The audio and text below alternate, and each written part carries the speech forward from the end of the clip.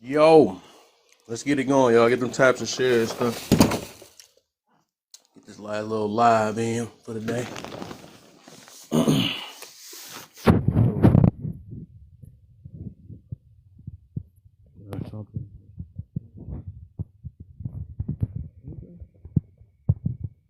I feel like they aren't trying to prove it wrong, or like they just don't want to believe.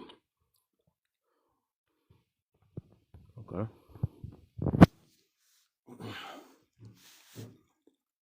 Bruh, I see you down there. What's up? Cornbread. Cornbread hit.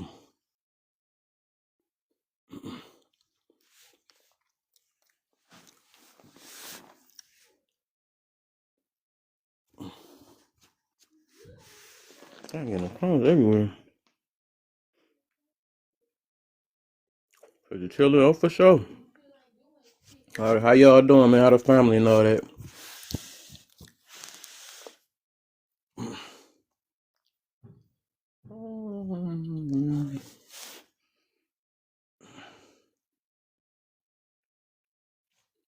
Man, what the heck is this thing?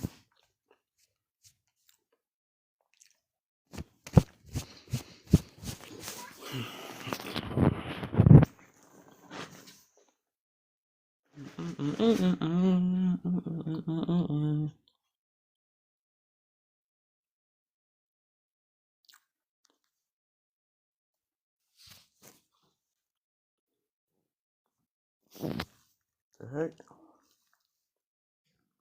happened to my?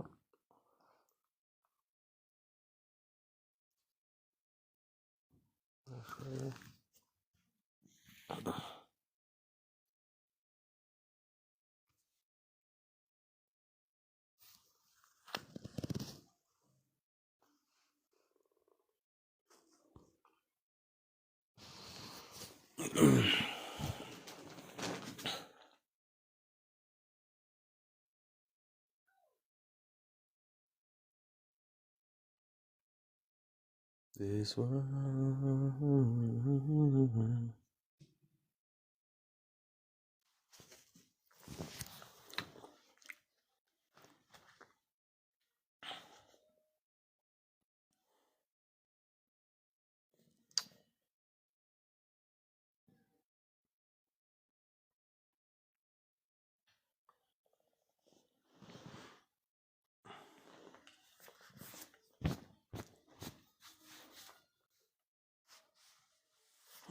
Go feel good time.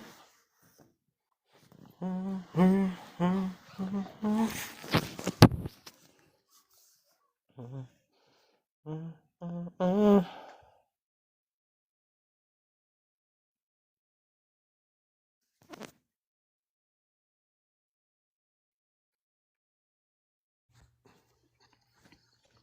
I gonna get yelled at today? Let's see how it go.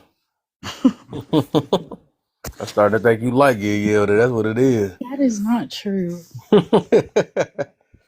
TikTok, what you expect? I didn't do anything. I was innocent. You're always innocent. I am.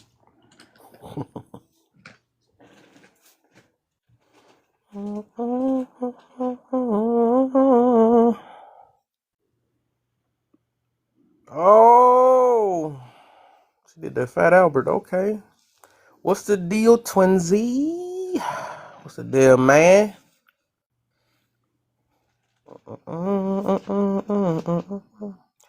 Trying to get this last little live in for the day. Yeah, try to grind this junk out, post a lot. I'm gonna try to post a lot and get some of these lives in before January come. We don't know what's gonna happen in January. I We forgot don't about that. know. But I ain't scared. I got other platforms I can go to. My voice gonna get out here. That's all I'm saying.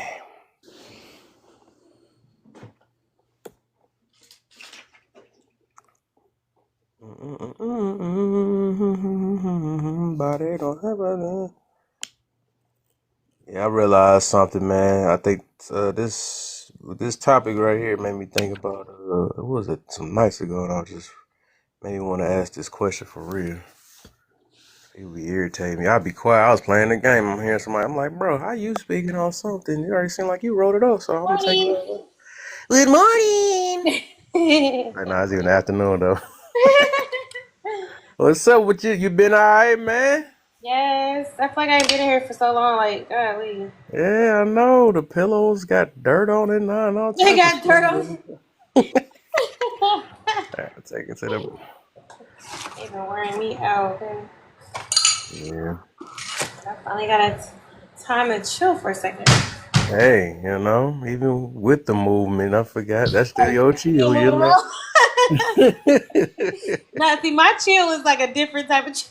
Yeah, I know your chill is like it's me mowing the lawn and all that stuff. That's the time I get to chill, when Oh I'm my mowing god, the it's so lawn and funny. washing dishes at the same time. That's my chill. But when I'm working, I'm working. Yeah, I'm always calling somebody out, man. Hey Yeah, you man, chilling, alright? that's what come with adulting. That's what that No, be. So, seriously.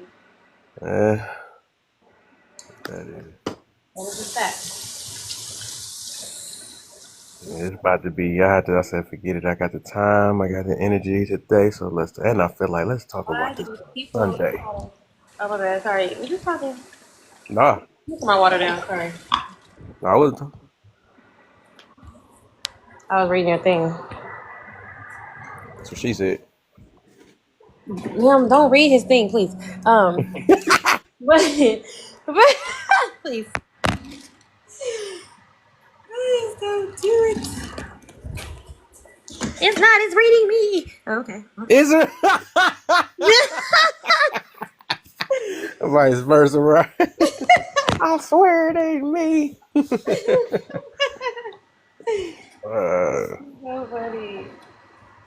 This thing so fast. Um, Yeah. what was you saying? Sorry. This that one. This the topic. Cause I noticed that everybody from that angle they find anything. I'm like, bro, why do y'all spend your whole lives? Let me see if I could debunk the Bible. Like, dog, what the heck? What's in it that hurt you so bad that you gotta spend your whole life doing it? Just believe in what you want to believe in. Why you gotta mess with? Because they know it's not what they should believe in, I guess. Because they're Yeah. miserable. Mm-hmm. I ain't seen not one person that wasn't angry with their dang on life or people that don't even believe in God in general. I realize they be one of the maddest people. I'm like, what the heck going on? That's why I'm like, you got so much freedom. Why are you still upset? Right. No, I He's really don't still upset. understand. I don't understand it. I'm like, Man. if I got to a point where I don't care about nothing, I don't believe in anything, don't believe that there's, consequence of what I do, like, y'all would see me on every news channel. You hear me? Acting a punch. Exactly. I would not be Exactly. care about what nobody says.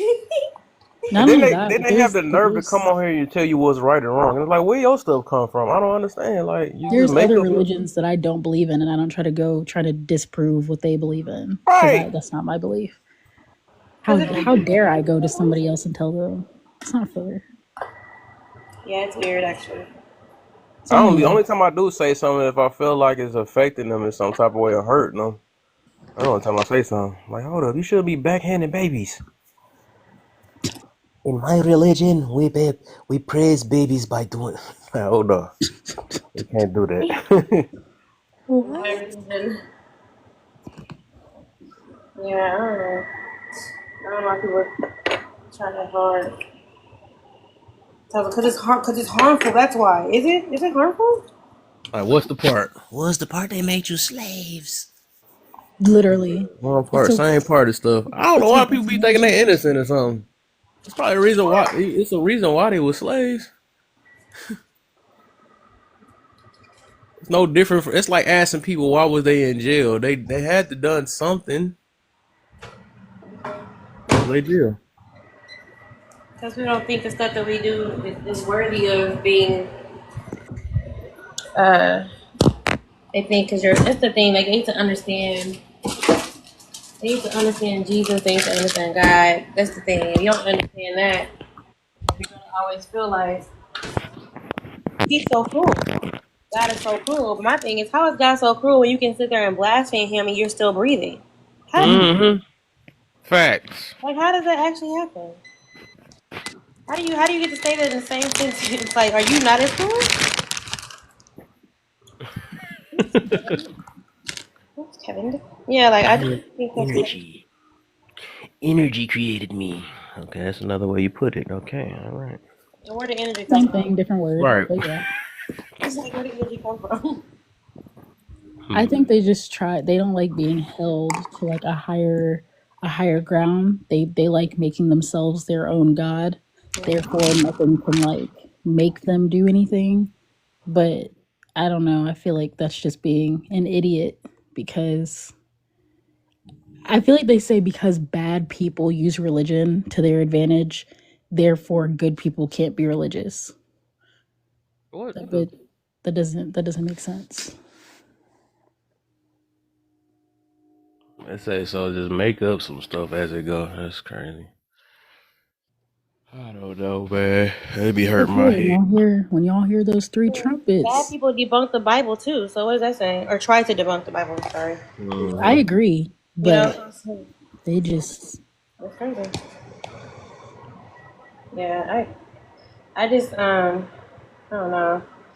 Lately, I just been tired of even having conversations. Period. I don't know.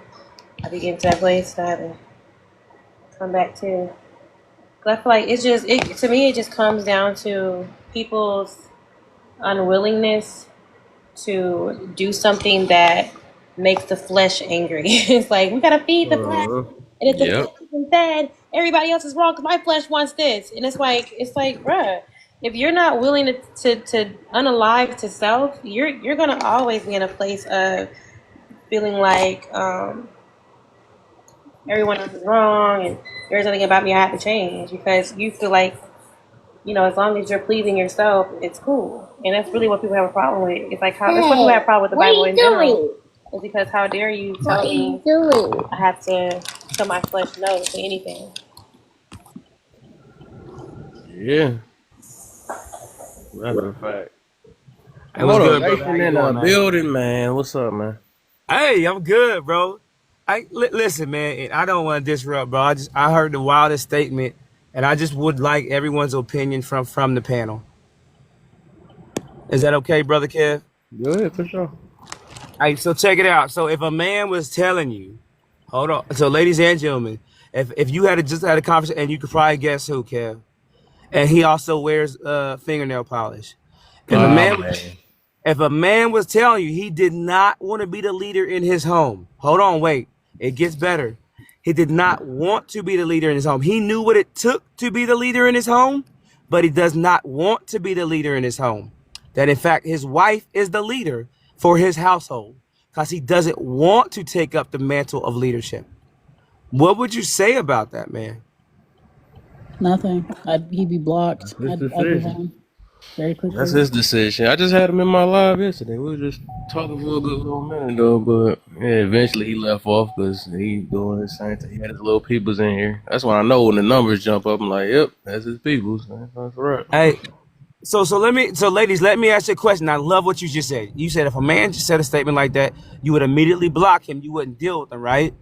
So Mm-mm. why is there several hundred women in a panel, black women majority, when a man says a statement like that, they don't go anywhere at all and they stay?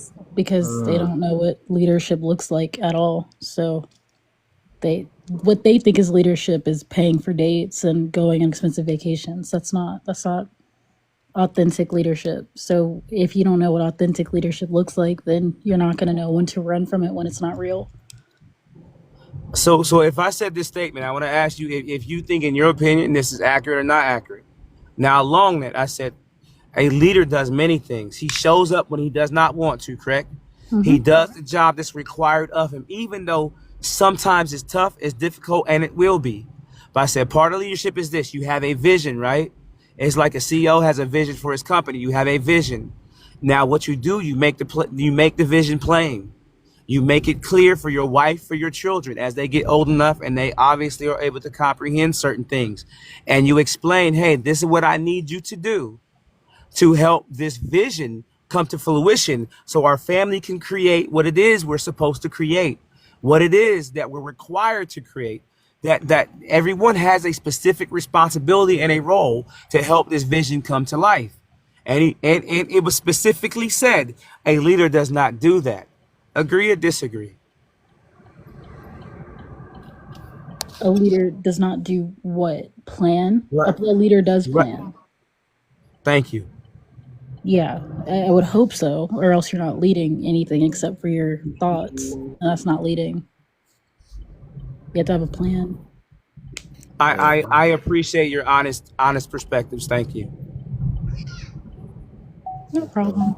I think some stuff and that's how I even realized, even having old boy in here yesterday, is that at the end of the day, it's some things are just so subjective, and I'm tired of like caring for people that don't care about themselves, and maybe they happy in their own way. I don't know. Some people just based off of just being happy instead of just actually being right. But I just look at it like, well, if that's his style of what he want to do, it is what it is. If people want to keep being suckers and falling for what he's saying and stuff, I mean, it's nothing we can do to save him. Because I noticed that even when you try to, question a guy like that or something like that, you're gonna have that people that defend him forever, So Yeah, people, bro. and I seen even yesterday, that dude and PQ was going back and forth. And I'm like, nah, so I actually was telling PQ, I'm like, bro, if that dude think you a liar, you think of all these things or whatever, it's like, why you gotta fight that? You have nothing to prove to him. He made his decision on how he felt about you. Right. Like I've been in the room, I got called a misogynist. I'm like, whatever, that's how they feel. I'm not about to prove myself. Hey, I'm not about to prove myself. So I'm like, let them think what they think. If people want to keep being, and that's why I'm coming to that's what I'm coming to is like, everyone can't go, right? Because they know right or wrong. Some of these people be knowing. They just acting like they don't. See, Right. I was in someone else's live, and they were trying to argue me down about how I said I didn't give him a timeline, but how in a healthy relationship that there's a timeline and there's a series of events that need to happen in order to get things done. And they were saying that I don't truly love the person that I'm with because I gave him a timeline. But I'm like, if someone is the so-called leader that you keep saying that they are, then they see a plan for you. And they're not going to let you sit there and idle because that means they have a plan for someone else. So y'all keep talking about leadership and all this other crap of marriage, but then y'all get mad when someone says that they see marriage being a perspective of their future. That doesn't make any sense. I mean, but that, like you said, that is a consideration you have to take, because there's the reality, right? If I see a future with you, I'm planning for a future with you. And there's the other side of that coin, right? And I love you saying that. If you don't see a future with someone, you don't plan that future with them. Like, you don't see the prospect of them being marriage material. And I like what you said, because if more men and women did that, we would stop wasting 6 years and 7 years in a dating relationship where that person doesn't see you as marriage material or a marriage prospect, right? Yep. Someone was saying that they were saying that I only wanted to be married because I only want a wedding, and that it is insane that I say that I have 5 years before I want kids and like whatever. And they're like, you're only 22. You can't say that. You don't love that person if you're giving them a time limit. I'm like, no, that means I do love them. And that means I have expectations for my life. What are y'all missing? Wait, but don't hold my bad, bro. Go ahead, bro. No, I was just asking. You said you want to wait 5 years till you have kids? No. So my question was, don't you have expectations for yourself as well, though, right? Yeah, absolutely. So I mean, if you have expectations for yourself, if you have a certain, if you have raised the standard for the fruits or the results you produce in your own life, why would you not ensure that the people you have in your life have raised standards for their life as well? Exactly. Yeah. Because, well, it wasn't that. Kev, what was your question? I want to wait 5 years. I mean, we both kind of like, we want to be, I don't know, engaged in 3, married in 4, kids in like 5, 6. Like, that's what the heck? Y'all still, I mean, I understand y'all young though, but it's just like the fact that y'all have to. Do y'all even? Kev, can I be real with you from being married, bro? Can I be real with you from being married? Like, me and my wife got married, and I told her this. I'm being real with you, Kev. I said, I just want to enjoy being married to you, and enjoy like the next part of our relationship. And bro, like, Cause this is the real truth, Kev. When kids get involved, bro, it's man, listen, getting that special time with that significant other becomes a lot more challenging, bro. And the thing is, like men, that's not everything, but men need that. Like in marriage, men need that sexual intimacy with their wife.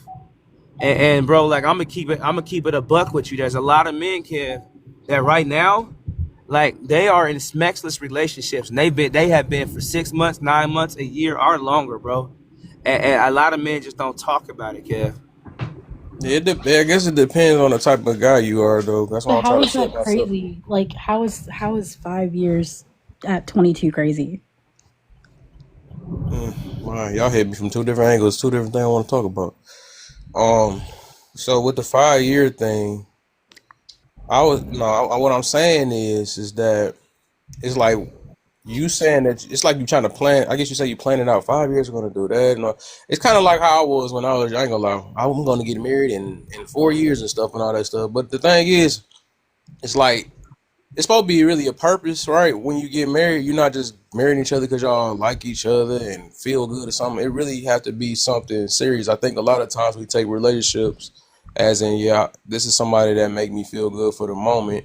Which I'm even hearing like what motivation says. So that's more of like a feel thing. I get it. You saying that men like that though, but it shouldn't kind of be based off that. I think that's where relationships are based most off of lust than love, which I tell people a lot about that all the time because things like that, you have to have a purpose in your and good thing it made it this far, but but it have to be a purpose. It can't be based off of, well, do you love me and do No, no, you all this other stuff or whatever. It gotta really have a goal in it, Well, and if that's it's the the like goal, though. commitment.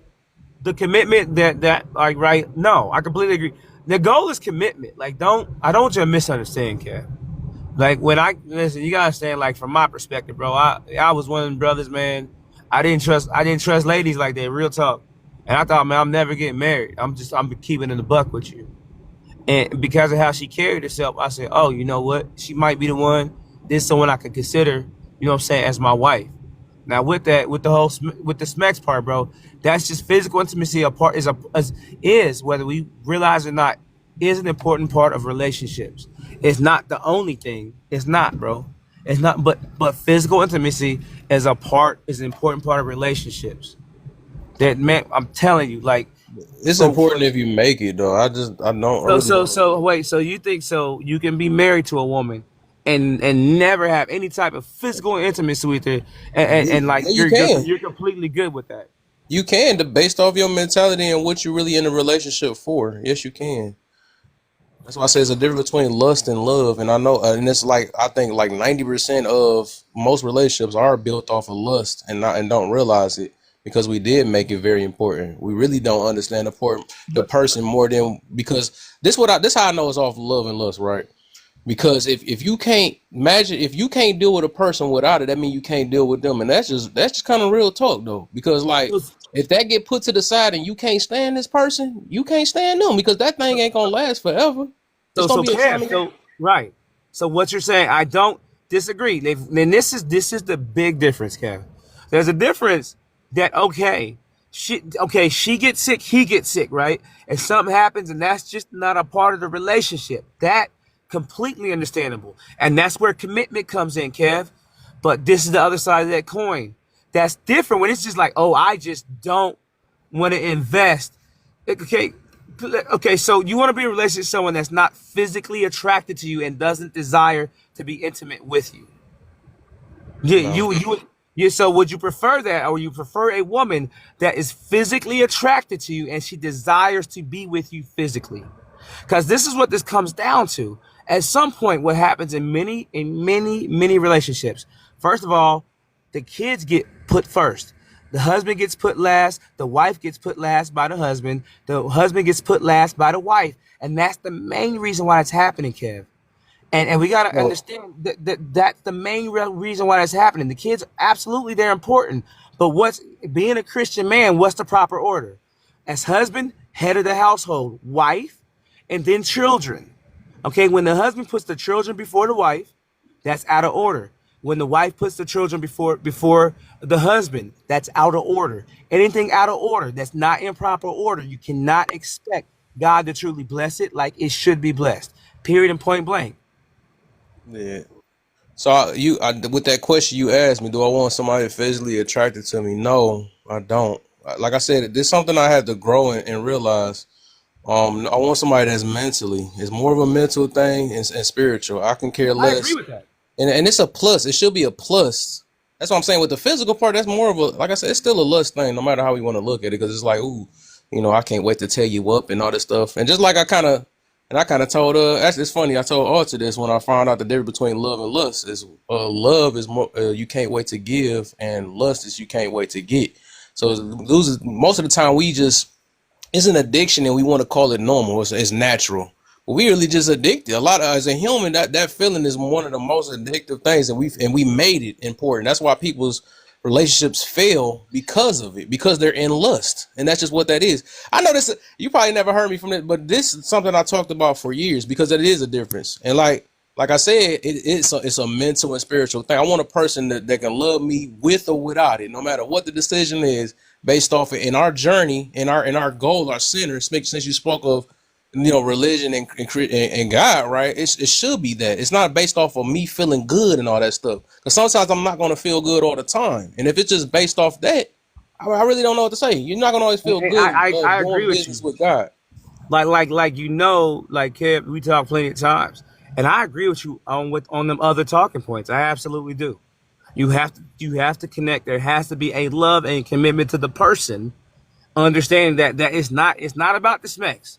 Yes, that's a part of your relationship, but it's truly about how you connect in the other ways. That they love you for you, that they have your back, that they're committed to the commitment of being married to you, of being your wife, of holding you down, of being that support to you. Like you're gonna support her as well. And all I'm simply saying, brother, and you know what this, and if we agree to disagree, respectful. I'm always gonna love and respect you, and we can agree to disagree. That's just a part of the relationship. There's many women that desire that physical intimacy with their husbands, as they should. There's many men that desire that physical intimacy. Many hoes with their do it husbands, too. Many as they hoes should, and pimps bro. do it too. And But I I think there's a agree, difference, but the though, difference when you're is trying to this is explain to marriage. other This people is versus in a marriage. Hey, marriage. I'm gonna drop my 7 month off, and I'm gonna hop off the live, but I'll come back, bro. Oh, for sure. Like Oh if yeah. if the person I'm with did not find me pretty, that'd be very depressing. If it was like, dang man, you're not attracted to me, like I don't think you See, could. but that's what I say, and I talked about this too. That means your confidence is based off of how another person feel about you. No, So I'm that's still that would be confident, a but person. No, I it don't ain't, think because you you just could. said you'll be depressed. I'm using your I own don't word. know, You say you're gonna but be why depressed would if you this be in person a stop liking you. relationship with someone that doesn't like hype you up? Like, I mean, that's That's part of not it, their right? job though. That should be a But plus, it but that's is. not their That's job. I have Hype I have my yourself up. own. I do, but it's also like if I'm with you and you're seeing me every single day, if we're married and we're living together and you wake up to me every single morning and you see me every single afternoon and every single day, aside from when we're at work and you're, I don't know, on the game or whatever, and we are in a full committed marriage and you don't find me attractive, I would find a lot of issue with that. Not because I don't love myself or my face or whatever else, but I would hope that the person that You is know what? I take married it to back me. though. You should, wait them 5 years. You might be doing the right thing. I'll say that. Well, how what you so you don't care if your wife is like, damn, this nigga he ugly as I don't know what. You're still gonna be like, oh yeah, this is a relationship that I would That'd be need. so random. I mean, that's how they felt all that time or whatever. But Exactly. my thing So is like the fact that we even had those questions, because like I said, it's a confidence thing, man. And people can say whatever they want. They can change up whatever the situation is. But my whole, of course, I'm not gonna say I'm not gonna feel a certain way, but it's gonna be random. Like what the heck? But what I'm saying, it's not gonna get to the point of depression. And I know you still got things you probably have to grow from and all that to realize that this is another I human wouldn't be being. This is based on the depressed, but field. I don't think They don't have yeah. to. They don't have to give me these things. They don't have to give me compliments. They don't have to. You're not just because you married and all this other stuff. And people be thinking you're not entitled to how another person treats you. You gotta. That's what I'm saying. You have to be grateful that a person give you anything. They love you how you love you, and all this stuff. Like even with them But love language thing, people if be talking about. People don't have to love you the way that you want to. It's just that's that's how. true, but if you're also not giving me how I feel I should be, I don't know if I'm a healed person, Okay, because you hear people say that all the time, like, okay. oh, Just because somebody, just because you feel this is the way you want to be loved, does not mean it's the way you need to be loved. that's true Yeah, too. that's how you Dang, feel right there. that's I a forgot. bad graph. That dude must got a new profile. I remember him from a long time ago. I'm glad he came back up so I can block him. Oh wow, what did he do? You had to block him? What No, happened? I remember this nigga. He don't even mute or nothing. He just come in here bogarting. He was a young nigga that always. I remember this dude from about I some feel months like ago. when you are being loved, right, outside of lust, when you're just being loved, that person knows and caters and does for you, and they take time to get to know you. And with that being said, like sometimes you do need those words of affirmation, but I don't I have know to a lot of ask for women those love it. I things. already know they need. That's all But they want. I That's the way don't they can live nowadays. Is words of affirmation. I'm fine. But whoa, why am I stuttering today? Jesus. Yeah, because I'm Um challenging y'all ad today. nah. But I don't ask for I'm about to crash out. I don't ask for affirmations. They're just like, baby, you look pretty today. Oh, thanks. Oh, did anyone That say make this? your Like, day, it's don't just, it does because I'm like, oh, but he's also like, I see how hard you're working right now. I appreciate your hard work. That means a lot. Or you've really been on your crap recently. And it's both ways. I'm not that type of person that's like, I expect him to call me pretty and da da da da and send me 15 paragraphs in the morning, and then I completely ignore that he's a person too. Like I hype him up the same way he hypes me up, and that's just kind of like our, oh, I love you. Like I acknowledge you as a person outside of things that you do. So Yeah, man. But like I said, you just like I said, take your time, man. For real, take your time. I'm not in a rush. I can't. I got concerts to pay for. I can't worry about your Live man. your, I guess you say live with that new term. They say live your life. I guess Nah, I'm not. I'm not gonna live build, it build, though. build understanding when he know. So that's why I say, overall, and this is what I had to test a while ago. Reason why I always talk about that. I love that he had brought that up about the love and lust. I've been talking about this for some years, and I know this get under people's skin like crazy because they don't realize that they've been in lust whole time or whatever. That's why we always say that it's important. I get it, right? But I had to realize this a while ago when I took time to myself. I was like, dang, hold up. So if I stop giving them this, what's going, do this person really love me? What if I Hmm. had a major reason or whatever? Or what if I just say, hey, you know what? Let's take a year off, and I really want to focus on you because that energy is something else. I ain't gonna lie. You don't got that thing in control or something like that. Your whole life gonna be based around that. That jump way worse than that words of affirmation thing. You talking about you gonna be making decisions that you didn't even know you was making. You be putting up with things that you didn't know you was putting up with. You gonna notice a lot. Even right now, right? Reason why I be so heavy on holding some of these women accountable and because I can look past they pretty now, because I'm not no longer lusting after them. Some of the stuff I might have let slide if they talk crazy because we live in this world where you might talk yourself out of drawers. You might, want to say the wrong thing. But if you go past that pretty privilege and them lustful eyes, you'll see how silly people be sounding for real. So that's why I'm like, that's how I kind of set myself up, and I've been working on like let me fight this feeling so I can really focus on the person that I'm really talking to, because I realize some people just really can't live without it, and they be done for. Some people use it as stress relievers. Some people use it as, it's so many things, and I love that we talking about that. So can I ask you, Kev? But there's a healthy balance for it as well. Like and the thing is like you said though, there's a certain awareness and discernment you have to have, right? So it's like as individuals, as people, there's discernment and awareness you have to be like, hey, like, you know what? It's like I'm gonna say it like the drink. I'll make sure I use my like the drink. If as soon as you get stressed out, you're like, man, let me grab some of that drink. Then discernment and awareness like helps you understand. Hopefully, like, hey, I need to. actually work through my problems and my issues and not grab the drink because I feel stressed, air quotes, right? And that same awareness and discernment that we have to learn to have with personal development of saying, hey, like if I'm like, oh, I'm stressed, let me go ahead and get some kitty cat. Like, hold on, no, then hey, then that's out of order, right? Like I'm not, no, that's not the way that I approach that. Because physical intimacy, what's really supposed to happen, I would say within marriage, because we're trying to do this thing right. Within marriage is it's not about my needs. Like my responsibility is to make sure to take care of my wife's needs and make sure that she's taken care of. And in return, she's supposed to make sure that my needs are taken care of. This is not a thing that's selfish. This is an act that's supposed to be selfish. Most people, when they go about the act of physical intimacy, is selfish and not selfless, even in marriages. I'm gonna land my plane with that, bro. I love it. I love it. I love the entitlement though. That's what it's saying. That it's like, and I get it though. I understand because I know.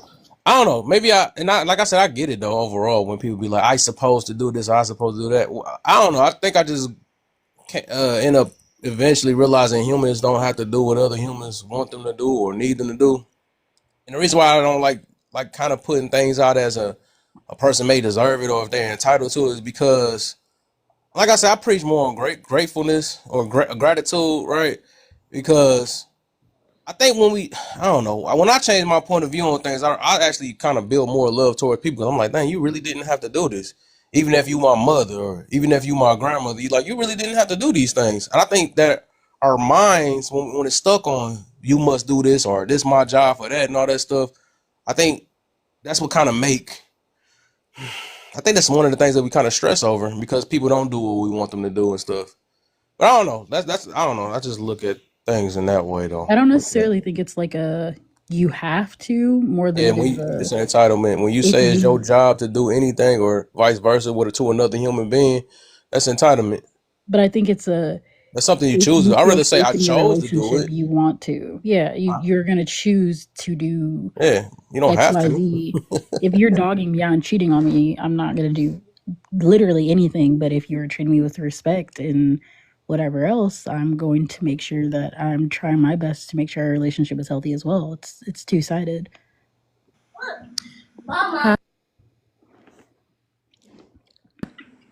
So we're entitled to some things, probably the grave. That's all we're entitled to. So what role does commitment play then? Like I understand what you're saying. Like I choose to show up for my family. I do. Like I don't have to, but I choose to show up for my family. I understand that's a responsibility I take on. But when does commitment come in? Like when is commitment important? Something you make, and if the commitment is between you, her, and God, that's how it's supposed to be. That's something that you live up to. If you're talking about just marriage in general, right? That's something you live up to. But these other things, the extra wants, and I want you to suck this at this time, and I want you to give me a meal and clean this up, and this what your job's supposed to be. I think that's extra stuff that we just throw on there because of a need. We always turn. I noticed that a lot of us turn wants into needs or strong desires into needs and stuff. Well, I need this. I need you to do that and all that stuff. Really, a need is just us to keep these bills up, us to make sure we eating and getting rest and make sure we protecting ourselves. That's what the need is. But I think we just throw these extra wants, and every time a person desires something, we say, well, that's important. That got to happen. I'm entitled to that. Stuff like that. I don't know. Like I said, I'm just. So what do you feel like what type of things are required in a relationship opposed to? That's each person's whatever they want to do. So doesn't that mean that the needs are different too? Like if I know the thing people call needs, I don't think needs. I look at it as something you can't live without, something that you gonna unalive without it. But people call strong desires needs or whatever. I know the definitions say what's important. What they say? Important. Something that's important to you. That's what they call a need or something. But like I said, I think when we change and I don't know, whatever. Everybody don't have to change their mindset. But when I change it over to realize that I just really want it instead of need it, then it kind of made me it lightened the load a little bit. So it made me realize that people really don't have to do it. Are healthy, loving relationships important? Is that a need, or is that like, can we What exist, is healthy continue though? life by Like, ourselves? What I mean by healthy is a relationship where we're giving reasonable respect to one another, that we're looking out for one another, not because we have to, because we choose to. Like healthy, loving relationships, are they important, or is that like a need, a want?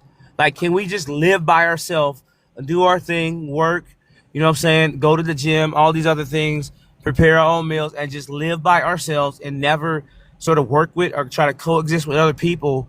you And can. that's just a, is You that just a coexist when you work. want? You coexist when you work with each other. Yeah, you don't have to be in a relationship. You don't have to. I don't think nobody's life have to be set in a relationship. That's something that you want to do, or you add to your life though. But I don't think that's something that you have to do. I mean, people. Now we want to say overall, yeah, we do need people overall. Because somebody's getting our water running. Somebody built this house that we had. Some people is giving us information that we may need to help protect ourselves. Should we needed our parents when we were young, because we wasn't gonna be able to raise it ourselves. Now those are things. Yes, I can see we need that. And those are where what's the word where what the freak the word that we keep using for only relationships? I think it's start with a C. Submit or I don't know. No, it's that other word where people be like, I need. Oh, it's like intimacy, but it's the other word. It's another word. Communication. No, it's a C word like intimacy. They almost the same meaning though. Whatever. Mm, But basically, oh man, I hurt my head now. I hate that. But basically, these things you could get from other human beings. You can get it from dogs. You can get it from your Oh, mother. companionship. Companions. Thank you. Dang, mm. that jump pissed me off. I'm mad. I feel like I lost it. Feel like I lost the Family Feud game. I was gonna figure it. Well, yeah, companionship, and I think people act like companionship only work in relationship or marriage and stuff like that. And that's why people be getting hurt today. Well, I gotta have my companionship. I need all these things, but you can get that from anything. Maybe a plant. Any living thing you can literally get that. But I think we only focus on our minds is stuck on one thing. That's why we making these decisions in our life. And good. Thank God that A we plant did can't give find. you companionship, though. What happened? A plant can't give Okay, you I kind of was companionship. being funny with that though, Okay. but dogs and all that or whatever. I mean, shoot, you probably I don't know. I don't gotta think deep on that plant one, but overall, that's the whole point. It's just But see if it's Kev, like, being like, and I can speak from the companionship aspect of, like I said, bro, like being like a Marine Corps veteran, dealing with at one point in my life, man, serious PTSD and deep depression, and my dog Chewy sort of saved my life from that aspect. But the companionship he provides, the companionship my wife provides, or a close friend provides, it's not the same. Like, Chewy can't communicate with me like my brother Cedric can. Are you as I consider a friend, or my wife communicates with me. Like, he can't. He can bark, and yeah, I can pet him and I can give him affection, and he'll hang out with me. But the companionship that he provides, the companionship that a human being provides, it's not comparable. It's not the same. And even the way in which you communicate, you like the some of the conversations you need to or want to express with people, like, you can't express them with a dog. Like, yeah, you can express or say certain things to them, but they're gonna look at you and tilt their head or wag their tail, whatever. But it's not the same. We having that same conversation with my wife or my best friend. yeah, of course. But I was just speaking on companionship. Of course, I'm not saying that they all the same. It's different though. But I'm saying it's still companionship. Okay, but what about Like soul ties, you can levels have that of with intimacy? anybody else. Like me and my best friend, right? Well, we can lay in the same bed and chit chat about anything almost, right? But it's not, like you said, not all relationships are the same. So when you say that some things aren't required in relationships because you can find them elsewhere, you can't, because I don't expect her to, I don't know, freaking God knows the amount of things I make him do, but just relationship things, like how I apply different things across different relationships. Or I don't tell my mom everything that I tell my best friends because, that's my mom. It's not her business. But I know my mom cares for me in a different way. So I think when you are in a romantic relationship specifically, things like attraction or words of affirmation or just other like smaller wants, right, do become needs because no one else is required to do that thing. But when you're in a relationship or a marriage, that is your then person that you've created vows and you are creating a life with. Let So me yeah, ask they're this held to a then. different Let standard. me ask this since we like using the need thing. So what would happen to your life for this person that you so-called needed and they either unalive or y'all just didn't work? What's gonna happen then? Oh, it would suck. You're gonna You cry is and yo hurt you for a just really long gonna time. unalive? Because you said No. need. I No, hear but in everybody keep order saying for that the so much. relationship to work, and in order for you to feel secure in your relationship, there may be things that you need to happen. Like if you refuse to be with someone who's messy, right? And her room is a disaster all the freaking time. You're like, I need you to clean up and get your crap together. And you're like, and she's like, no, this is my life. I'm gonna do whatever I want to. You're not gonna be with that person because that goes against what you want in a relationship. Versus, I need you to. I don't know. I can't even think of anything. Can something be important and not necessarily be a need? Because I Yeah. think what we can say is this: we consider these things important, but they're not necessarily a need. But it's okay. It's okay to consider those things important. I guess it's not a need, it's a What make it standard. important though? Is That's I think that's my forgiveness other question. is forgiveness a need? Yeah. You said is it a need? Yeah, is it? I think I think so. I believe so. If you got it, I yeah. think if none of it. Oh, hey y'all. I think if none of it is like a need, nothing is. No one's entitled to anything. Meaning, like if I get in a relationship with you, I'm not entitled to your loyalty, for instance. Then why is anything that people are doing wrong? Hmm? It's just a matter of preference. Like if it's not a need to be secure in a relationship, meaning if it's not a need for you to be faithful because we're married, right? It's not an obligation. He doesn't have to be faithful. That's not Because something you I'm want them. You entitled want to. them. You Hold want on, hold you. on, hold on. Oh, But listen. Right? But I'm saying I'm not entitled, according to your narrative, I'm not entitled to his loyalty, you not. right? Okay, so if I'm not, then why is him being disloyal wrong? Why is it? That's not. I don't get it. It's like two different things you're talking about. Who said it was wrong or right? Because I'm I just can't. saying entitled. I said nobody's entitled to nothing. That's like saying why unalive Well, and I'm is saying unalive and the wrong or right. I wouldn't compare that. Wrong or right and no. entitlement is two The different reason I'm things. comparing it, I'm gonna tell you why I'm comparing it. I'm comparing it because if you say that I'm not entitled to his loyalty, right, and then he's disloyal to me, and then I get upset with him for it, You he leave. didn't do anything. He You didn't can do leave. anything wrong though, because I'm not. He doesn't owe me that, right? He doesn't have to be faithful to me. He doesn't owe me that. So That's just the add on. I'm wrong for feeling like he owed me that in the first place, right? That's something you want another human being to do, but that have nothing to do with right or wrong. I think that's where you stuck at is the right or wrong part. I never, like I said, I never said it don't make things right or wrong. I'm just saying as a human being, another human being don't have to do anything for you. That's my whole point. Even if they give it to you or not, you just not you. Nobody's entitled to another human being. They just not. Sure, we barely entitled to ourselves. I know, but overall, that's just what it is. Like that's So life. why ask? So why ask? So Why ask? so Because you Kev, that's something you want. That's just something you want another human being to do. It's either they gonna do it or not, and you got to be grateful Some if they people do do do it. not. But go ahead. so If people Kev, do not, I so love is there a others to go. oh, go ahead. So is there a situation where now we're just trying to show up and be good, decent human beings to the other person that we say we want to be with, that we choose to let into our life, to be a part of our life, that we want to create a life with. At the end of the day, so then it's just us showing up and saying that we want to be a good, great, decent human being to this person. And end of the day. And like you said, we don't have to. You could choose not to be faithful to that woman as the man marrying that True. woman, Yeah, because you don't have to give that faithfulness, you but don't. because of the love you say you have for her and the commitment you say you're making to her, just like the commitment she says she's making to him. There's certain decisions you make within the relationship to try to be selfless and look out for the other person as they are doing similar things, hopefully for the other individual. Let me ask you a question, motivational. If you make a commitment, because I thought we were talking about marriage. Is that accurate? because I came in after Yes, Jeremy. yes. Talking about marriage. Okay, so if you make a commitment for people who have a God and believe in God, the reason you get married is because you're not only making a covenant to her, but making a covenant to God. Is that accurate?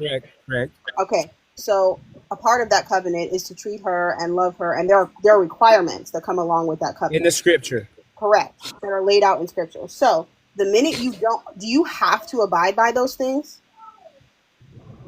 Because that's an agreement I made with God. Not only, like you said, Mm-hmm. technically, yeah, I said those things in front of man, Uh-huh. but I really agreed to that contract with God.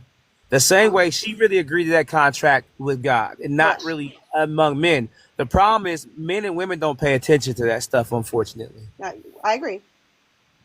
I agree.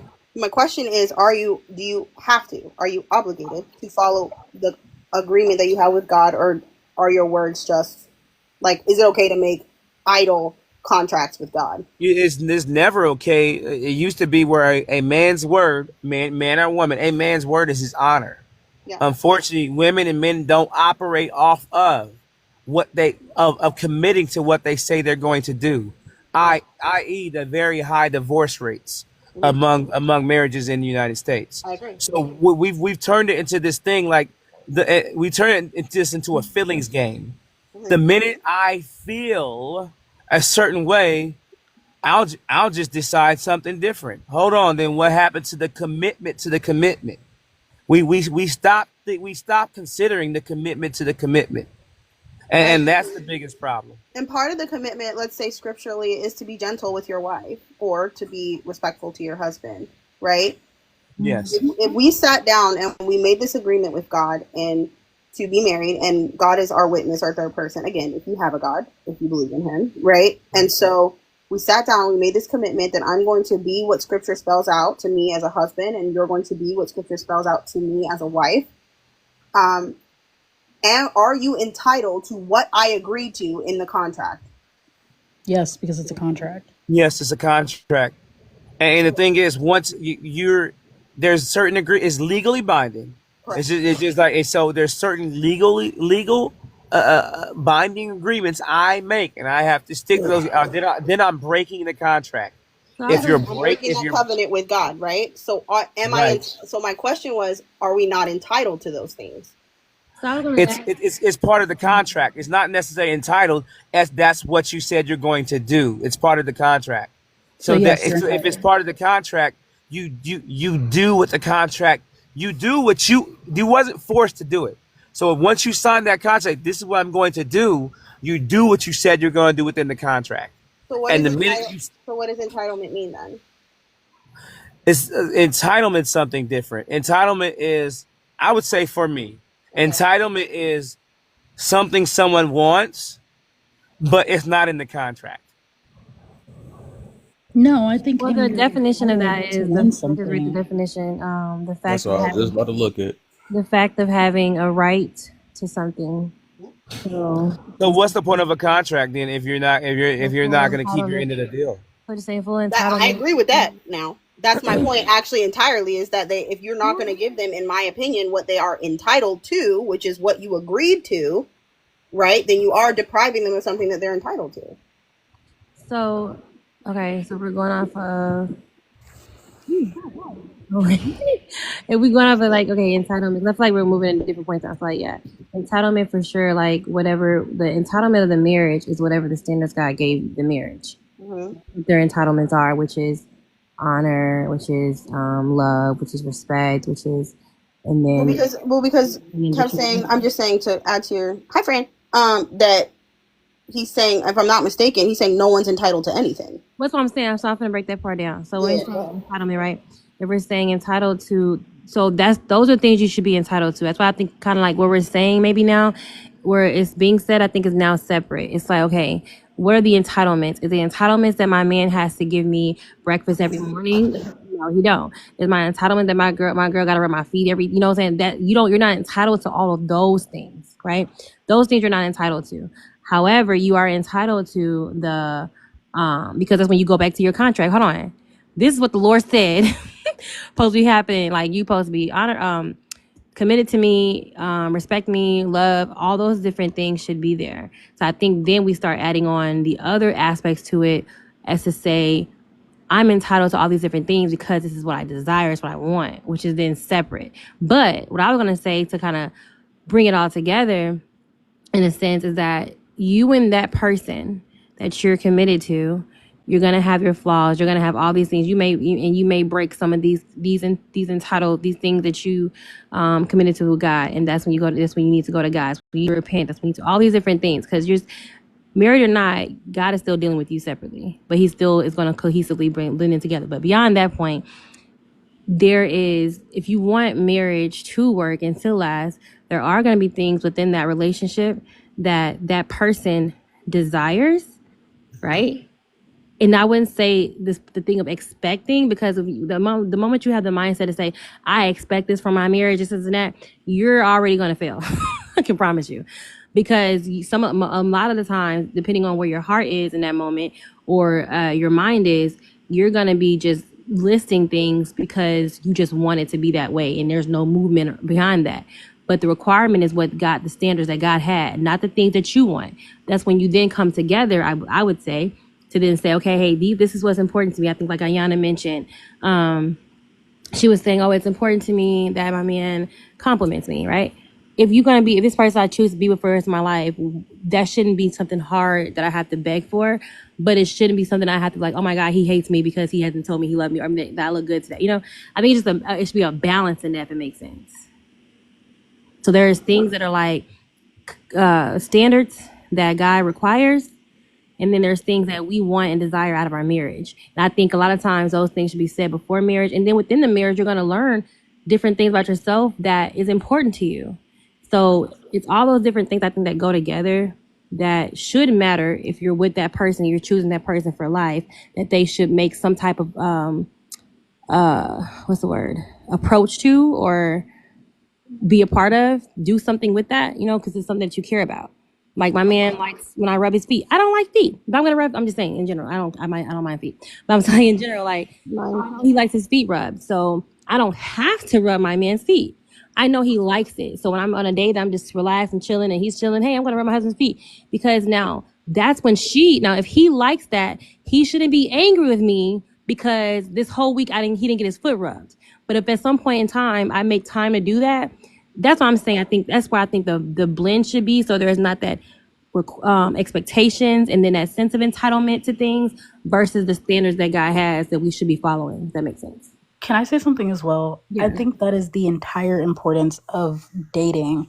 Like, if you have only ever dated one person and you don't have any expectation for what your wants versus your needs are, if you have never dated, your wants will feel like needs. But if it's like, okay, I've kind of seen other people, I see what my expectation for dating is and who and what characters of a person I want for the rest of my life. A lifetime is a pretty freaking long time. So if I'm saying I want you forever, I feel like I should be pretty set in stone that the things that you are offering me within our dating, I don't want to say career, but within our dating span is equivalent and should be more than what I'm getting when we are married. So if you're not happy in your dating relationship, it's okay. Like, you don't have to marry every single person that you date. And you also should take that as, okay, I like this about this person. I didn't like this about this person. It didn't work out. That is okay. But now my standards have been moved. And now I will find something that matches up with what I need for myself. But if you continue to try to beat a dead horse, then you look like that person that's like overly desperate, trying to force someone to give you something that they do not possess. Then you're just stuck. And then it's just a freaking merry-go-round. So I think that's like the important part of finding the person that you are equally yoked to and then being with them, not someone that isn't equally yoked to you that you're trying to force to be with you, if that makes sense. So, Alter, under the guise of what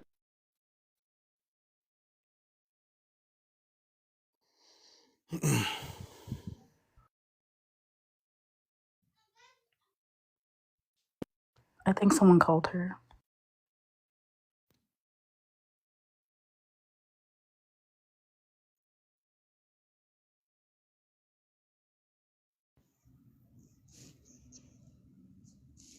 Yeah.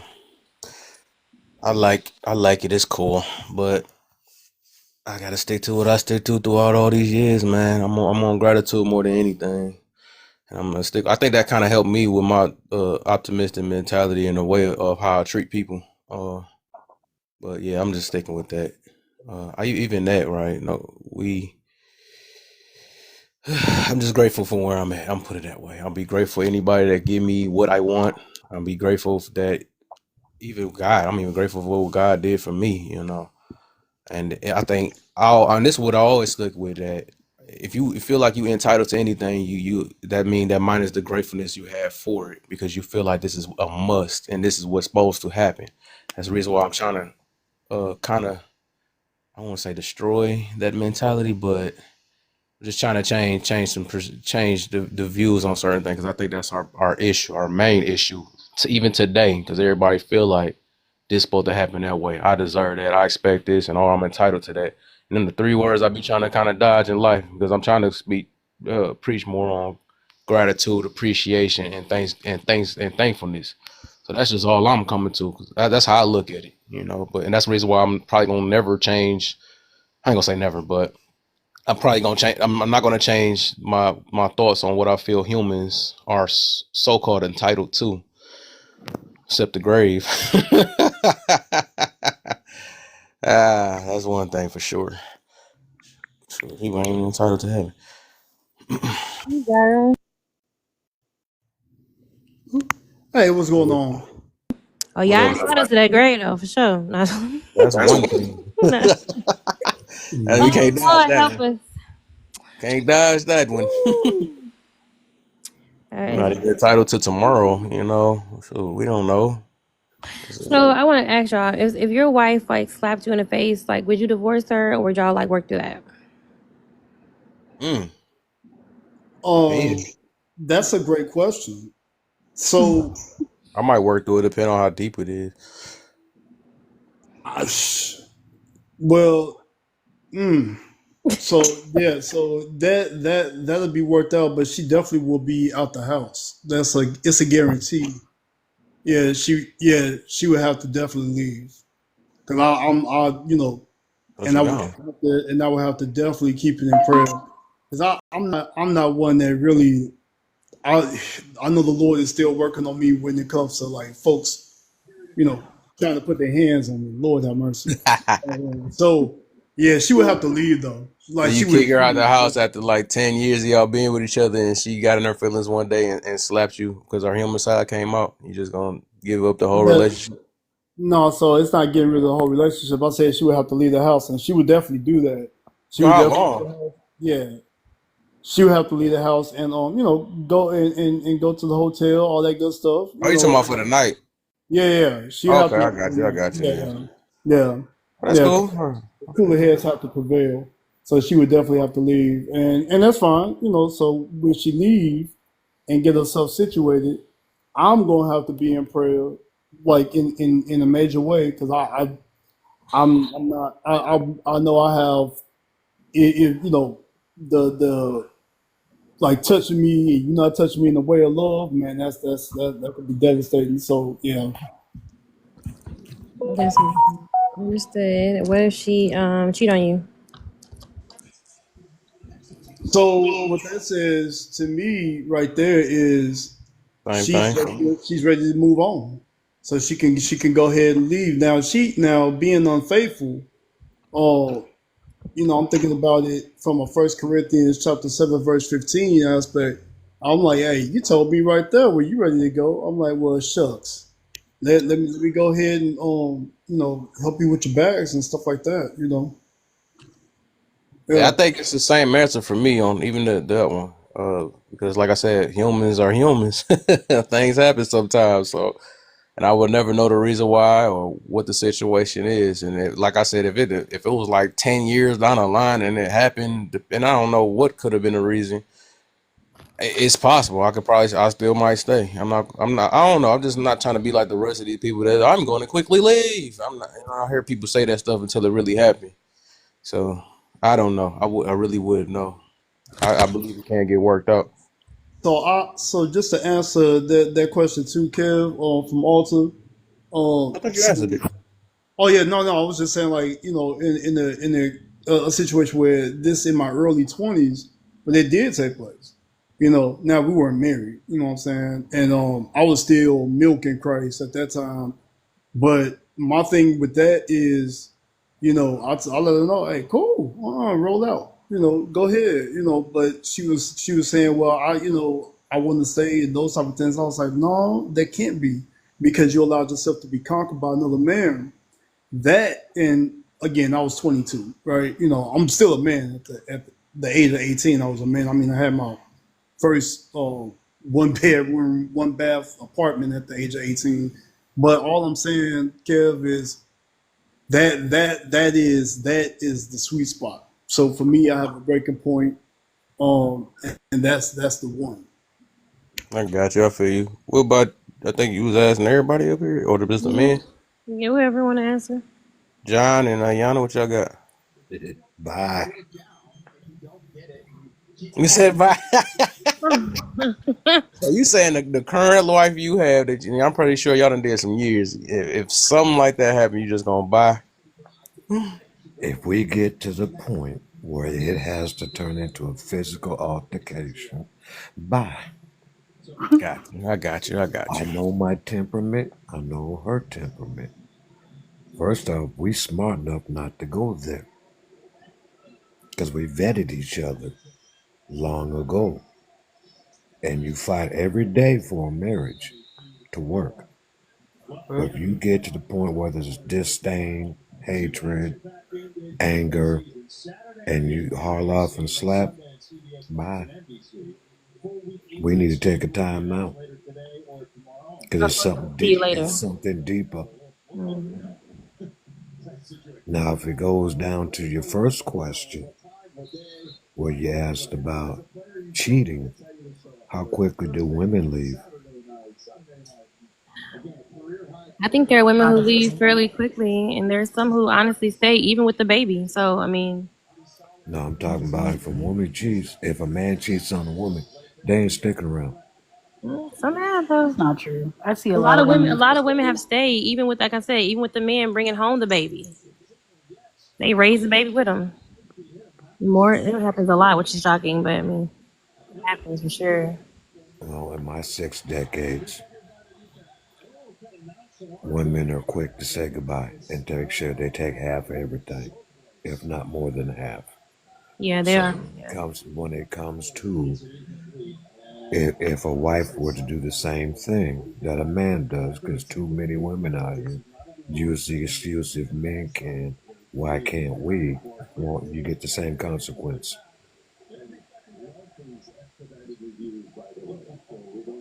Can't have equal rights, equal footing, and don't expect equal consequence.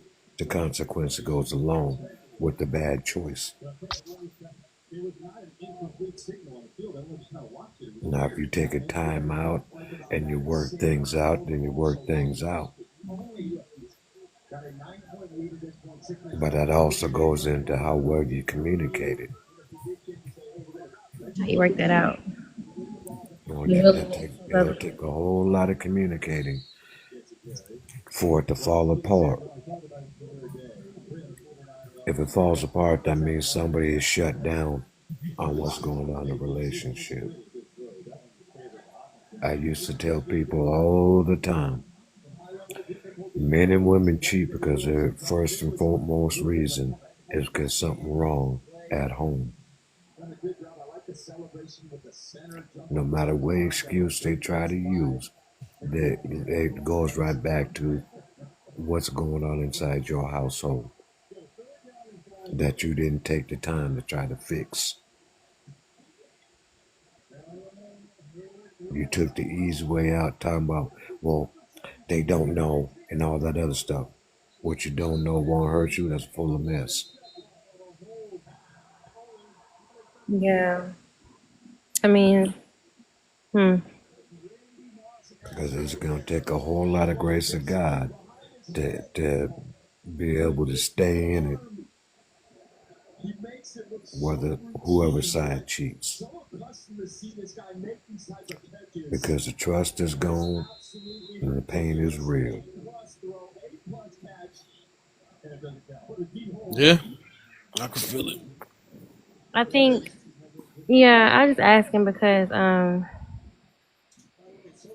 think when it comes to like marriage in general, I think what it goes down to is like is the heart of everything too, like how what's in our heart and how we're able to move past certain things or navigate through things. There are some things, like you said, even in scripture, that God allows you to leave a marriage if you knowingly know of infidelity, right? You have that right to leave and everything. Um, but I do commend those who can stay in certain, in marriage, even when it's not just cheating. I think people sometimes think that's the worst thing, and it can be for to people for sure. But I think it's like when we learn like how I think understanding how God loves, how he and what he requires when it comes to like even forgiveness, right? Like now a person who is just seeming to be unforgiving, they don't care. I mean, it's people. I know it's some so different type of relationships that people are in, where a man or a woman will just, disrespect you every day with no remorse of anything. So I think it's just like how Kev was, and I guess kind of how Kev was saying, like in a moment you probably won't really know how you'll handle the situation. Some people will absolutely, some people have absolutely done it, but you have some who are able to stand the test of time with certain things. And I think that's always a sensitive one because we look at this is what you did. And granted, that is something that they did. Even with the slapping you in the face, it's like, are you insane? Right? Like, what do you say? That's something that they did. But like I was saying too, I think we sometimes think that once you're married, that perfection exists and it doesn't. Perfection doesn't exist in marriage, and that's when your flaws, if nothing else, is more prevalent, is more seen than anything. You see your flaws, and God shows you. He shows you a mirror, and a lot of times we're so ready to point fingers and tell another person, condemn them of their ways and their actions. When, as a couple, it's like let's come together. And then, granted, trust me, I already understand certain things you cannot because you still have your flesh within you, right? You have the Holy Spirit and then you still have the flesh within you that you're still dealing with. So there are some things that are going to be hard for you to navigate through because your flesh is like, I don't care, I feel this way, and that's what I want to do. And then you have this thing called pride that regardless of, even if I could get through it, I ain't going to. Anybody make me feel like I'm gonna say this keyword. Like, gonna make you feel like I'm a punk, right? Thank you.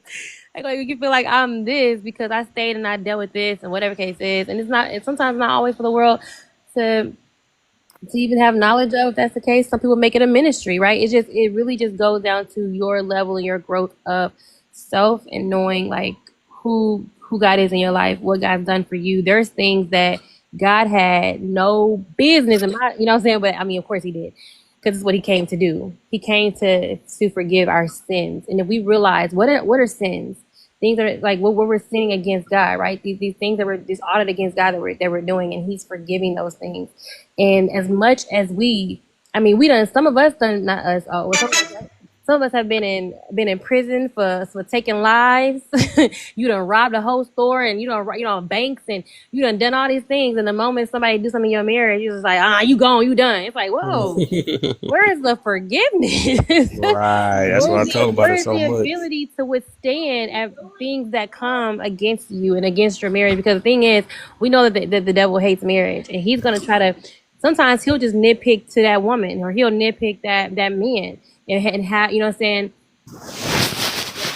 You're trying to, when you're wrestling with all these different things. And even when it comes to lust, we understand how strong even lust can be. That's why biblically it says to run from lust, flee from it. Because you can't reason with lust. If you try to reason with lust, you're going to fall for it every time. You're going to always fall for it. Yeah, you have to literally flee from it. Because the moment you reason with, just like John said, a lot of times when people do cheat and all these different things like that, because I think that's one of the biggest things we talk about.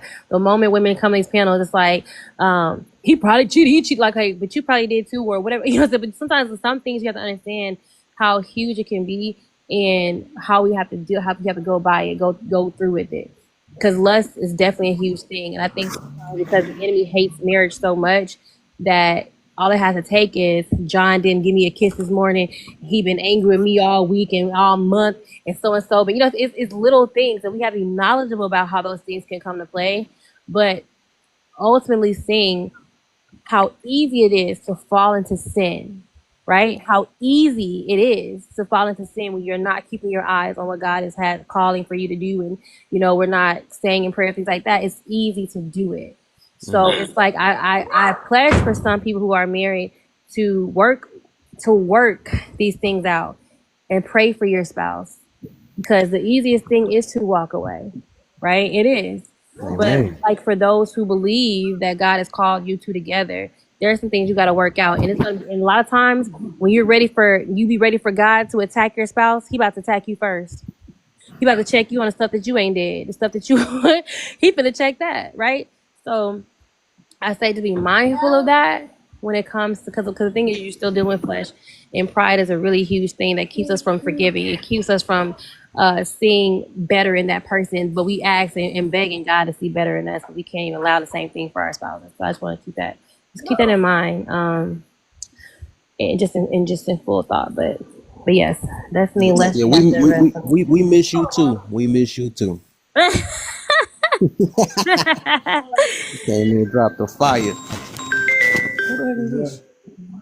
And that's actually goes back to what the word talks about, picking one that's equally yoked. That part, that, because everyone's not in matrimonial situations where they're punching each other and hitting each other. Good Lord, and then the it's and that's one of the things too. And that's a great point also, and that's one of the things too where men and women, we're different. No one should be unfaithful, right? Men and women are different in that regard, and that's one of the things. It's like that's a definite true test. Lord, that's something for most men, if not all. I don't know all men, but I would definitely dare say most men, that's a test of their woman, their wife being conquered by another man. Wow, that's a whew. That's something. That is something right there. So there's something. I can definitely understand that it is.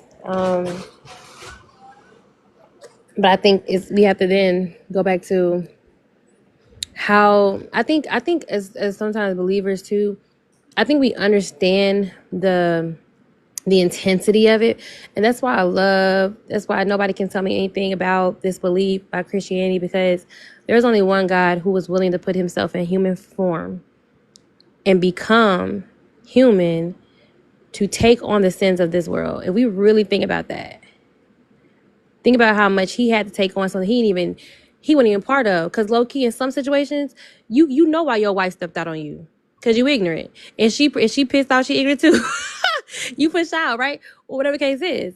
There's something within that, or something then within her own flesh that she needs to deal with, or he needs to deal with.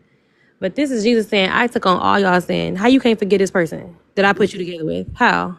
And that's love right there, like that. That's ultimate love. Ultimate love. And I think that's something that we have not conquered yet, because flesh is so we have easily fed flesh so much that the moment our flesh reacts, we got to tend to it.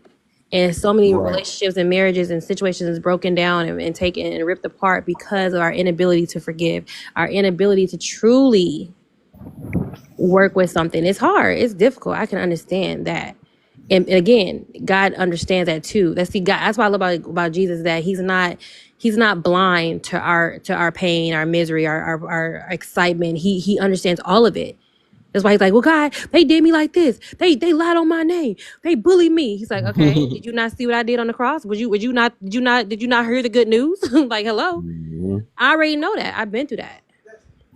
So he knows. So some things are a chance to develop in character, to develop in Christ, to develop to actually learn what it is to have a clean heart. right? He wants us to have these things. He wants our heart to be pure, not just clean on the outside. He's like, he said, look, I see your house clean, but your closet dirty. So really, you're not pure. You're just the house clean now. It's so much deepest part in that, because God says He looks at the heart, while everybody else looks at the outer. So I can think, oh, this is a great man. This is a good woman.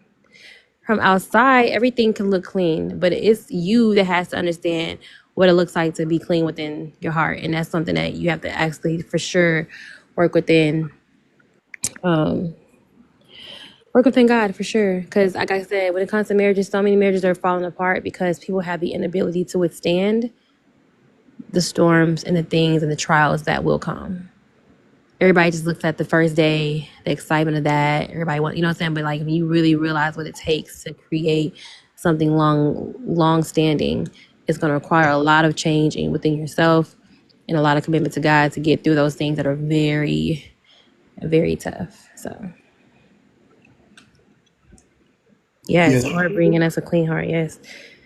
and that's why that's a great point, Kev. Also, to that's the and when I think about I had to think about it while Alta was speaking on it, and had to grab my study Bible here, and yeah, that's the only I got so many highlights in my Bibles. The only sin, yeah, we ought to really flee from is that lust situation. Is, my goodness, that thing is a wrecking ball, and the enemy uses it, wields that weapon. It's something. That's Ephesians chapter 6 comes to mind with that. And we are not to stand and fight any of that, but run with the full body armor of God on. Run. That's a great point. Yeah, because crazy is a lot of other things so a lot of things, like it tells you how to fight, right? We fight. I don't like to say things I'll find in the scripture for. I'm looking for it.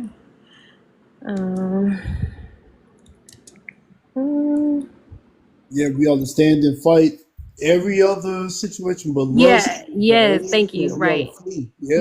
Yes, thank you. Yeah, that's exactly it. It's so crazy because, right, you can't win with it. There's no, if you, I mean, just be honest, like if there's somebody you're incredibly attracted to, they check up all your boxes, and you're like, God, I'm just gonna go minister to her at her house at 10 p.m. There is no, That's a bad. That is a bad idea. Do not. Oh my gracious! like, cause you think, well, Lord, I'm doing a good deed. I'm just gonna pray for her. Okay, you're gonna be praying for her, all right? Because you cannot reason with lust. You can't. No. You cannot.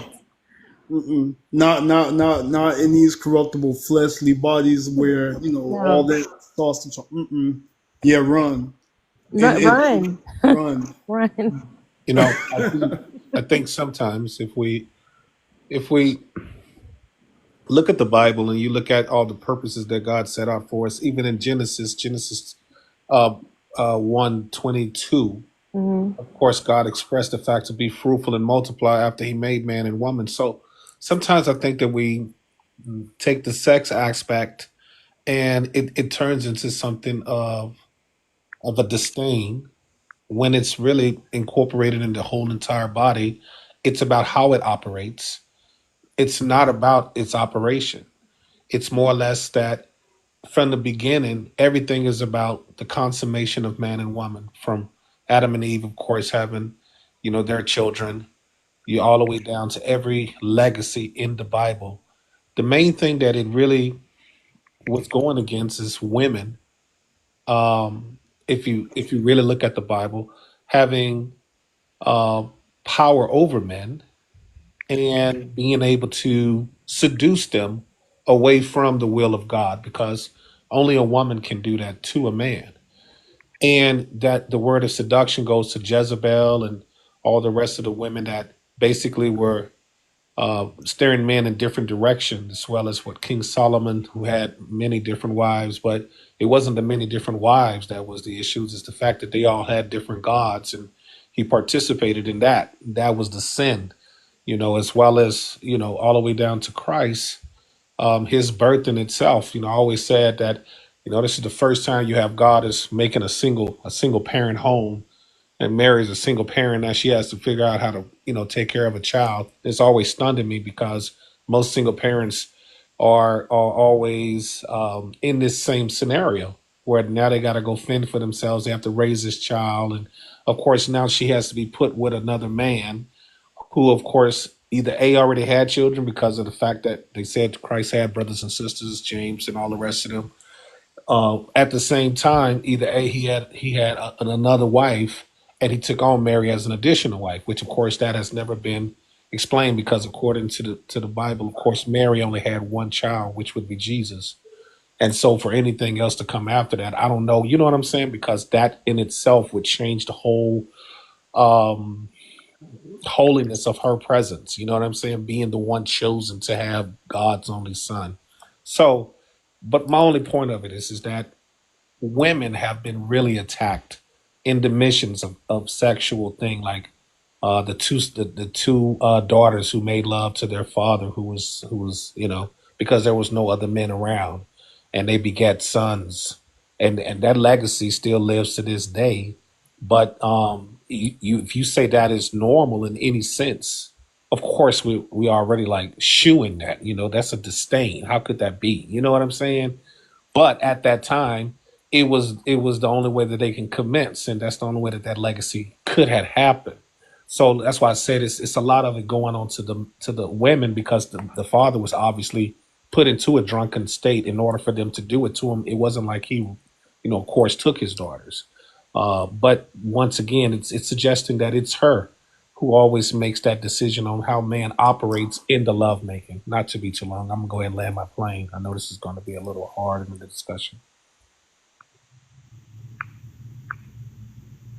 All right. So, Apollo, uh, and I hope I pronounced the name right. Yeah. And you said a lot there, right? So, whether Old Testament or New, Right. God is unchanging, right? So Solomon first should have never had more than one wife. The act of that in itself is sinful. What it does, it also opens up the doors to, because he didn't just have wives, right? He knew, and when the word says that Adam knew his wife, that means they were intimate, right? We look at it um, in biblical context. So the thing is, that's why even pastors, Apollo, they are to be husbands of one wife, elders as well, right? And it's always been that way. The Bible never contradicts itself. So it's one of those things where it's like the opening the doors to that type of immorality is all the enemy needs, because too many people right now thinking they are smarter than Satan. He knows the word too, and he knows what your eyes and your flesh love to indulge in. If say for instance, Apollo, if I had a problem with alcohol, right? The enemy is not gonna end up, but I don't have any issues with like the women aspect, like that. That's not the low hanging fruit. The enemy is gonna attack me with that low hanging fruit. Just like me and I've had in my family, attacked them with that low hanging fruit 24/7, and it broke them. It broke them. They thought their will was going to be enough. No, it wasn't. And the men that I know who are in my family who failed to it were not men of God because they thought they could deal with it. And also, when it comes down to Lot's daughters, what they did was absolutely wow. It was vile what Lot's daughters did, and they had to go down a path of suffrage with that, right? I mean, he was Lot was appalled by what had took place. So it definitely was a problem there. So, but all I'm saying is, Apollo. I mean, the word says what it says, and we have to be obedient because the Lord says, "Why do you call me Lord, but you don't follow me? Why do you call me Lord and you don't obey me?" Okay. And I just want to say that I respect people's perception, understanding, and their consecration. But I'm more of a historian as well as understanding when I read something to read it without prejudice, to read it without theology, because theology means you have to read it a certain way and believe it a certain way. And I believe it a certain way. And I believe that sometimes puts us into a drunken state when we read and interpret things. So, in the beginning, of course, when God made man and woman, he, she, them, in first Genesis, he told them to be fruitful and multiply, and he told them to have dominion all over the earth. Well, that's what we created on that day, and that was on the fifth or the sixth day, not the seventh. Just to be clear about when it was that happened. So, in God, when God makes a day, that's 1,000 years to man. That's found in First Timothy, of course.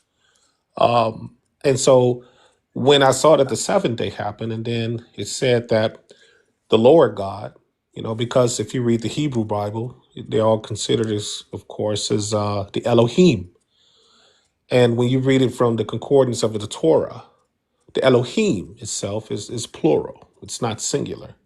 But it's the same as understanding what the Sophia is. Sophia was with God before anything created. And you find that in Proverbs. And of course she says she was before the light and before the day. And Sophia means wisdom, but she's categorized as a female. But the point that I'm making is that when God made the apparitions of man and woman, he, she, them, and he said, let them, of course, be fruitful and multiply.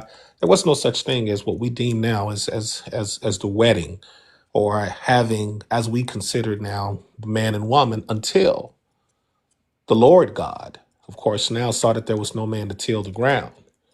And of course, what he did was form the man from the dust of the earth. And from that man, he blew into him the breath of life. And that man, he saw that after, of course, assigning him to till the ground, he saw that he was lonely. And because of that particular situation, he looked around first and found that there was no woman that he could give to Adam. And this is all written, of course, nothing that I'm making up. And so what he did was, when Adam went to sleep, he made a woman from his rib. And when he made that woman, of course, he called her Eve. And then that's what he said. He said, because of you are one of my flesh, I shall call you my wife, and we shall cleave and we shall be one. And this is the first time in the Bible that it mentions the fact that now man and woman is becoming one because he's considered her as one with him. Now, of course, that changes the whole direction of what you're saying, of course, about having monogamy and versus polygamy. Now, from that point, of course, we have to understand that Cain went off and found a wife. And as I read the book, because I made sure, Alexa, stop.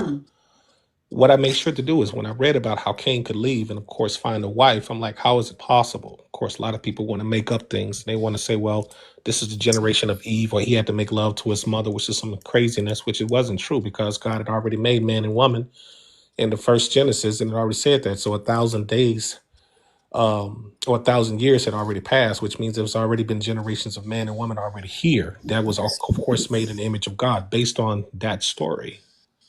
Now, of course, polygamy was part of the culture. It had nothing to do with the way that we always want to deem it as man was meant to have one woman. It was just part of the culture because even when what's the name went to go get Rebecca, he had to wind up getting her sister too, right? And he had to get her sister because he really wanted her. He was in love with her, but he had to wait 10 more years to get to get her who he really wanted, where his heart was. And I remember this story, so I got to go back and just get the names. But I'm on track with the fact of what I read and what I learned. And it fascinated me about this because he basically was given in 20 years to have the one woman that he wanted, but he had to wind up getting two. And from them, of course, this is where we get this lion.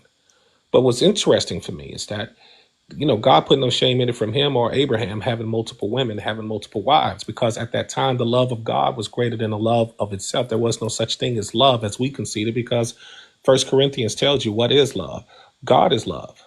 Love is not something that we want to put as we want to write it off as eros, selfish love, to be mine, to me owning you. No, God is love, as it reports also in First John. And when he said, when two or more in my name, I am there, that's what he means. That's when you have love. Love is God. And so what we've done is create love is to be something of a entitlement issue of saying that I have this ownership when I put this love on you, when it actually doesn't mean that. It just means me and you are evenly yoked in the name of God. And that everything that we do is in the name of God, and nothing that we don't do is not in the name of God. Because if we do anything outside of the word of God and the law of God, then we, of course, deemed us sinners, and we are, of course, participating in the world of Satan.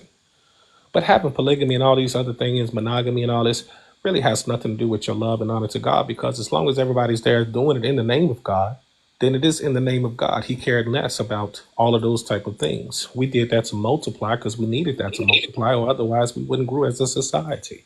But that's just my perspective. Understand, I'm no, I can't say I'm the truth or the living truth. I'm only telling you what I read and what I interpret. And as I said, I respected yours. But I'll give it back to you. Let me go ahead and land the plane.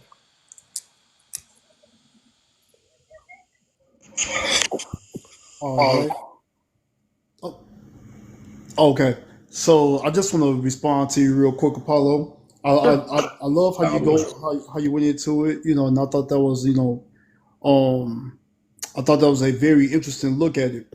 However, we got to see it from a theological standpoint because it is theological, right? And we do have to exegete the text. We have to exegete the text. So, and with proper hermeneutics, right? So there's a reason why the Lord stated that we are not to be polygamous, and it is biblical to have one wife, and one wife you have your one husband, right? That the Lord has given. The problem is when we want to indulge in numerous activities outside of that. In other words, we want to have whatever our flesh desires, right? So without going into the paganism aspect, right? Because that's what that was. The culture of that time, Apollo, was full of paganism, right? I mean, you had that. So Jacob and Esau, the story between Jacob and Esau. Jacob, the one that God loved, and Esau, God hated. Red and Harry all over. He was So he gave up for a meal. He gave up his birthright, and he was really tricked into it as well by his own mom, right? But here's the thing. Here's the thing with that. It shows our human error, and it shows our sinful nature. Because the thing is this: you said the culture. Well, the culture is full of sin. The culture is wrong. God reigns supreme, and He is right, and He is unchanging. It doesn't matter if it's 2024, 2070, or if it's 100 BC, and before then. He's eternal. Remember, Christ Jesus said, "Before Abraham, I am." He's forever. He's eternal. So all I'm saying with that is that the act of polygamy in itself is wrong. It's a gateway, because it's not just polygamy. You're not just having wives. No, there's a lot of dipping and dabbling. I'm saying that for TikTok purposes, because Lord knows I don't know sometimes what you can say and what you can't on this app. So there was a lot of dipping and dabbling going on, and hanky panky and all that stuff.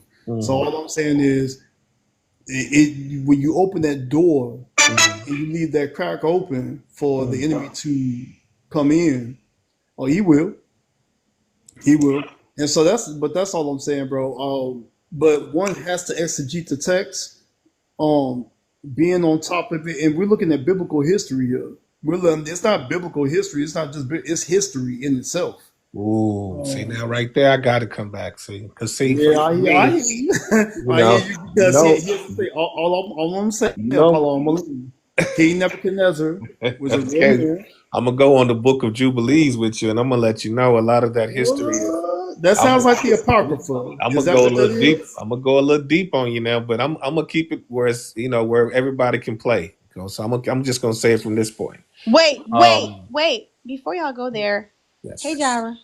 And also, Oh, I'm so sorry. I just wanted to say that I think a big part when we talk about polygamy nowadays versus compared to polygamy in biblical times, there was a reason why people had multiple wives culturally, and it was to take care of multiple wives. Nowadays, when people are looking to be polygamous, it's usually motivated by some kind of drive to be sexually immoral. And so in order to not be Mm, sexually immoral, they decide to take on another wife. But that's just what I'm saying right here. Okay, bye.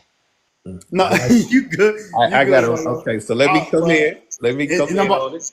I just want okay, to I'm keep, gonna I'm gonna keep I'm gonna it land clean on though. this one part, No, Apollo, no, wait a minute now. because You got to hold it because I the was going Apocrypha already. is not biblical, Come brother. But I'm come gonna on leave it. now. Okay, go ahead. All right, I'm gonna stay in the Torah. I'm gonna stay right there with you. I ain't gonna leave. I ain't gonna go into other books because if they can't read it with me, then it ain't gonna be fair. So I'm gonna play only in this book. Okay. So Abraham had more than one wife. Moses had more than one wife. King David had more than one wife. King Solomon had more than one wife. Joseph had more than one wife. All of the men of the 12 tribes of Abraham went into Egypt, and all of them took on all of those Egyptian women as extra wives. And it is all written. So it wasn't as it is to this day, right? Most people who understand polygamy understand the economics in it and understand the spirituality in it. A lot of people have tainted it, which is poly, as a swingers club. Having polygamy has really nothing to do as much as people would want it to believe is sex because you have to deal with two personalities and you have to be able to take care of two families and you have to be able to provide and secure and be able to really be on top of your game. The sex part is really the smallest part of that because by the time you even think about having sex, they own you about everything else. And you can imagine how our queens are now about making sure that we have it all together. Can you imagine having three or four of them actually own you to make sure that you have it together? So it was only because the love of God that made everything that they do as more or less more humbling because they didn't have such a materialistic standpoint.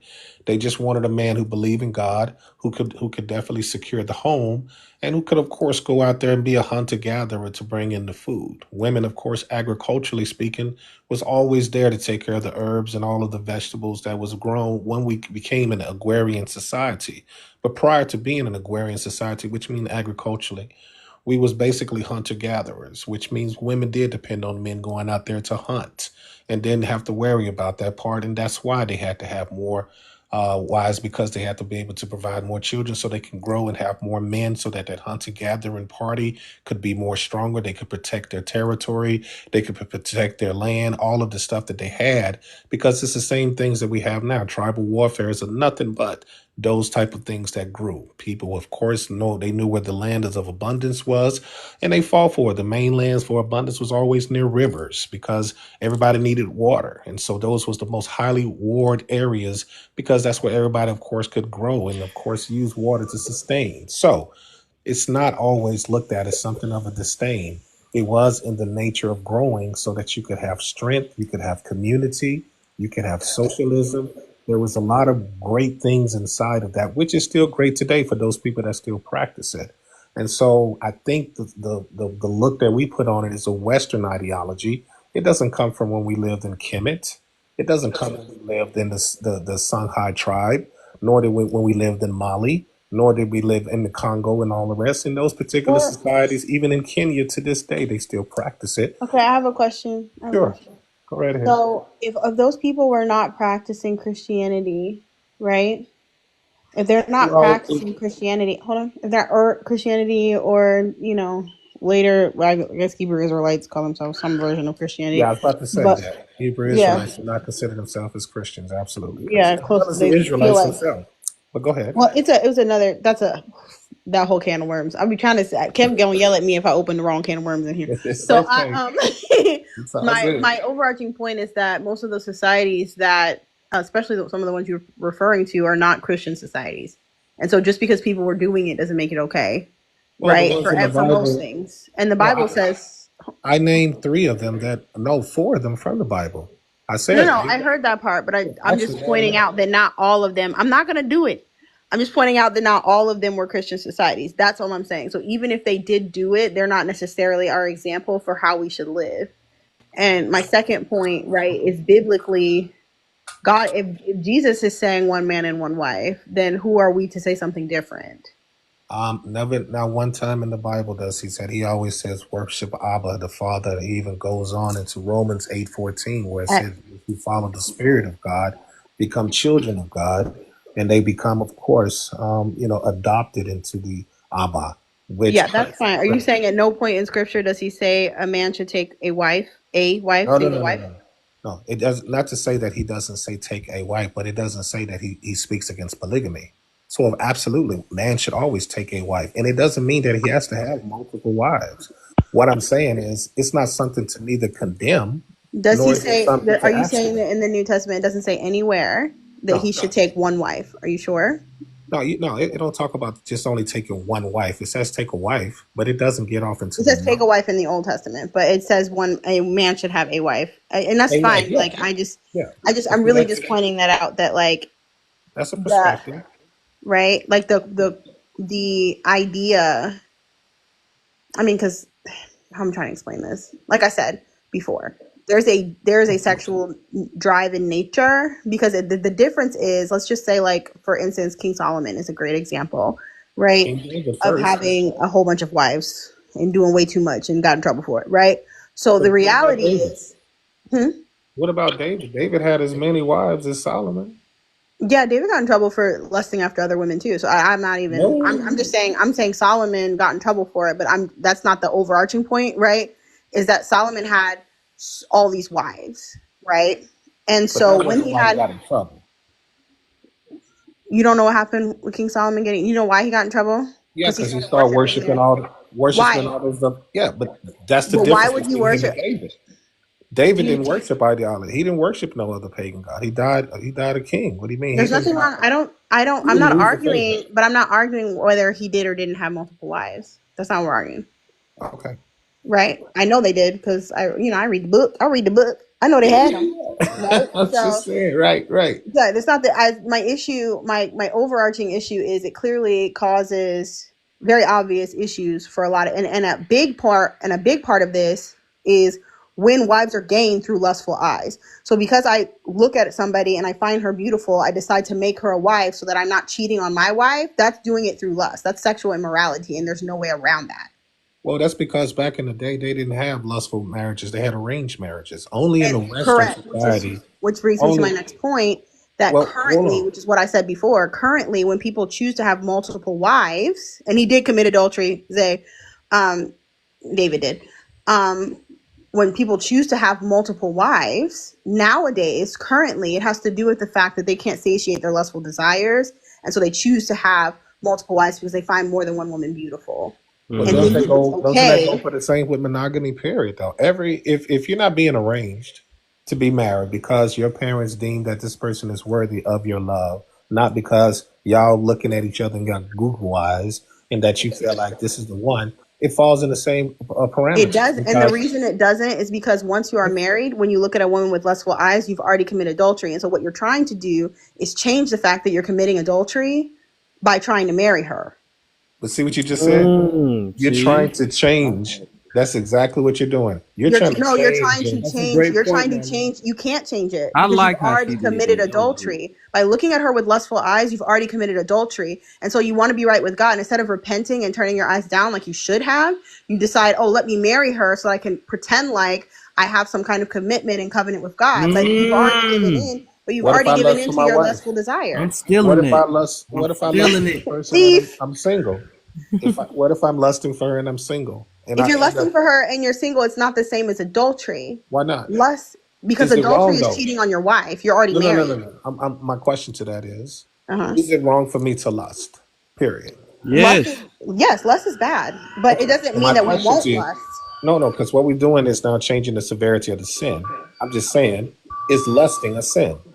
Yes. It Yes, says it. having lustful eyes is a sin. Okay, Absolutely. so whether I have a wife and I look at another woman lustfully, or if I am single and I look at a woman lustfully, am I still committing a sin? Correct.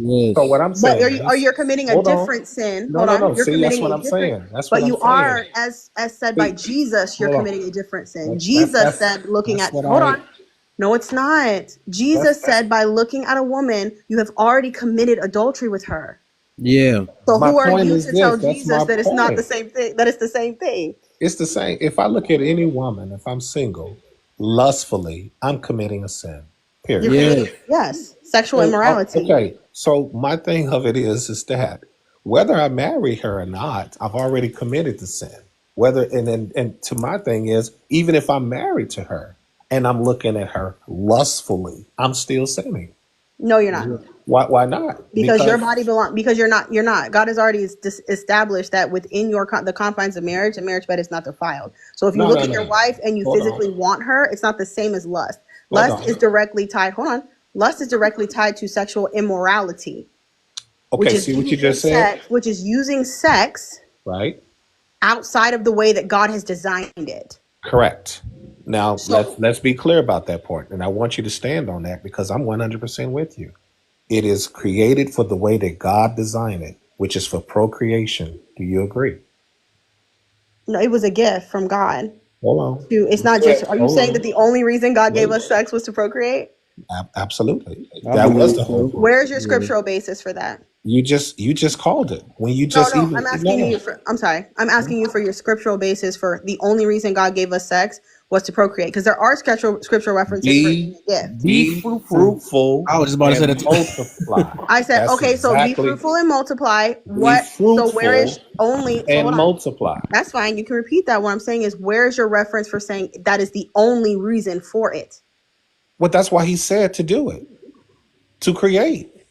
Is He gave the Yeah. assignment of why it was set for it. He The said, reason the "Be reason why I fruitful would say that and is multiply." because I don't think it have a scripture that's saying pull out. It don't Right. say a scripture that Don't say be get it wearing no on their condoms face. and all that. It don't Right. say right no condoms. It don't say no scripture about none of that. So that's Right. But why it is meant to be raw. That's why you don't want you smexing around with a bunch of people. exactly, It's meant to exactly be raw. You know that's what it was. I agree, but it also was given as a gift to a husband and a wife. to procreate, not to be But lustful. no, He lust didn't. is He not the didn't. Right. same. I actually agree with that. I would actually Sex agree with between that. a husband and wife is not lustful. Lustful is Yes, it sexual It can is. immorality. be. I don't know why. I don't know why we Yes, it think that it is. can't be. It It's can. not. Oh my god. Yes, A your husband. wife walks out the room. She Just has on because some you made a commit lingerie. with a Hold on, guy, let that's me tell like you saying. how. Let me say this real Go quick. ahead. It's Go just ahead. Go like ahead. saying that if me, let me see, lying, right? Just because I got married and then I lie I'm lying and I'm married to the lie, it makes it not a lie. Or let me say another one. Let me see some. Okay. I think every sin, because I don't think sin changes because of the Right. circumstance. It Correct. is. It's like unaliving is still unaliving. Murder is Exactly. murder. Whatever it is, I think those are still the same thing. That's why I just don't. I don't think the reason why I stick so heavy on that is because I don't believe the Bible contradicts itself. I just don't. It You know, doesn't. once he say something to sin, it's a sin. Once it It's a don't, I'm about it's to sin. show you. I'm Hold about to on, show you wait. why it doesn't contradict itself. Because Okay. inside of the covenant of marriage, it is not lust anymore. The Who marriage said bed is that? undefiled. It is an act of worship, literally, between the man and the woman to God. So it's no longer lust once we're inside the confines of marriage. The No, no. reason You lust see, you has a making that name. up. No, I'm not. I'm You really making that not. up. You made that It up. says the marriage bed is You made that up. undefiled. Though. You made What do that you? up. How did I You make made that that up? up because there's Hold on, nothing in the Bible that she's right. references any of that. Listen, let me tell you why. What? If your wife walks out with lingerie on, high heel shoes, makeup, she got on all of this stuff to entice her man. She is doing what? She is using the art of seduction, The right? To marriage get bed her. is Hold on. undefiled. You Hold can't on. ignore scripture. Wait a minute. Wait a minute. So She what do I is just look up what seducing him, undefiled mean? and she's creating him to be defiled because now he's going to create what? She's creating what? Oh my Lust. goodness. No, And no. that lust is that he is now, his mouth is dripping. Hold His on, mouth y'all, dripping, please. his tongue dripping. He's like, ooh, you know what the cartoon looks like when a man's eyes pop out and all that. That means he's lusting. Now he's ready to The get it covenant, on. exactly, Zay. The covenant So between a man and wife is holy. Wait a Them minute. having sex is pleasing it's to not God's sex. It's sight. supposed to It's be not a bad procreation. thing. God did What? not make sex for man and woman to just He have made it for a sex, wife and a husband. to procreate. That doesn't not that is No, not that is Be not fruitful and multiply. that still That's doesn't exactly what's talk no, about commanded. that that's still doesn't incorrect. address the fact that the marriage bed is undefiled. Address it. When you say undefiled, Undefiled mean pure. So I'm look that up, right? exactly. Right. Mm-hmm. So that in Do order we for it to ever be look up what pure, that mean though? Because that don't mean that it changed lust from not being a lust. So Wait, are right. you? Oh, I'm sorry, y'all, because I've been in and out, so I'm Go trying to ahead. listen. I just wanted to see because I'm gonna fight all y'all. No, If for y'all real. are saying no, I want to know if y'all are saying this. Are y'all saying sex within marriage is lust alone? Is that what Yes. y'all saying? no, you can that's still, not no, what I'm we're saying you can saying. still lust in a marriage. What we're Okay, saying is, you what I'm saying is that she was saying that to have a polygamous relationship, the only reason why you're doing it is because you're lusting. And then she went on to, of course, add into the fact that if a man just looks at a woman lustfully, he has committed a sin. And I said, okay, well, that applies to any monogamous or polygamous relationship because if a man looking at a woman, period, whether he's married or not, lustfully, he's still sinning. She's Yeah, outside of that wife, right? no, Yeah, no, no. no, I'm he's talking about the saying, wife too. hold on. I'm talking about lusting, period. Because what I just mentioned was if my wife comes in, she has on lingerie, the high heel shoes, got the makeup, I mean, hitting it, bam, bam, bam, to entice me, right? Now she's making me what? Lust, right? Because she wants to make love. Now, in this particular instance, she ain't interested in procreating. She interested in having her orgasm and me having mine. And that's a satisfaction. That had nothing to do with God. Yeah, that's pleasure. That's you connecting with your wife, and what's wrong with that? I'm trying Yeah, to see. nothing's wrong with that. Once again, I'm mentioning is lusting a sin, and she said yes, and I'm just mentioning how lust can be in a marriage. But I that's never not said it's wrong. that's For not me, it's not wrong. lustful. It's not wrong because it's not lust. That's why It it's not is wrong. lust. She made him lust. He wasn't thinking about it. She It used is the not art of sexually seduction to make immoral him for him to lustful. look at her and want to have her. That's not sexually Yeah, so immoral that's what She I'm because trying God to. has deemed seduced that him. because She God has wasn't. deemed that a part of the covenant because No, God no, has no. deemed that God didn't holy put and no God has deemed lingerie that on hold women. on and God has deemed that pure. God God didn't has put deemed that makeup on holy. women. So who are you to deem it not holy? The holy part of it is that it's lust. I mean, What? I'm about to the get this unholy down part of packed it is too the though, because lust I don't, part. like I said, I don't believe that it contradicts though, and I think that we just It throwing that doesn't in there. contradict. Because It I think doesn't. once he said lust is lust, I believe it's just an all around thing. I don't think just soon as you put a commitment on it and make it not lust anymore. But I'm watching this. I'm gonna look some stuff up because I just be knowing with stuff. I don't Right. think God contradict what he say. So He should you doesn't. not? So what I'm asking, because y'all are throwing me. Are y'all saying because we understand what lust of That not is what they're saying. lusting, right? Right, like that you already committed adultery, If lust in your eyes for another woman, right? For someone that's not yours, having pleasure in seeing in the sight of your wife, y'all are saying that's sinful. Mm-hmm. I'm saying lust is lust, and whether or not you lusting outside Okay. of it So or hold on, Apollo, That's sex. That's just sex. let me That's finish lust. now. Let me finish it now. Let me finish I it already now. heard you because you said that you're not saying what I'm saying. I'm I do. asking you I'm is saying having it. pleasure. I didn't say you said lust and I said pleasure. You see how we're saying two different things? You see how Yep. we're not on the same page? No, no, So what I'm no. saying is, hold on, is pleasure is having pleasure in the sight of your wife, right? Is that lust? Can I give you a definition of it? Because I think you're using a general statement and it will Oh, contradict it. That's Is crazy. it a pleasure that I consummate with my wife to make a baby, to have a child? Is that a pleasure? Yes. She said having pleasure. She didn't say is it a pleasure. Having I don't think pleasure. they said pleasure Come was a on. sin. No, it's not. It's a pleasure, right? If it's a pleasure that I'm trying to make a child with my wife, so we can beget a baby in the name of the Lord, is that considered to me what he meant? Yes. Do I think that he meant for my wife to have lingerie, high heel shoes on, with the makeup coming out, with with the music and all of that, and about to seduce me, maybe because I'm watching football or I'm doing something to get me to come get in this bed and let's get it on? No, What does I the marriage consider bed that being to be a different undefiled kind of mean? pleasure. I think What that's does the called marriage lust. bed being undefiled mean? Okay. Because then you are Well, saying God has a reprobate mind, and he doesn't. He knows exactly what he's saying. So when God Just telling you deems the marriage bed, hold on, when God deems the marriage bed undefiled, what does he mean to you? the fact that you've consummated is within the rights of a marriage. You're supposed to consummate. But what's the purpose of so is it the last consummating? time to have sex is consummation, and Yeah, then right. like I'm trying Well, to see. that's why they had all those babies Y'all back know in then. scripture. I'm trying to find the scripture where it says even when you're in it's almost like when you're in audit with your wife, like whatever, like coming together. It Correct. You're also right. helps. You're right. It's Also in First helps. Corinthians. It's in First Okay, is it Corinthians. yeah, I'm trying to find Absolutely. the scripture. It also helps bring your relationship or bring that.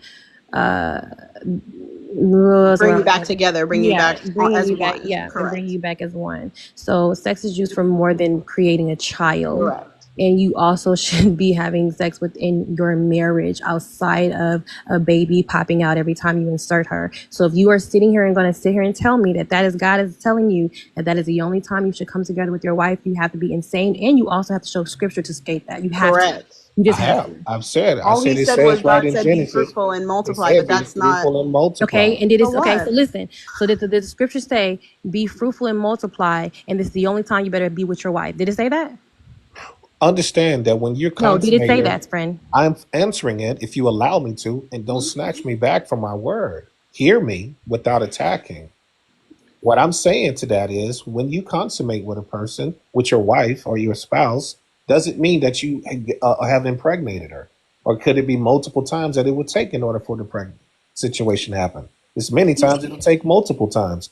Did you get pleasure in it? Absolutely. What was the Why? purpose Okay, so behind you're Why it? not did you going to get answer pleasure my in it? question. It's fine. I It's did. fine. That's why I No, stopped he you. 'Cause didn't. He didn't I knew answer you it. wasn't going to. I That's answered why it I the way stopped that you. I That's why I felt was the snatched way it to back do because it. I cannot stand disingenuous conversations when you won't even answer the question. Why is it disingenuous? Because Because you're not even answering what I'm saying. And you're how? making absolutely no sense to sit here and Oh, say to attack that now every my single, logic. yes, I am attacking your logic because it's flawed and I get to Okay. do that. If I think your Okay. logic is flawed, I'm going to Keyword is say it's wrong. think. That Like, are don't we mean for that real? you're right.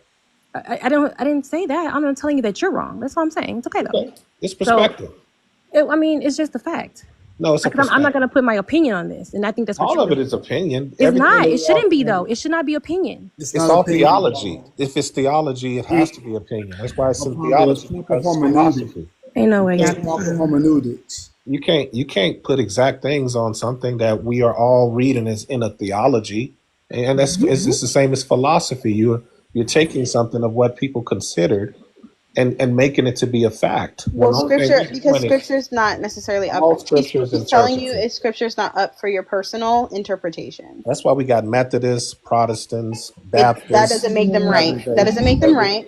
That That doesn't make doesn't. them But right. see, we all can say that to everyone. No, no, no. Everyone can Listen to answer what I'm the question. saying. Listen Right, to bro. you're trying to argue a different point. Listen to what I'm saying to you. Scripture, for people who believe in God and follow scripture, it's not up for interpretation. Of course Meaning it you is. don't get to decide what it means today and then what it means to you tomorrow. That's Isn't not that how what that you? works. Isn't that what you're doing? No, it's not. Absolutely. You're not Because finding. if You're I not did that, quoting hold scripture. on, because if I did that, then I would I would just use scripture to justify doing things that I want to do. But I can't No, do that because I have to accept the scripture for what it is. So if the you scripture just took says, a scripture hold on. and So if the script, who's talking? I don't know who's taking the time. Is it Kev? Because I'll let him go. no, I don't know. Oh, okay. Go So ahead. scripture is not up for your personal interpretation. That means your Everybody private interprets scripture. interpretation. That doesn't mean you read it and get to say, and just because you do it doesn't make it okay, and it doesn't make you right. It So the doesn't give scripture, anybody the right to take away their own the understanding, though. standard, the standard for scripture For who? is set, meaning it's not up to your private interpretation. That means Absolutely, it is. People so that don't. See, Western people use the Bible, interpret it as a way that they can enslave people from another country because they didn't believe in were it. they right? Does that No, mean they were right? they was totally wrong, but it was under Okay, their you know why? You know interpretation. why? Oh, that we were making my point for me because they did that. That makes them wrong because they made it use it for private interpretation. So It again, just shows scripture's not open how for private. anything could be interpreted. That's all. Anything can be So interpreted, but everyone is not right. That still you know, doesn't let change me the fact I that everyone's know. not That's why right it's because called they used perspective. it well let me for say this though, because because they I'm used. Oh Oh my wait, I think gosh! Kevin's talking Oh my now. gosh! He's in here. Sorry. Okay, go ahead, Kev. No, I'm saying I'm trying to go off because I'm looking at stuff up myself. So even that, I can get why he's saying interpretation because it don't really give you a full meaning of what the bid under fire. I think everybody just putting their own thing of what that means. Because I'm trying to look up and there's so many different things of how people interpret it. And I don't think they have anything to do with lust. And lust and sex are two different things. You don't have to lust and for sex, right? Right. I don't believe so. And I think that's what it means is the smex part. But I think my whole point or what I was getting to was that because I don't, like I said, I don't like I'm still staying on that. I don't believe the Bible or he don't contradict what he said. He don't be like, okay, it's okay for this when you do it at this time and it's not okay for that or whatever. Um, because I believe like all that stuff is supposed to be for him, right? It ain't for how I feel or how I should or if I get my nut off and all that other stuff or whatever. I think that's where the lust part come in because that's Right. why I be trying to wonder like if you're doing it right, if you're doing it or whatever.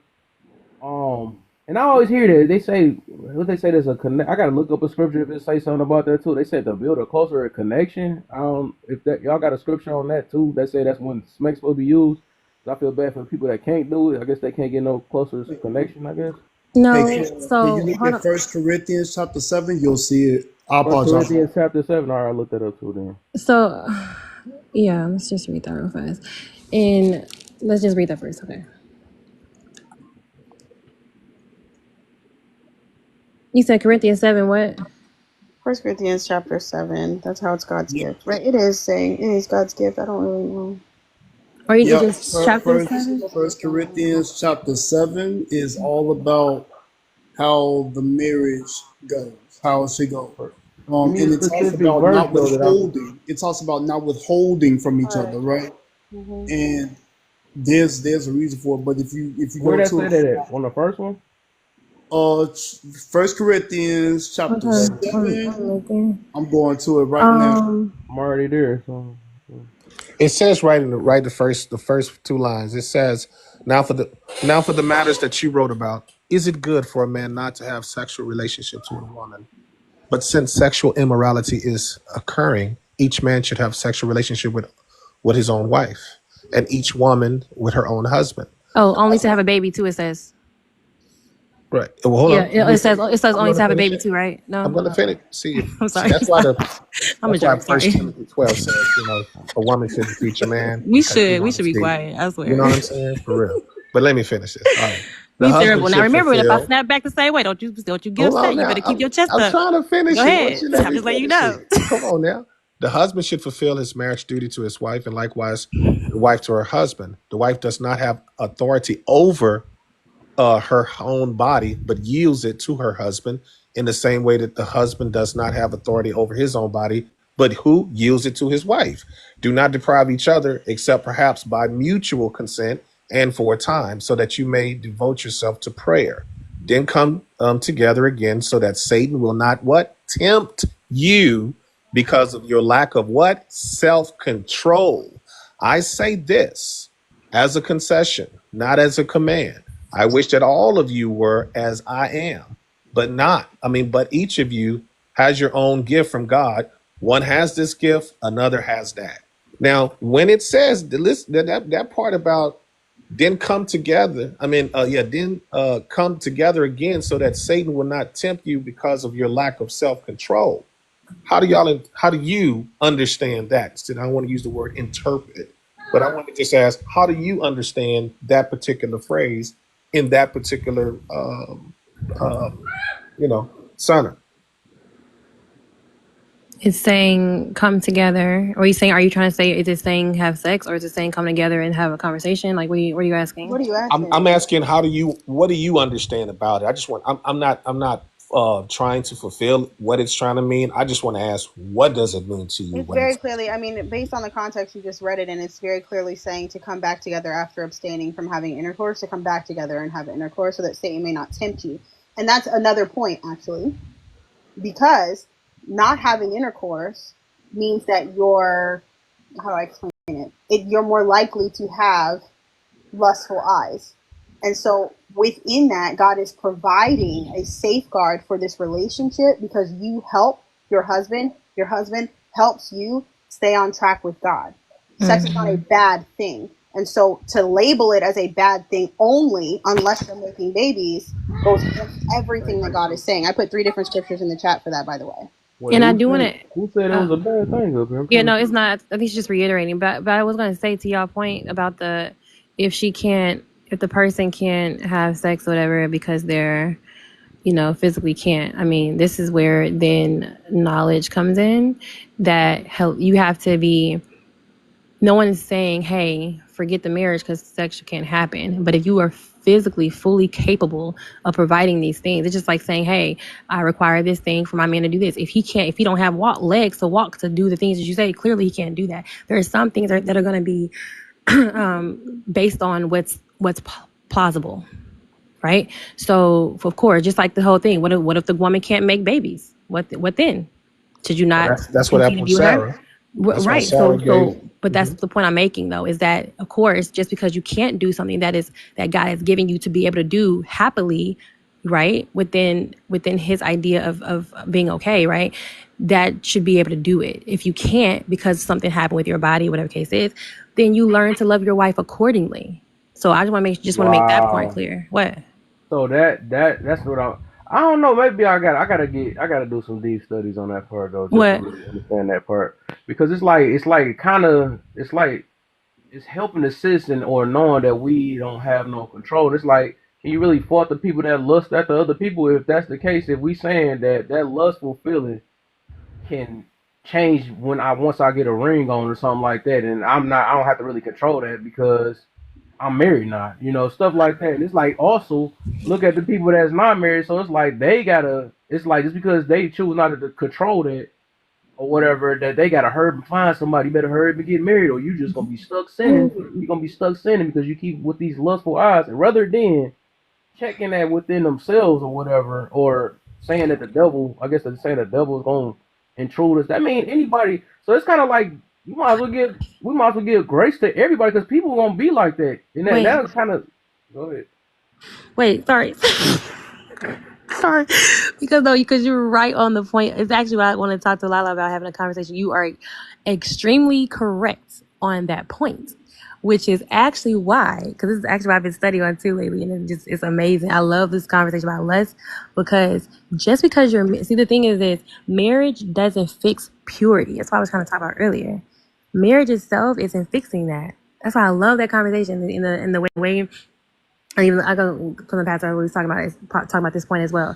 As far as marriage doesn't fix purity. So if you just because I think people think getting married saves you from everything, but everything is still possible. So you're right. You getting married does not save that person. If you had a lustful eye and you're in your heart you had lust, that doesn't change once you get married. If you were lusting after women and that woman's like, oh, I'm just gonna marry him, and when I marry him, he'll just lust for me, he'll just want me, and it'll be right under God's eyes because he only wants me. But the thing is, if in his heart, in his mind, he still is dealing with lust, it's not gonna change because he's married. Right, he still has that proclivity to be lustful. Right. Yes, he still has it there, and it's something that he has not dealt with or given to God. So it doesn't change. He's not covered now. If he looks with another woman in lustful eyes because he's married, does not deem him as safe. I don't know why people think that. Being married. I like that. I like that. I like to, of course, address that on the same one on 1 Corinthians 7, verse 25 to 29. It does address about this, and tell me if I'm wrong, because it says, now about virgins I have no command from the Lord, but I give a judgment as one who by the Lord's mercy is trustworthy. Because of the present crisis, I think that it is good for a man to remain as he is. Are you pledged to a woman? Do not seek to be released. Are you free from such a commitment? Do not look for a wife. But if you do marry, you have not sinned. And if a virgin marries, she has not sinned. But those who marry will face many troubles in this life. And I want to spare you this. What I mean, brothers and sisters, is that the time is short. From now on, to those who have wives should live as though they don't, and those who mourn as if they did, those who are happy as if they were not. Now, it kind of puts it in a way, it sounds to me like don't it's like releasing people of passion, but at the same time, you still going to fall on that passion no matter what, because the woman, even though she's coming in as a virgin and the man is coming into her, it's like don't take advantage of her because of her being a virgin. It's like don't lust, you know what I'm saying, in a possession of, I guess, don't feed on her like an animal would to a carcass. You know what I mean? I think he's just basically trying to say, be wise upon Let that. me say this, because I do. It's on. It's weird. I guess delivery and tone must do really matter sometimes. Because it seemed like she said the exact same thing. The point I was trying to get to, though, the reason why I'm saying that. So I don't know. Maybe I said it wrong. I could have said it, but that's my whole entire point. And even though we keep saying that you can't lust. That's what I'm getting to. Is like we is no, and somebody kind of mentioned that earlier. Somebody said that earlier. They said that you could, people that lust and then get married and act like the lust feeling just went away. Nah, it's right. And that's one thing I just don't. I just can't believe in that, because it's like it don't change the fact that you're lusting, and that means you really don't like that person for them. You just was your first intentions. That's just like when a dude be like, "Hey, you know what? I want your number, baby. Then can we be friends?" He's not gonna change how he first seen you from the first time. It don't work like that. You know, if they looking at you, viewing you like some whatever, and then they wanted to decide to get married and stuff, they still gonna view it the same way. I can't see how that can be right, because all of a sudden, oh, God got us connected now and it's right now. That's what I think. That's the part that get me confused. It's like, all right, That's why, now that I'm so sexually attracted to her right. or whatever, I'm no longer lusting after her now because I have a ring on my finger. And I think that's the part that kind of just get me. And I just look at that as any other saying that he told us to kind of stray away from. And it's like, dang, how could that be right? How can he tell us, to control ourselves on it, and then also say, well, you good, you don't have to really control yourself now that you made a commitment with me. Now you don't have to control yourself. And I think that's the part that really kind of confused me about that. That's what made me kind of stick with, like, it got to be wrong if he said it was wrong the first time. Right, because look at the Middle East culture. Most of them cover their women from head to toe, right? As you can see, that's pretty much predominant in the Muslim culture, but it used to be that way in the Christians as well. Women used to dress so modest, and they would hide their beauty, so that, of course, just like Sarah, when Abraham was taking her around, and he had to tell the Pharaoh and all the rest of them, tell him that you're my sister, because she was so beautiful. And because of that, she's the reason why he got rich. Why? Because they kept on lusting after her. And what happened to Pharaoh because he lusted after her? He caught a disease. And because why Abraham did sit up here and told him to tell them that he's, that's his sister. So that way they don't wind up unaliving him to take him away. And so that was, to me, was the hallmark of how the lust situation was going, because it seems to me that he was using her beauty as a way to get rich. And he really did. He took her to 3 different kings. Hell, after that shit, he was rich. He was richer than most kings, if you really look at it. But what did he use? The lust of his woman. And that's why they cover up their women.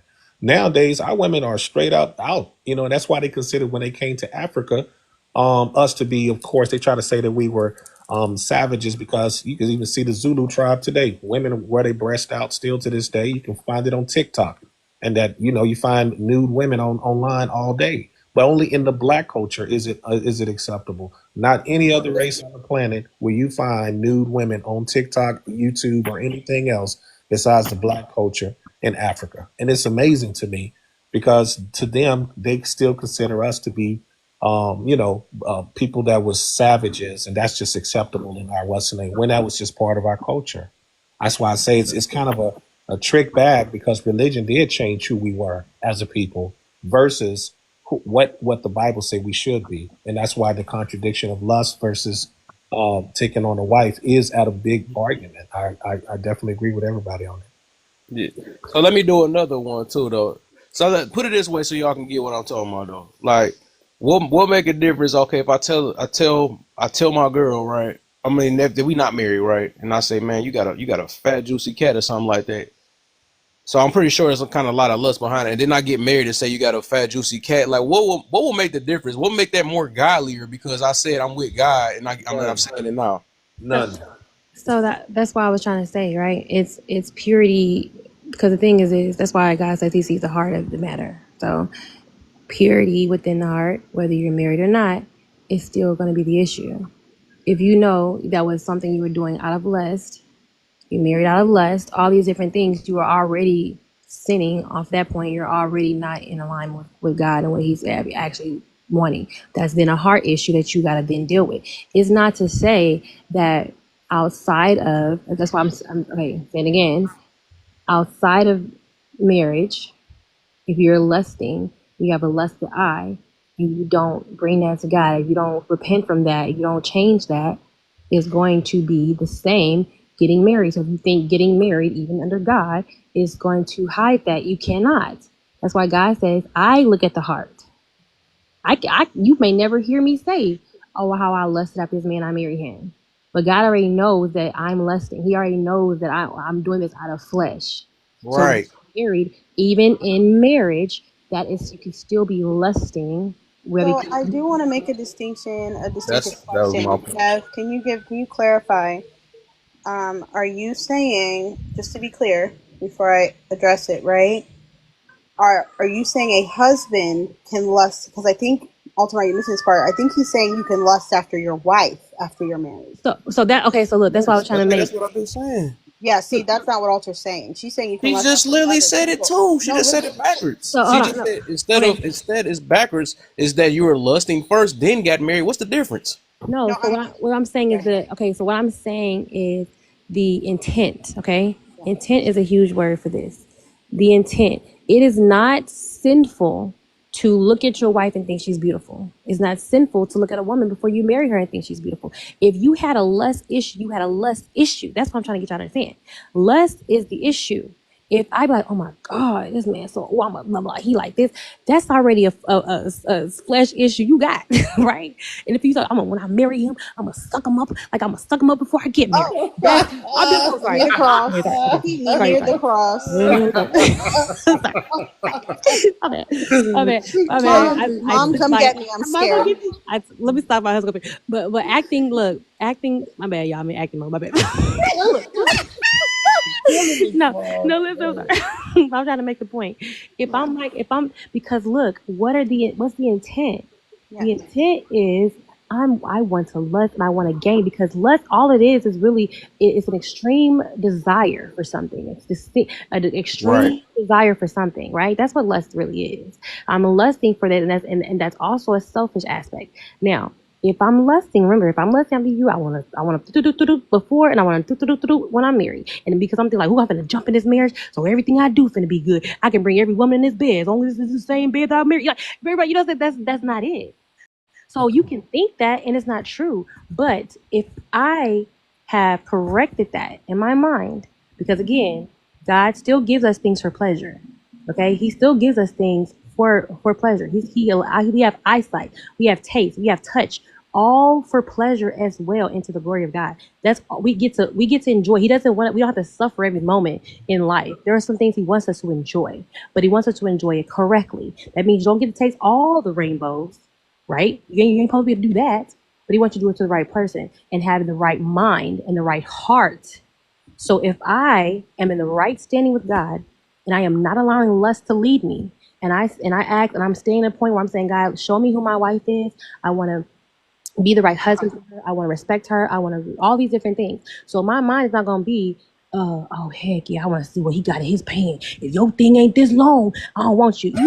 You about to, No, that's the no, point no, I'm no. about to But get to. listen, I but was that's what just I'm about to saying. say So that. right, so that's what I'm saying. So if I'm like, Call the cops. if your pickle ain't this big, you already you already Ooh. thinking out of lust. If That's we what I, listen, so Okay, so but oh. so wait. so, so that's Okay, why but we're going wait. to the same No, point. Paulo, let me get Hold on, in real hold on. Oh, quick. go ahead, dog. Wait, Go let me ahead. just lay in this so we can get it. Just lay here. So if You, I'm oh, where if no, I'm you where got us to the moon. But go if ahead. my mind is all way here and I'm thinking about all the things I want to do because I'm getting this fleshly body versus all the things it's going to require out of marriage, I'm already thinking wrong. But if I get married in the right standings, like Lord, find me a man that's right for me.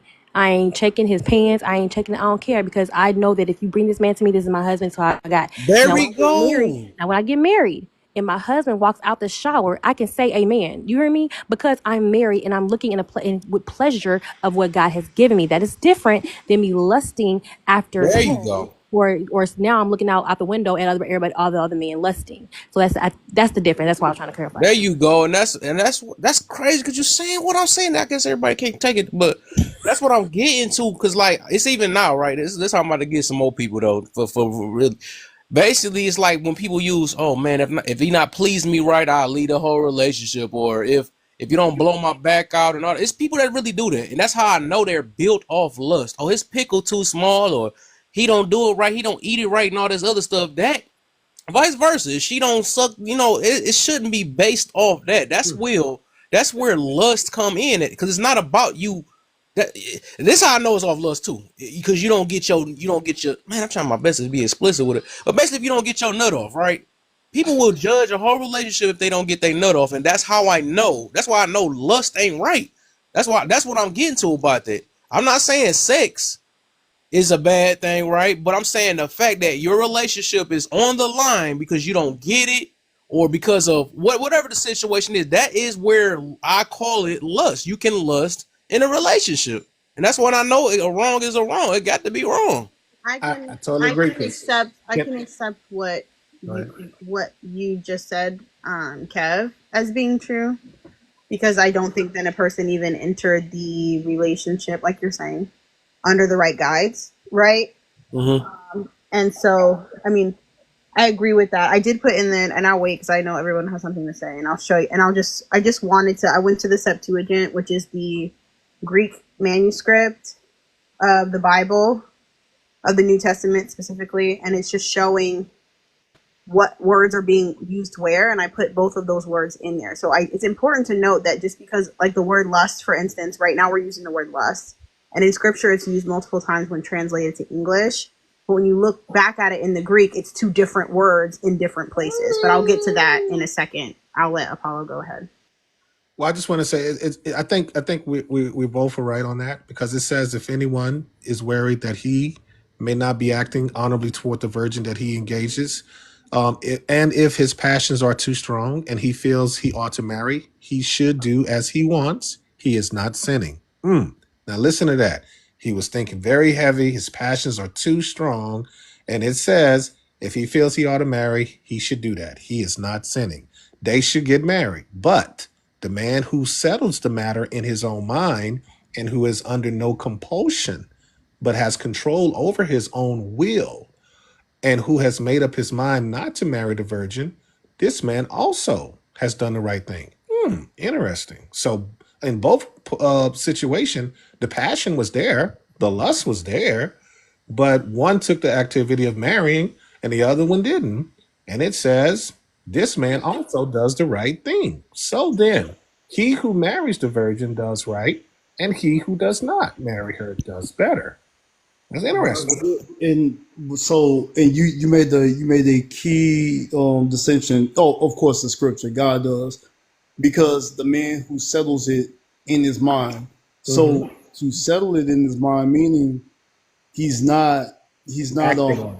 Yeah. he's not allowing the lust to dilute his mind, Right. because that's what it does when it festers. Because what do we all do? We think before we act upon it. Exactly. Some of us do. Exactly. A lot of us act before we think, but I do. If y'all give a percentage, right? Like if I could give a percentage, and people, and this is the thing, I just believe a lot of people just don't know, right?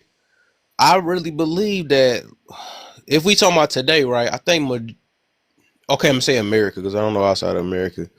I would believe like close to 80-something% of marriages is built off lust and they don't know it. Absolutely. And I can bet that, because a lot of people don't realize what they're, and that's the reason why I'm only talking about the knock, because it's very heavy, and a lot of people don't really understand it, because the Hey, way but I'd we like to have say got this. brought up, because we look at how people treat us and how I should feel. It's not based into like how God want us to be, and is our purpose behind God, and is it to do righteousness? Is it for the kids, or is it? But most of the time, it's how I feel. And if I don't feel right, my family ain't gonna be right. Then if I don't, I can. This is why it's important to me, because it's gonna destroy. No, you may. That's why I notice people make things important to them based off of whatever the standard they make. It ain't even nothing dealing with God, but it's just important to them. And it's based off how they feel, and it shouldn't be based off that. You're not gonna feel good all the time when you said I disagree with that one point, but I see, yeah, but overall, it's not should be based off of you feel. It's supposed to be a purpose. It's and the goal is God. It should be that way for people that say they believers and all that. It ain't based off, because you're not gonna always feel good trying to do righteous for God. It's not like that. Right. Yeah. I do want to point out that sorry, I was still going. I can wait. Go ahead. Go ahead. Oh, okay.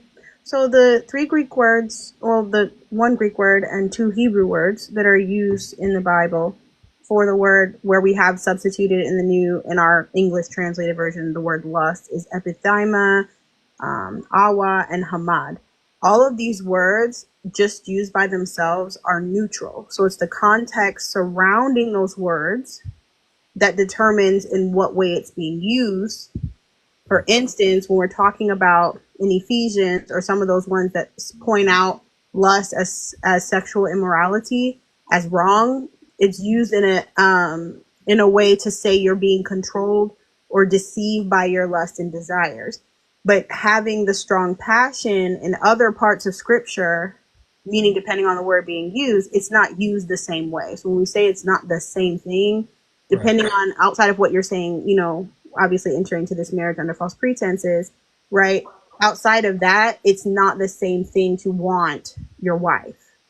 Like, that's not lustful necessarily because you want to be with your wife if you enter this marriage under the correct guides. You wanting to be with your wife, you finding her hot, you doing it, like, that's not wrong to God. Wait, is it wrong for a woman to want a husband because of his bank account, though? If she wasn't turned on by my looks, but she looked at my bank account. Wait, so turned on. I'm sorry. Go ahead, brother.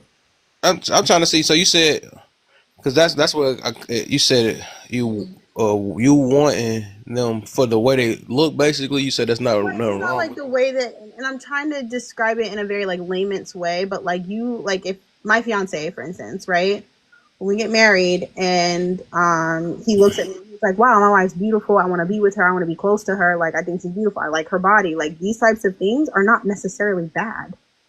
I think you do make it bad, because I want some strippers. I want a lot of things too, though. But I think if that's the goal of why you with them, and I think that's where the problem come in. At it's like, dang, she got a fat butt. I want that, but I'm gonna marry it. That kind of changes. So I think not sit here and traumatize me. I'm just saying. hey, look. That's why I made the distinction. If you entered your marriage under the right guides, meaning you two came together because you felt like you could do more for the kingdom of God than you could apart, meaning you came together to be good for God. You looking at your wife and finding her beautiful is not lust. It ain't wrong. That's not wrong. I wouldn't say that. Okay. What if, not wrong. But wanting to be what if she was cooking for Kaya? What if she was cooking for Kaya? Oh my gosh! I mean, you came in the house. She's doing the cooking for Kaya in front of you. Now, is that wrong for a husband to have a wife like that? Is it for the internet or for him? For him. I don't know. Nothing wrong with that. It says the marriage bed is undefiled. Like, I'm gonna keep saying that one. That's it. The marriage bed is undefiled.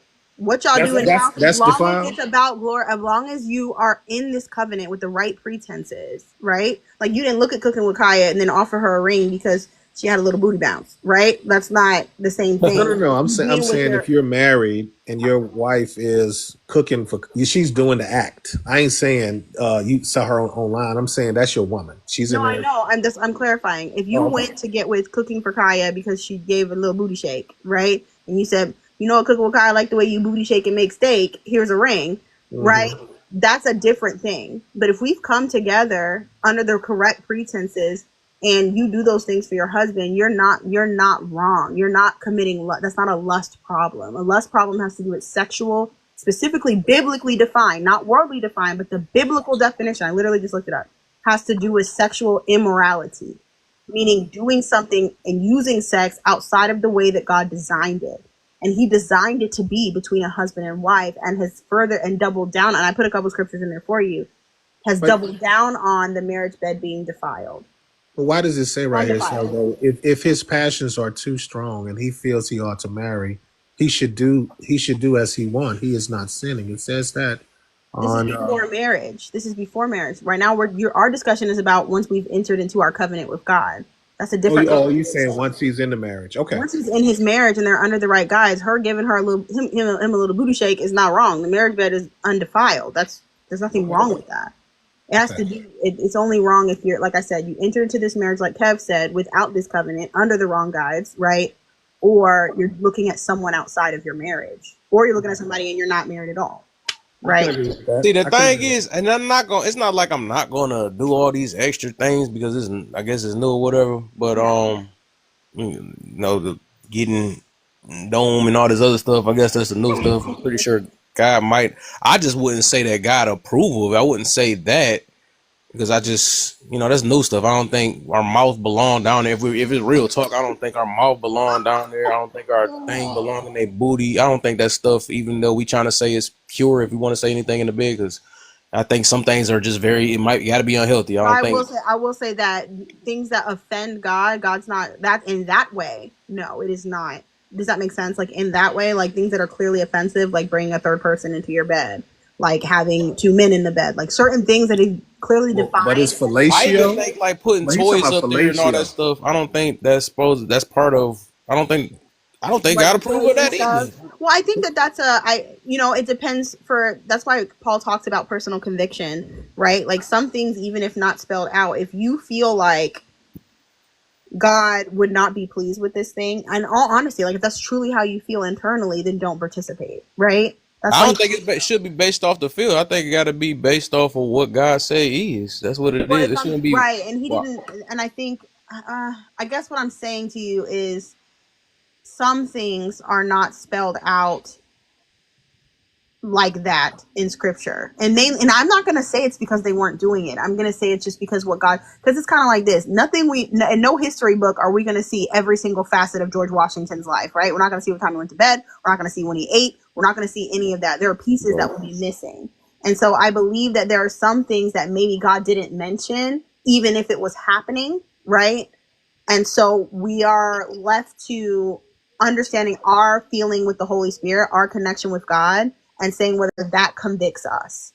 There are some things that he's very clearly spelled out, and there's some things that it's like it's going to be a personal conviction thing, if that makes sense. Yeah. Okay.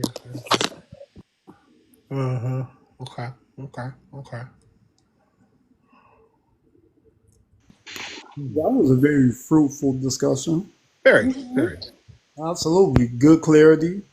All that good stuff. So, hey, that's all right. And again, it still has to go back to proper hermeneutics in the word. That's fantastic. Yeah. Right. At the end of the day, that's exactly what it's like your conviction with God. But it's very rare to find people that are so convicted, especially that wind up getting married, that really believe in the word. And some people are married because they just call themselves Christians, but some people are really living the word. And I think when you have a marriage like that, you and that person can do anything, and y'all can grow so strong because it ain't tainted. It's like you fell in love because you were so in love with God and the word. And I think that's a total different experience. It's a very celestial experience if you could find the perfect person that can take you there and make love to those things and have babies under those things and raise a family under those principles. But how often do you actually see that nowadays? It's probably super tough. I can't imagine being in the single pool right now. I'm sure it has pee in it. I don't want any parts in what's going on around there because I just feel like it's pretty tough probably to find someone who's genuinely, I think you guys have one of two extremes. I think you have somebody who's so heavenly minded they're no earthly good, meaning like you can't have a conversation with them. They're not a human anymore. They're just like a Bible robot. Or you find somebody who's like, you know, I'm spiritual and I'm flapping in the wind and I don't know about anything about God at all. Like I'm just whatever. And that's tough. I can't imagine. Or somebody, oh wait, you have a third choice. Somebody who just completely denounces God's existence altogether. You know what? I don't even know about partnering with somebody like that personally because I'm like, that's scary. Yeah, I can agree. Well, my question is about transactional love, though. Is transactional love, is that in your opinion honest love, that a woman loves a man for No. you know, lusting after his wallet? Is that a sinful lust? I'm sorry, I missed exactly what you said. Can you say it one more time for me? Is it wrong for a woman to lust after a man's wallet? Yeah, of course.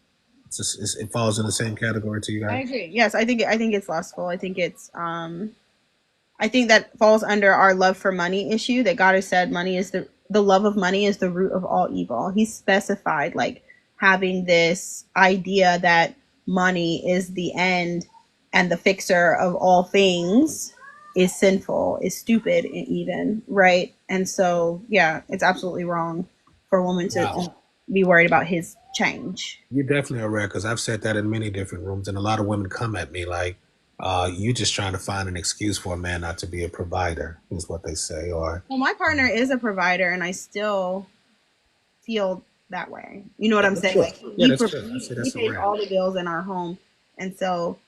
Would you have married him if he didn't? We actually got together when I think for a small time we were both, and then it was just me, and now it's just him. Nice, you know? Nice. Yeah, he won. He definitely won. I'll go with that. Altar, you ain't said nothing. Well, I don't hear Altar because she's normally got some smack. So don't do my friend like that. Don't do her. Not too much of my friend. She like to come for you. I want to hear her comment on that. What you think about that money grab? That you know, that purse grab, Altar? Oh, she gonna play silent, huh? Okay, that's how she gonna do it. Children over there. My son. Yeah, it's okay. That's all good. I heard that you was telling you. I said, "Oh Jesus, y'all done turned it on. It's gonna be spicy in here for a little bit." I tried to stay. See, you should be proud of me. I steered clear of all the things that's gonna call all our friends in here. Oh man, scared. I'll be on the other side. You know, I'll be on the other side. Right, I know. This is not real. Why are you touching kids? Let me know. I'm like, wow, this ain't it for me. Time to go. Someone's gotta say it, guys. Someone's gotta say it. Yeah, I feel. I guess I'd learn something out of that. I'm like, dang, I see why you do what you do. I'm like, I didn't know that some of these religions. I guess it is some religion you got to fight against, though. You gotta say something. I'm big on I like people come because I don't be fussing at people like other. But I think it's just my voice. It makes me feel like I'm not fussing, even though I am. But they're like, "Oh, I'll talk to you about it because you're not young." I'm like, "No, I'm not loud." So I'm really cussing you out. You just don't hear it, but I'm cussing you out. I see. I need him forever putting on that proverb. You mean that 31:10, right? You talking about absolutely, man. Yeah. That's the best one. I don't get why a lot of these men ask for them proverb women. They're not even worth that type of woman, though. They burn that page in front of me. They be burning that page up. Let me give a shout out. You know, because this out for me got 2 more weeks and it's gone. So, Altar, you know, praise the Lord. Proverbs 31 woman, praise God. In the mighty name of Christ Jesus. Lala, you know, I've seen, you know, Lala be, you know, as phenomenal as she is funny. Because she used to say stuff like, "The Lord thy God, Lord," I was rolling. So, but that's my line, Lord thy God. I don't even know where it was coming from, but she is the capable wife. You know, Sister Kana, Taza. I've had numerous conversations with, you know, phenomenal woman of God. And she is the capable wife. Shucks, Miss Matt, she's a married woman. You know, I believe. You know, and she Matt scares me. No, she takes no prisoners. I don't know what do it require to be a proverb woman. I want to really know that. What 31:10? It's a noble woman. It's a noble. Man, You What read is that? Like, what do that look like? well, it's a woman that wakes up Hardworking. early in the morning and He's got it.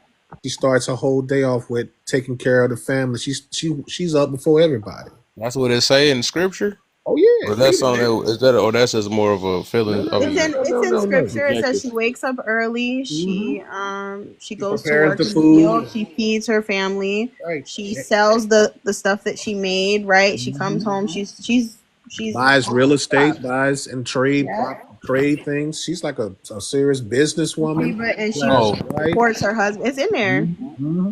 And her oh, okay. husband, he's So an elder. what's the other part? Like, how does she? Because I always hear that scripture about a lot. It's called the So what noble about the woman. part where, like, it say the things that she do, I guess. But what Right. about like how is she righteous? What is she a He's a follower of believer. Christ?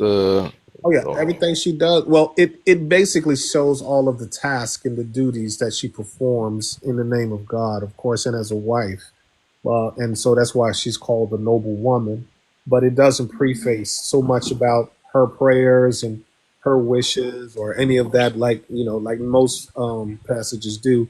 This is more of a description of a noble woman because of the things that she does in the name of her family. And because remember, she's in love with the husband as the husband is in love with Christ. And so that's the marriage itself. She's married to her husband's married to Christ. And so through that relationship, she's receiving God by pleasing God through to her husband. And so she sees her relationship as that commitment to God, and how she performs is unquestionable. But if you show that to most modern women, they'll be like, she ain't doing So that. the thing is, Proverbs, the book of Proverbs is a collection of wisdoms Right, from Sophia. Solomon, right? Yeah. And so that last chapter, which is Proverbs 31, that last part is a letter that he collected from a mom to her son who was going to be king. And so she's describing what this woman is like poetically to her son. And he put it in scripture, correct? What the I'm wife. looking at it right now. Yeah, I see. It just it seemed like that one woman that was like that in that Bible. So I want to compare ourselves to everybody. Compare them to that. I mean, that was just wow. That's crazy. Women want That's to just be. like calling people It's Jezebels. like It God was gives one us. Jezebel.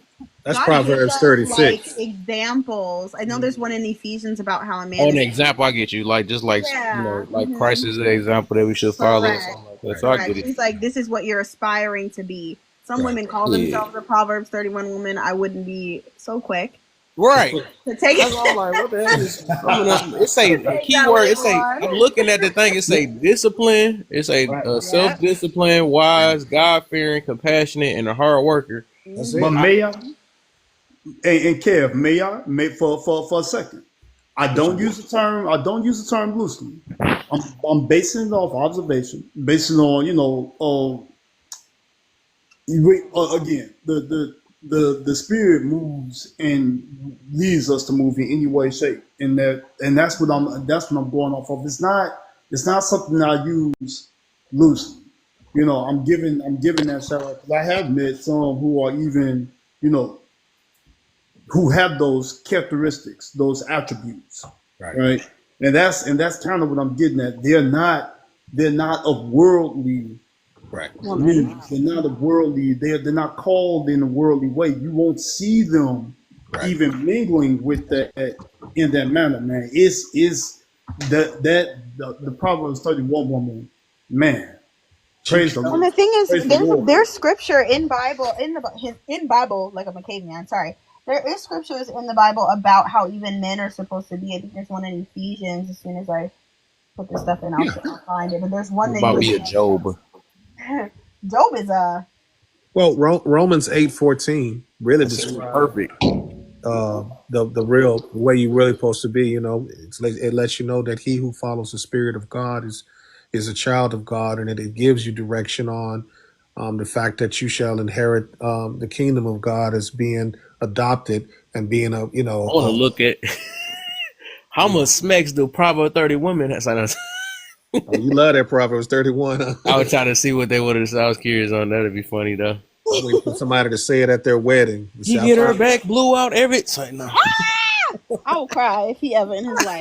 Like, I will what? cry immediately. That's another thing. I don't believe in that, like that little Jezebel thing people be talking about. I don't believe What in that Jezebel stuff, spirit? man. I don't believe in it. I think Jezebel was Jezebel, whoever she was. I think we keep putting Jezebel was other people because, like, yeah. Boy, she was like something else. like I mentioned before, like that take away the accountability by blaming it on another spirit. That's just dumb, you Those know. spirits exist, but I would say this: people have no idea. Like demonic spirits definitely exist. What people are calling demonic spirits is not what they are. So you know when someone has a demonic spirit, and I think what's happening is everybody just want a scapegoat. So they're like, "Oh, it's a demon." I'm like, "Girl, you ain't got no demon. You would know if you had a demon."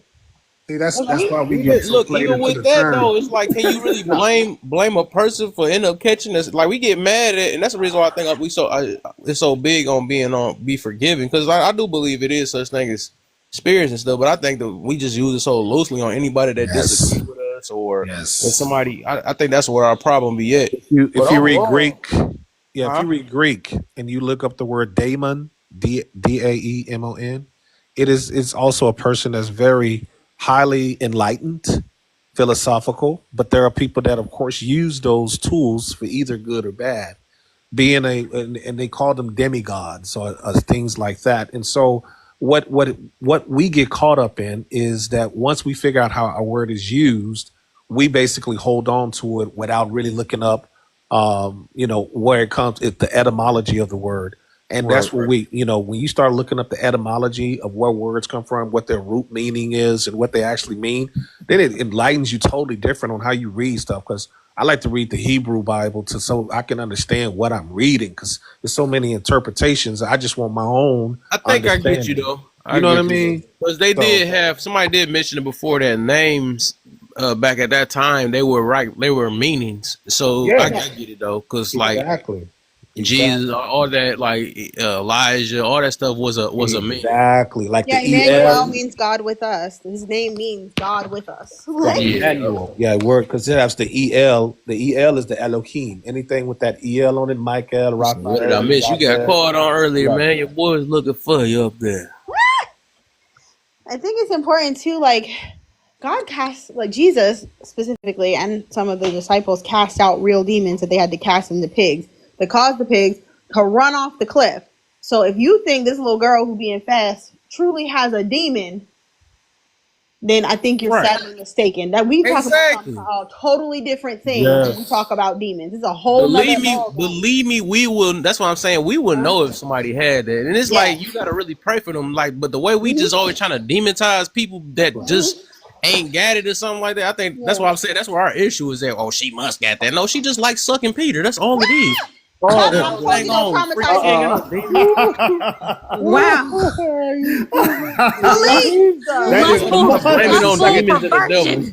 Hey. Kev got the Jezebel. You keep your mouth off your husband. You keep that lustful mouth off your husband. Right.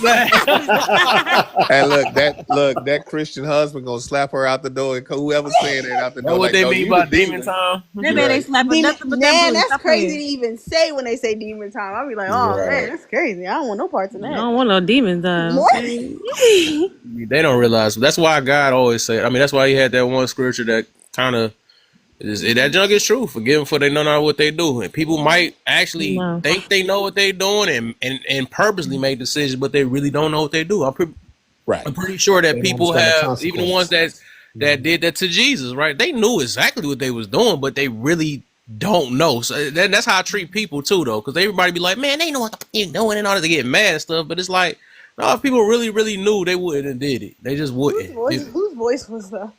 I don't know. I do 1,000 voices, but it's just a habit now from this point. But you're right though, because nobody knows until the outcomes. The outcomes of what they do is when they finally get it, and then they wind up in even that they gonna be defensive on that. They're not gonna own up to it either. They gonna be like, I did what I did, stuff like that. Or some people just gonna feel bad. No, some people don't. They have no accountability. I've had people tell me, like, I believe God exists. I just know he don't tell me what to do, like flat out to my face. And I said, oh, that's crazy. That's deep. He don't tell me that's that pride and ego stuff. I'm saying that's one of the first. That's why I say that's one of the biggest sins. I think that outbeat almost all the sins Hey, I just think that's why do the you devil think got that thrown Eve? down here because of pride. Do you think that Eve was the first rebellion of God? Yeah, Nope. Eve did not make a mistake. Eve rebelled. Yeah. Eve knew what she should have been, doing, what she should not have been doing. What the difference? Here's the difference: that Satan tempted her with something that she actually wanted. That I think people are confused about, right? Like she had to want it to be tempted with, and what she tempted her with was knowledge or even being like Wisdom. God. hmm Yeah, he said you'll be gods just like Wouldn't Satan be the first Ooh, nice, Lala. the I first like that. word? What you Well, saying? Satan I like disobeyed? what I could Kev see just that. said though, Wouldn't it be because the first? Yeah, the first rebellious person. The first created being to rebel. Yes, I can see that. Yeah, I Yes. would think. I was trying to wonder who the first person that the guy was made for I real, or the like first that. spirit. Yep, I like what Kev said because Lucifer would definitely be the angel, yes, and then Eve would be the first one, of course, Human. in the line of Adam. But what she did, do you feel like a lot of women of today is following the same Absolutely. thing? It They want says to be that in scripture. gods, It says that will forever be our qualm. We will forever want for the man, meaning we will forever want his position. We'll right? always want to be there, want to be in charge, want to be, Hmm. and that was part of our curse, just like always being in enmity with Satan would be our curse, meaning he'd always be trying, we're always going to have this beef with him of being manipulated or being used even Right, to bring our man right, down. right. And women So, don't even realize they let Satan use them all the time. Like they right, let Satan use them to bring their husband down, to bring him mm, out of Christ, to bring him to a different mindset. Like you are sowing enmity in your own home, and woe absolutely. to the woman who does that to her own home. That's why they Somebody fall for pull her panders. off, pull Yep, her off. Pandarus. Because It's still doggone, she happening to on this fire. day. And that's what's so That, crazy because when you say it's still happening to this day, it hasn't changed, or it maybe calmed down and then it And then exploded. man falling for the women. I mean, it's literally like that. That's what happened What to it Adam. is, After he had an order, and then he went there and still, oh dang, my wife did it. Let me do it. You right? know, She charmed him right that's what men into it, do. and what happened after that? She became pregnant, and that's exactly Uh, that's why them fig leaves was on their body because they was Debris, I completely agree. She says once you rebirth in Christ, you're not under a curse. yeah, I I agree with agree, but that what too. you mean is what I think you need to realize is your eyes are now open to the hmm decisions you're making and what that does. Without Christ, your eyes are closed. You are blind. You are asleep. You are dead in right, Christ, right? right, And so you don't even notice what you're doing is wrong. You don't know you're sowing enmity. You don't know that pointing your finger and poking your husband in the forehead might make him give you a backhand. Like you don't understand. Hello. Hello. You don't Hey, that understand was a that. silly smack. And he's getting off scotch free for that because y'all haven't come to Christ yet. So the reality is like they don't realize that their eyes are closed. And so once you come to Christ, you go, hold on, I see it. I see how I'm making enmity. I see how we could have peace and I'm making problems. Right? Like I can see these things. Doesn't mean you'll always stop because we are human beings and unfortunately born in sin, but it does mean that your eyes are open. right. But I think women value money more now than they do God, or as far as being I feel able like to. women have always valued money. I feel like Just the like problem. men to value the meow meow more than God. Women have always hmm valued money and just look different. Like for back then, it was could you pay the dowry to my dad, right? Could you take if my dad gives me to you, can you take care of me? So they've always cared about status and sustainability because we need it as the weaker vessels. I'll say, as scripture says, we need those things. But what happened is the same thing that we do with everything else. Humans have perverted it, right? So at first it was like, okay, I need to be sure he can provide and protect and pastor me. These things he needs to be able to do. Now it's like, can he give me whatever I want because I'm a spoiled brat? Mm. And I'm gonna call it, oh, him doing the 3Ps. No, you're not worried about him doing the 3Ps. You're worried about getting whatever you want and not changing anything about how shitty you are as a person. He lusting. I know. Yeah, and you worry about that Peter pattern. See, guys, I said a word.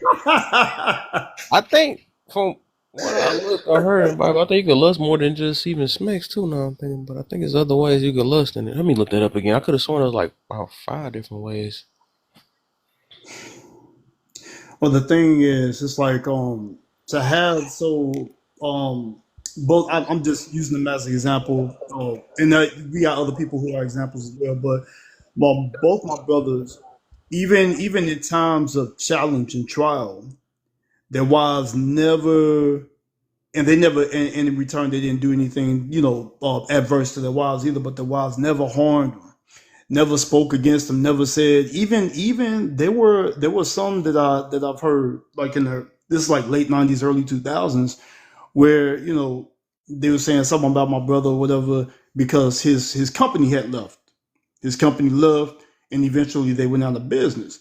And they went through a really tough challenge, and just had my nephew at the time, who's now playing Division I basketball in Minnesota, but just had him and going through a tumultuous time. Yolanda made a great statement. She stated, she was like, "This my husband." Walked in the room, closed the door behind her, and was like, straight told my brother, "Baby, we fine. We're gonna be all right. We gonna make it through." All of that. Shit. I mean, that woman is so respected by the family. It's crazy because she didn't fold under that crazy pressure that was coming. She didn't fold, and they made it through. Praise God. So that's it's no there's no substitute for that type of woman. I also want to point out, Gyro, everybody, that God is not dumb. Okay, God knows exactly what He's doing, and so in Scripture, as He's revealing Scriptures, if women didn't have a problem, He wouldn't repeatedly have to tell her to be respectful. He wouldn't repeatedly have to tell her not to talk, right? If she didn't have an issue, the same way He has to repeatedly tell a husband to love his wife, be gentle with his wife. He didn't have to tell the husband to be respectful. He didn't have to say that because the husband knew it's something that's innate in them. Women are, I'm sorry, but inherently disrespectful toward their men. And so God is like, you need to be respectful. God is saying you need to honor him. You need to, he literally said it's better to live on a tin roof in the sun than to live in a house with a complaining wife. Literally sit there and get burned alive before living with her. So it's just something that I think is important to note, that like, this is a struggle that women have, whether they want to acknowledge it or not. That mouth, honey. Then they really find out what that mouth do. But see, that's why Stop traumatizing me, Kev. That's that's why the word says to tame our tongue. The words that we release, we can't get them back. Once it's out, it's out. And scientific note, sound waves never unalive, I guess, because I got this TikTok thing. But sound waves actually continue to go even when you release it, and that's through time, and that's actually mathematically proven. But all I'm saying is, the words that we speak, and to Lala's point, my sister Matrimony spoke life into my brother, said, "Hey, let's do it. We're gonna make it through." And it's like it gave him an extra kick, even though he was gonna do it anyway because of God's grace. But having his wife with him like that, it emboldens a man to stand firm, and that's why he stated numerous times, he's shown he will, without hesitation, give his own life for his wife and his kids, and he's shown it. That's what it means. Right. To have that Proverbs 31 woman that stands the gap, the way Scripture says, man, it's undeniable. To find one is just a blessing. That's when you drop down to your knees and say, "Thank you, Father."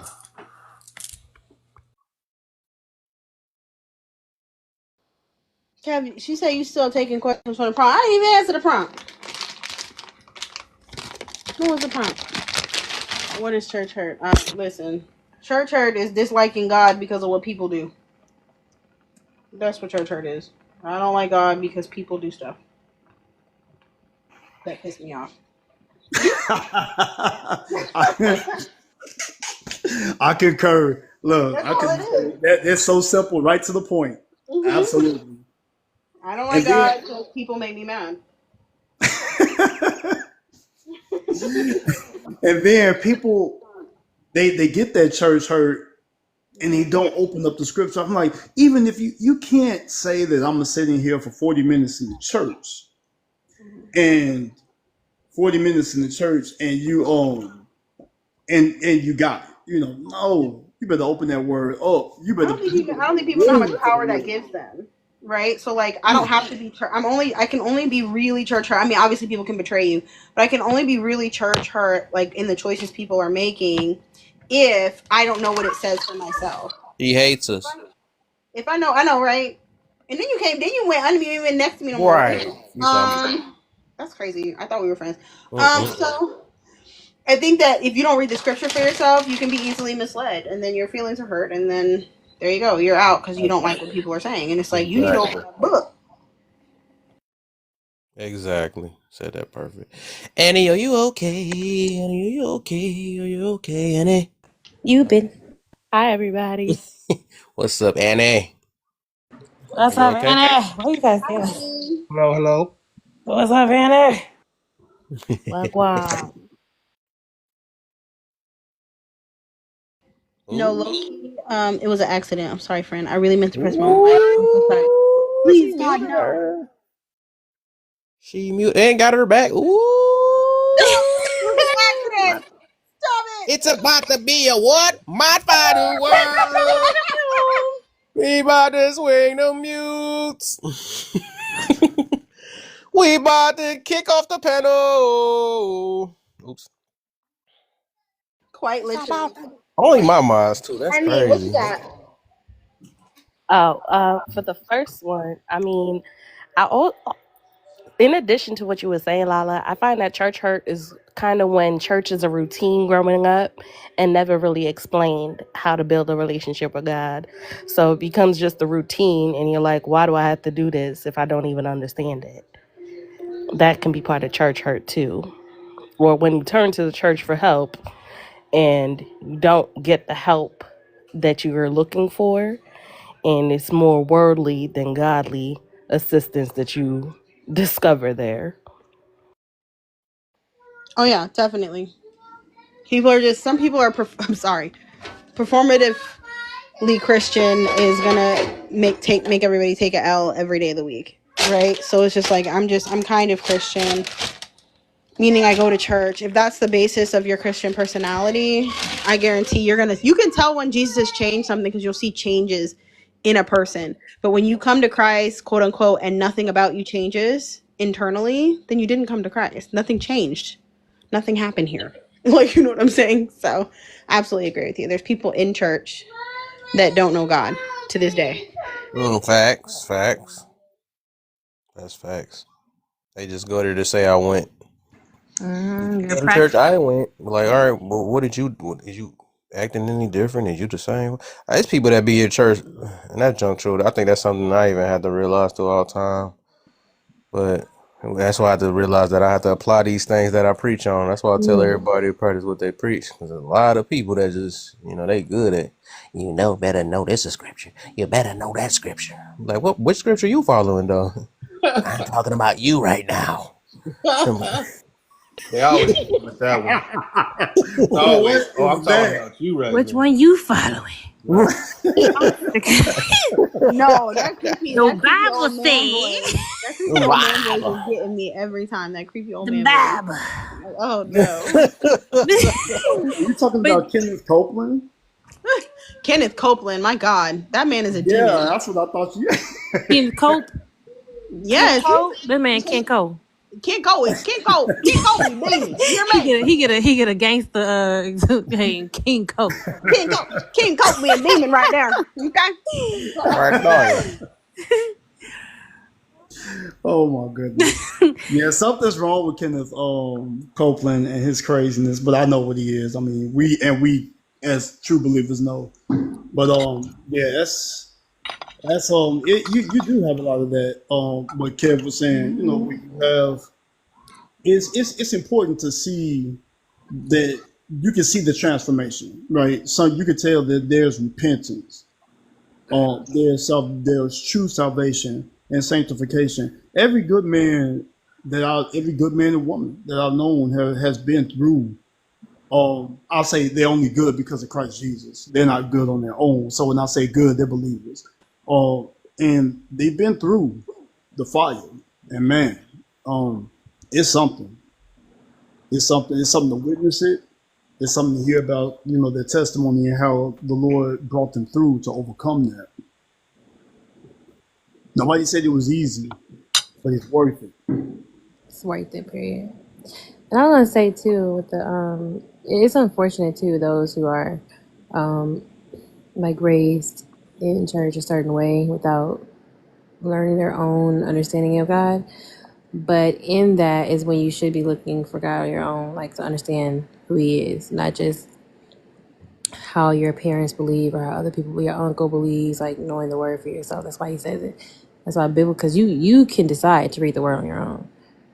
And you can, you know what I'm saying, even in a sense, I would say speak against the things that people may tell you is true when you're in the church. Like you listen, even if you listen to a pastor, if he's reading scripture and he's interpreting his own way and versus what it's saying, whatever case is, like you should be understanding the word yourself as well. So it is unfortunate to be raised in a way where you're being told how to go about it. That's why I say in a sense you would never really you can't really be able to say, okay, yeah, I was really Christian, because you wasn't doing it off your own understanding and merit. It was off of like it being spoon fed to you from someone else. If that makes sense. And that makes sense. Okay. Because that's what people do on Sundays. Also, so Sunday they're in church. They'll listen to the message, but outside of the sanctuary, they're in the sanctuary. Outside of the sanctuary, that the Bible app or the Bible pages are not turning, and it's critical because that's where the Kenneth Copelands come in to deceive, the Joel Osteen's, the Creflo Dollars, and those type of things. If you can't combat it, the one that's coming is going to take you on a ride because it sounds good. The one that's coming, the one that Satan can't wait to get into, he's more deceptive than every last one of them. Yeah. That's good. See, if the pages aren't turning once you leave that place, and that's why it's so scary. And people are like, well, my pastor, that's fine. What the word say today? You know what I'm saying? Like, you want to mix that. Like, it's fine to listen to what your pastor's saying, but you can't, because some people make their pastors their idol. Like, you ain't checking for God because you're so busy worrying about what your pastor said. So you should be having your own relationship with God. Turn those pages yourself. Google their Bible real quick. Let me just look it up what it's saying in the Bible real quick. If you listen to me, if you are not practicing to the point where you're trying to, if you should know a general vicinity of a book, if you looking for Mark in the Old Testament, I don't believe you. I don't believe you even open that book, and you need to do that because it's important, because it's about your soul salvation. And I don't understand how you can put so much trust in another human. Well, the Catholics, the Catholics, they don't pass out Bibles when they go to church. That's the difference, because that the father who's up there ministering, that's exactly what they do. They confide, they command their whole soul to everything that he says and to how he guides them. Only in Protestant, which of course is where America is really built off, is Protestants, who of course the Church of Christ, and of course baptism, Methodist and Protestant and all of them came from, is where you find people started to, of course, want to have a relationship with God of their own, as well as having a teacher to come and, of course, help them to educate. But you find that a lot of people, churches are really celebratory on their common agendas. Some people go to church because they want to be forgiven because they're great sinners. Some people want to go to church because they want to make money. Some people go to church because they're trying to find, marriage or a loved one. And then some of them, of course, are in desperation and despair.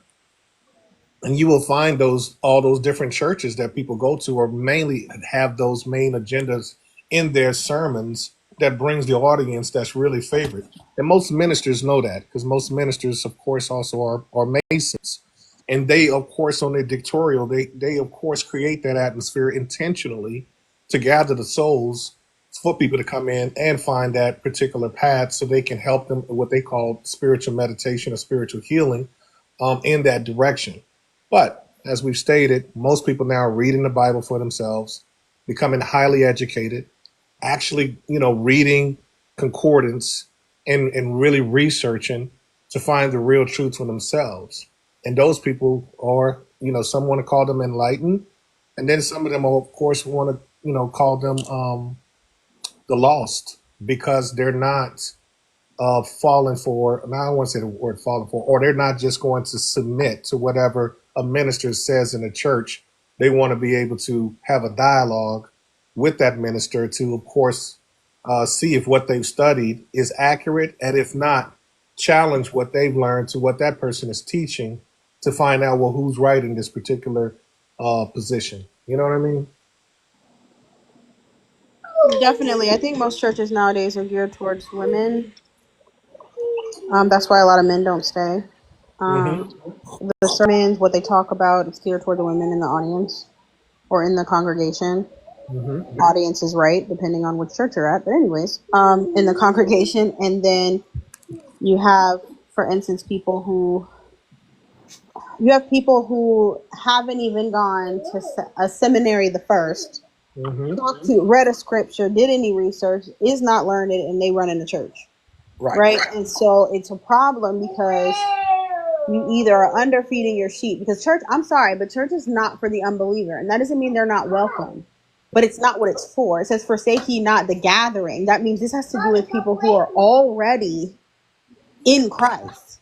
And so here's the problem. People are already in Christ who are now at a church who's only talking to people who don't believe in God. So how are the people in the congregation growing in Christ if all you talk to is the people who don't know God so that you can increase your numbers? So I want to, okay, based off that, right? Off that, you got me thinking now. Because I wonder, like, how do we, so I guess they did change the meaning, because I do get it. The church should be people that are of God. Which I get it though. But what would we call the people that need to know God and they go there for that attention? What would we call that? They're just unbelievers. But then the thing is, there's nothing wrong with it. When I say it's for believers, right? When I say it's for people of Christ, I'm not saying that the people should not come. I'm not saying that they shouldn't be welcome. I'm not saying even that salvation shouldn't be offered to people in the audience, right? But what I am saying is that it should not be geared toward them. Like cater to them. Cater to them. Because right now it's just catered to women and people who don't know God at all. I get it though. You are so right, because then it becomes worldly. Because you're trying to make it comfortable for everybody. Yes. Michael Todd. Sorry. Oh, I get it. What you're getting to. That makes sense. Yeah. Stir up on the Bible.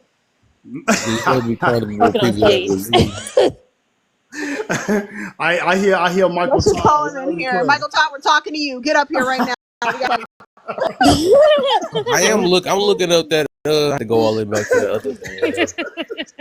So I do see it say that because I was looking up about the Smecks thing in marriage, and it do say, so I guess I kind of in a way changing my view a little bit, because it do say to strengthen the marriage. Oh, no, don't say that. But it do say be of one flesh. That's because I was trying to see what Smecks is supposed to be used for in the Bible, in biblical. Coming together and making babies. One flesh, one flesh, mutual consent. I'm trying to see what is it called. Like, I think, because I'm wondering if it's more of the act or the pleasure that make it. Because I guess it say that's what makes it. Because I see why people be saying it's important or something like that. They say whatever. It's important because it is. I think even the pleasure part of it, though this is taboo to talk about because people just get scared to talk about it, right? The pleasure part is a gift from God. It's for you. It's for you and your partner. You're supposed to enjoy it. It's supposed to bring you closer together. That isn't the problem. Okay. It's the act and how they're participating What in if how they're using it. Wait, before you even go, because I'm trying to hear one person at a time. Oh, sorry. Who, me? Go ahead, Lola. Go ahead. Okay, no, I'm saying, so the point is, yeah, it's supposed to feel good. That's not an issue, right? The problem is perverting the gift. It's like this, Kev. If I give you $10,000 and say go give money to all these orphans, right? This is my gift to the orphans. I give it to you to give to the orphans, and you come back and tell me I bought a car. You perverted the gift I gave you. You misused the gift that I gave you. I gave it to you with a purpose and for a reason, but you took it and you did something else with it. So the only reason, so to further this point, the only reason you would only think sex is bad is if you think God gives gifts for no reason. Like you think God just Yeah. does things senselessly. And I also look at it, it do say it's supposed to be I think it says like a job. I'm going to look at it again. Well, the Because idea is a job. I know what you mean. I guess I'm kind of paraphrasing. let me throw you just in a few things I'm trying to say real quick. I'm gonna let you go, man. It's just a few things. Okay, go ahead. I want to let you, because I'm just learning. I'm kind of learning this now because I hear so many people talk about it now. So they say it's supposed to be a job or whatever. You don't deprive each other from it or whatever, because it's saying your body's no longer yours. And then, okay, so I get that part. I think now I'm trying to get to. I think I'm mixing in because I get it right. Once you done made this commitment with you and God, it's not about if I don't feel like doing it no more, or if I do feel. I don't think it's about that anymore. Which I think I can get it. But I think now the problem is that's why I'm always trying to look up in a way. I don't think it says that's how people are, right? If you withhold it, I'm not even say withhold it because that's the same part, right? But say if you couldn't satisfy this person because they didn't mess their stuff up, people didn't sleep with so many people, them got to sanitize and all this other stuff. I wonder, like, that's what I'm looking at is like, just because you don't get them that pleasure, right? And you, even if you was a tried or was was sick that day, you wasn't feeling it or whatever the situation is. Like, I don't think that, and that's where that scripture come in with unalive duels us part and stuff. And I think people made it so important, right? With that one part, they made it important to where they're willing to give up the whole relationship, or they're willing to cheat and all that other stuff because they done. And I feel like that's what I feel like is people misusing that part of the scripture too. That's the only reason why I got something against like the lust thing, because I'm thinking about so many things because people don't want to control that. Right. And I think the part is that it's meant for love, and so that's why I'm being. So lust is like the reception of it, right? They say that sex is more of a surrender thing, so that means you're just doing it and show that you're surrendering yourself, right? It's not about the way how people view it now about let me get my nut off and all this other stuff. I don't think it's that, and that's where I think the lust part come in, and people mix, and that's why I be saying they mix it in. That scripture as in it's supposed to be your job and all the other stuff. No, it's supposed to be something as in like, even if you feel like doing it or not, this is what you kind of signed up for. But it also don't mean if you don't get your nut off. Right? Like, it's to help. Wait. You're right, and it's to help your partner. Like, if I know that, let's just say, for instance, it's helpful, right? Like, men they just do, and that's okay. I don't think anything's wrong with that. Men have a high sex drive, right? And some women do. Don't try to act like y'all don't. Anyway. People have high sex drives, and sometimes it helps curb your lust. If I help curb that very natural thing that's a part of you now because of the fall, right? It's a part of being lustful or wanting it sometimes is a little bit a part of who you are now because of our flesh, right?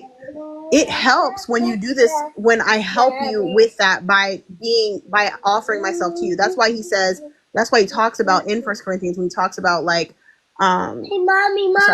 when he talks about helping them not sin, or don't forsake it altogether, like make sure you come together and help him or help her or help each other, because that's what it does. And it's a good thing, because there's a lot of things I wish we had help with, right, when curbing sinful desires. It just happened to be one of these that have very clear help with it. Yeah, and I get it. You talking about like preventing from, but also I think it's also that person's job. Because that's what I think. I think we look at it, and I like that you said that we look at it as if we make it that person to like just like somebody, right? But that don't mean snap on somebody or not work on not snapping on somebody. It shouldn't be in that way, as in like, because I think it got to be a point where you have to discipline this thing that he already called a sin, right? On like with anything, lust and all that other stuff. So even though he said your partner is there to help you, right? Just like you help us from any other sin, I get out of my head. I think it's still like, overall it's supposed to be, our job, because he still said it's still. I'm not trying to put it that way, but I guess he still said it's a sin. I think Absolutely people right. take it out of, they take that part out and be You like, no, still this is have what I'm personal supposed to do. responsibility for controlling yourself. And Yeah. Wait. even the This is fact what that I you was said it trying to was say. natural, some people use that too. That's my natural. I need to feed my husband and all this stuff. I got to feed and I think that's the part that he wants us to control, because I don't know. That's what I believe. I believe No. so But on look, that. that's what I'm trying to answer. Like, look, if you look at it back in the biblical times, daughters were sold as like no different from land, and it's like the same as chattel. They were sold, right? And in order for you to even get a wife back in those days, it's the same as like when Abraham had to work 10 years, right? You got to look at the fact for him to get Rebecca and Sarah. Those was purchases. So women is you got to look at it from the fact that when they made love, it wasn't. I don't think it was a lustful moment for them, because at the time it's kind of like an arranged marriage, and he had to make love to both of them. And I think for Rebecca, he didn't have the same lust as he did for Sarah. I think he had more lust for Sarah than he did for Rebecca, if I'm not mistaken.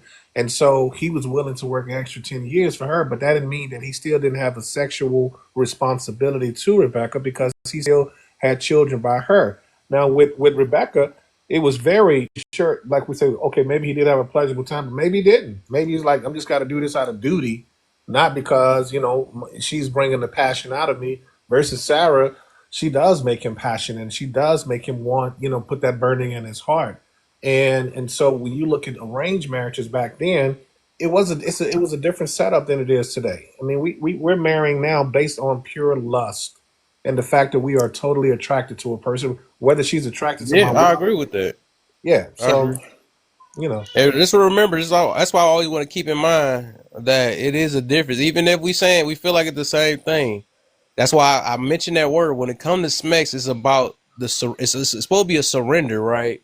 So that means right, you giving it, or you willing to whatever the situation. It's not about how much you can get. You know what I'm right, saying? I think a lot of us come in that mentality, which is the lust part, right? Because they say lust is a strong desire of reception, and hmm and love is more of a strong desire of giving, right? Of I want to do right, this for you. I want right, to.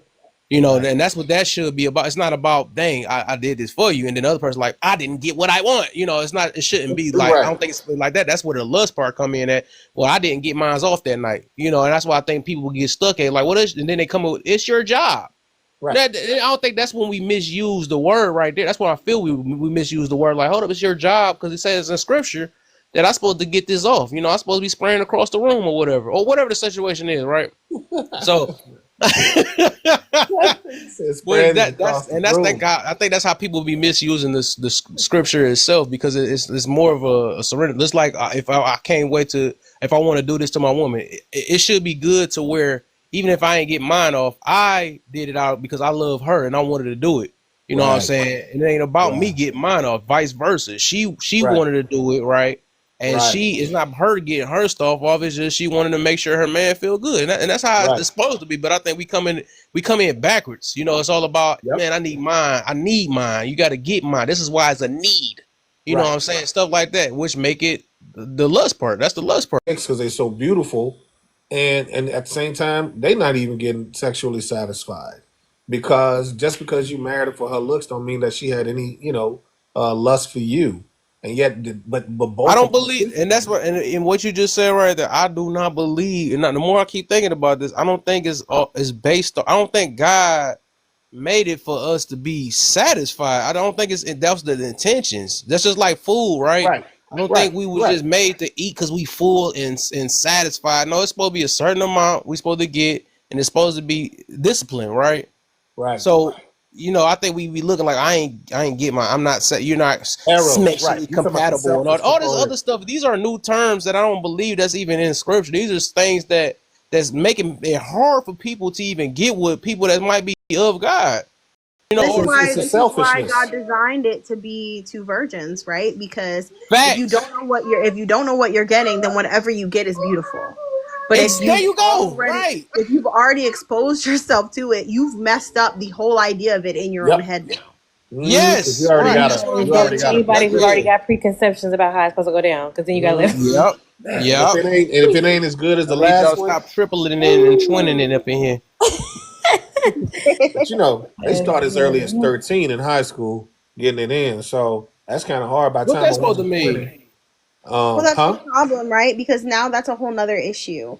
We have Oh yeah, they a starting in couple junior things high now. happen. We have people teaching. Well, I'm gonna say it this way: you have people who are not having the conversations that need to be had with their kids, right? Mhm. And not that, because let's be honest. And I don't know if you guys look this up. I always say this because people think I'm lying, but look it up. When they introduce sexual education to schools, Right, the teen pregnancy and STD rates skyrocketed. right. Because It they went up. open up that genie in that And lamp. the problem it's because the parents trusted the school to Right, teach their children right. about intercourse when it hmm should have been a conversation between that parent and that child, but they were too afraid, or it was too taboo, or made them too uncomfortable to Right. have this conversation, and not just to have sex and I'm gonna punch you in the throat conversation, right? Like it should have been. It should, which is You gotta also a say part of punch the you in the throat. Damn. it's a Y'all part got of the all kind of spread conversation, but across not the the biggest room. part. Chuck punch him in the throat. I mean, y'all got some serious Oh, issues.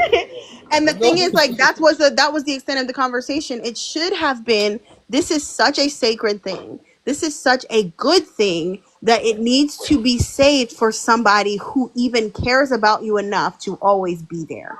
And that should have been had with not only the Yeah. young women, but with the boys as well. Well, I agree Yep. with you, but don't you think media has already even went as fast as far as now? Even before they even school, they already know about it because pretty Hmm. much the music that they hear on the radio, That sound like. the television programs. I mean, Yeah, that's a dumb mama giving their Yeah, I baby a think you come. phone It and telling sounds them like what you they can come up do. with. I'm not gonna say excuses though, but it's just like it seemed like you trying to take away from the intent of it by you saying that the world is putting it out and all the other stuff. Well, we understand that part though, but it still don't change They're gonna the see fact it. of what was written. You know what I'm saying? So just well, because no, the yeah, you world don't Do want y'all wanna to. think?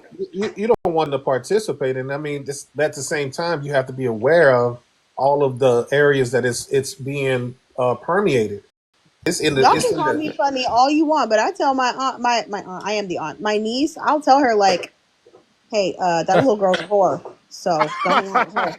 And she's like, No. oh, okay. And I'm like, hey, she's gonna be pregnant by the time she's 15. If she doesn't stop, I would not hang out with her. Like, I'm just blunt with her so that she's aware of what the problem is. But if you don't ever know what they're reading, know what they're listening to, know what they're watching, know who they're right, talking to, then right, you're right, not Right. going to know what conversations to have with them. And that's a parenting neglect problem exactly. because you're so wrapped up in yourself and going out and being cute. And I can get a man and I got 2 kids and I can still get a man. Like, you so wrapped up in all of that that you're not even looking at what your preteen is having to deal with on a daily basis. Right, right. You know, That's why I so say pray for not just pray for your kids, but pray for your friends, because the influence. That's why people like they'll say, I raised my kids be this way. I raised my kid. Yeah, you can raise your kid to the top notch, but influence is a huge deal. No matter how much people want to, You influence are is so huge. right, alter ego. Yeah, What, influence is really huge, and other people can influence your child while you then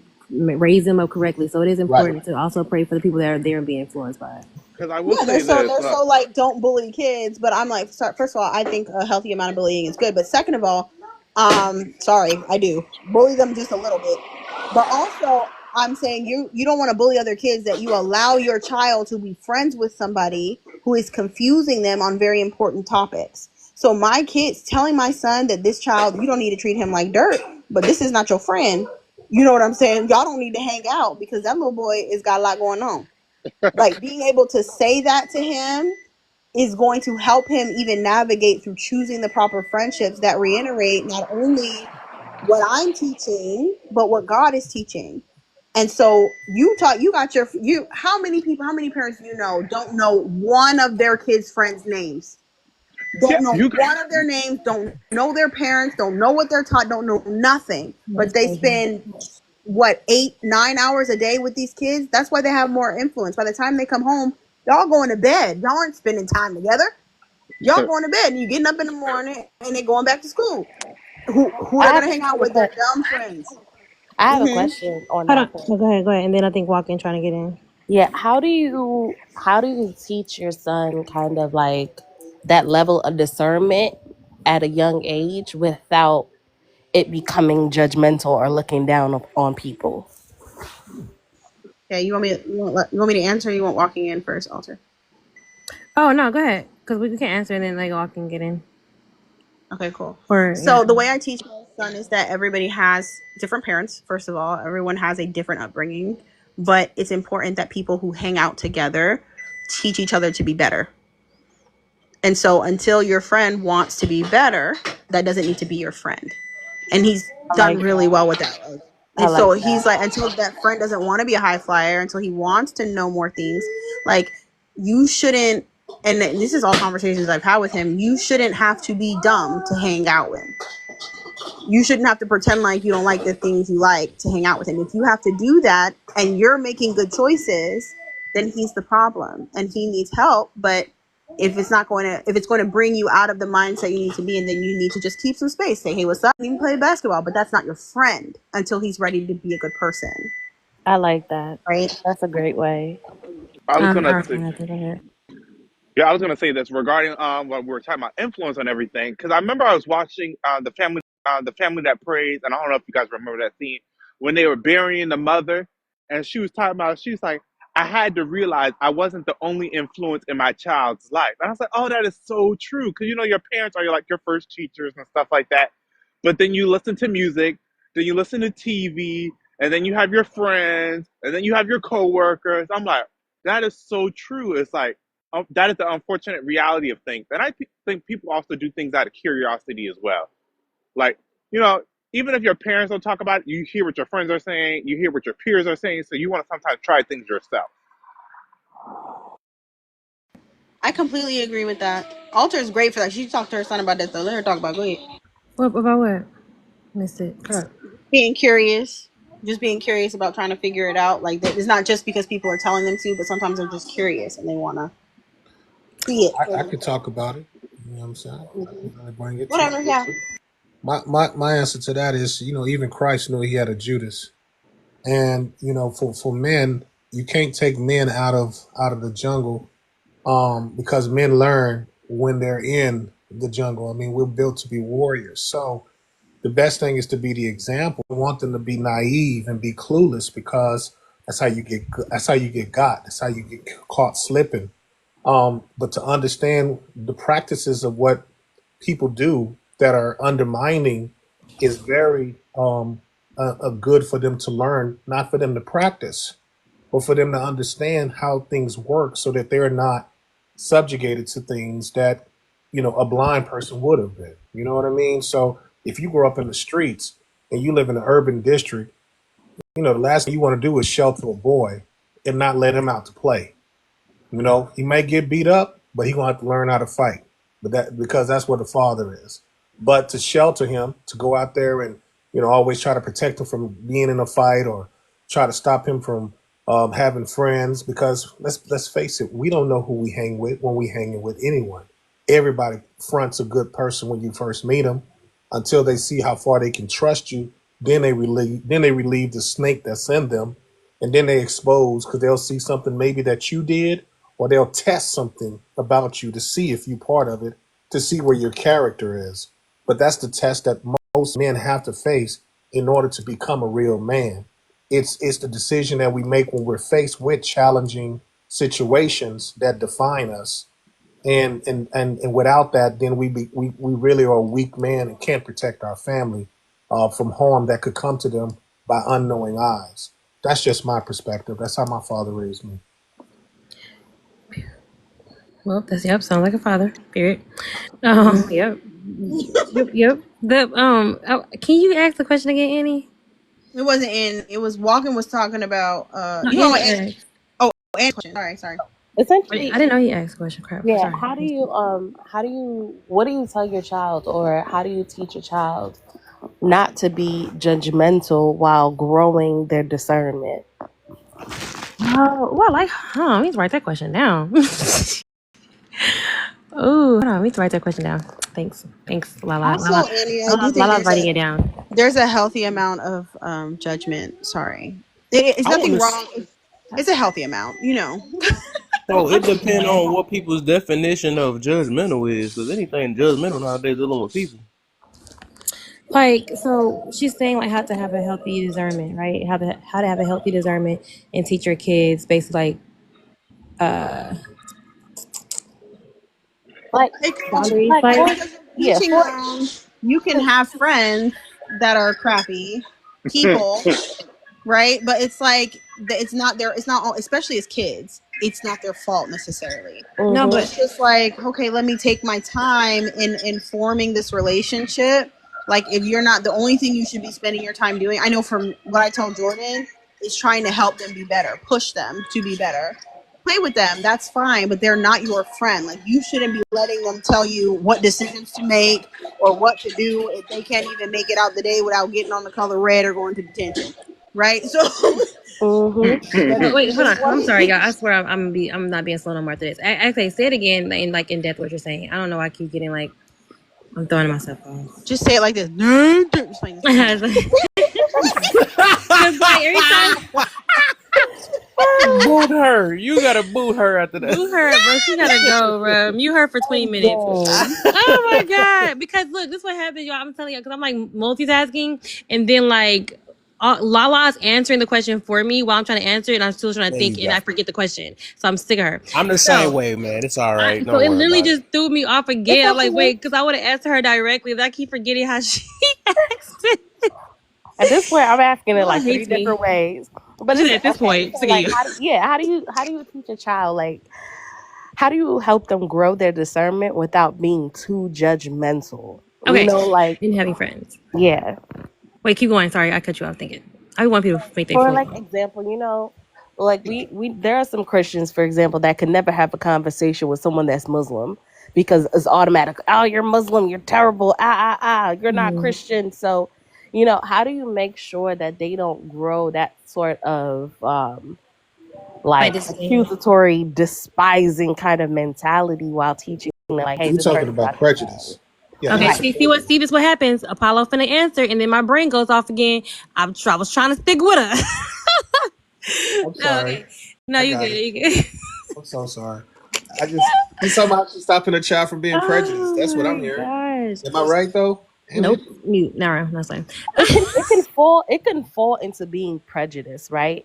But we also have to look at it as somewhat of being judgmental, because let's say a perfect example, like you're overseas, let's say you're in Israel and there's a bunch of people that are Jewish or Muslim, right? They go to the same places you go, they looking at the same things you do, they getting the same kind of experience that you're getting, just from a different standpoint. And they say, well, this is the upper room, and this is where they receive the spirit, because that's typically a Catholic background. And let's say you don't agree with that, and you're like, ugh, that's not real, I don't know, they got it all wrong. Like, it's very condescending and judgmental. So okay, when I'm you're gonna just at explain another how level. like I'll just explain then how like I go about certain things like this.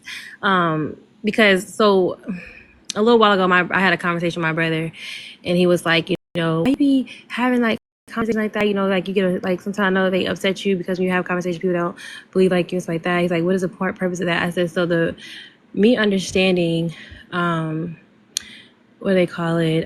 We call it like apologists, right? Like why you defend your faith. I always I teach my son how to defend what he believes in, so that when you are out in the world, because the thing is, it's not necessarily your place. Granted that we have conversations in here, but we're talking about like a kid who's out in the world and who there's going to be so many people, like you said, with different beliefs. I don't have to chase you down to say how your belief is wrong. It's not necessary. You need to know what you believe in and stand on what you believe in. You don't have to fight people with that. You don't have to, right? So if you're dealing with people that you're friends with, that you're, you know, becoming friends with, I be mindful of who you call a friend. My dad used to be so hard on me. He was telling me like, no, you need to know what friends are and associates. Friends and associates. Like he wanted me to understand the difference. Like everybody is not, because my son is very social. Very, very social. He can make friends in 2 seconds. And I'm like, hold on. Is this friends? Are they like associates? Like you're like, you're cool with, but things like that. But I teach him like when you're teaching the values for them, putting the values inside of them is creating discernment, because you have to have discernment of what it looks like. What does a friend look like?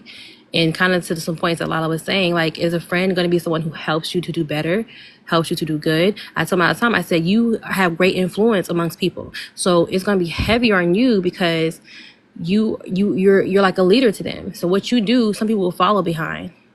And when it comes to certain things, like you can't give in to certain pressures, just to fit in, or say, like just because he's really good at, he's really good in his studies, right?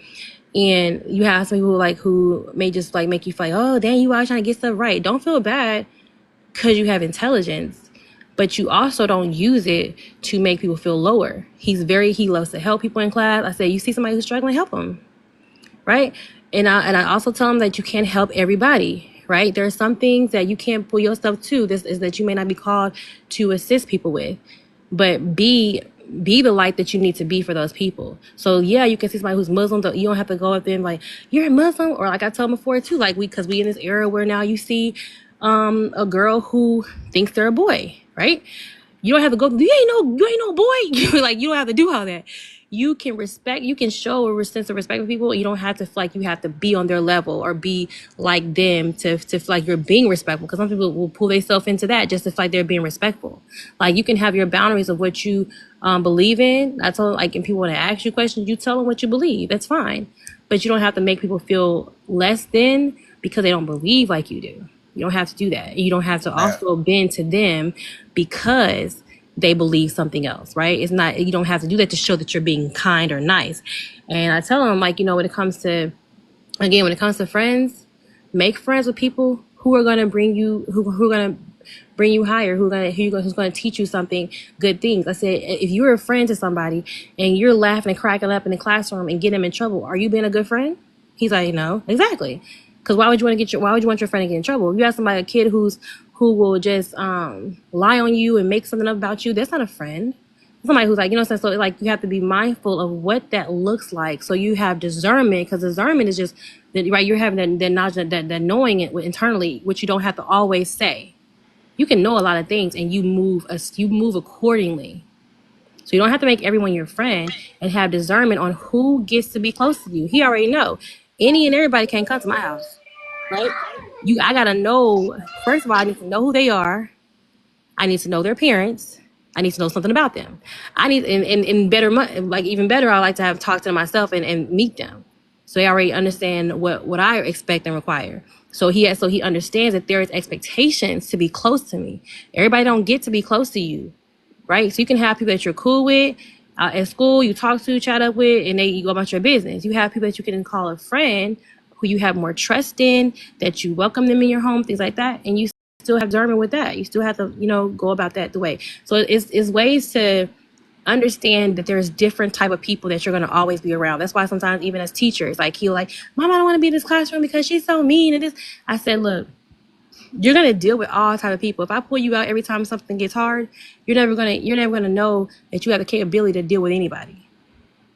Now, you don't have to make people, because you don't have to bring them to yourself and make them, like I said, you're buddy, but you deal with people accordingly. You decide who you let close. You decide who you keep far away. And you also are responsible about how you present yourself to others, right? And how you present yourself. So if you know what your own values are, what God expects from you, what God requires from you, and that he's out there to help you, you good. So it's just continuous lessons. But since he was a kid, or since he was like a 2 years old and up, just teaching him how to move with people. Like, you don't have to. I remember one time he's like 3 years old. And it's this kid who came over, was so mad at him, and he kept running out the door saying, "I'm leaving. I'm never coming back." I said, you run after that kid one more time, it's gonna be me and you. You better not. He used to make me so mad. He used to run after this little boy. He used to make me so mad. I said, you do not run after him no more. If that little boy want to run out and leave, let him go. You don't know. That's not what we're doing. You teach him how you handle stuff. Either y'all can have a conversation about it and go. He may need to go cool off. Let him go. It's all right. Right. but also know who's a friend to you and how to handle situations, things like that. So it just, but he knows how to, at the same time be kind to people and respect like their who they are, their boundaries. I said, and people also need to respect your boundaries. So it's just those levels of just learning little points and seeing where they experience things in their own life, and then teach them how to navigate that. Like, you don't have to write that person off or call them this or that or treat them different or mean because they they're in school. No, you just go deal with people accordingly. And you work Oh, with Hey, I so them. you want to know, say I this love too, that. though. I love uh, that. I want to say, just to throw that in there, because it seemed like when we say the term judgmental, it only seemed like it, from what I hear, it always seemed like it always referred to Christians. And Christians is not the only one that do that. And I realized that too, because you can find that in any religion. There's going to be some people that's just want to demonize you or something like that. So that don't only just refer to just Christians. You know, absolutely, absolutely. And I mean, someone in the comments was like, explain it biblically. Based on what also was saying, the two verses I could think of is judge not lest ye be judged, and let your light so shine amongst men that they may see your good works and follow and praise the Father which is in heaven. Right? So you're definitely teaching him qualities of a moral person while still instilling those values, those religious values in him as well. And I mean, for me, it's always something I've struggled with when people become really judgmental based on their faith, mhm. because I was raised, I'm Seventh-day Adventist, right? Raised in Seventh-day Adventist church, went to Catholic school. I've worshiped in different, I've been to and visited and prayed in different temples and met with different people, but that has never changed my perspective or my journey with Christ, right? And I find it so, that's part of my church hurt is when I'm amongst people, and instead of asking questions and seeking to understand another person's path, or their lifestyle, it's always a battle with some people. And I never like that. That literally, I've been upset with somebody because of things like that, instead of just being understanding and accepting. And for me, I like to say that my walk with God, my journey is based on the footsteps of Jesus. Because when I look at that man's story and the people he talked to and the things he did and all of this, he was tearing it up. He pulled up and started shaking rooms. You know what I'm saying? Like, people was mad at him. But it's because he spoke a message of love, acceptance, and understanding. And when I see individuals kind of neglect that or run from it, it turns me off. It kind of makes me look at them side eye, like, oh Lord, you really need to do some work. So I appreciate that answer, and I And and I love the way that you're saying that. the second part I wanted to throw in there that I forgot to say is that with the judgmental thing, I guess that word is what I learned with I think the more you start um the heavier you believe in what you believe in, right? The judgment people that's so-called judgmental don't really affect you. I think really judgmental people affect people that's not really secure in what they believe in. And also, our reason why I say that is because like some people get mad because they be like, "Hey, you're gonna go to hell" and all this stuff, and people get mad about it. What the heck? Who are you to judge and all that stuff? But if you read up on your own and figured it out yourself and stuff, you would know where you stand at. You don't have to go off another human being or them demonize you and feeling like that you're a demon because they said it out their mouth or stuff. Otherwise, you feel, or unless you feel like they might be right, you know. But if you, the stronger you in your beliefs, the less you care about how other people what they got to say about you or this judgment they have, because it's gonna be people like that. So I mean, I look at the word and I want to. You got me want to look up if the word judgmental is even in the Bible. But I look at it if we talking about that, I think it's like stuff when we telling somebody that you look like a bum or you know stuff like that when we be talking about you a brokey and all this stuff. I think that's what would be more considered judgmental. I think a lot of times some people be when somebody's speaking on righteousness and stuff, they want to be like, "Why you're being judgmental?" And none of that. No, I gotta stand on what I supposed to push out. You know, I'm supposed to push out righteousness, and just because I'm pushing out righteousness and to make you uncomfortable, that don't make me judgmental. But then also, I do believe in the way that if you put it in a way to put down somebody, right? That's also another way you can look at, because I always get on people about the haughty out, which is what God strongly dislike. He said he mentioned that a few times in the Bible, where people kind of look down on people because he wants us to really kind of pray for them, not just say you a horrible Christian and we ain't supposed to do stuff like that. We supposed to kind of help people along, not talk down on them. So I Like, can. Alter ego. Can I ask you a question? Oh, sorry. Go ahead. Okay, or I wanted to ask Alter, but anyone else on the panel can answer. But I want to hear Alter's perspective. All right, so how do you teach your children, or what's called children in the world, that they can be religious, but don't be so religious that you don't know how to move throughout the world? Because like a lot of times there's people. My granny always tell me that she's like, don't be so religious that you don't know how to live in the world. Meaning that what's called like you grew up religious, so you grew up around all these good people with morals and values, and they love God and they praise God and they try to do the right thing. But when you step out into the real world and you see people don't move like how you grew up, did that make sense? Like there's yeah. some people, like I'll say, me and some friends went out of town to Houston, but they grew up so religious, so like they don't know how to move throughout the world. So we was in a Alter. nice rental car. We went to a nice rental car. We was going to the club or lounge, and there's like these like homeless and bums and stuff like that. They was going to park their car there, and I was like, "You can't park here." And it's like, "Why?" I was like, "These people were breaking your nice ass car and take whatever's in here," but they didn't know. This like, really, people do that? You don't? She's like, "You don't think?" I was like, "You need to park your car in the garage." There's some people who grew up so good and holy. I don't mean that in a bad way, but they don't know how to come through the world. So how do you teach that, like that Well, happy medium? well, I Yeah. mean, my answer to that is very simple. I teach mine that look, in this Bible you got three different religions. You got people of the Jewish faith, people of the Islamic faith, and people of the Christian faith. All of them are coming out of this one book. And I told them, I said, even though they're all coming out from this one book, they all are seeking the same thing, which is God.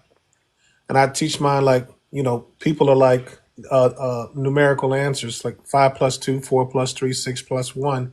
All of them are saying 7. But for some reason, we all fight each other on how we got to 7. I said, what you want to look for is, does a person understand 7?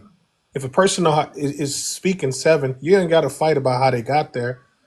Appreciate the fact that they wanted to get there and that they did get there. We are in a society that teaches prejudice, and prejudice just means prejudgmental. And who are the slave owners were prejudiced, and they taught that to the slaves. The slaves did the same thing. We still are prejudiced. We are really more prejudiced than YT people, to be honest, because we have prejudices on so many different levels, from skin color amongst ourselves, from Hair texture. texture, you know what I'm saying, from where you live at, how you talk. Some people say, "Oh, you talk white," instead of saying that you speak articulate. We give articulation to just the color white. Fascinated me. I'm like, how can you give articulation to the color white? So if you white, you articulate, and everything else is just What considered to does the be color black unintelligent. mean? You know what I'm saying? Like, it's just ignorant, not ignorant, ignorant, And so I had to teach him that, because we come from a prejudiced society, a lot of those things are within our own culture, but you have to be aware of that, because it's systemic, and Right, it's unbeknown to people that they are that way. A lot of people are right. very clueless about them being that way, because from where they're coming from, they're That's just thinking, normal. yeah, they thinking they're doing the right thing. And so you got to pray for them, and not, joining them in the argument, because once, like my father told me, son, if you got a crazy man and you trying to prove to him that he's crazy, understand one thing: you're more crazier than him, because he's unconscious. He's just crazy. Now you're trying to make him conscious of something that he can't even understand what conscious is. My friend You always crazy. says You're that more crazy than him. you can't explain crazy. It's crazy. Exactly. You can't explain crazy to a crazy. They'll be like, "What? No, you crazy." You know what I'm saying? So you have to pray for people that you feel are prejudging you, and move on. Take nothing of what they say into your heart, and know where you are. Just like my man said, you know where you are with God. If you know where you are right then, everything else, you shielded from everything else that can come at you. Yep. And I mean, that's a great point. And like, biblically speaking, I might be misquoting the verse, but it's do not conform to the world, but be transformed by the renewal of your mind, so that through that transformation you can discern what is the will of God, what is good, I think what is acceptable and what is perfect. So 4 different things, right? So yes, you will be in the world, and the world will have an impact on your journey, but you're not to conform to it to the point where you become part of it, but you have to learn to understand it and know how to exist in the world, right? So it's to say that you're not going out there, and I mean, some people, they're called to preach, they're called to be a prophet, they're called to do those things, but your actions and the way you live and the questions you ask and the people that you try to get to know should also speak volumes to your faith. So kind of going along with that second question of you live what you believe in, and through that there's a difference that is seen in your actions, in your words, in your thoughts, that helps to transform you to become a stronger and a better person, to understand what God's will is for you, especially, right? Because it's different for all of us. We share similar, but our journeys with God will always be personal and direct. Absolutely. And we have to kind of live both lives and live and understand both lives in order to figure out what that purpose is. I like how you said that that part. I like that part you said when it comes to like how you say like being in the world, how you still But operate in the world, but not of the world.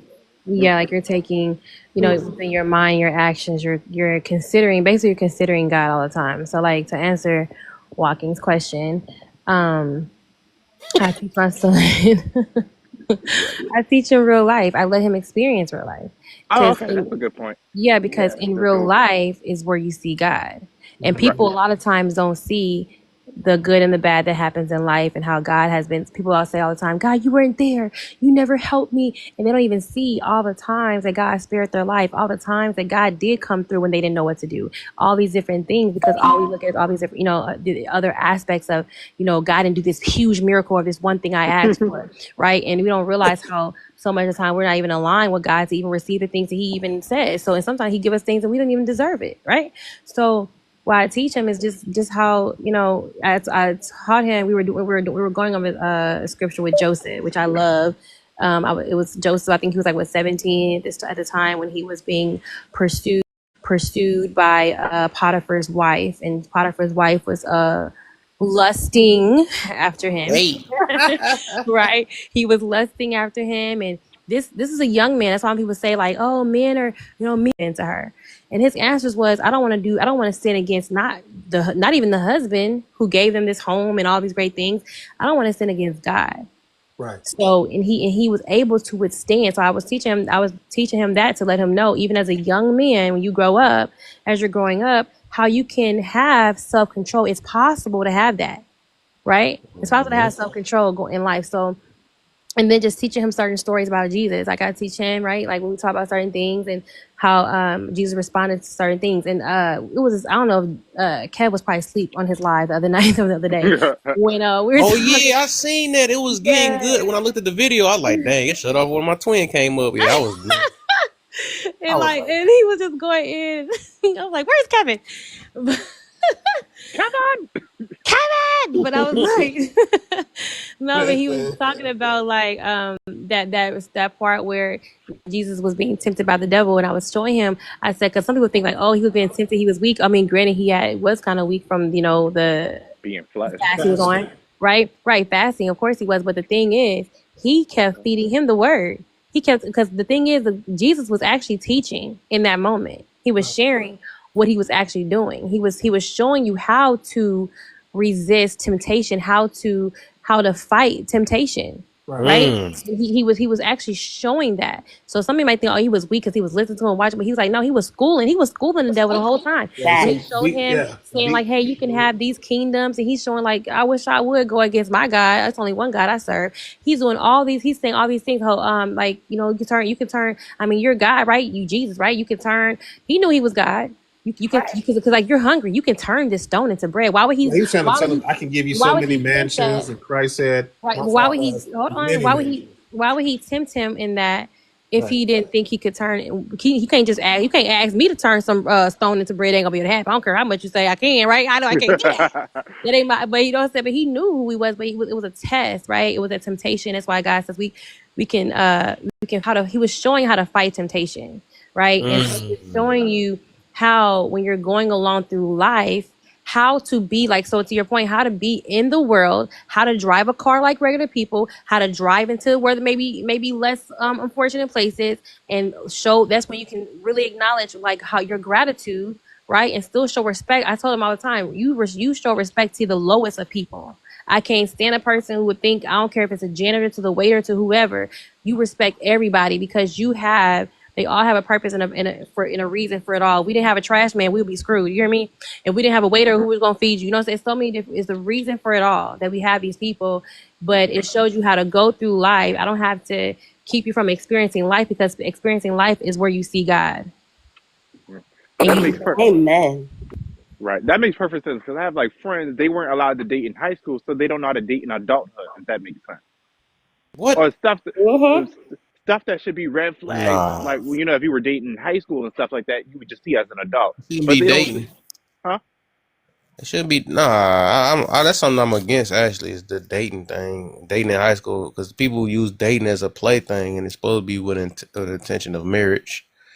So I I think mean, what's God? But you know, it's a practice. You have to practice at some point. I mean, you want them to no, you practice when don't they're have in to 20. practice. You have to focus on yourself and know who you should be connected with. You really don't have to do the acts to know about it. Yeah, so basically so because you know as I listen to certain things, so I really agree with that. Like I be cringing when like people like, oh yeah, my son girlfriend coming up here. Who your son is 12? Who girlfriend coming up here? Please help me. Right. I That's why I become say a high school. parent real quick. Like I said, middle school. I mean, but regardless of Kevin, whether you want to acknowledge or not, people are dating. I mean, that's the I'm reality not of the saying that. world. That's all the same thing Apollo was doing. I know how the world works though, but I'm telling you that that's not supposed to be the intentions. It's nothing in the Bible you're gonna say date first and then find your one. It's all about you finding your equally your person. And it's supposed to be actually you're supposed to be like even all the kissing and all that stuff. That's all that if we don't want to get deep, all that stuff you're not supposed to be doing before marriage. We're just not. You So, but really how supposed to do be you That's find? focused on. Wouldn't you that's find your husband or because wife by dating them?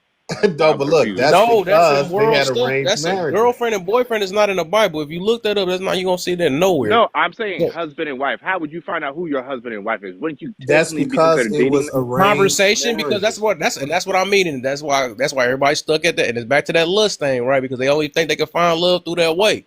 That's what I'm getting. The fact that you even asking, that's what makes it sad.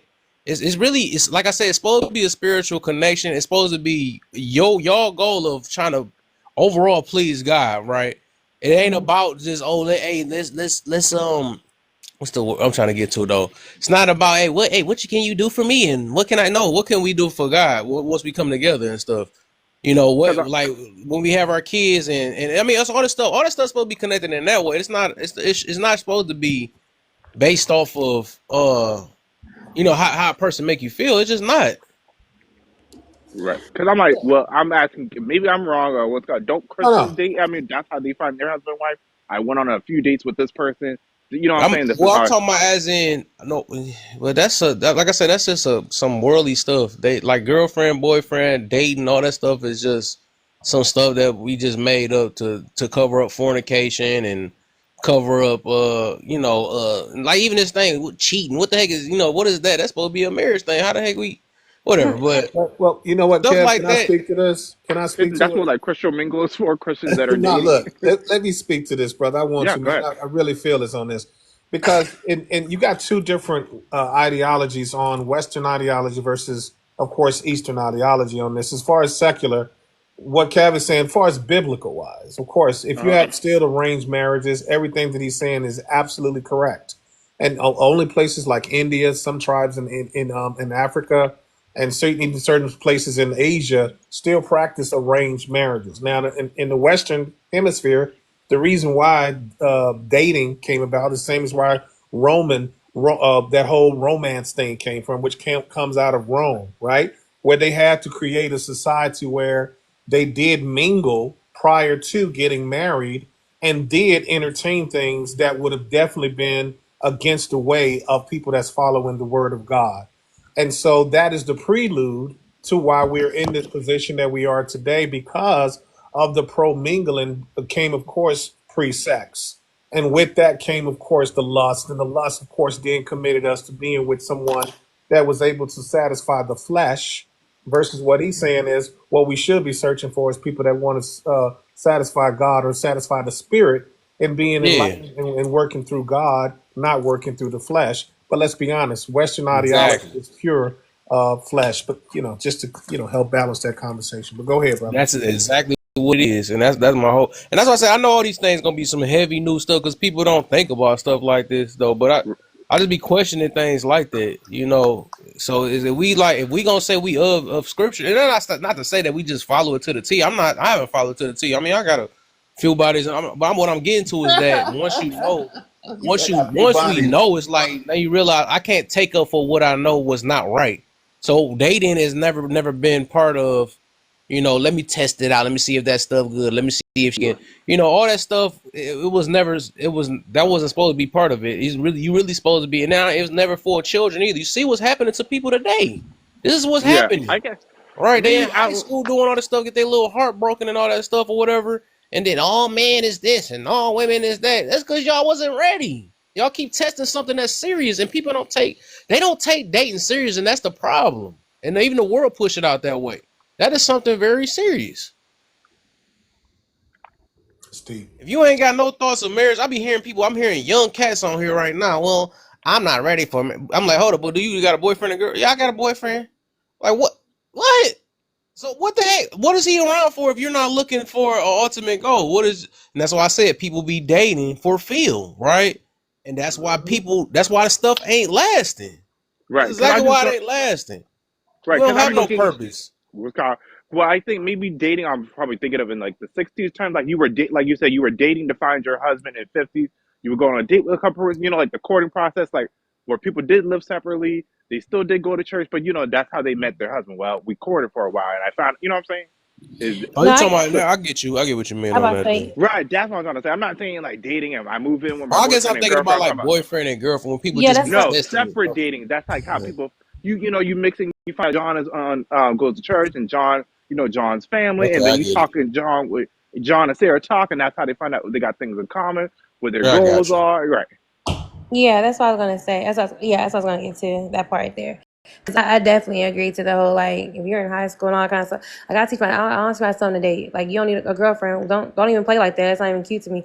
You don't have no girlfriend in school because that's all a distraction. And you don't need none of that. Like you don't need it Right. all at all, right? And once we like really truly understand that and teach that to them so they can know and give them the tools that they need to know how to navigate that, to see like the reason. Like a lot of times for certain things that you do have to kind of explain the purpose and reason behind that and why it's not necessary and why it's not something that's ideal to do. But like you said, like when it comes to the courting process, for sure, like get to the white, because like Kevin's saying, like date with intention, like date with the purpose of this person look like this can be your wife, not just sure I'm trying to get a girl to like this girl. Like you said, Yes. I want to talk to my trying to have a girlfriend in high school. For what? Why? They're a headache. Stop it. So like, it's like no, you know what I'm saying? Like there's a whole headache. Stop playing with them. So I Right. just think like teach them, as they're in high school, your focus is school. You know, you would go to school to learn, to work, to have social experiences and things like that for sure. But understand the purpose and like be about your business, be about the business that God has for you. Because only thing that comes with that, as we know, whoever has like had boyfriends and girlfriends in school, we understand the waste of time that it is. Some people, they go through high school all the way to marriage, things like that, fine. But it's like teaching them, and not saying, "Oh, yeah, that's cute, that's cool." Like teaching them the reason behind not doing that in elementary, high school, all that kind of stuff. Like the purpose of it, not giving yourself up. Understand the value of your body as a man, the value of your body as a woman. Like that is not cute to be in the theater room at school behind the bleachers with them. Like stop playing. Like no. You know what I'm saying? Like it's not respecting your body. That's not showing, that's your own reputation that you have to have, and it's not worth doing, right? Because your body is sacred just like anyone else. So you keep that for you. Like Kevin said too, with the kids and all that. What you know that for? Can you take care of a kid right now if it comes? Like, can you do that? Because you know what I'm saying, all these different things, like, and then on top of that, not even that, but is it giving honor to God? And we know it's not. So it's something that you don't. And the thing is too, once you start something, we already know how hard it is to stop, how hard it is to change. So why even introduce yourself to something like that you don't start something that you don't want to finish. That's really what it comes down to. Don't start anything that you don't want to finish. And if Yeah. you So don't that. see yourself with this person, it's unnecessary, right? So but like you said, though, courting, because I think there is, to me, I believe there is a godly way to court, right? You're Yes. Yeah. speaking about how to be intentional. Like, Lord, I have, my mind is on you, my focus on you. If you feel like it's time for me to find a wife, find a husband, I'm here, I'm listening, my ears are open. I'm not looking with a lustful eye. I want who you have for me, spiritually, who you have for me. And if you find out, oh, this is like a guy who I can really bring to mom and let her see him, and you guys have accountability partners. You should never be like cool close to them. Like, you don't have people like that you can talk to and go to because you're gonna, because those because you still are in flesh, it can still come up. It's like, so you have to teach them, hey, when y'all go out, you should not be going out alone. She cannot come here. Don't have her come to your house and hang out. And you have to be mindful of what you're doing, like how to actually court that, how to actually keep God in the midst of what you're trying to do if you want to keep it holy. So it's a way to Hey, do I it. think right, and I look at it too that like even these statements like this is what's messing people, and people just don't realize that, and they continue the same thing like, "Hey, why you don't have a little girlfriend? Why you don't have all this stuff we be saying like why you still alone and all that stuff? Well, why should you be? Why should you be with somebody? You know what I'm saying? And I think we messing, and a lot of people is messing people up, man, when they do stuff like that. Why you gonna be single and sad and all that stuff? No, some people bitter with Right. people. They don't Right. understand that though. So it's like, what the heck made you think in your mind that they ready for a relationship? But like I said, it shows that people take this as a joke, and it's not. It's literally showing today how people acting. Why they decentering men and all this other stuff, and why I'm a passport bro, because they was doing that. They was one of them people. I was one of them people, shoot. But I had to learn myself, like, hold up, was I really ready? Or was I just listening to everybody else? You know what I'm saying? But that's something really serious. It's hurting people. No, that's so good, because you have people like, you already know they coming to you for everything, and you telling them to start a family. They can't even keep their card together. Why you asking them to start a family? Like, stop. They don't even go to one side. Leave it below. Let them figure out their life first. Facts, But I'm like, that's so wrong. Like, you so ready for these grandkids that you finna keep. You gonna have them grandkids. Don't worry about it. You want them? They coming, because they gonna drop them kids off at your house because you beg for them. Right out the door. Like, they're gonna be right. You gonna be a whole, yeah. You gonna be a new parent today. It's just silly. Like, why set your kids up for failure? They're not prepared. They're not prepared. Let them prepare themselves. Get them to understand what marriage looks like. It's not just to have the bells and whistles. It's not just to tell my grandma, I'll be able to call her, Mama, I got married. It ain't about that. It's about understanding what comes with that.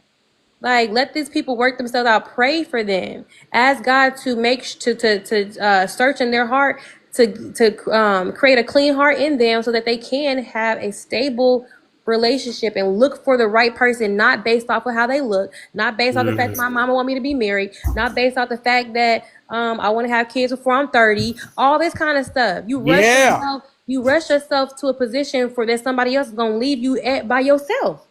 Like, because then you be like, Mama, where you? I gotta go here. No, don't be busy now. But at that point, it's on you, because you did the action. So it's like, hey, I'm gonna do this stuff on my terms, and as parents, we should be really like big on making sure our kids are prepared before we're just rushing them into something, because we feel like in society we're worried about where you at in life versus where they are with God. And I think that's just so important to understand. Like, let these kids get to where they need to be in Christ, so they can be the very thing that you're wanting to see them in, but you can't rush the process with everything. Absolutely not. Setting them up for failure. Everybody keep trying it their way and get mad at everybody else and still say, well, I'm gonna do it my way. Well, it still haven't worked. I still don't get it. But like I said, a lot of people mess people up. You know, that's why we can't talk to some of these people on here right now. Well, you did it. What about you? You used to no, but I learned too. You know, I was supposed to stay stuck at my mistakes or something. I don't, you know, I don't know. It's crazy. Oh, that's good. That part right there. Like, well, did you have kids first? Oh, yes. That's the whole reason why I'm telling him not to. What the heck?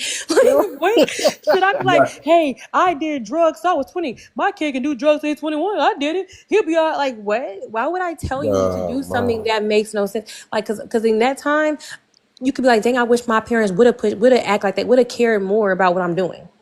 And not be like, oh, they're just kids. Like, no, I don't let my kid think he's just a kid. Like, no, all the things you do right now can affect tomorrow. So it matters. I don't care that you 10.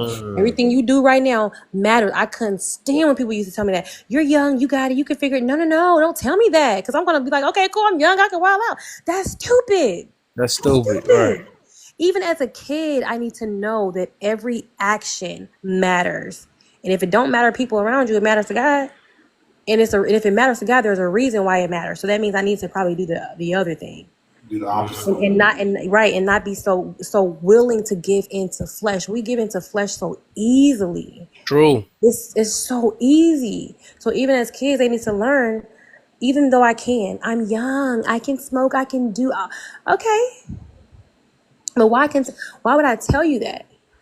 Because then you're going to look back 20 years later, wishing something, why people thought that was cool. That wasn't cool to do. Okay, so if I know better, why would I not? Because you won't be able to come and tell me that you didn't know, or that I made you, that I told you anything that was harmful for you. I'm always trying to tell you what I believe is right. You can know what I've done, but I'm not going to tell you. But it would be stupid, literally, for you to be like, well, mama, you did it. What? But did you see the effect, the things I had to experience? Because why would you want to repeat the same thing that you already knowingly know don't work, or knowingly know the heartache that comes with it? Life alone is going to give you trials. Don't add them on for no reason. And at least don't add on the ones that you knew was stupid, right? Because you're already going to be doing stuff out from your flesh anyway. So you need to be teaching yourself now. It don't matter that I'm young. There's people who's 15 right now in juvenile. 15. People who's 16 who are in prison for the rest of their life. Being young means nothing. If you don't live it right. It don't mean nothing. It can be taken away from you just like that. You think only people that's 50 and up is in the grave? No. Because people's actions matter at any age, at every age. Actions play a part. Or why you still For knowing and not knowing, and that's the sad way of the world is. Yep. Yeah, y'all, but you better hurry up and jump in, walking. We can go back and forth. This is the twin podcast.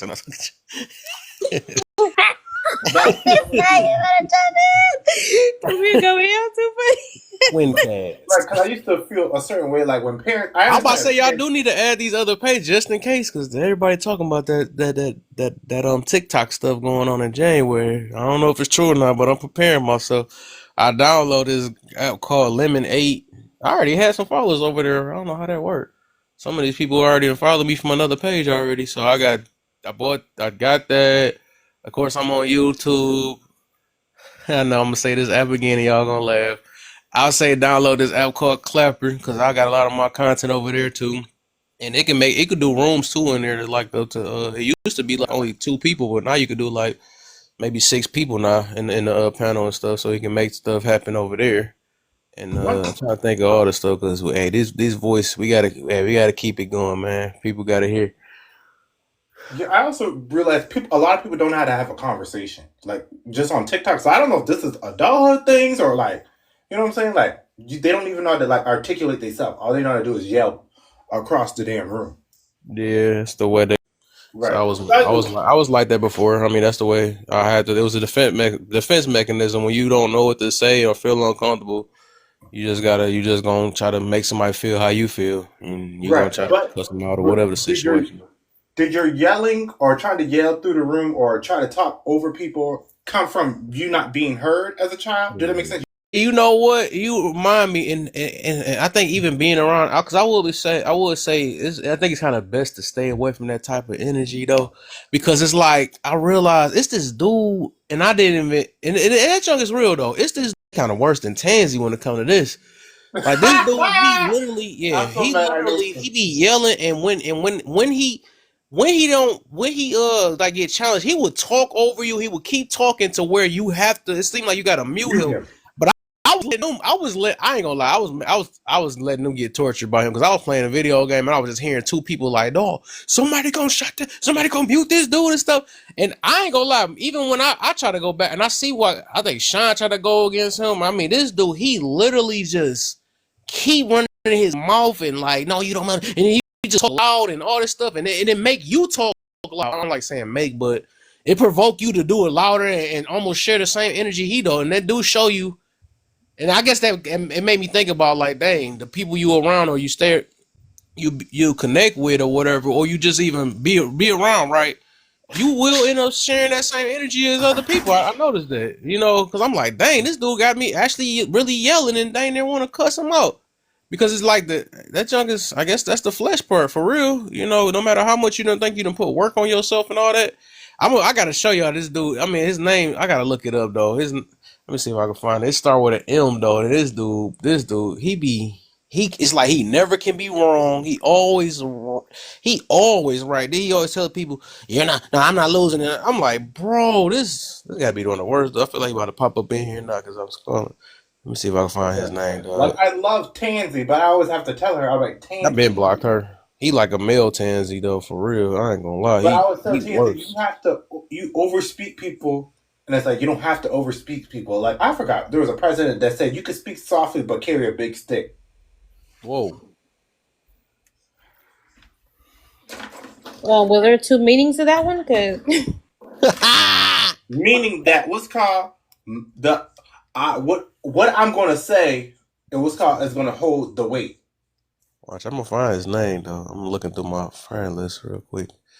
Y'all can beware of this. I ain't gonna beware, but it's third start at M. I'm gonna see, cause this dude, I'm actually just bring him in just to torture other people for a minute until I eventually block him. It's kind of like, I'll give you a perfect example. It's like when your parents are talking to you and they just say something. Those few simple words carried all the weight. So I don't even gotta go into a lecture. What up, cuz? Come on up, cuz.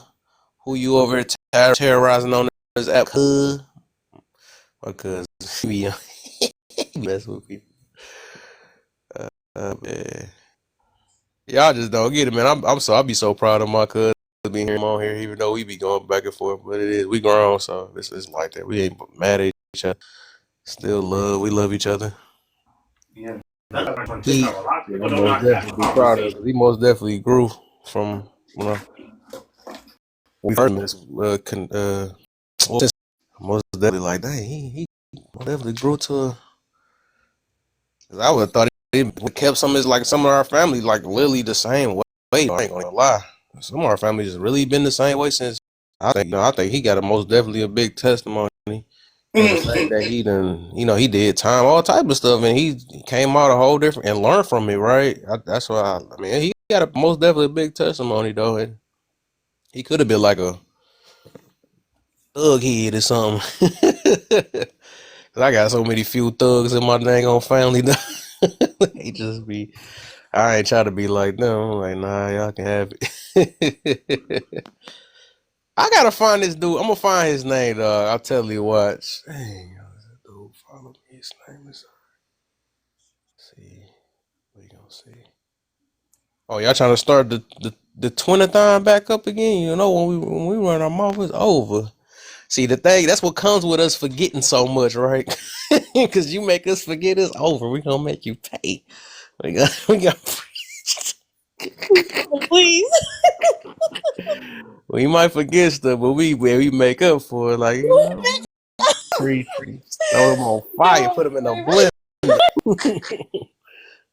Oh, man. That's what that junk is. I swear this junk is so crazy. How we just throughout the years, some crazy stuff. How we just be on the same point on a lot of things. That's just crazy. No, that is insane. Then now we got the forgetting thing at the same time. Like, what the heck? That is just so funny. Like once you forget, now you're finna go the whole thing. Right, I'm gonna say that.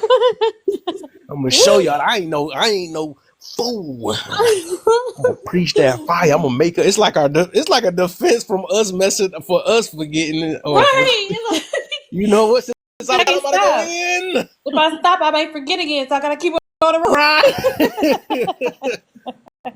I gotta keep going to his house. Sorry. Man, it done got to a point. I don't know what happened. It got to a point. If I sidetrack myself and I forget I don't know why. I don't know how that start being like that. I don't know if that's coming with me old. I think our minds is like it has so much. Yeah. Yes, it's running. I feel you on that. That make a lot of sense though. It is. I promise you, because I've been like this since I was a kid. I promise it's been bad forever. So, like with that kind of thing, I just have to learn to kind of bring it down. Because it's what it is. When your mind is thinking constantly, you already a deep thinker. It's bad. Mm-hmm. Yeah. Okay. Wasn't the person who came for early? He said you blocked him. I ain't block him. That's somebody else. Okay. Yeah, I ain't block him. Oh, who did I block? Oh no, that dude. It makes you wonder, like, if they act like this on TikTok, how do they act in the real world? Worse. Yeah, right. She said it worse. Like, I don't know. Like, I don't know. What about people you gotta dodge for real? There's really people like that. That's why I say I can't. The same way I'm on here on this app, I can't be like that with real people in real life. I ain't gonna lie. I would have to take somebody. I'm gonna just leave it like that. I would have to do that because it's literally some unhinged people, and it's only so much I really take. That's why I'd rather walk away from situations because shoot, that Pride and Eagle boy, that's like we all on the internet for real. Got you, man. I feel like I got something to live for, man. At least try. You know, I ain't about to get myself taken out because of an unhinged person just for them to change their life later while I'm in the grave. That's some BS. I'm good. Yeah. I'm good. Oh man, that's crazy. Wow.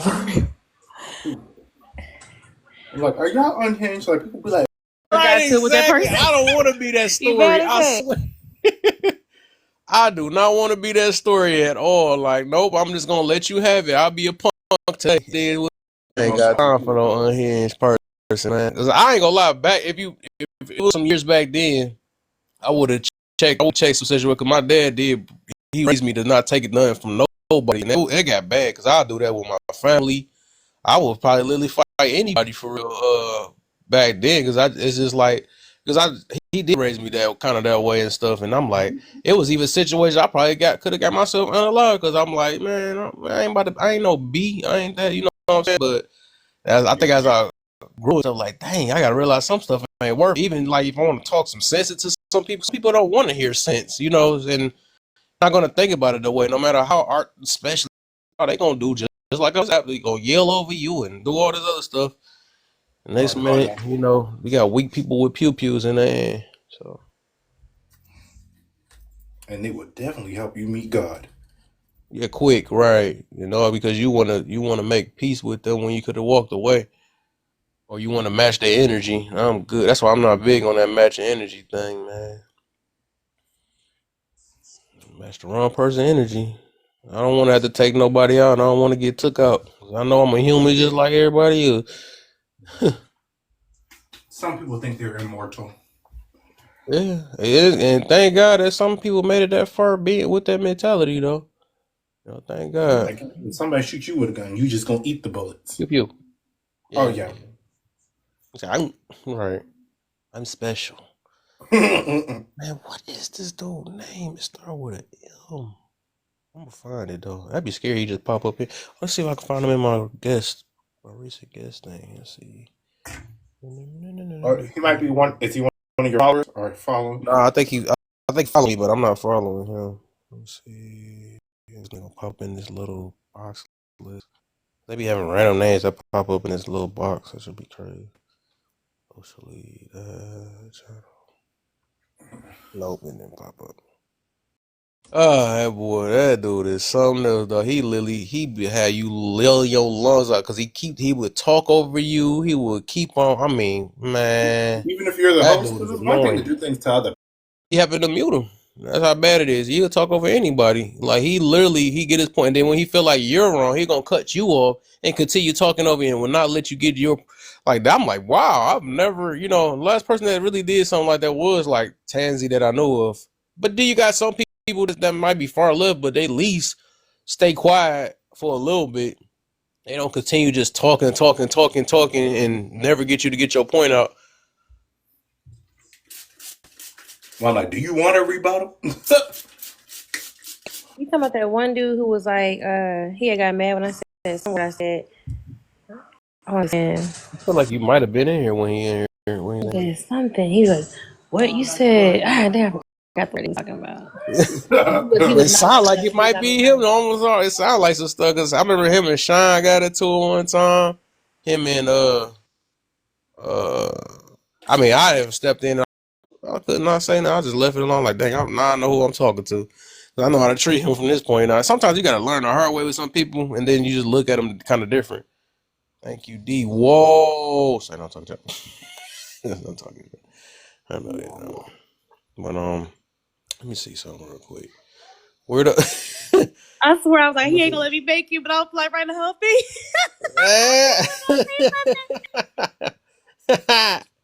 Damn, it came so fast. That's what she said. Right. This nigga, that's you know he walk because this dude come with some crazy. I'm gonna say this is the D that keeps so good.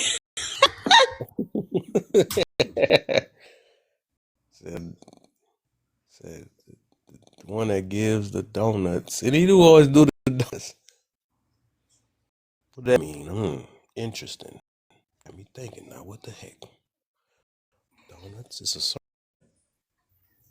Let me see if I can find this. Man, I'm having my head hurting now, man. I seen his name a few times. Every kiss begins with D. This dude is that commercial silly though. Lee buying rings. That's what I'm saying. This whole world got people mixed up.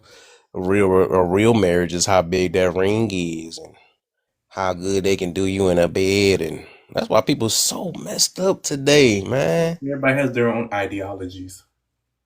Yeah, and it never worked. It never worked. When you focus on those things, it usually fail. It might last for a long time, but a lot of times it's gonna fail when you're depending on it.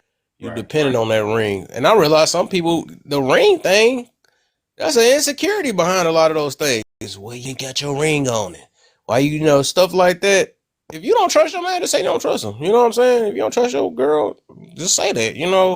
There be so many things I just be thinking about, and I realize that we try to normalize this is how it's supposed to be. And them are insecurities. Telling a woman what she should dress. I'm not down with that either, because I'm not about to get with a woman that's like that, It's like if you want to be silly and do some stuff like that, I'm not about to be around you. Or if I hear something happening, it's over because you already set it up. It's obvious you didn't care. You supposed to be smarter than this. Like, I gotta tell you not to put your cat sticking out. But I don't know. I would not. I doubt I'll be with a woman that's like that anyways. Right. That makes sense. Some people say you knew how this person was when you met them. Exactly. I'm not about to. They know. That's one thing I be hearing people talk about that. Whenever your man tell you, I'm not about to be that man. I'm not telling my girl what to dress. She's a grown woman. I shouldn't have. My thing is I shouldn't have to. That's my whole point. I gotta sit there. Now she gotta be like, oh, you right. I didn't know my booty was fat and sticking out like that. Oh, my bad. My cheeks was hanging at the bottom. I didn't know that. Man, ain't nobody's not smart. Every kiss begins with. I gotta see what the freak. He followed him. I gotta look through somebody else's friend. Oh my, that's horrible if I do it that way. I thought. Wait, no. Can I do it that way? Can I see people's names on? Let's see. Can I see some people's names on? Please. Let's see. Do y'all think some people cosplay religion? If that makes sense. Interesting. Cosplay religion. Yeah. Example of that. Politicians. Like some people, do they say they believe in God because that's what the American people want to hear? You know what I'm saying? Like I have to do this to get American people vote. You know what I'm saying? I guess it's possible. It's Like, possible. there might be I don't people trust who are. humans. I don't trust humans though. Sure. What do you think? Let's see. Let's see. Did she leave us again? She left us again. She in the background. All right, let me see. Because, like, politicians, they say, we're trying to do what's best for God and the American people. They get in the office to do the complete opposite. You know what I'm saying? Mm-hmm. Well, I'm like, what happened to be standing on the right side of God? Oh, here go. His name is.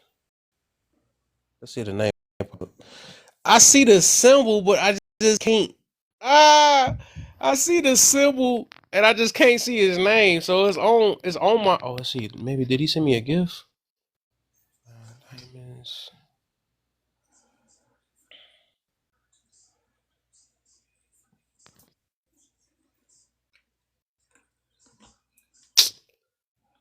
I see the symbol, but I just don't know his name. That is crazy. Let's see something real quick. They're gonna give me the results.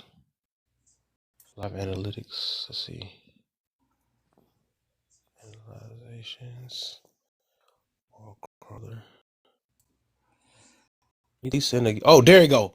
His name. I found his name. Thank you. That's my heart. Thank you. His name. Let me write it down in the chat just because he popped up. Ah, shoot. I knew I was gonna find his name, and I knew it started with an M. It's the worst dude I ever had a conversation with. Probably on this app so far. Let's see. I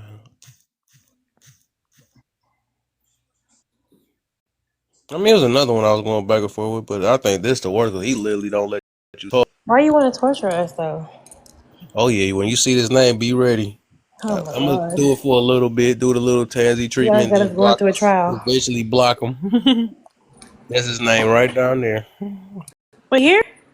I can't see I don't think he here. I just popped it on the Oh, page just in case he pop up. I don't see nothing. good. That scared me. I was like, he's in there. You don't see his name? No. Mm-mm. Dang, this young guy. Oh, I see it. Miracle. I just said it out loud. I did. And I just said, look, I just said that on this thing. I see the name. It's all been. Yeah. You like you rang. I'm like, well, Lip, you did it. I ain't never heard that version. Yeah, you gonna hear him then when he comes.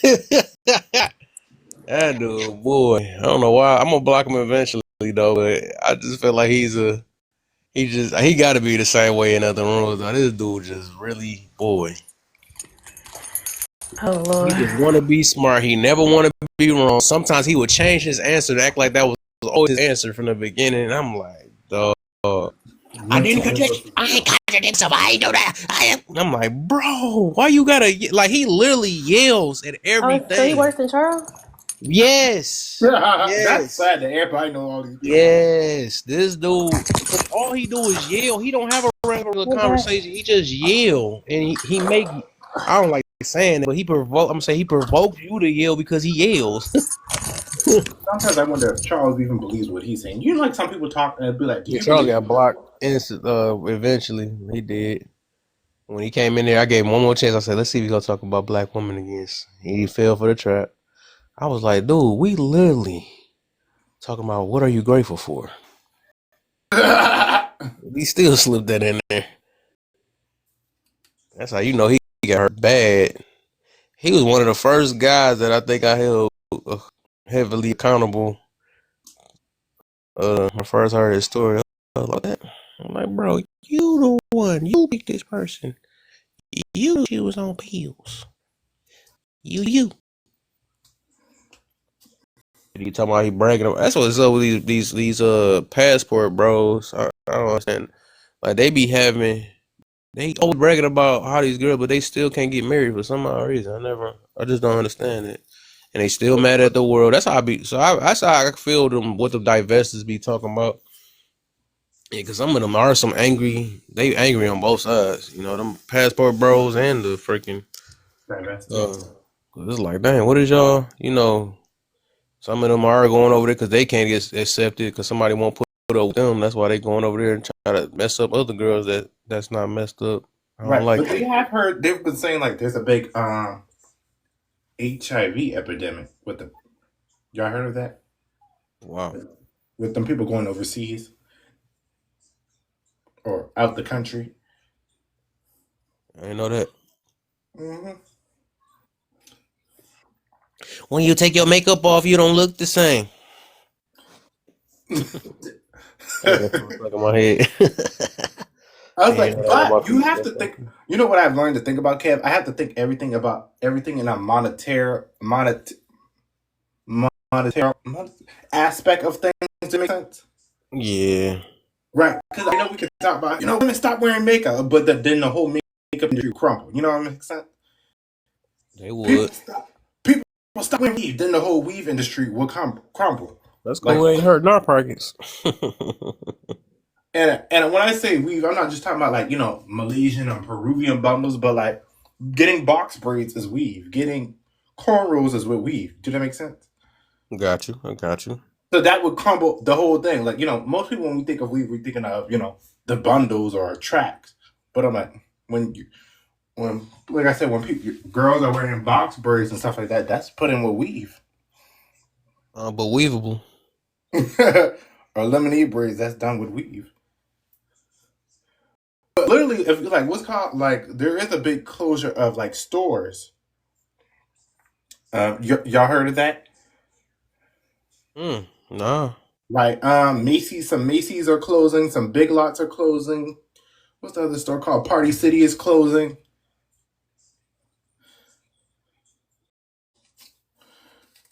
I ain't hear those. There's a lot of corporations are closing. When you take your makeup off, you don't look the same. My boy Motivation is back in the building. It's so foggy outside. What you in the? I forgot you moving around. You be safe out here, man. I have to run to the store real fast. Oh, okay. Still be safe. No, you ain't gonna take that. I ain't taking that away. Thank you. No, seriously. Thank you. I take care. There you go. Hey, Motivation, my brother, my boy. He be on it. I be sneaking in his lives every time I get a chance and stuff. Though he be boy. I can see that lieutenant coming out of him or whatever. I don't want to say the wrong word, but he be on that. He said, "What? Look at that! I dropped him, and like I said, you better come up here, mute it up." He don't play no games, boy. There you go. Motivation, you be going in like that? He be going. He don't play, dog. He don't play on his room for sure, man. Man, I try to be Kev. I try to be nice, bro. And the thing was, man, nice don't make it on TikTok, Noslin. And that's the thing. See, I told him, I said, I choose to be nice. I'm not nice. I choose to be nice. That's two different be real. things. That's what you gotta be, Noslin. And bro, it got to the point, Kev. I was like, all right, bet. I'm not even doing this with any of you. I'm gonna let you know what it is. I said, if you really want to play with me and you want to cross that line, I'm gonna show you what happens when you cross the line. Facts. It gotta be like that for real. Bro, we supposed to be dealing with mature adults, but Kev, man, half the time, man, these folks, they age suggests they mature, but when they open their mouth, how they conduct themselves is something opposite. So let's dive into that. Do y'all think it's people's age or their education? If we think about it, because everything we know in life is a learned behavior. I would say this, bro. I'm gonna give you a quick touch. My background is I'm a motivational speaker, teacher, and a personal development coach. Bro, that last part, personal development, brother. Most people do not ever work on personal development. I promise you. Okay. Most people on the planet. I just not from a disrespect place, bro. You can think about most of your family members. Most of them have never worked on personal development. Just think about that for a minute. And what is personal development? Like how you speak, how you carry yourself, that's the whole package. That's your mental health, that's your physical health, that's your spiritual health. That's the whole package. Okay. And that's actually doing the work going on with me. That includes self reflection. That means looking in the mirror and looking at yourself, being brutally honest. Like, man, like, who am I? What am I doing in my life? What is my purpose? Like, what type of decisions am I making in my life? What type of results am I producing? And the results I'm producing, it always is based off of two very powerful things. One is your mind 99% of the time. It's like literally most of us run on. So go ahead. I'm just saying that was fun. Yeah, we run on autopilot. We straight up, Kev, am I lying? That's facts. Like most of the time we run on autopilot, bro. It's called your paradigm. I'm gonna break it down real quick. Your paradigm is located in your subconscious. Now your paradigm is pretty much created by, you did not create your paradigm. Your grandparents created your paradigm. Your parents created your paradigm. Your cousins, your best friends, kids you went to school with, your bullies, like all these different people created your paradigm. Your paradigm is in your subconscious, and and pretty much it's an automated system. So most people aren't even aware of that. One. So what the key thing about your paradigm is you gotta be aware of it. One. You gotta be two. You gotta know that it's in your subconscious, and since it's in your subconscious, it all runs on autopilot. Like you're not even thinking about a lot of the stuff you do. So think about every failure you ever had, every time you ever got a broken heart, every time someone ever told you wasn't good enough, you wasn't smart enough, you wasn't fast enough, you're not, you don't have what it takes to own your own business. You don't just plug something in. You don't have whatever it takes to do whatever you need to get accomplished. That's all part of your paradigm. So the reason why you're producing the current results in your life is because everything is programmed in your paradigm. Now, the most challenging part is now you have to get to your paradigm. You have to reprogram your paradigm and put in new programming so you can produce, and which is going to be your internal. And when you reprogram internal, your paradigm, then you start producing better results externally. Mm. All right.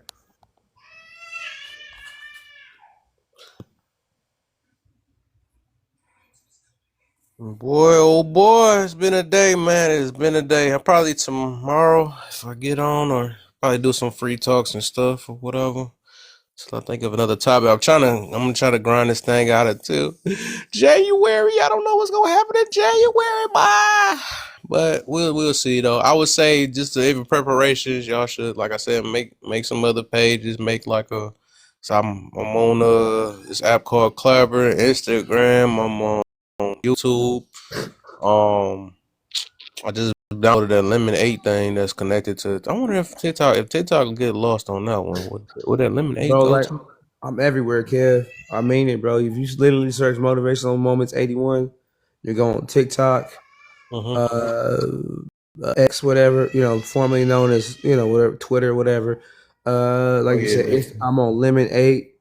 I have my YouTube channel. Bro, like all my stuff is linked. You go to my profile, everything is linked, bro. So you can hit follow right from there. Okay. Yeah. But it's like, you know what I'm saying? Like, Kev, let me ask you this question. Why do you think? I'm gonna say the reason why I know, because I just heard from sources that the United States, bro, like the United States government was after the algorithm that TikTok has. You know what I'm saying? So they went under the guise of national security. Man, like, and what other reasons do you think that the United States went after TikTok, bro? I would say, you said what other reason why the United States or what? Why they came for TikTok like they did? I think they was helping them, just like how people getting famous now, or not famous, but you're getting, like, I guess they is. You can't say they're getting famous like that. The notoriety. I guess I found me a word I can't say, but it's helping like with a lot of business and all that stuff though. But they not getting. I guess they not And they getting paid off of it. But I think that's why they're taking it away, because China like, I ain't getting paid for it. Well, you know what, and this is another thing I was just thinking about, Kev. I think, for me, I think some of it is because people were connecting across countries, bro. People was connecting across states, across state lines, across cities. Like, people were starting to find their tribe. People were starting to wake up. Like, people are starting to get information without it being filtered and being controlled. And then let's be real, kid. Like, United States, they want to control the information that we get access to, bro. Like, they don't want us getting like this information fresh off the press before they can filter it, before they can edit it, before they can put their own spin on it.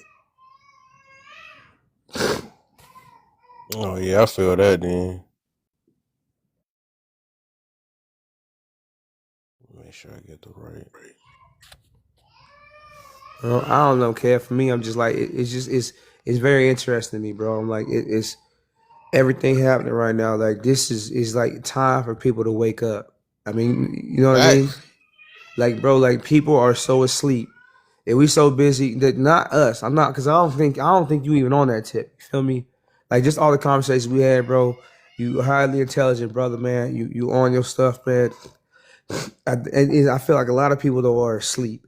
Like, and it's so crazy. I think they showed it to us, and this is what I mean by that, Kev. Think about the Matrix, right?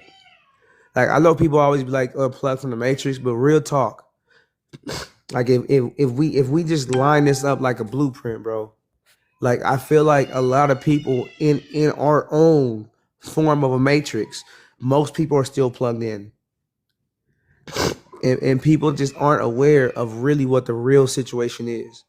Like, the fact that so many people feel comfortable, like, with the government or government officials, it's crazy. Like, I know a lot of people seeing who they are, but then you have conversations with people and they will literally, I'm like, what? Like, these people don't care about you, right? Like this person doesn't care if you have a roof over your head tomorrow, but you talk about this person like they're your best friend. And they talk about this person like and what does the Bible say, Kev? It says, put not your trust in man, right? Exactly. Yeah. And you got people putting their trust in these men wearing these $3,000 suit, Kev, that work in Washington, getting paid 6 figures while they making $52,000 a year, and they'll be big up talking this senator like this senator paid they rent for the month or something. And I'm like, what's going on with you? Like, why are you not fighting for your own best interest? Like, and think about this. This is another thing, Ken. Think about this. Remember unions, right? Unions were good for the people, right? It got to the point where where they was able to twist their minds so much where people started fighting against unions, which was for their best interest. That's facts. I mean, like, look how, like, people be, okay, so if I use this analogy, Kev, I'll be like this. People be thinking that they moving forward, but they actually going backwards. Because they going based off of how they feel and how they think it should be. Yeah. It really be affecting them. It's just, I don't know, Kev. I be like, bro, like, I lie, bro, try to help people understand, try to get information out to them. And I think I know I'm reaching people, right? But I really want, like, the black community to do well. You feel me? But I don't. They don't have the right mindset. So many of them, bro. Wait, I'll tell you, bro, straight up. This is what the reality hit me. When I went in Publix live, and I shredded them, and I was like, I was done. I was like, hold on, man. And I saw the numbers, the pure numbers, bro. Look, there's 5 people in here. This man had over 300 people in his live, and this is what got me, bro. I'm thinking to myself, This man is saying nothing that helping none of these women improve their lives. And they rocking with this man, bro. Yeah, that's for sure. That's what's so He had more crazy. than that. He be having thousands and 500 because he he got a crew of people that love what he talking about. Especially it's mostly women. Because from even if we already just talked to him a couple of days ago, he really don't. I guess he just hold men accountable more than anything. And when it do come to the woman, it's just he don't want to really. I He noticed always that when makes I was talking to excuses him, he for it. don't want to say he always make an excuse for them. Every That's single why time. it's dangerous, but that's But why I'm always going to call that out every time he do that. absolutely, bro. You have to call it out. But this is the worst part, bro. Okay. So I can say, okay, if I'm just always talking about the problem, but I never come up with a solution, am I not a part of the problem? Because then then we stay stuck in victimhood mode, right? Mm-hmm. Because I'm not figuring out a solution. I'm not solution oriented. I'm not finding answers. I'm just like, oh, this happened. So now this happened. So now, the white man never gonna let me get ahead of life. First of all, yeah, you got me twisted with that. Ain't no one can stop me from being successful. Like, period, point blank. Like, if you want to be successful bad enough, you will be successful regardless what comes against you, right? So there is no like someone can stop you from being successful. One.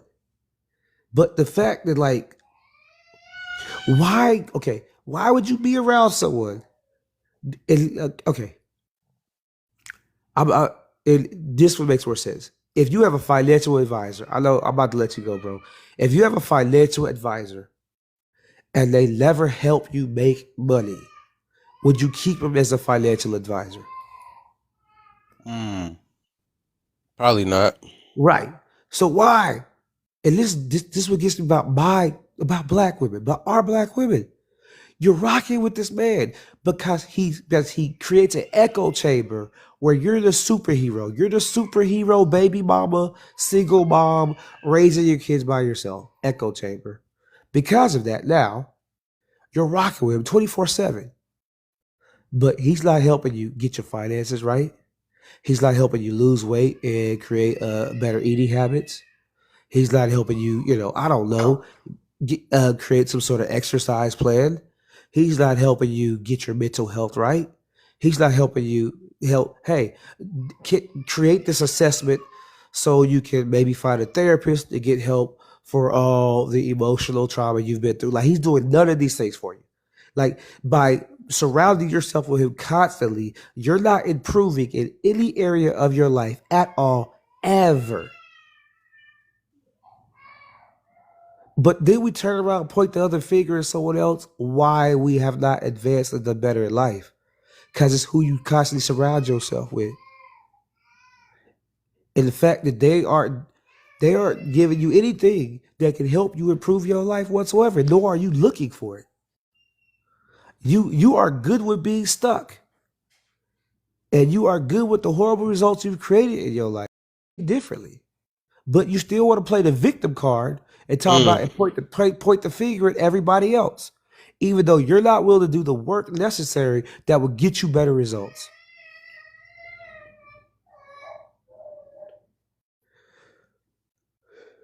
Yeah, I appreciate It this is. talk. We already know. We know. It's all about the easier route now that we living in a microwave type life.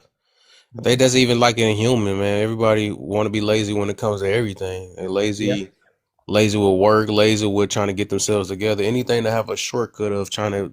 That's why everybody would rather deal with coping mechanism than actually addressing the problem or facing it and stuff. So I agree that's with just the that. life people is. They take a little extra and people not trying to do it. That's why people jump into relationships so they ain't gonna fast. They know it take a lot of work.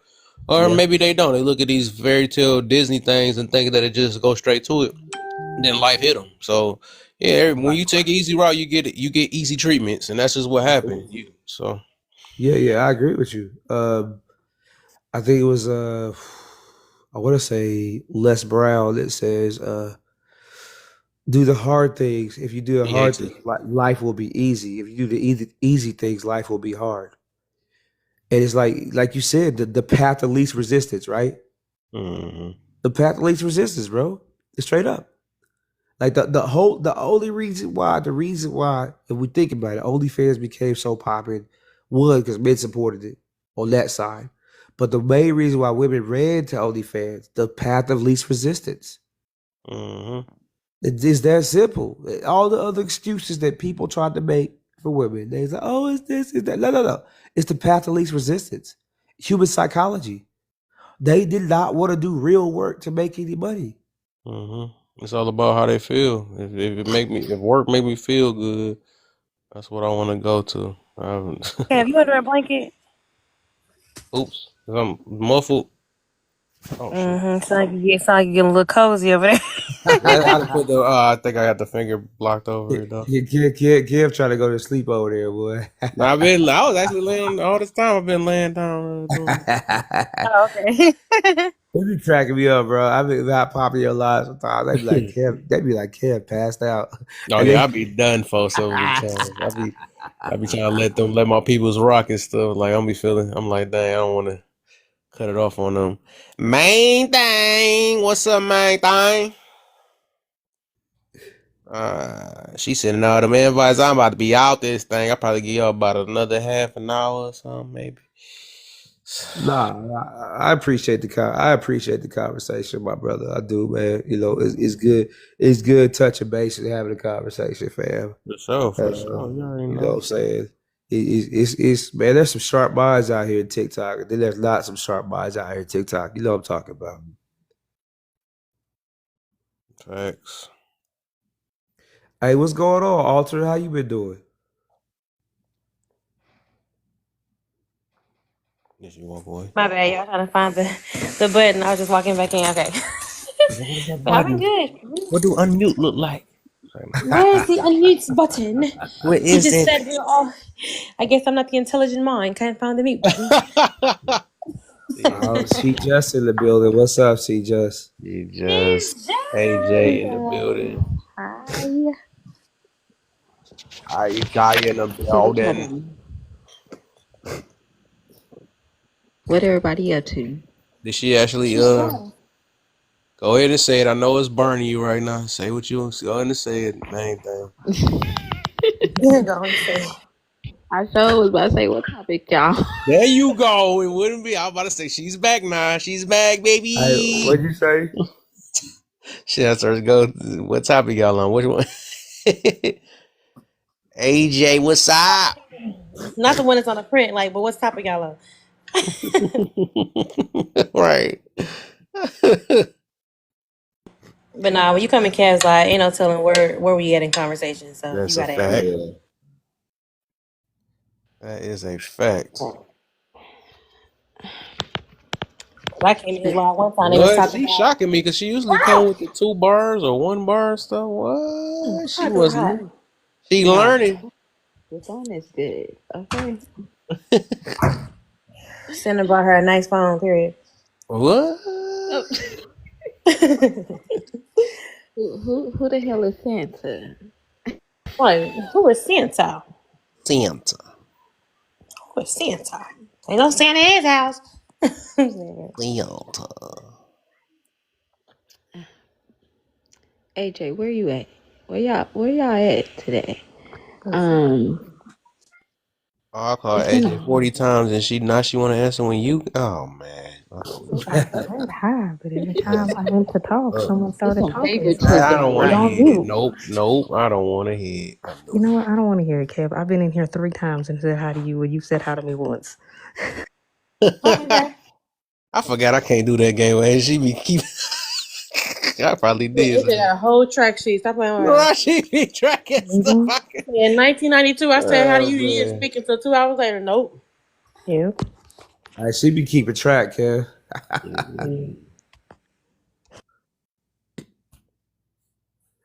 I mean, hey, I can answer these questions, Kev. I mean, I see them up here. Yeah. You want to run through the questions, or which one? Yeah, I can. Yeah. I mean, I think with the first question, honestly, I think people don't like that accountability of knowing their morals is off. Like it's like, if you disprove the Bible or say the Bible is like made up, or, just written by man, and you do all these different things to dismiss the Bible, then it's like, hey, however I live my life, like now I don't have to feel bad about that. Like I don't have to self-reflect and be like, dang, you know what, maybe I shouldn't be having these 4 baby mamas right now. But if I say like, hey, the Bible is just made up and it doesn't have any real substance to it, I can be like, well, this life experiences, has just made me a stronger person. And, because of that, I'm like, stop. Like, you got regrets.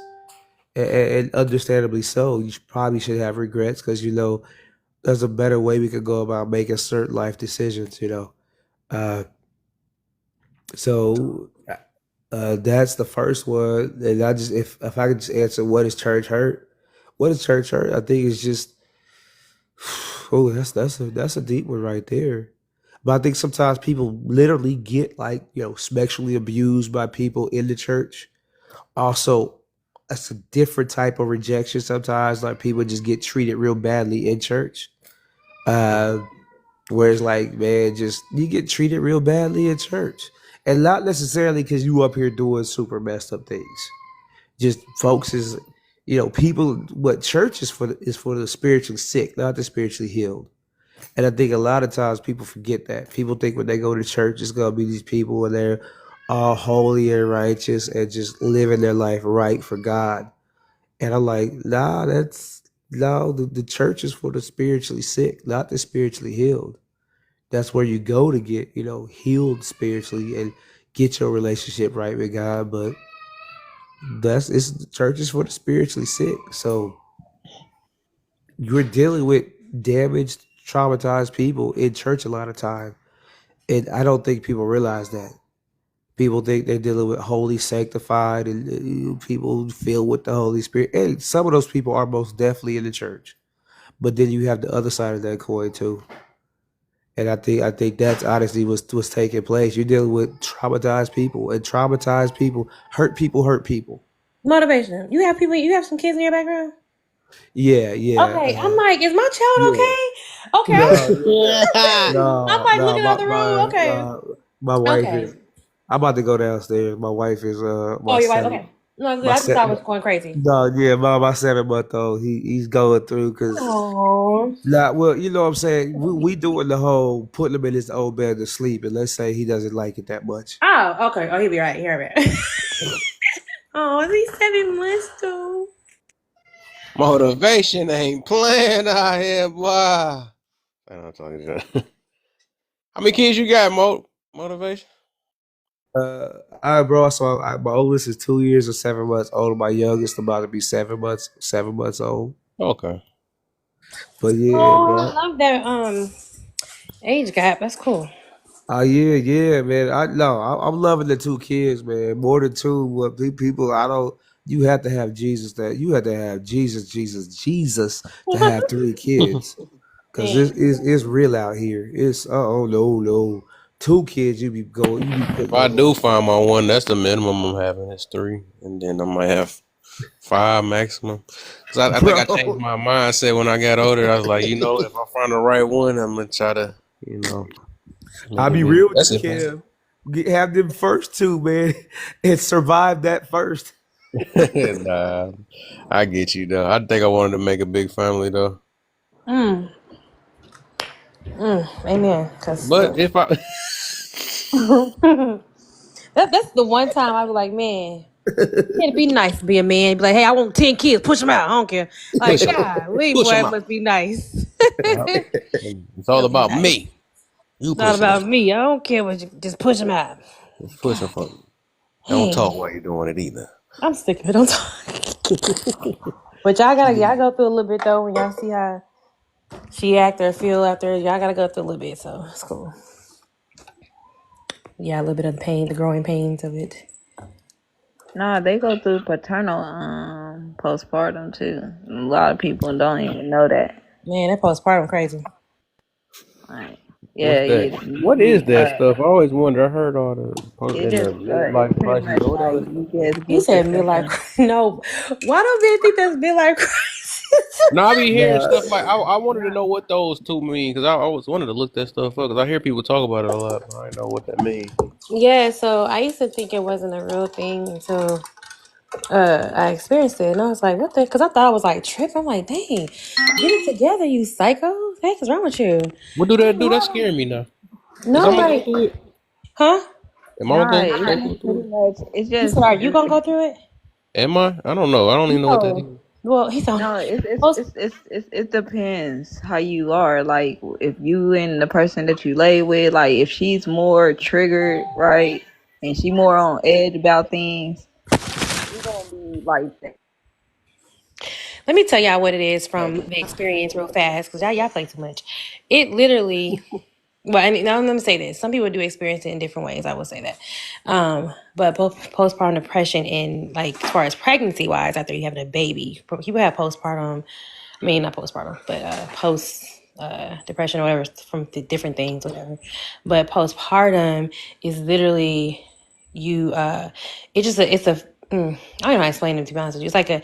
It's a feeling of like it's your body. It's so basically it's like chemicals. You know how like your the balance, like it's imbalance. Like your chemicals like in your brain is like imbalance in a sense. And you start feeling like you don't, some people have it really severe. They don't want their baby. They almost can harm their child because it's so like they feel disconnected to their kid. It's a whole lot that goes with that. So that's why I said the men kind of, if you deal with that part, they go through a little bit because like, what the heck is wrong with my wife? Is she okay? Right. Like, is she fine? Like, she don't want, because they may not want to hold the baby. They may not want to deal with the baby, or they maybe have the symptoms of like being depressed. Like, they're probably staying in the room, don't want to go anywhere, don't want to go out, really want, like, don't even want to get up, take a shower, like, just like real in a whole different like world almost. Like, you just like feel whatever like depression seems like, I guess, if it's like that. It's But almost like you can't what escape I it. was talking about was more of a guy going through it. It's not just women. It's something that guys also experience as well. They have symptoms as well that shows that basically reflects the same. And it's just pretty much like he don't want to be around a baby. That's why he's always trying to put it in your hands. He's getting frustrated. He's sitting up here, feel like unaliving himself. Like literally, this is a real fucking thing. Like I know some people right now who's literally dealing with it, men and a woman, and it's like you're always like to the point where y'all fist fight. That's how bad it gets. Like you fighting your baby mama. So it's more like it's like I said, it's just a whole bunch of emotions where I just think that, it's two people trying to get the parenting down, but it's like neither parent is mentally there to me. It's just like a mental struggle for some people. well, Well, and you you're gotta do with throwing it right. kids. Well, Yes, Well, that's what they I gotta you're, do. believe so. I and believe you're kids make it harder for sure. well, yeah, because you're throwing in right the mental and the physical exhaustion, Kev.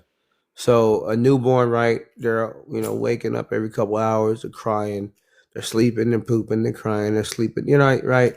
So you get the gist of it. Now, also you gotta take consideration. Eventually, you gotta go back to work, right?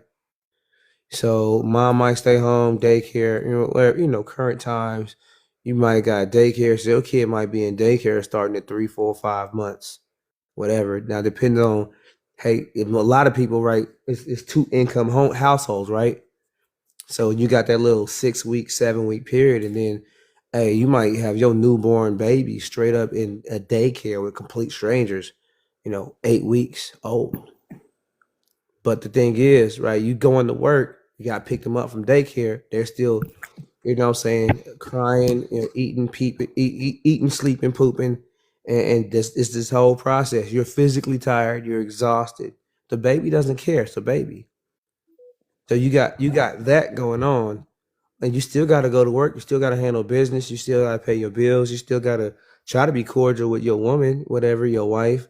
The wife still trying to be cordial with her husband, but you're drained. You're tired. There's not anything left in the tank, bro. And a lot of times that's what people are dealing with, fam. It's crazy, man. It's like, and people, So That's it's what I'm like a saying.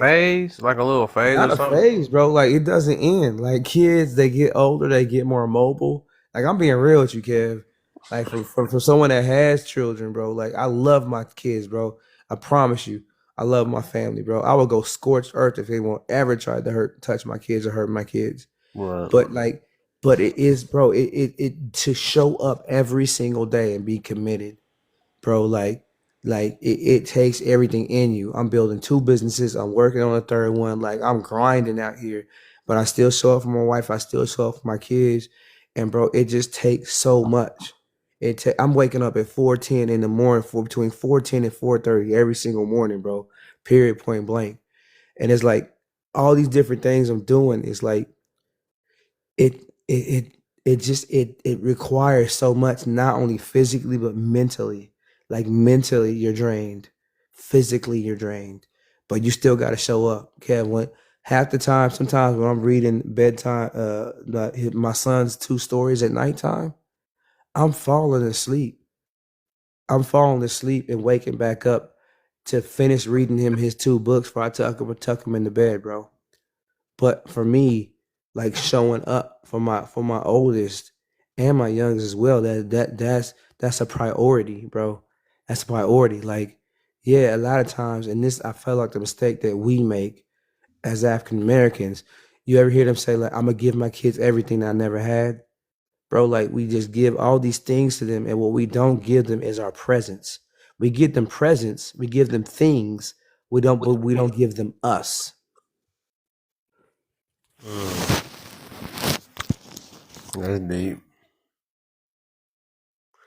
So I guess cause I thought I hear a lot of people talk about it, and I was wondering like, is that something that just so it sounds like it's based into about kids with the postpartum thing. It's about kids.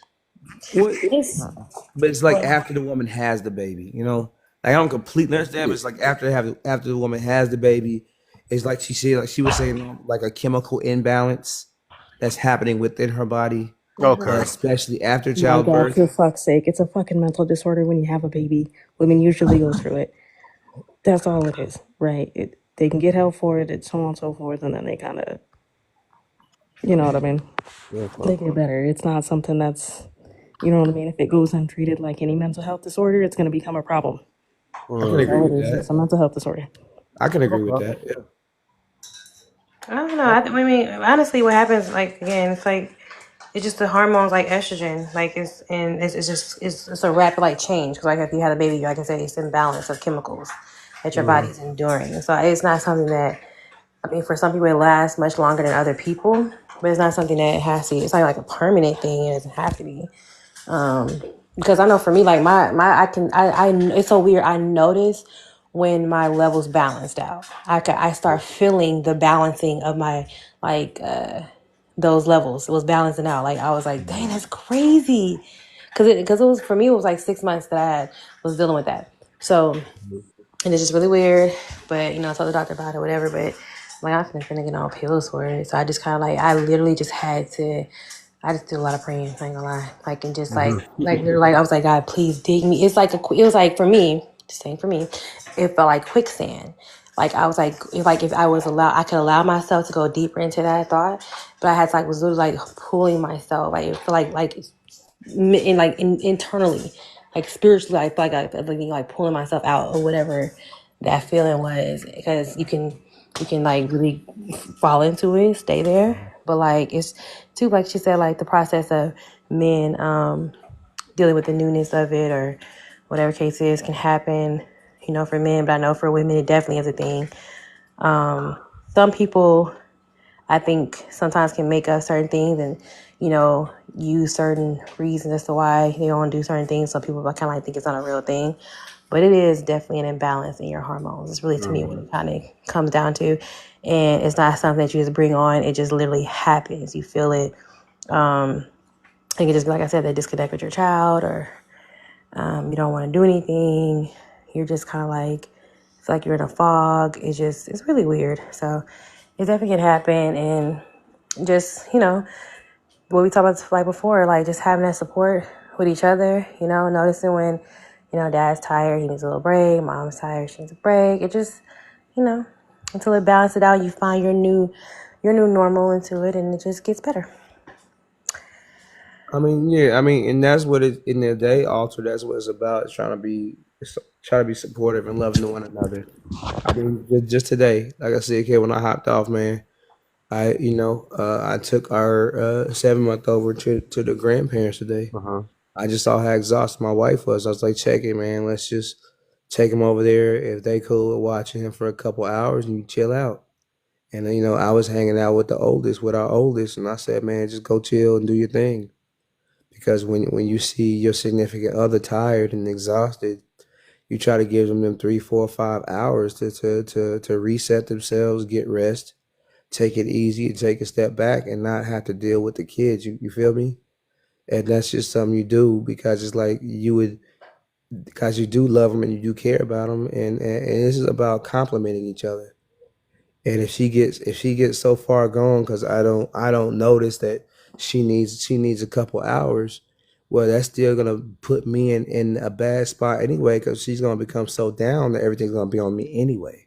So it's just smart. It would be smart for me to be like, hey, what can I do to make things easier for you so you can get 3, 4 hours to just chill and just take a breather, so you can refill your cup. So I mean, that's just that's what you do, bro. You show up for each other. And showing up for each other is not a thing about it. It's not easy, but it's necessary. That's the problem why a lot of relationships don't work out because people are so busy trying to do what's easy and what's convenient.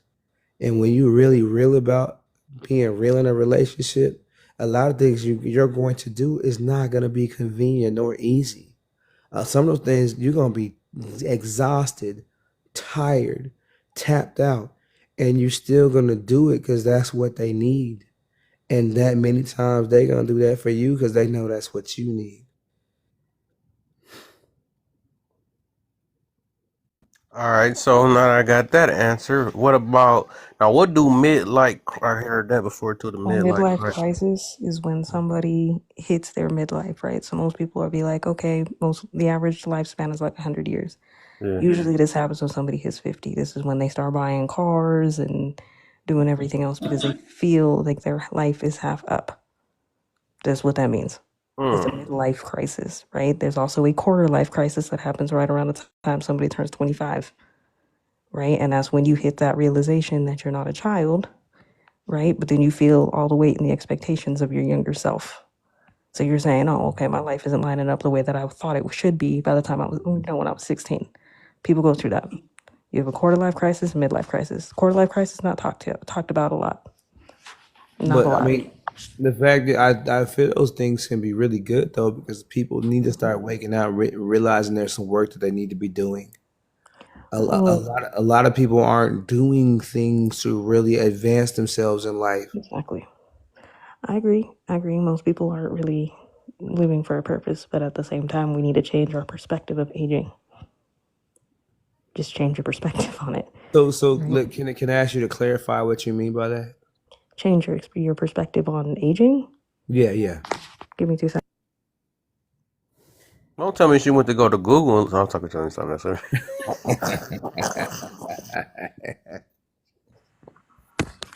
What's a change? Google. What is change? You got me paid forever. I gotta say you got me paid forever. I guess so. That's my midlife crisis.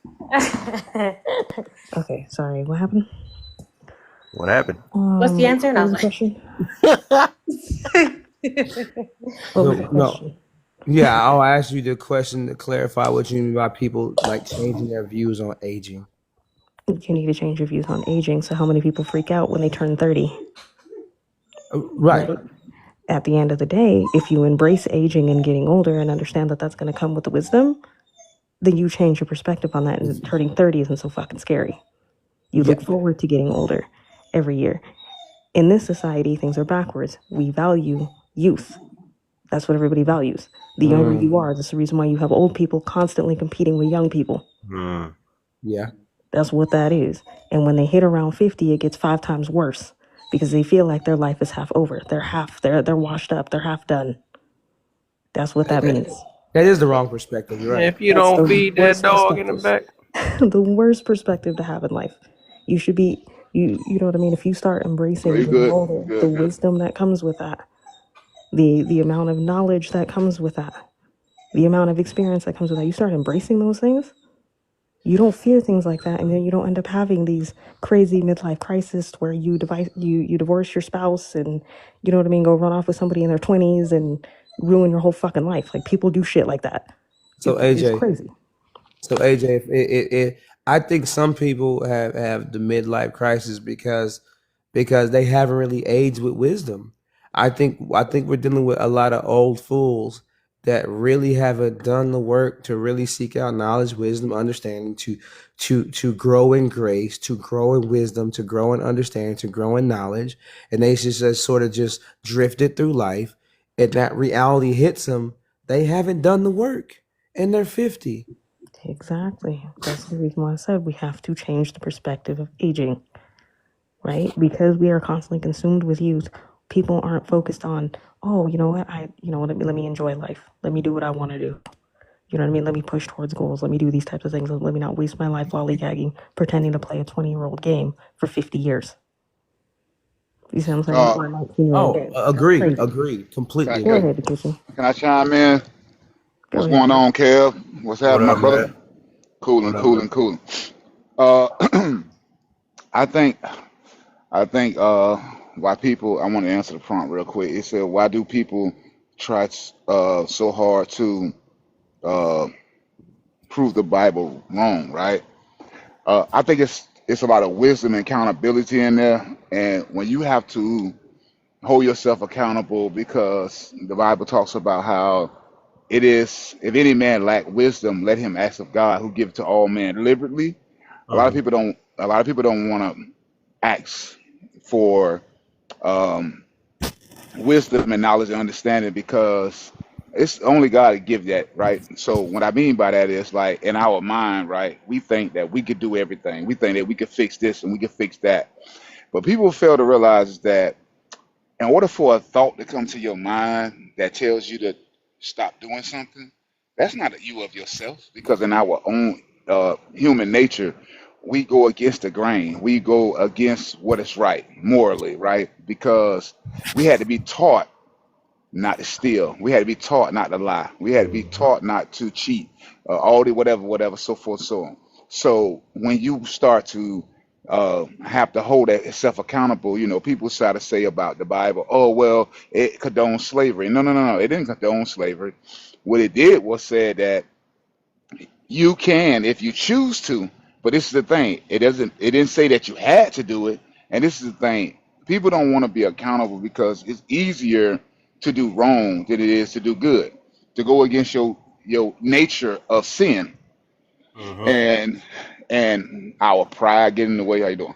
Our pride get in the way, our arrogance get in the way, our selfishness get in the way, and then we turn around and we blame other people. We say, "Oh, it happened because my dad did this, or my mom Mhm. wasn't there, or my brother was there, and my sister did this."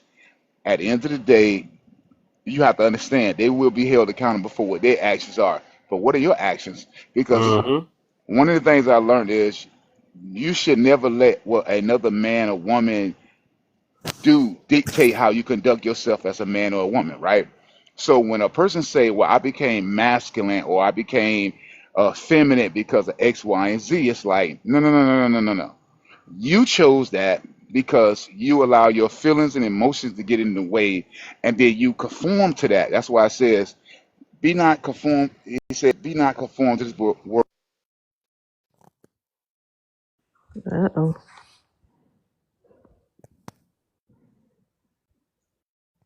I think he got a phone call. Mhm. But, did Oh, that I'm sorry. No, no, answer? no. My phone about to go dead. But I didn't realize that. But what I was saying is that, it says, "Be not conformed to this world, but be transformed by the renewing of your mind." And going against the grain, changing the mindset, and changing the way your perspective and how you outlook on life requires you to have a higher power. You have to be able to rely on something outside of yourself that's more powerful, whether that's good or whether that's bad, right? So people will try to prove something wrong when it comes to the Bible because they know that at the end of the day, it requires accountability. Now, to this young sister that was talking earlier about, people getting their 50s, their 40s, and they try to compete with the younger people, different things like that. That is what they call an identity crisis, right? Because you don't have to compete with nobody younger than you. You don't have to compete with nobody older than you. The only person you're really competing with is you, Yourself. right? Yourself. So when you look in the mirror, that's why it says in the Bible, when you look in the mirror, you behold the man that you are. And then when you leave, you forget the type of man that you are. And that's what people do. They look in the mirror early in the morning, they brush their teeth or whatever. They see, I am a man or I'm a woman. And then when they leave, they forget, well, hey, you have to still conduct yourself. And this is what I say here. I'm going to land right here. When no one else is around, no, I'm talking about nobody. You in the isolated area by yourself. That is the real you. So if you talk to yourself, if you complain, if you're mumbling, if you always pessimistic, optimistic, whatever you are, when you by yourself in the confines of your home or wherever you are by yourself, that is the real you. So if you indulge into self pleasure, if you indulge into lying, if you indulge into whatever you do, that is the real you, and that's the person you have to transform from. You have to That's no true. longer do that, because a lot of times people fight themselves and they don't realize that they fight only themselves. All the other people are just parts that come into your life, and you can separate those people. But a lot of times we want to be around these people, even though they're disrespectful, even though they're liars, even though they're thieves, even though they shady. We associate, oh, that's my family, that's my brother. We make excuses for to have them continue to be in our lives, and we don't want to travel this road alone. Some of us just meant to travel alone. And it's not no shade to my brothers and sisters.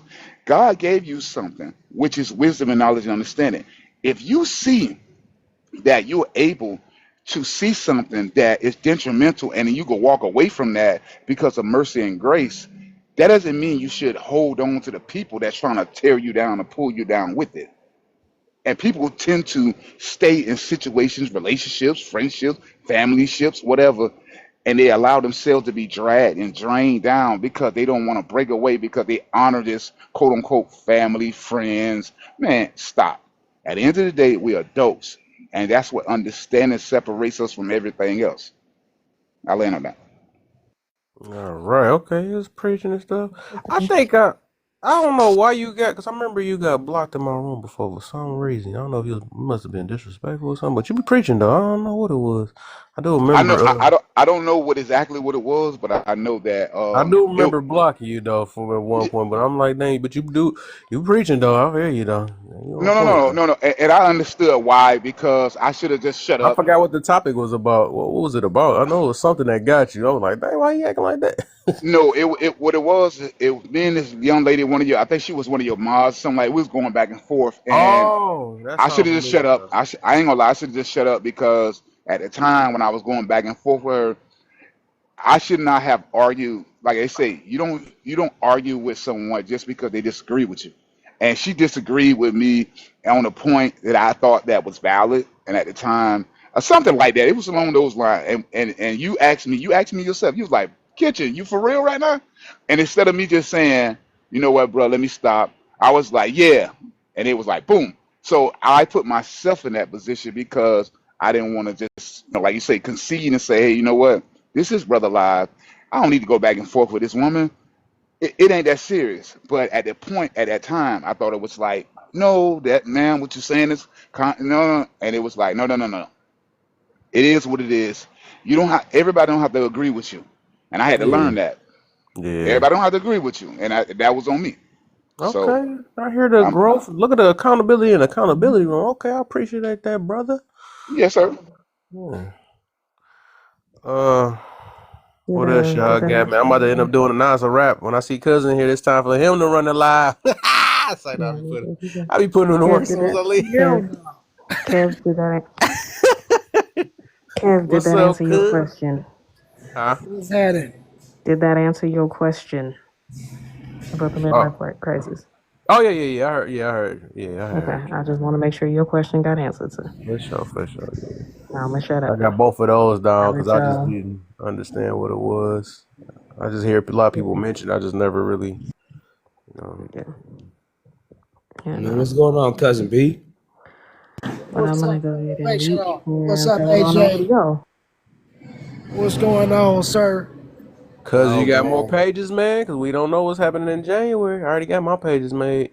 Hey, listen, I'm gonna be. You already know. I'm about to. Matter of fact, tomorrow I'm starting my campaign, so I'll be, But I'm So you got a cousin be campaign. official, cousin be official on every platform. So Hey, cuz, hey, There all right, you I've been go. like that, but bro, like months ago, man, when I first jumped on TikTok, I lie to you not, man, I was in the zone one day. I went on every single platform, was like, bow, motivational moments 81, motivational moments Yep. 81, motivational moments. And this was probably about 8, 9, 10 months ago. I was like, motivational moments 81. That's before before all this came down. So I'm already on deck on most of the platforms out there, and I just Yeah, I added added two. you on both or two of them. I seen on there. I appreciate that, bro. For real, fam. Yeah, For I sure. I think appreciate that that. what's We this gotta other keep one? it going. Lemonade. I think I keep hearing Lemonade, about that I got too. that too. A bunch of Yeah, people follow me on there before I even started it. I don't know how that worked though, but I had yeah. They like started I had like merging. 300 followers as soon as I started. I'm like, how the heck? And then some of the people I knew. So I don't know Yeah, how. they start merging it, I guess. Yeah, that's So what they say is a merge or something like that. So I yeah. get it. So if you cousin underscore B underscore official, I'm on Instagram, Facebook, like everything is the same. So Cousin Yeah, you B, know, okay, so I'm gonna add you for sure, yeah, because we got it. I'm trying to prepare just in case, because everybody yep. talking about it too much. It might be real this time. Hey, right. Yeah. hey, Nah, I what ain't Hey, they hey, scared say, though, because I Kev? know I hey, got a voice though. So I'm getting out. We gonna get out. Hey, straight hey, up. hey, can I What can they I can I say? Go can I ahead. ask cousin something real quick? Hey, cuz, um, I used to follow you, right? So this is a new page. I got two on here. You might have been on the other one too. The other one is cousins characters. All right, that's probably it. I'm probably Yeah, not, but yeah. I swear the name sound familiar, and I remember a hat like that. So it may be another guy that's doing it. I used to be over in I used to be over in I think Nick Live or somebody else live. Cause see, I follow different people, right? I don't agree with everybody. You know, some Yeah. people I agree with. They say something that's intelligent, smart. I'll be like, okay, I agree with that. It's smart. And some people I don't. But I do remember somebody that I was following that we agreed on some things we didn't agree on. But all of a sudden, I didn't see them no more for a minute, like for a long time. So you could be the same cousin, but So, at the end of I got you on the Yeah. follow. so, And I'm and this is just the thing, the kitchen is what you said, man. Real quick, I didn't cut y'all cousin B. Is what you said just now. See, this is what keeps us from getting in an echo chamber. When you have conversations and you able to talk with other people that have different perspectives than you, Mhm. and you can agree on some, disagree on others. I said me and Kev don't have the same perspective on Right. everything, Right. but All but of I us though. I respect this man and I consider him a friend. He's a good dude, and I know he's a sharp brother that's highly intelligent. So that's what keeps us from getting in echo chambers where we now, bro. Echo chamber is a lack of growth. Yeah, I mean, because you get an echo chamber, you're not growing. You're not getting in spaces of discomfort, and only in discomfort does growth happen. But when people get in echo chambers, it's just people hearing what they want other people to say, and it's just them being agreeable because people are saying all the stuff they want to hear, and Mm-hmm. that's why that echo chamber is one of the worst possible situations you can get yourself in, especially on social media. that's real talk. I totally agree. I always say, man, if you ain't got yourself a bunch of good no men in your camp, you tripping. Like you need some people that's gonna be, that's gonna check you, that's gonna keep you accountable, that you can, you know what I mean, that keep you on your P's and Q's. And that's really what this is all about. Yeah. I think as long as, like I always say, we all in the same direction. We might be in different vessels. Kev might be going in a boat. I might be on the road. Somebody else might be flying, right? But we all going in the same direction. We just not gonna get there in the same way. And that's what you need. Yeah. It's when you And know that's somebody one thing I learned from cousins. I ain't gonna lie. I was like, man, yeah. I said you is right. If it's helping a person, I was thinking, I ain't thinking, forget about it that day. I said, I think that is ego and pride when you just wanted to be your way or the highway. And I was like, man, I guess you right. Because sometimes I'm like, man, I don't think that's gonna work, and I think you hurt. But if the goal is to help and you see you helping people, I'm like, I'm with it. So I feel them on that though. Go ahead, cousin. You I know, ain't it's fun. It's But funny hold you up, y'all. say. Hold up. Get cousin in because I did cut him off because he had said something. When I Go ahead, was cousin. because like when I came in and we were just talking about I was hearing about the first prompt. I think that like I don't think people are trying to prove the Bible wrong. I just think that they are trying to like solidify their own belief, which is different than trying to prove something else wrong. Because I would say it would probably be the same reason why everybody wants to prove the Bible right? You want to have your belief substantiated. You want to validate what you hold dear to yourself. I think that's a human condition. So if you believe in the Bible, right, you're going to push the Bible regardless. Even if it doesn't seem right to you, you're still going to push it because that's what your belief is. Now, if you don't believe in the Bible, you're going to do the opposite, right? Because you're going to see contradictions and you're going to see all these other things that, is in the Bible. And if you don't believe, then yeah, that's what's going to be there for you. And so I think it's not necessarily proving the Bible wrong. I think it's more of like people are trying to just find something to argue, to validate themselves. You know what I'm saying? Yeah, I get you And on that. I use this example like if you look at sports, right? And I'd say this because I just had this conversation, and these dudes are talking about the GOAT debate, and you have all these people, and they're man, everybody just hate on LeBron and blah blah blah. Don't nobody dislike, don't nobody care, don't nobody know him, don't nobody know Jordan, don't nobody know these people. But what they know is the people or the fans they want to argue with because now it gives me something to try to validate. You get what I'm saying? And they just use that as the tool. So I think that's what this is.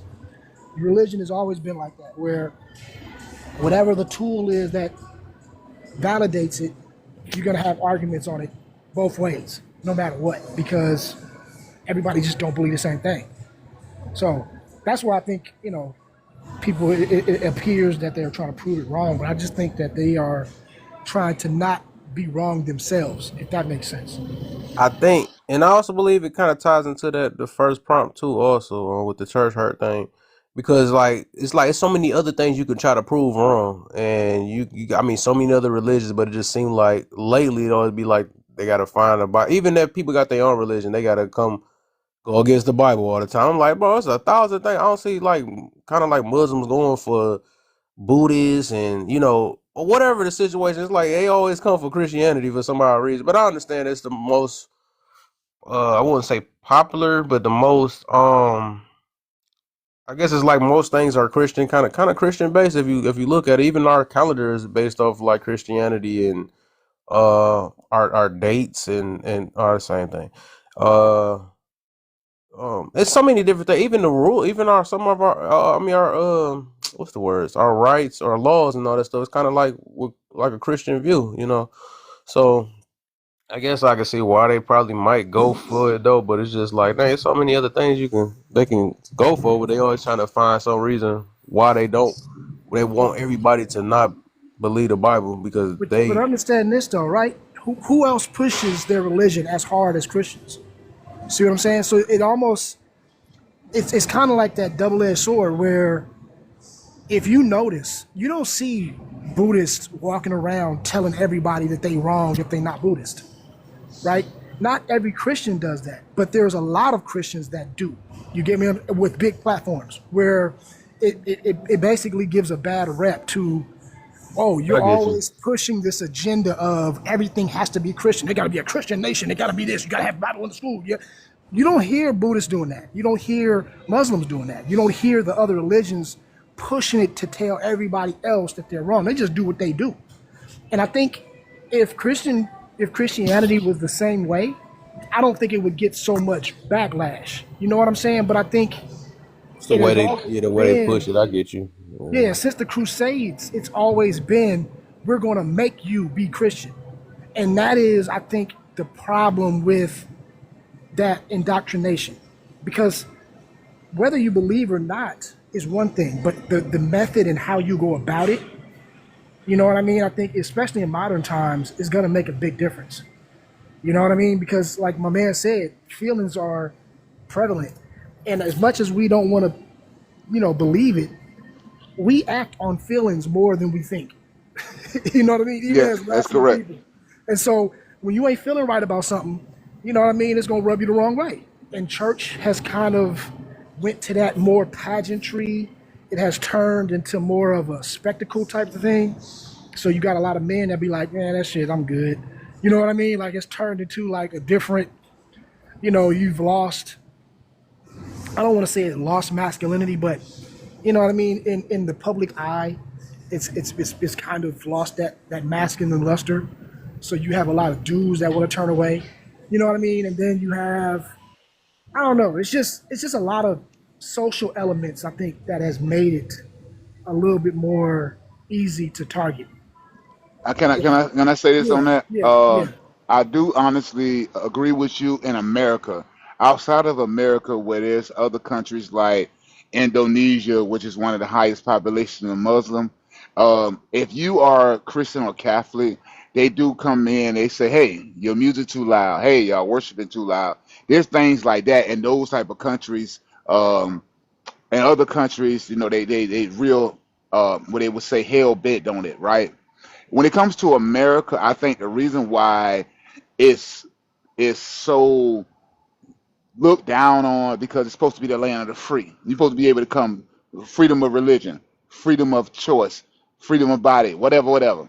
And you have all that, and then it's like, oh my goodness, if it's so free, then why are y'all still trying to push this narrative that Jesus Christ came and died and he's the son of God and Christmas really don't have anything to do with Christ, but we still want to celebrate Christmas. Thanksgiving really doesn't have anything to do with the pilgrims and all that kind of stuff. It was a massacre, but we still want to celebrate Thanksgiving. Valentine's don't really have anything to do with love. It was between a heterosexual woman and a heterosexual man. It really has something to do with two men, and it's like this constant narrative that, hey, listen, this is the land of the free.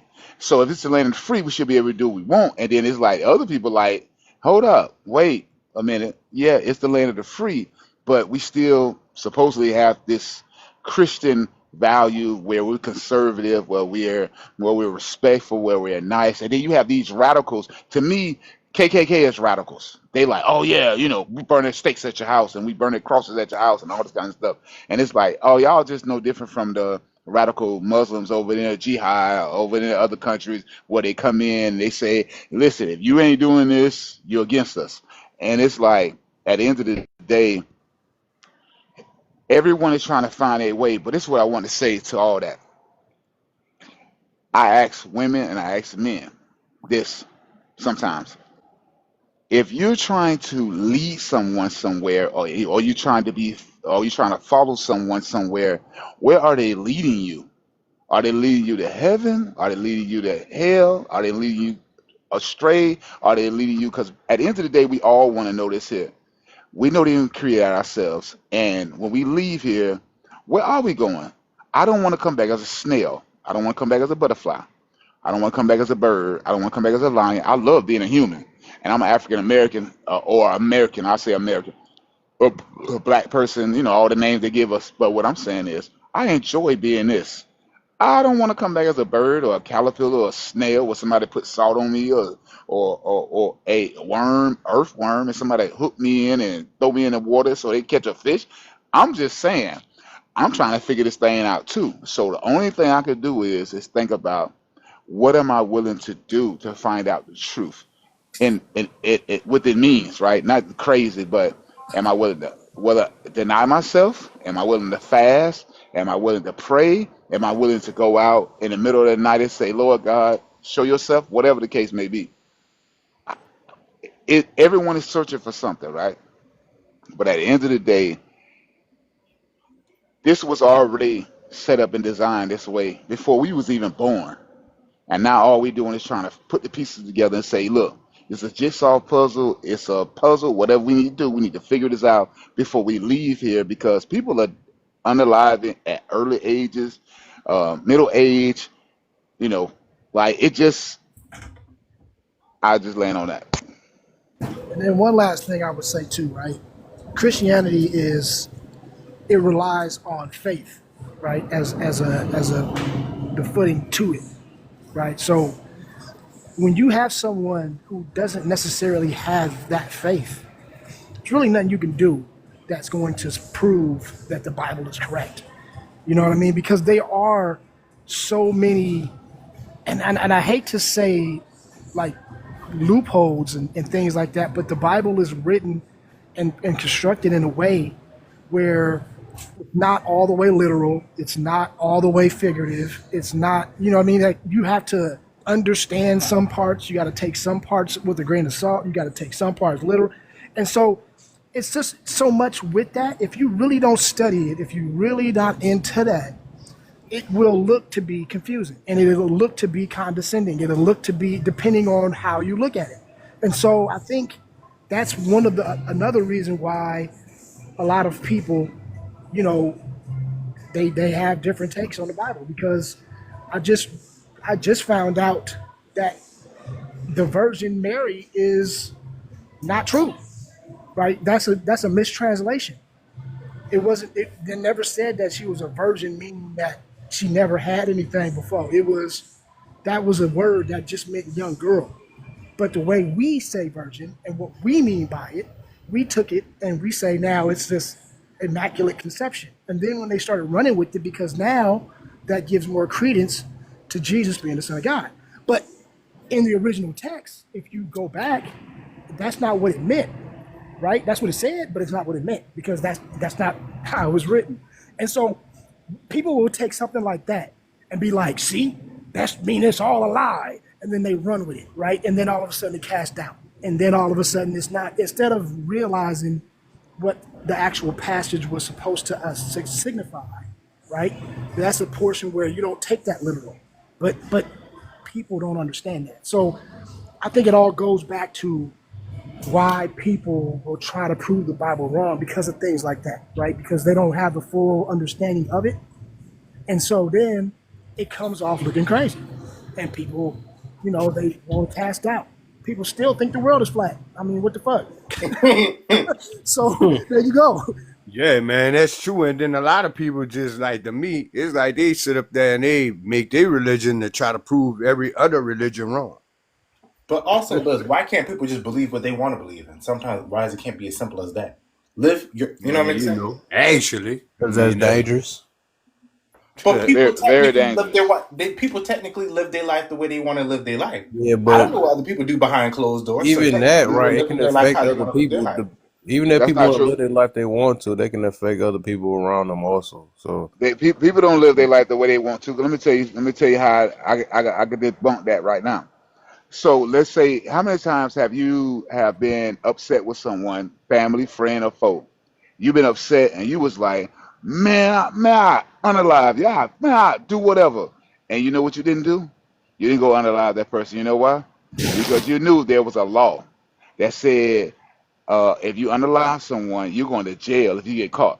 And only reason people ain't doing certain crimes is because they fear the law. And this is what the Bible talks about. It says you fear the law, but you don't see the righteousness in the law. See, I don't want to unalive you because I see the righteousness in the law, which is it's wrong to do that. When you unalive someone, you take the opportunity to be able to ask for forgiveness, repent. When you steal from someone, if you steal from your fellow man, you'll steal from God, right?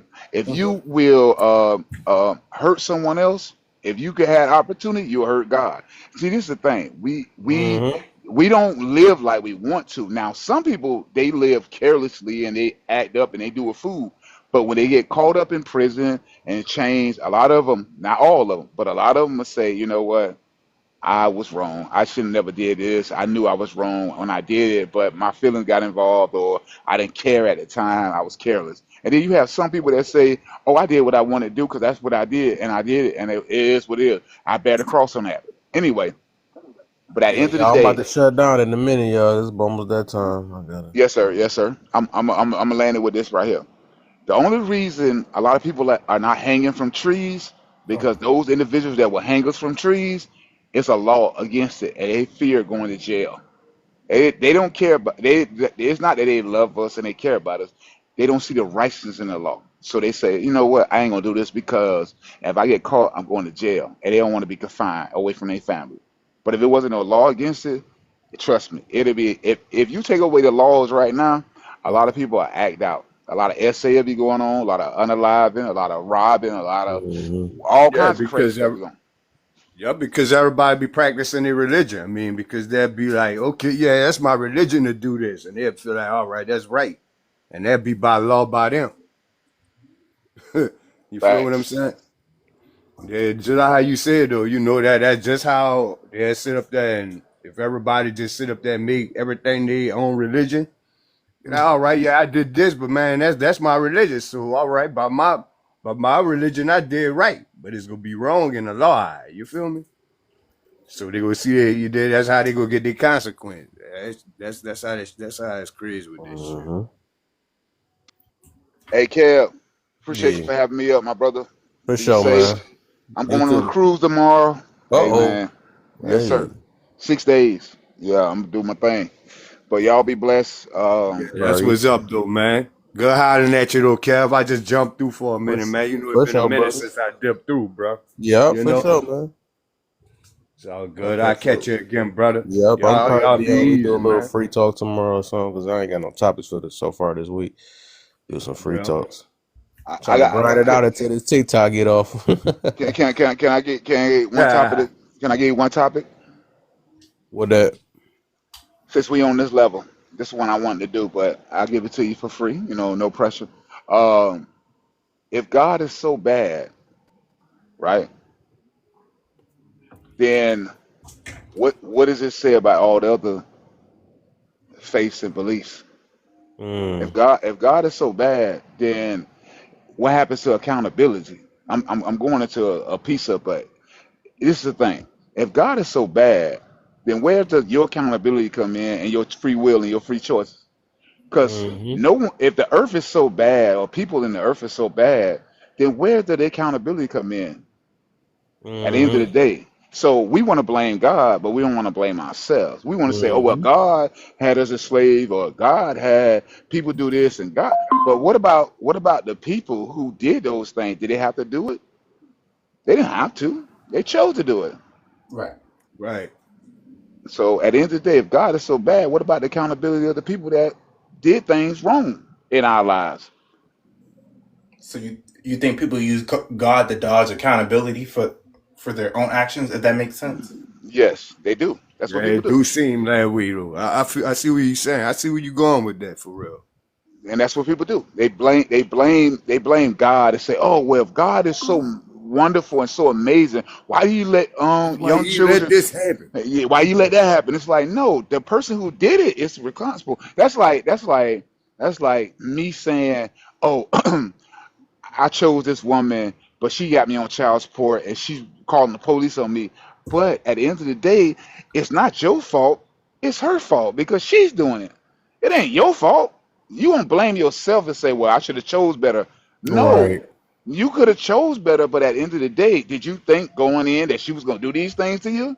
No. Right. So that means that it's on her. Now, if you're doing the things that you're supposed to do as a gentleman or as a husband or a wife or a girl or whatever, the person do something to you, that's on them. That's why I said earlier, you should never let what someone else say or do dictate how you conduct yourself as a man or a woman.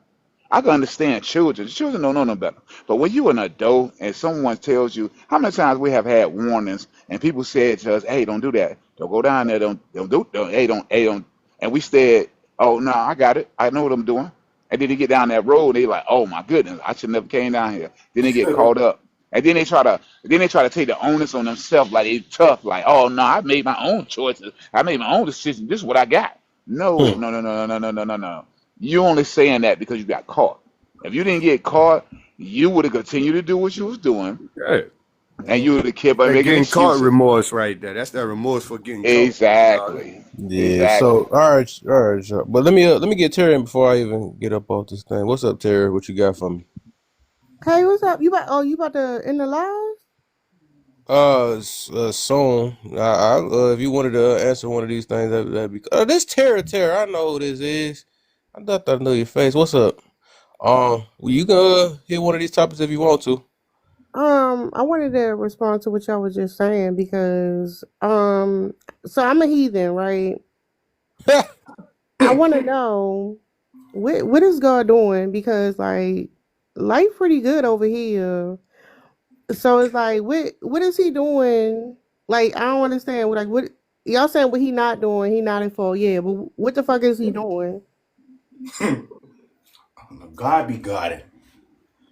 That's how I think we have to it's a be. good question because I always think like like let's say a Muslim country, they're religious, they believe in God, and I just be like, well, if everyone's on the same faith, why y'all have so much issues in that country? Cause my point also is that like I'm not no believer no goddamn I don't worship holy peen, but why is it that like cause people be thanking God for shit, right? I don't fuck with that So nigga. So it's hold on, like hold on, hold on. Let me ask you one question. Hold on, let me ask you one question. but I ain't finished saying what I was saying though. I ain't interrupt y'all. That was kind of rude. No, I was just asking. I No. said, But hold on. I just I'm want to sorry, clarify. I'm Let sorry, me I'm sorry. finish. You can go, all right. But my thing is like life seems just fine without worshiping no God or whatever. And I know that some people need that, but like, what is he doing for y'all that he not? Because he clearly not doing it for me. So I just wanted to know. Okay, so let me ask you this question right here. So when you just said what you said and use profanity and different things like that, where did you learn that from? What you mean, like where I learned that from? I'm Profanity? saying, yeah, profanity. Where you learn it from? I learned profanity just like the language I'm speaking. No, I'm asking you, where did you learn it from? Like who taught you those words? I mean, that's the way linguistics work. No, that's not. That's no, no, no, no, no, No, hold no. up. No, let me I'm asking answer. a question seriously. No, What let did?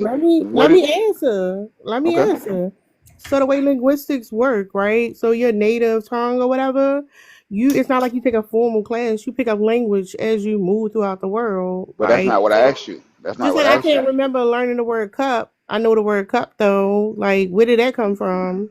Oh no, no, no. The reason, listen, this is the thing, right? The reason why I'm asking you, where did you learn it from? Because I know where I learned it from, and most people know where they learn how to use bad Listen. words. So, Who said it?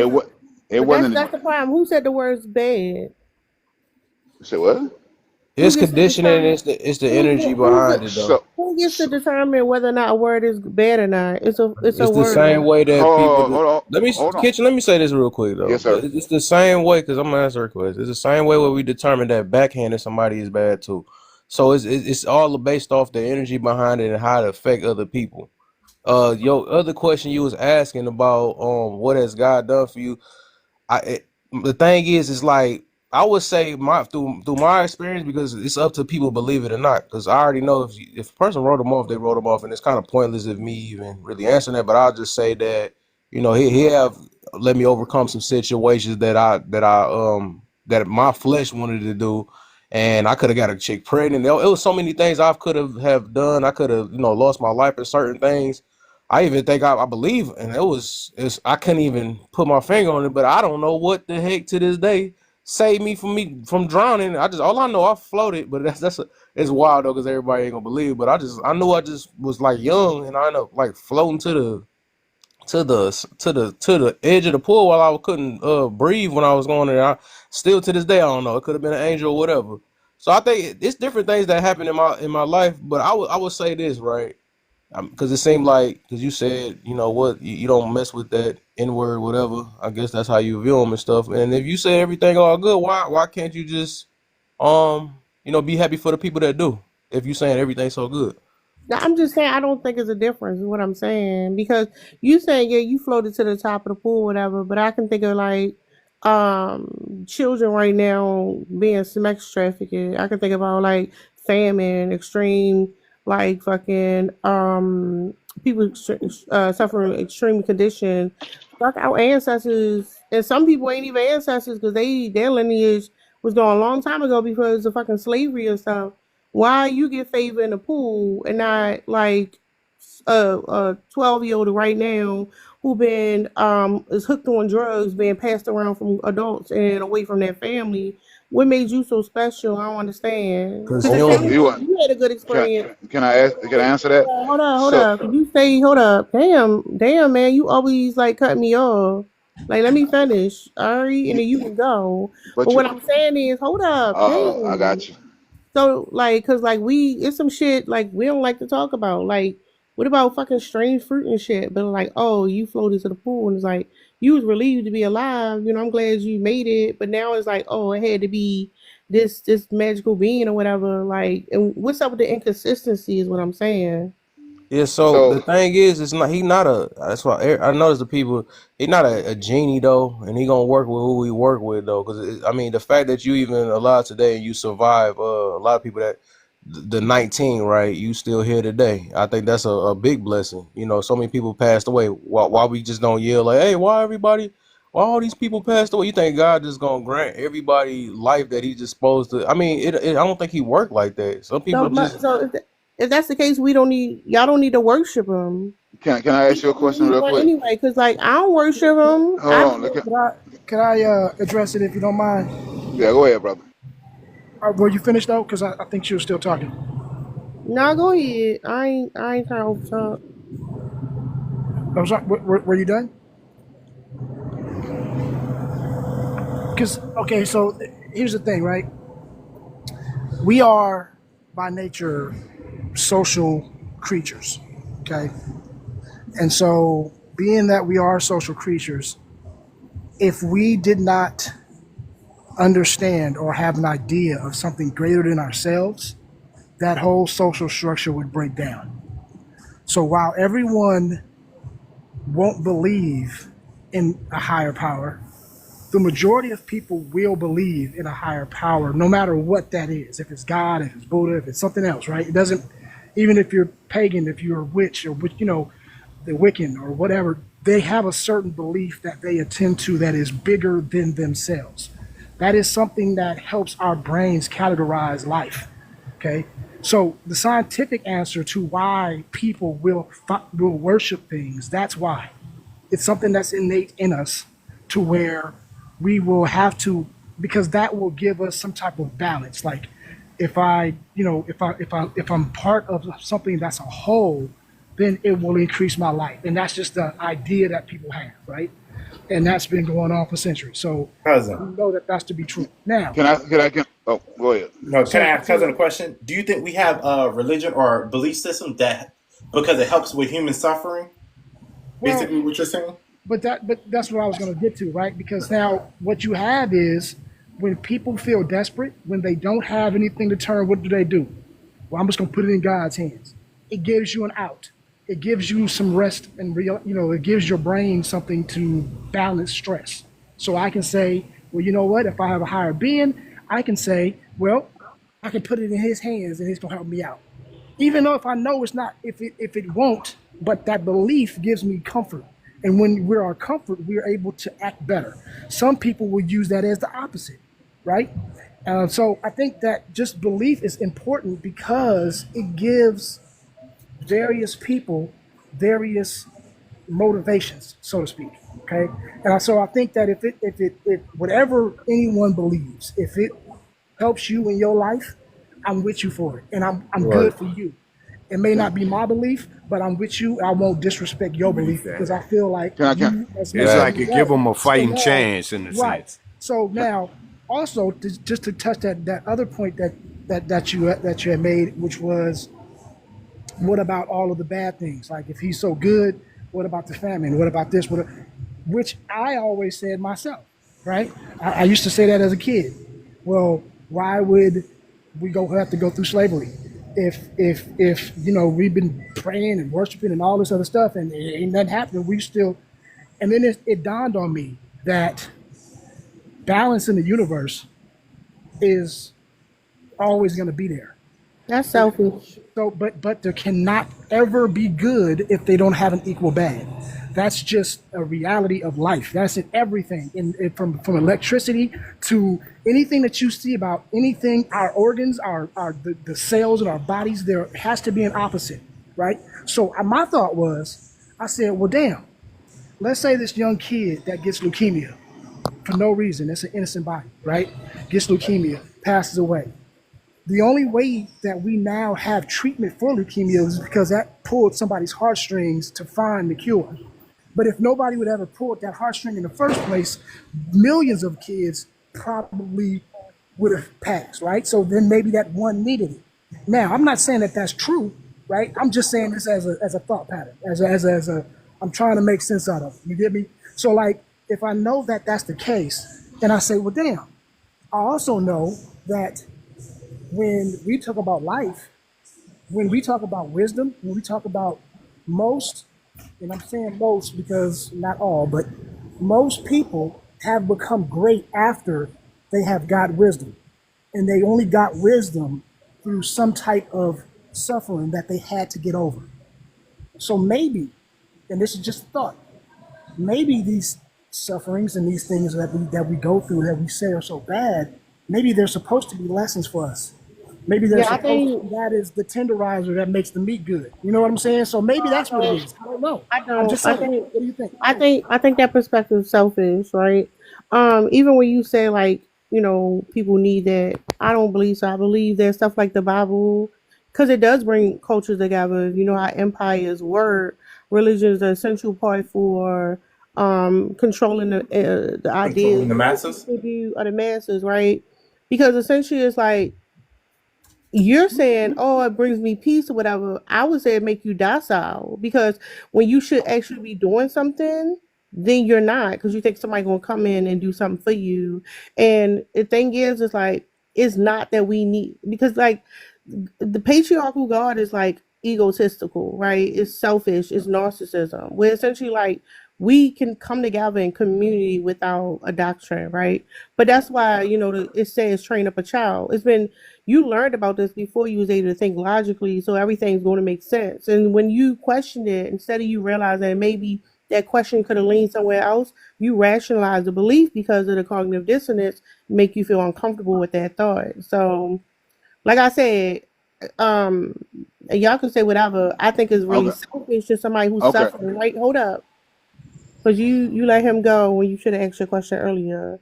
At the same time, where you could have actually, damn, now you made me lose my thought. Oh, okay, I got it. So it's like, at the end of the day, y'all could say, well, he does this or whatever. People worship the fairy tale god or whatever y'all want to care. I don't really care. I think it's used as something to control people. Think about black people specifically, the slave Bible they use to control people, to get you to think, oh, you're connected to something, so it's okay to go through suffering because suffering is supposed to be righteous, not you're suffering because you're being exploited for your labor. I just think it makes you docile. And I just think it's interesting because I don't worship nobody. Like, I don't worship nobody. I appreciate community. I think any type of God would have to be, it wouldn't be one figure, right? It would represent a community. Yet, why am I not suffering? That don't make sense. But, if y'all saying I'm being favored for something, whatever. Can I interject? First of all, it was a lot that happened that you didn't realize that happened. First of all, when you go back in the 1800s all the way up to the 19th century, this is the thing that you miss, that you didn't understand. First of all, they went to war against the North. The South went to war against the North. They took their 13-year-old son, their 14, 15, 18-year-old sons to war, and they was unalive, right? The spirit of delusion hit them because they thought that, hey, we could overpower the North because we want to keep black folks enslaved, and they lost. Not only did they lose the war, they lost their generations. They lost their bloodline. First of all, your most important thing on this earth is your bloodline. When we get down to the meat and potatoes of everything, that's one thing you miss. The second thing you miss is this: if you don't have any laws, and you don't have any structure that people have set up, if you don't have that, guess what happens? It's chaos, it's anarchy. And when it's anarchy, it's survival of the fittest. That means that if you can't run, you are not strong in fighting. If you're not the best at what you do, guess what happens? You get overpowered. So they had to have laws. Now, this is the other thing that you miss. That's two. The third thing you miss is that back in the days, they didn't have infrastructure like they have now. They didn't have police. They didn't have fire departments. They didn't have ambulance. They didn't have hospitals. They didn't have banks and all that kind of stuff. So that means if I came to your house, whether I was white or black, whatever, Indian, whatever, if I came to your house and I knocked you on your back and did whatever I needed to do to make sure I overpowered your house, guess what happens? The neighbor that's 2 miles down the road, because it wasn't populated like it is now, when you turn around and they come to me and say, hey, where's Mr. John? They don't know Mr. John just got unalive and he's buried in the backyard. I say, oh, yeah, Mr. John, he went on a long road trip. He'll be back in April. And it's December. And they don't know that when Mr. John supposed to come back and return, oh, he unalive on his trip. That's what was going on back then. Y'all trying to use today's morals to apply it back then to today's mindset of what was going on back then.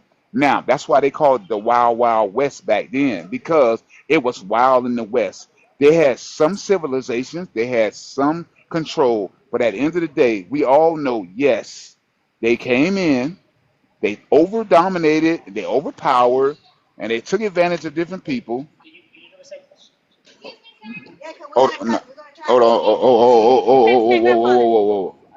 oh, I got you. Hold on 1 second, y'all. Yeah.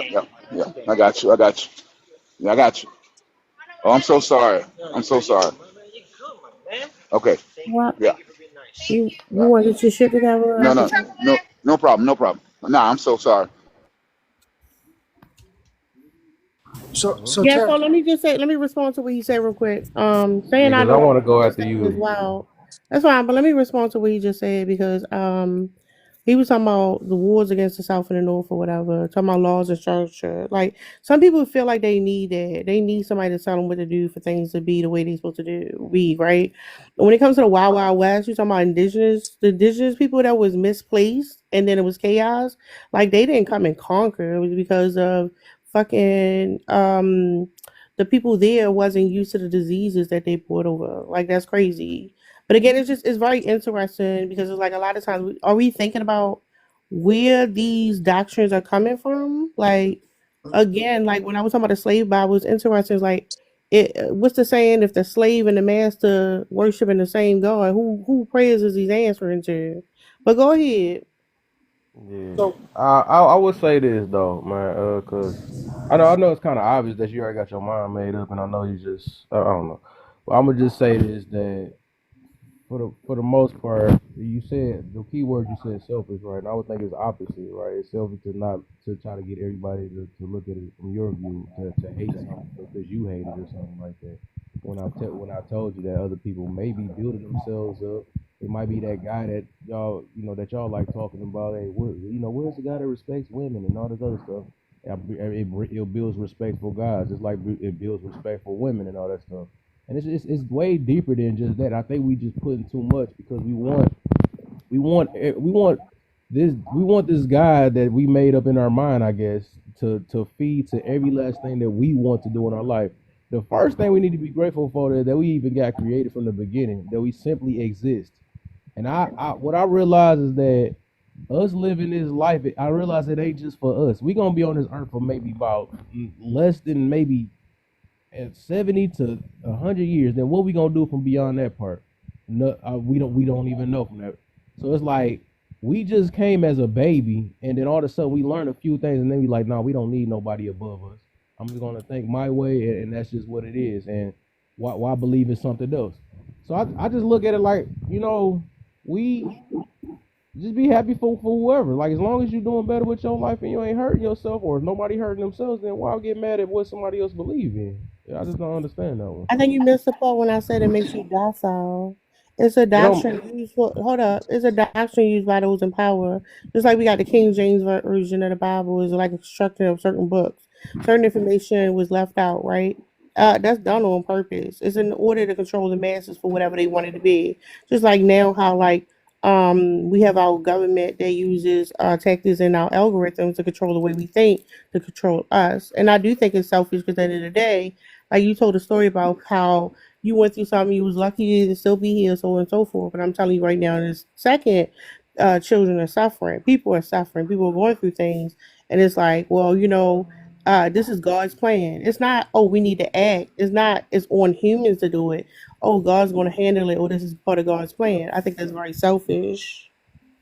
So How hey, you want the world to work in your way or something? The way you It's believe not it? about, but see, that's the thing. It's not about what I wanted to work. What I'm saying is, if I see that a doctrine was created to control the masses, to control people in a way that specifically black people are made docile to not and actually do anything about that situation because they accept, oh, there's authority figure at the end of the day is watching over everything, making sure everything's okay. We're not acting. We're not doing anything. We're just becoming bystanders, allowing the world to happen to us because we're told that our subconscious part of our mind is actually some entity that's connected to us all, and that's not actually the case.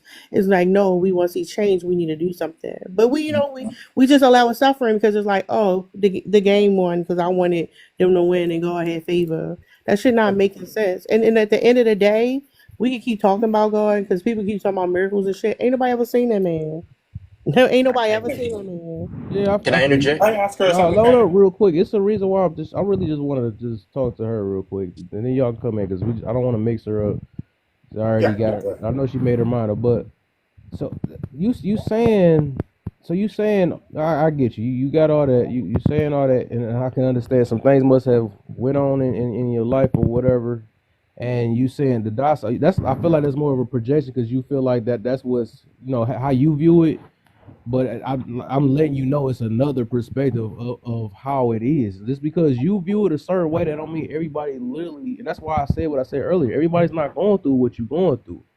Because you have this hatred towards something else, that don't mean everybody else have to have that hatred.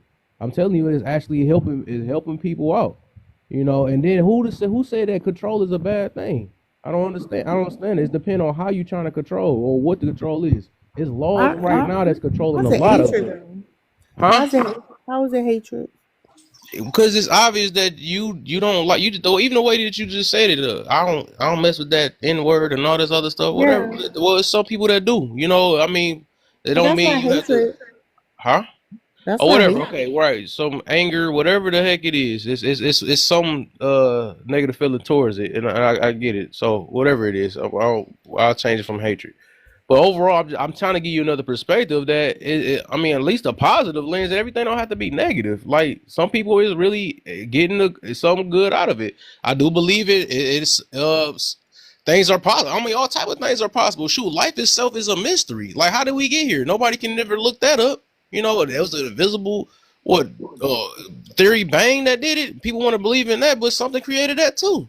So at the end of the day, to not believe that something created all this, I think that's kind of like, I don't know how to think on that one because it's like something had to create all this.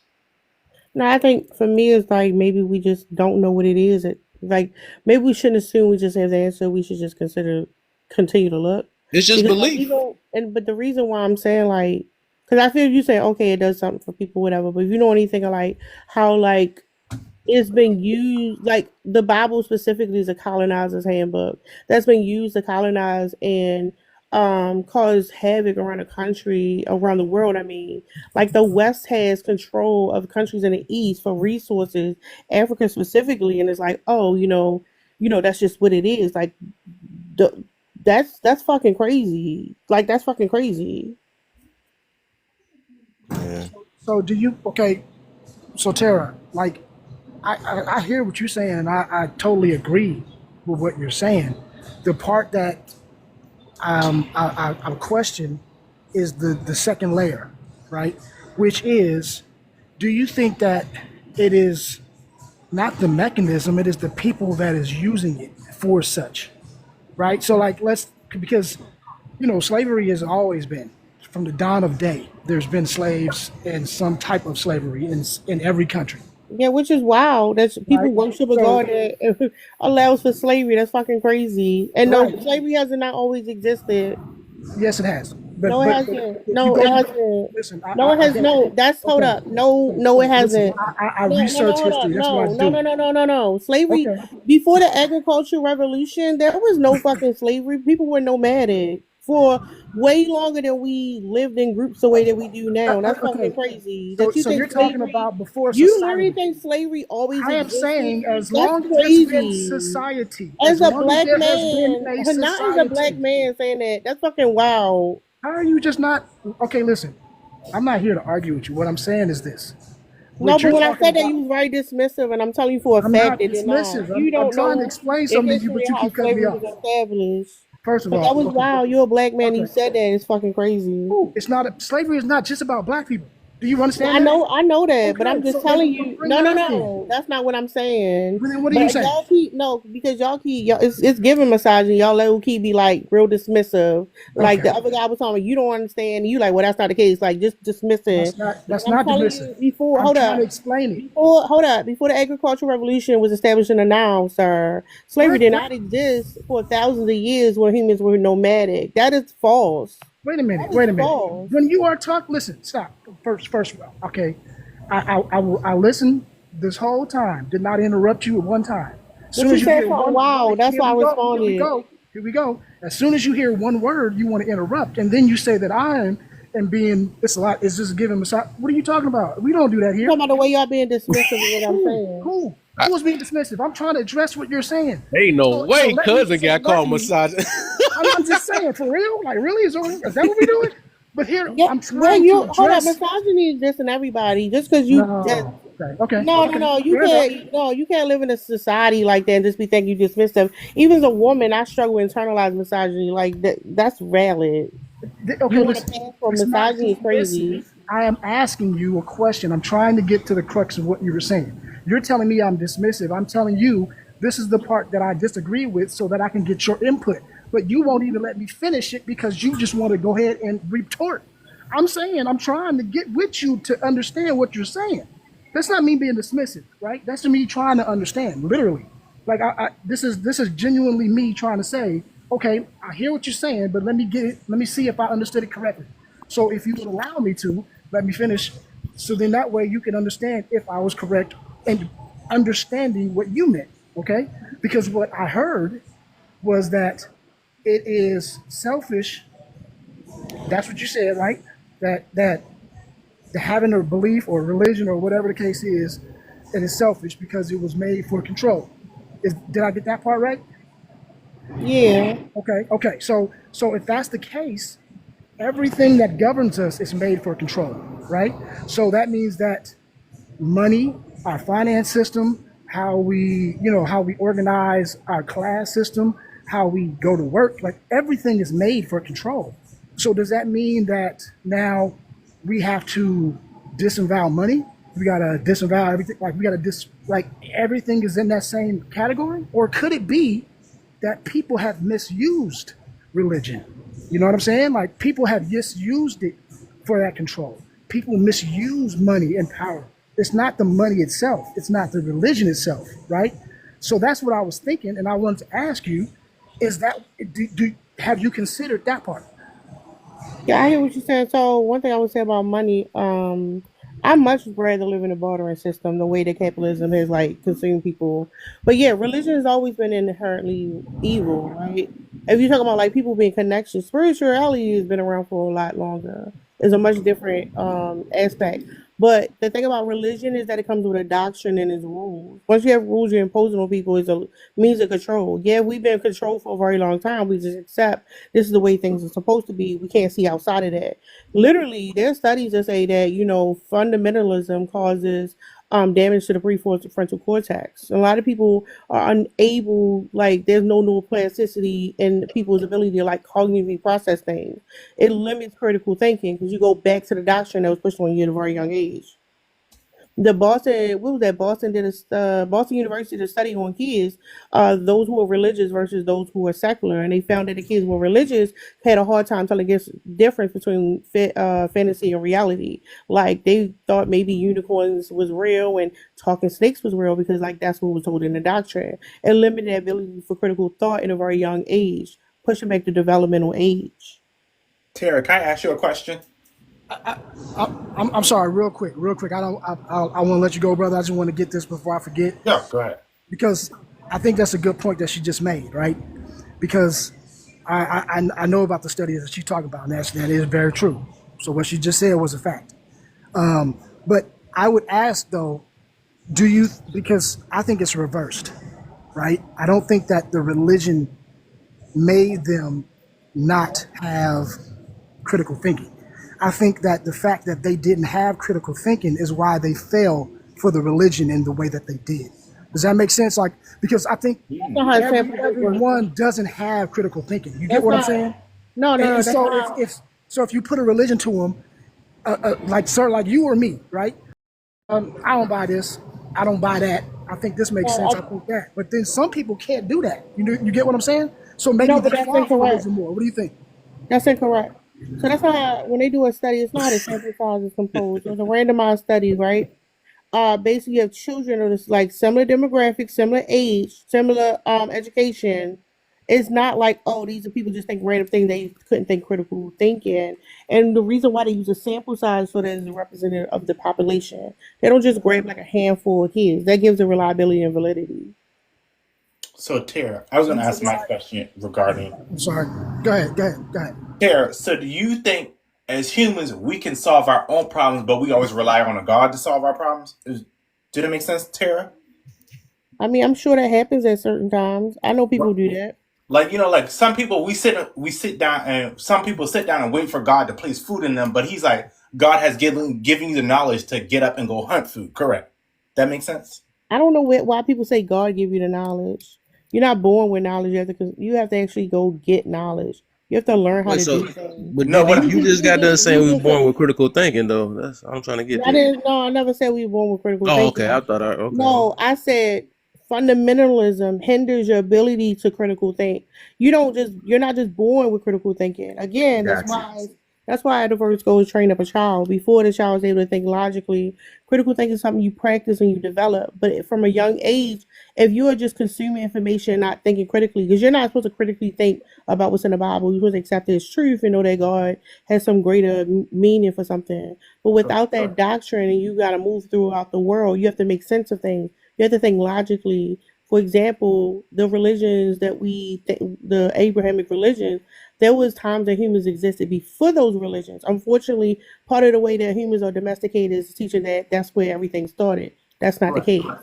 So we have to understand that like we existed before the religions were even invented. Interesting. So I was going to say my per se. What I'm trying to say is, I'm trying to think. But go ahead, someone go ahead. I gotta get my train of thought together. No, I'm saying, do you believe that we all have different capabilities in our intellect and how we think? Well, of course, that would be basic. Okay, so what I'm saying is, do you think that some people are more susceptible to indoctrination, so to speak, than others are? Yeah, so even when it comes to like religion, there's usually a certain population who are all religious and then a certain population who use religion to control other people. Right. And if you go back and read that study, it's not saying that, oh, some people think this way, think others. It says it literally causes trouble with you to develop these skills. Like when you said you had thoughts, like, right, for example, people who are religious, everybody has these thoughts where they like question it because things not making sense. It's part of the process. But part of you suppresses it. You are literally hindering your critical thinking skills in real time when you do that. I mean, yeah, I agree. But what I'm saying with those studies is they've never studied them before they had religion or not. So they can't really say that. They're only studying results and then saying, well, this is That's what not why I brought that up. and this is what it suggests to us. So that's all I was saying. But that's hold up. So we have a study of the independent variable and the dependent variable, right? Yeah, we're not going to be able to go 1,000 years ago. However, we do have people who are not religious. You have children who grow up, and my son has never been religious. He's never been indoctrinated with a religion, right? He's able to critically think. When you talk about the population for that Boston University study, it literally was children who came from families where they had never been indoctrinated with a doctrine from religion. So there are people currently today who are not practicing religion, nor have they ever had practice of religion.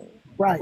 But what I'm So saying that's where is, that sample comes from. You don't need to right. go back thousands of years. No. But what I'm saying is there are people who are religious who still critically think. And then there's the reverse. People who have never had religion nowadays, right now, that can't critically think, is what I'm Yeah, saying. but So critical what I'm thinking is not saying an is, absolute. It's not an absolute. It's a skill that you develop. So yeah, you my may point. have. So that's what I'm saying. So is it the cause or is it a symptom? That's what I'm saying. No, You get I'm me? saying it hinders. For example, your Oh, critical okay. thinking Okay. could be better had you not consumed this doctrine. Oh, okay, I got you. All right. I thought you said it caused it. That's the only reason I was tripping. All right, I got you. I got you. I hear you now. So I was gonna say this, Tara. Do you My think, bad. Tara? I want to ask you this question. I want to know your opinion. Tara, do you think that's why some people who are not religious are able to get over on people who are religious? If that makes sense. Like pastors, yeah, you have a lot of pastors who aren't religious. But they're not, I'm sorry, they're not religious and they still teach religion to people, yeah.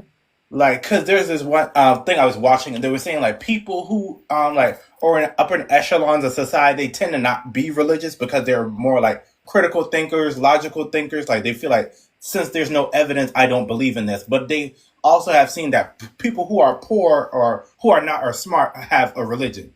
Do you think there's Or a the, correlation between that? so it's the same thing with like women are more likely to be religious than men, right? It's Correct. what religion is pushed on.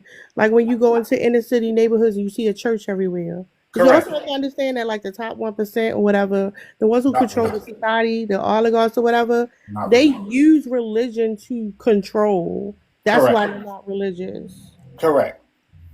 Because I think I was talking to Kev about this earlier. I was like, do you think people cosplay religion, like saying politicians, like they stand next to, this is my husband and wife, and we have Christian values, but then they get in the office and everything they did is the opposite of Christian. Do that make sense? Yeah. Can I ask a question? Go ahead, Star. Can I ask a question? Go Did ahead. anybody ever get a bus brought up to their home and they were bused into a political or religion thing? Because when I was younger, back in the day, a bus used to come and people used to come knock on our door and you got to go to that. Yeah, I used to go to vacation And Bible I was school. Catholic.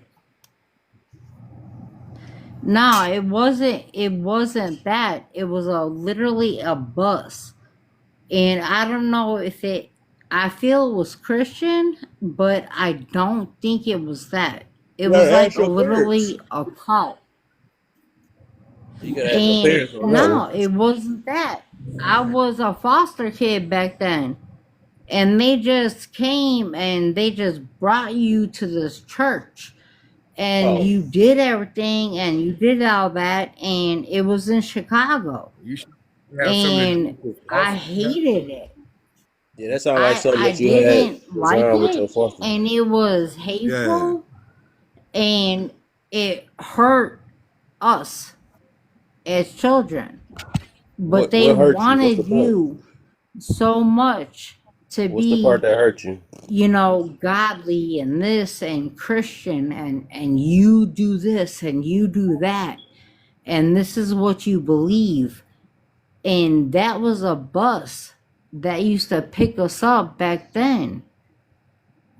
And I didn't like it back then. And I pray to God it ain't there now.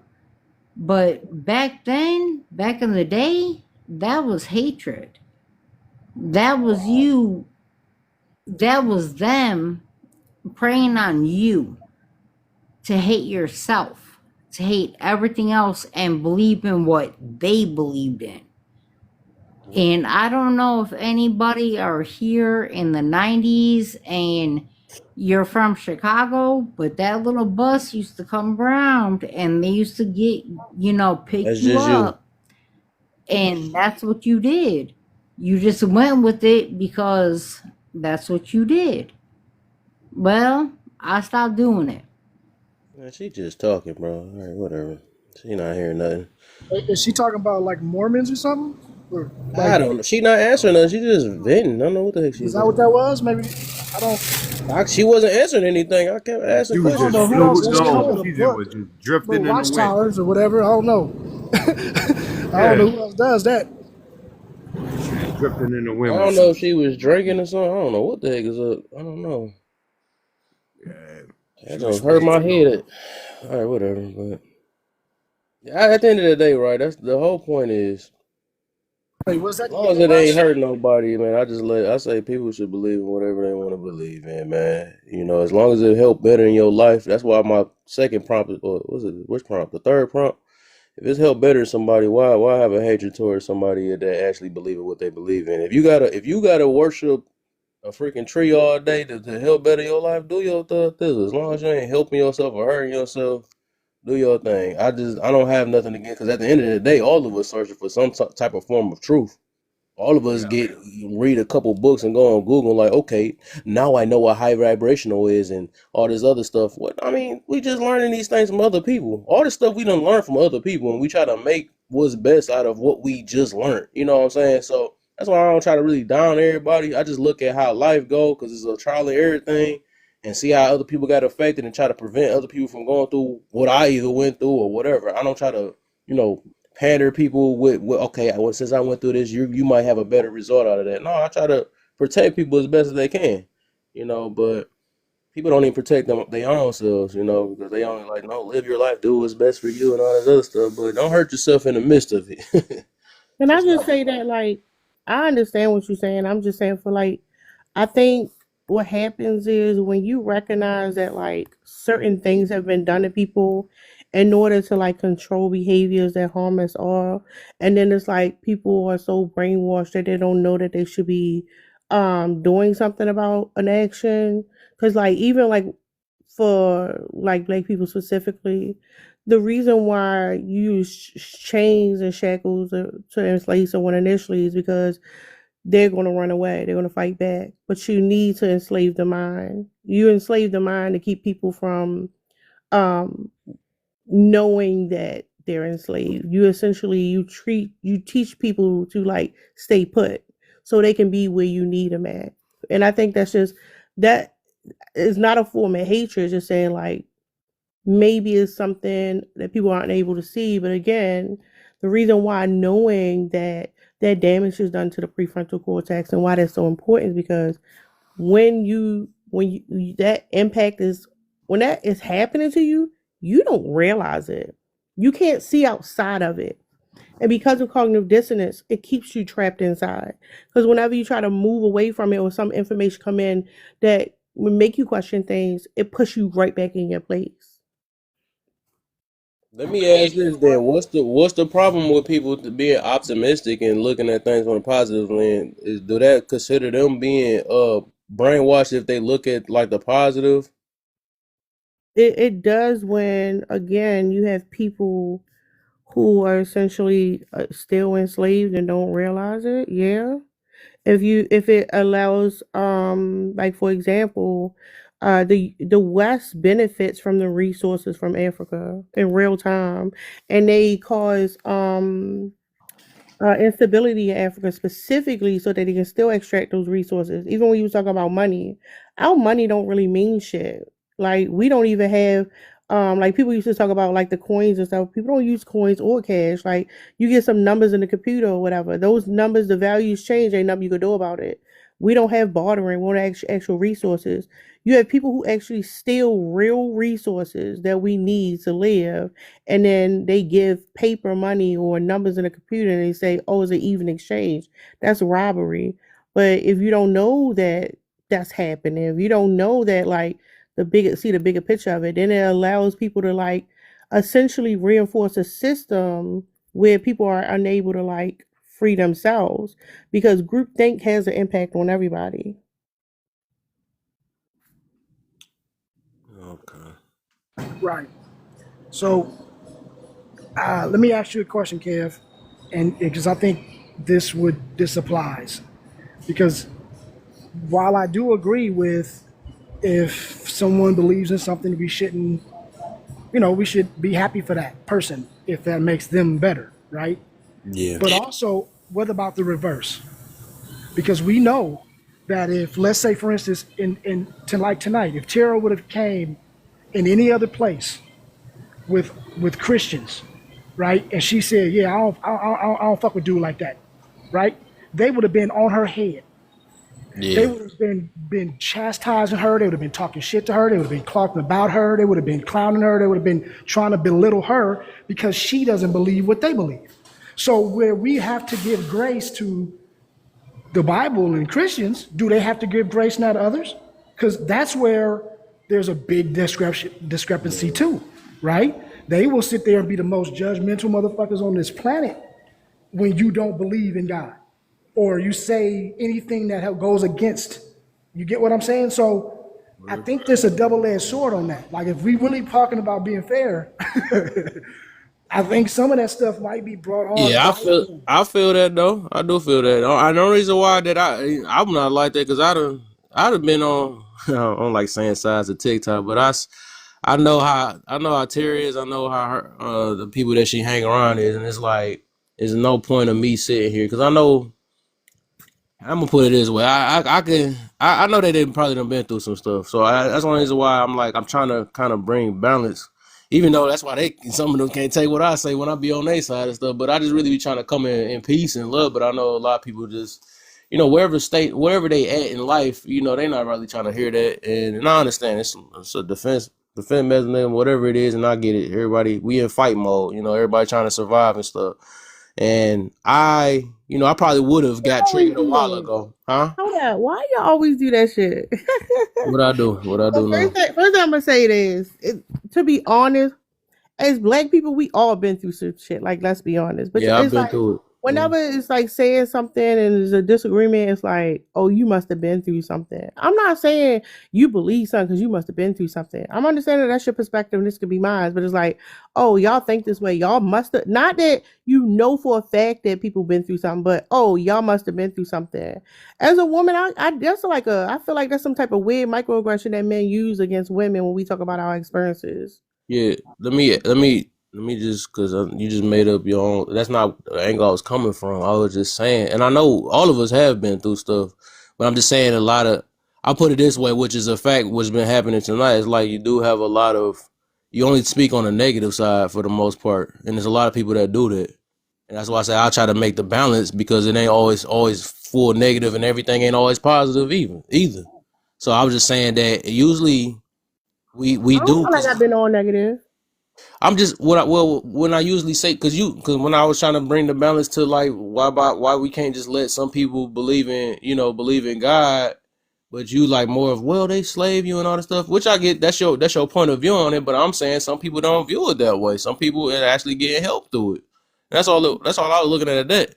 But then I do understand. That was a direct response to the question. You were saying, well, you said like, what's the problem with it? And I told you what the problem with it is. I got you. Like, that's not being negative. That's answering your question. All right, I feel you on that. I got you then. All right, Tara, the actual microaggression that we like to use as men is to calm down. You being sensitive. That's the microaggression. I mean, that's one of them. There's a lot of them. I think that might be the most. I think that might be the biggest one though. Like, you know what I mean? Like that's the one I see get used all the time. Because normally when we talk about you went through something, I don't know, maybe you might be right. It might be like a little bit of that might be more of a trying to be dismissive. You know what like I mean? I said, it wasn't even off this topic. It wasn't even off this topic. It's just because I know of her and I know because I ain't gonna lie. But that's what I was responding to. Maybe you don't share my perspective. You're not a woman. I talk about issues. I know that. That wasn't my point. That doesn't. But what I'm saying is, women talk about things that they go through stuff. That's actually valid. But when you like, oh, because you just going something, that's the dismissive part of it. Women all talk about problems because we actually do go through things, and instead of like trying to understand where women are coming from is like, oh, y'all just hurt or whatever. Like, no, we're talking about. Never said everybody hurt. Everybody I'm not hurt. Man. talking about. It's not personal to you. I'm talking about like what you're saying. I hear all the time. I hear it on a daily basis. Like I get called bitches, and I'm told I'm bitter and That's all what I'm this other saying. stuff. That's what I'm saying, and that's the only reason why I really can't handle your soccer. That's all y'all, most of y'all do over there is just do that, and I'm like, I'm not even like that, you know. Some stuff just come with love. I mean, I know y'all probably y'all can't recognize because you said you hear it a lot, but everybody ain't like that. Everybody literally just not like that. But that's what I'm saying. That it's just about trying to build understanding, man. Cause shoot, or whatever, man. I just, you know. I know everybody wanted to express themselves and stuff, so it is what it is.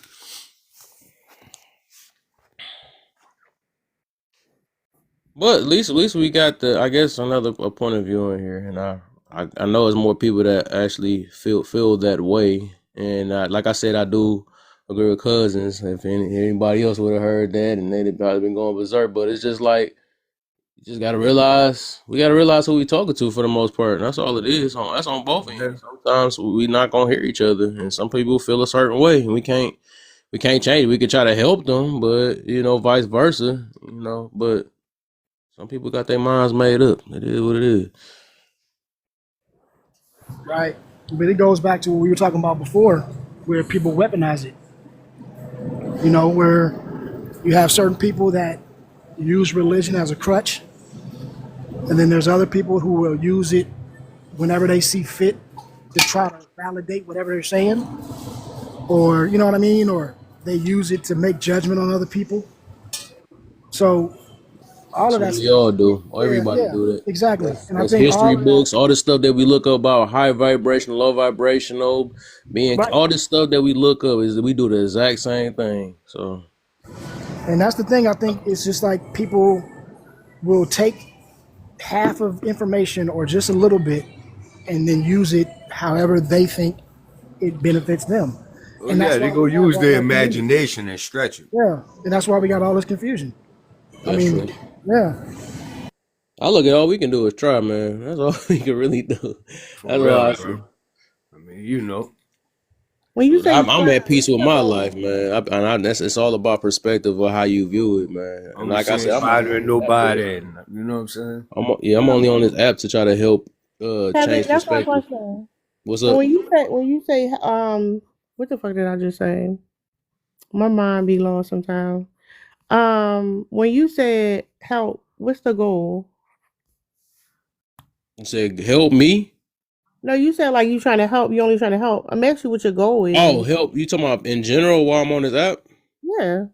Yeah, I'm trying to help change people's perspective on how they view life, because a lot of us are going through mental things for real, for the most part, and a lot of times we don't realize we put ourselves through it because of what we expect from other human beings, and we don't look within ourselves for the most part. That's what that is. So sometimes we gotta realize that we have more control than what we think we do with at least our own lives. I mean, if we keep living with thinking that everybody is controlling our life but us, I think that's where we get kind of depressed with. Because if we keep being like that all the way to the grave, and we just not living our life to the best way we can for what we can do, that'd be stressful. That'd just be stressful. So I'm more of I'm trying to motivate. I'll try to motivate. I try to bring awareness. I try to, I guess help in many type of ways. So let's start off with a voice. Okay, I was just asking. I was curious. Yeah, that's all that really is for the most part. All right, I'm gonna see my way out. It was nice talking to y'all. Good night. For sure. All right, you have a good one. It's about 1:00. My goodness, nerd down there. What's she doing down there? Doing hugs and stuff. What's up, nerd? Yeah, you thought you was about to just go off into the sunset. It got a little heated. Hey. Nah, it always happen like that too. I was just about to go to bed and then. Hell to the no. But that's the thing though, and that's why I do like that she came up though, because like I said, I know A lot of people, and I know where everybody at, man. Everybody got their point of views and stuff, but I believe like we gotta have balance, man. And what it look like me, trying to share the same energy. That's why I don't try to do the matching energy thing, because just because somebody angry or whatever the situation may be, right? If they feel a certain way, I don't have to do the same thing they doing and stuff. Like, well, Yeah. yo, stuff, F that person, F what you believe in. Like, no, sometimes I don't know what's going on through people's mind. I mean, shoot. And if I know better, why should I do better? I shouldn't have a person change me for who I am. Hey, but you know what though? That just goes to show us how this app and how it affects people. Like when you have conversations and they all go a certain way, when you go into a new situation where motherfuckers don't think like that, you still be in that defense mode, or you still be in that I'm taking it as I always hear it. And sometimes it's hard to get out of that. You know what I mean? Yeah. It's They like, get trapped in their feelings and shit, really. yeah, like you said, you be on one side. If you be on that side long enough, like look, through that election, I think I did 2 posts. I think I did 2 posts about the fucking election. I don't even do politics, right? And then I got sucked into talking about some other shit on some other people's panels in politics. Next thing you know, just in like 2 weeks, I was over here stuck with all this shit on my timeline with politics and this and that. I was like, what the fuck? Get me away from this. Like, but yet it happens just that quick. Like you get indoctrinated, you get it, you just get wrapped around it. And then if you stay there long enough, every time you go into a panel, you're gonna be talking about politics because you get stuck on it, That's true. You right, bro. Shit happen. Yeah, and it's Stuff can mold you if hard to you get be out. around it so much. That's just how humans are. We are adaptable, so I get it. Whatever energy you're around is what you end up eventually Yeah, it's the molding same to. thing like when you be having That's what I panels. say all the time, bro. Hey, you see dudes come on here and it's like first thing them single mamas. You like, bro, we're not even talking about that. What are you talking about? Yeah, they'll jump into that quick. But it's like Can I because add they something real constantly quick? on some shit. Yeah, go ahead. Kev, I appreciate you because that was a very smooth conversation. And on this app, so a lot of the times with content creators, whenever there's an opposing view, people like to overtalk one another, or the mods or the host would drop people or mute people, and you did not do none of that. Like, at least from what I've been watching, that's commendable. And I think more people should do that because there are so many content creators that as soon as they hear something that don't align with their views, they want to silence you and argue. Yeah, I appreciate that. Yeah, I mean that's the whole point. I do believe everybody got a voice. That's the reason why I be let to be known. Like some people, even if I know their point of view and stuff, I just still want them to have a voice so I can at least get them a chance to let them know that they are being heard. But I also do want people to realize that, shoot, some things just in life just don't, it might not go the way we want it to all the time. But like I said, what I do, like I said, I have a love for everybody. Even if they cuss me out or whatever the situation is, they might not like what I say. They might even throw me in a box.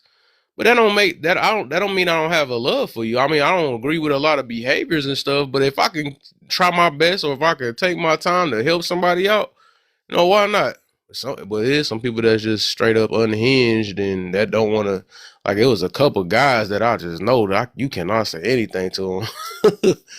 But yeah, that's Brother, be that type. And some of them, you know how that go.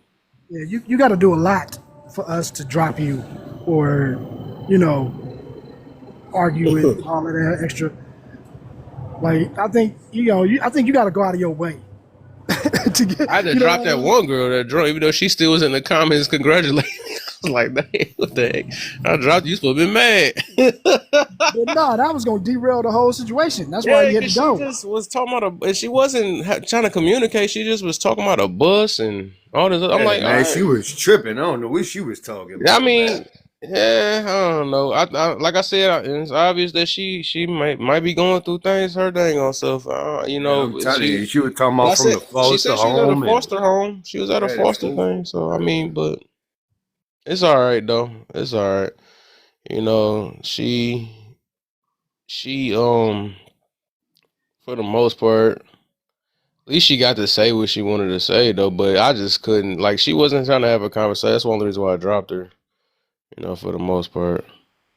Cause I I'm think like, I was in the middle. I was asking. I'm like, so what bus? What religion? What this? And she just was still going like, no. And I don't look at it. And it was teaching hatred. And I'm like, no, who was teaching I think she said hatred? Catholic or right? Right. something. That's what it said. Oh, Yeah, I think she okay. said Catholic. Oh, that's what it Yeah. was, Catholic? Okay. Yeah, I I thought it was couldn't. maybe Yeah, I don't Mormon know. or She something just the was. way, Oh, but I guess you're right, though, because they did have the little buses on the Catholic. I I think they don't did. know. She said it was Christian too. I don't know what it was. I don't know. Right. Then I was like, was it the yellow bus? I don't know. I don't No, know when she said the bus. I was trying to I keep ain't, from I ain't saying. I gonna was say like, that. what type of bus? But that's what I be saying. Like, we really don't know what people are really going through. That's why I said I could thank God that I didn't get brought up that way, man. And I don't know who else to thank. You know, I wouldn't.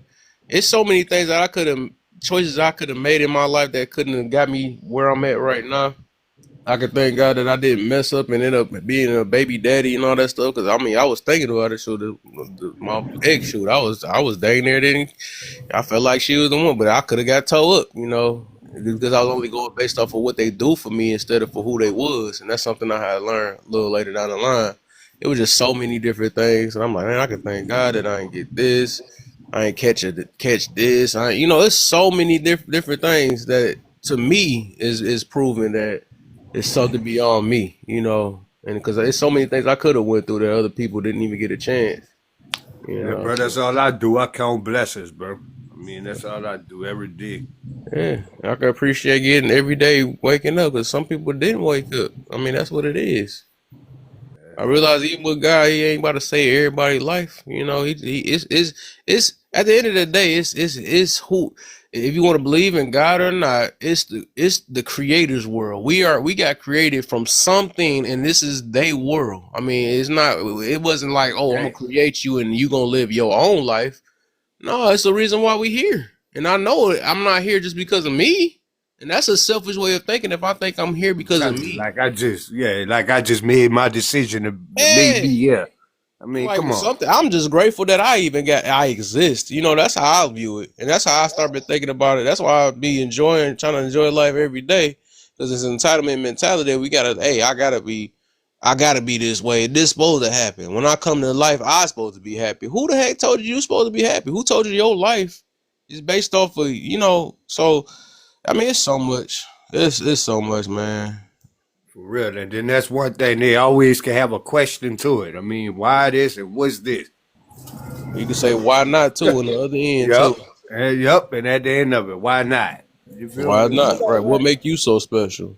You know. I say the only thing that I would disagree with that is I think our purpose is to be happy. God damn it. But the key is what makes you happy. That's the key, right?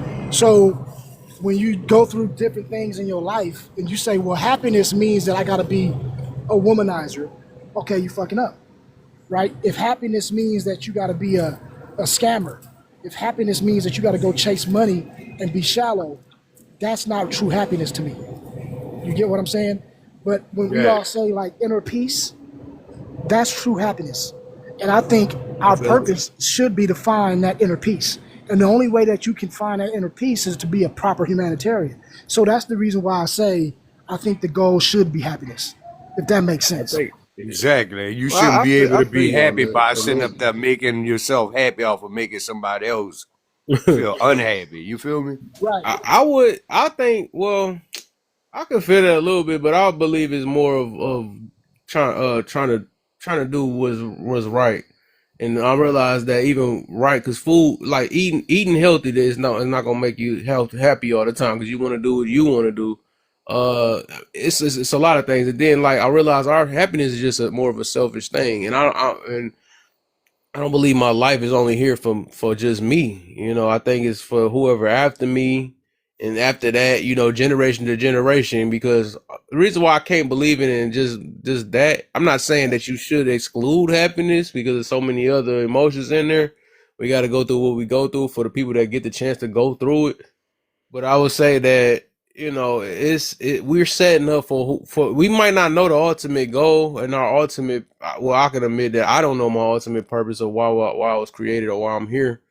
But I just know that I'm setting up for whatever. Either you a good example or a bad example of what how to live life, and that's for whoever that look at you. Because I think everything have some type of purpose, even though we don't know it. Like the plant, the ants. I still don't know what roaches is for, but they have a purpose.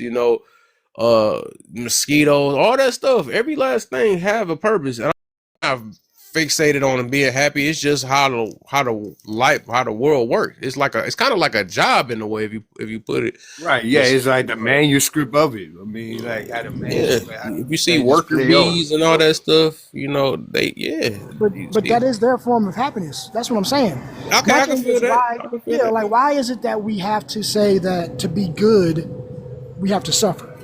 It doesn't make any sense to me. When I used to go to church, that used to be the thing that I would be always like, what the fuck are you talking about? Why is it hard? Why should it be suffering to be a good person? You are ridiculous. That should make you happy to be good. That's the point. Right, exactly. And so when people tell me that, I'm like, bro, the only reason that health food or whatever is unhappy to you is because you're addicted to sugar. Yeah. So maybe if you wasn't addicted to sugar, you wouldn't be unhappy. You fucking dude. Like, look at it in a different direction, and then you start to see maybe it's our skewed idea of what happiness is. True. See? And I'll be thinking to myself, I you're not feel you put on on this that. world to be miserable. That don't make no sense to me. No, I don't think it's that. And I like how you said that. What I realized is that, and I guess I take half your answer, right? Because I believe true happiness is moving the right way, or try to do right. Looking for peace, trying to help, try to feed the homeless, all that stuff. I think that do bring happiness. Even trying to, I wouldn't say that, but because people say things are subjective, but try to correctly follow like how marriage is and how all these things. I think that make it happy. Your goal of raising your children, all that stuff, that should make you happy. All that stuff that like it's kind of like a job, but it also makes you happy at the same time. I think that's what kind of controlling yourself, all that stuff, discipline. Be able to live a little longer because you're healthy and all that. I mean, so many things. I think that makes you happy. Right. If you look at it. And I'll take half. I'll take that. All right, we half and half then. All right, I'll take that. we got a new drink out here, half and half. You know what I mean? Listen, half happy. We'll take that. That's that new drink, half happy.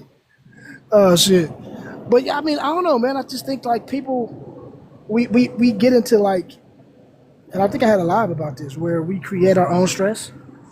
And that's what it is, and that's what I kind of was trying to tell Terry in a way, because that's why I bring awareness, because most of the time we are creating our own. I like how you said that we are creating our own stress. That's what it is. It's the way we view things. It's all about point of view, and if we just sticking around about all the negative things that's done to us instead of being appreciative of the things we didn't go through.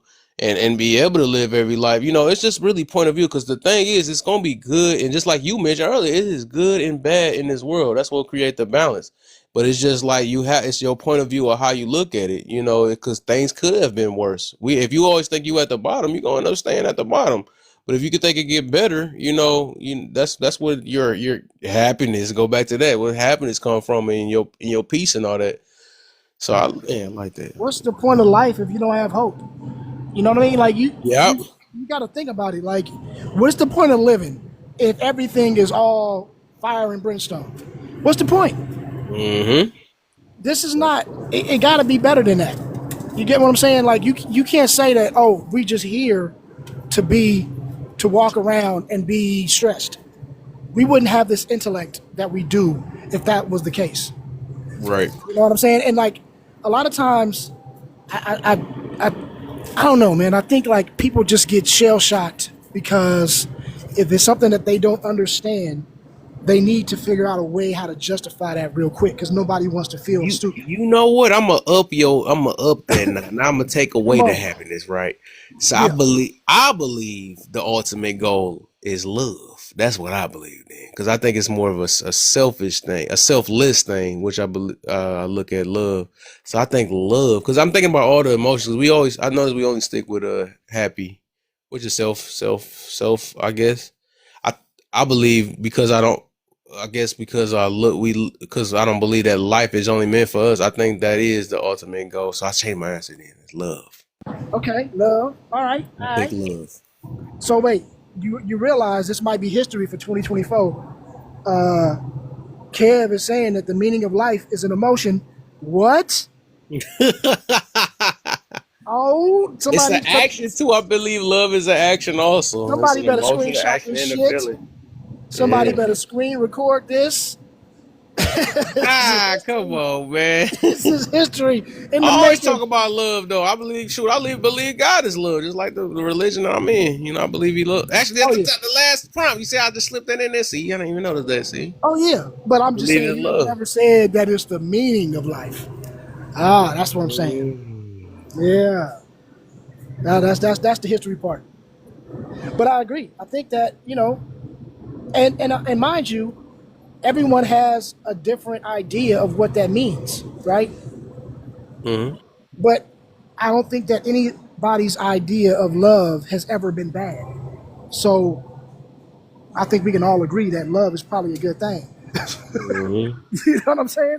Yeah. So regardless what your definition is of love, I think that's a valid point.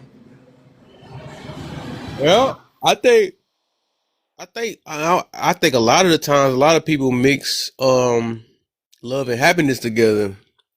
I think because sometimes you're not gonna be happy with for the things you love. I mean, and that's how I look at that too. Because I look at love as like more of a sacrifice type thing, and it's something that you do, and that's what make it more powerful than happiness. I look at it because it make you make decisions that you don't really feel like doing and all that stuff. And it's like, if you love yourself, you're gonna treat yourself better. You're gonna respect your body. You're gonna eat right. I mean, it's so many different things when it comes to love. But even though might not be happy in the process, but dang, I change it all the way back. I think it's love. But see, okay, now look, wait, now I'm about to fuck you up, right? So this some Al Green shit. Now you talking about Al Green, love and happiness. But what about if they are not one or the other? They are in tandem. Because, like you said, love is not a state. Love is an action. Love is kind of it's moving. You know what I'm saying? Love is a continuation, and then sometimes it stops, right? Or it displaces. It doesn't really stop, but it displaces. But happiness is the destination. So now, because you just can't walk around, hey, I'm I happy. think it's the motivation. Happiness is not an action. You see what I'm saying? Happiness is not like, hey, I'm gonna go happying today. No, you can't do that. See what I'm saying? So, but now what you say is, if you think about it, if you have to love in order to find happiness, you see what I'm saying? True happiness, not that fake manufactured shit. To find true happiness, you're gonna have to have some love in there. So maybe that's the thing. You got to have the love to get to the ultimate happiness. So it's all together, no matter what. You can't leave one out the other. I feel it though.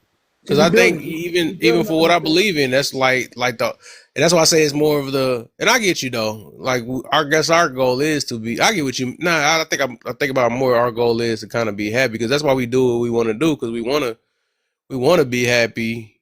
And I guess that's what motivate us, right? Because like even the things that for what I believe in, the God has promised us. It's like our promises is built in happiness. Like He said, you don't know the things that the plan He got for us, because He do want us to be happy. From what I read up on. So I guess so it's like I got to take your answer too back again too. So I think it is that, but I think it's the way we view happiness and the things that we, like you said, the fake happiness and all that stuff or whatever. Right. It should be like a joy. The word. And then what about joy? See, joy, that's a state as well. But like we have these placeholder happies, because we ain't patient. We don't want to wait for the real happiness. So it's like, I'm gonna have to go ahead and do some gambling, or I'm gonna go get drunk, or I'm gonna go do this because I need that right now, right? That's that microwave society. So we have these fake happiness pills, so to speak. Yeah. Right? You know what I mean? I feel depressed, I'm gonna go get drunk. This little fake happiness pill. But you ain't really happy. You're just making it worse. And the real happiness comes from real work. But that takes a minute. And a lot of people don't want to take that minute. They don't want to take long. You know what I mean? They don't want to wait. And they don't realize that the road to happiness is paved with happiness. You see what I'm saying? Mm-hmm. You can't be in a fucking crumpy ass pessimistic road and think that it's gonna end up on happy. That ain't gonna happen. Yeah. See what I'm saying? So It's that's true. the That's thing true. that Right. people miss out on. They think that it's just gonna magically appear. Shit, no. You got to live your legacy. You got to actually be what you want to be, like what you want to see. You have to be that. And I think that's where people fall off because that takes work, that takes effort. And if you want to be lazy, you take the easy way out, and then you use, social media, alcohol, gambling, whatever else. You know what I mean? Mm-hmm. And I think that's where we at. So anytime you try to tell somebody that, they gonna fight you because don't nobody want to do that work. They don't. Not at all. You telling me I gotta do it the long way? She said. But as I said, we look for quick results. We gonna get them quick. We do that. Try to get things quickly. We gonna get quick results, and that's what that is. When you got a relationship easy, you're gonna be out of it easy. That always been like that. You don't even take the time to vet. You ain't take the time to really work on yourself and all that stuff. You literally gonna get the results of a worked on self person, and that's on both ends. Right.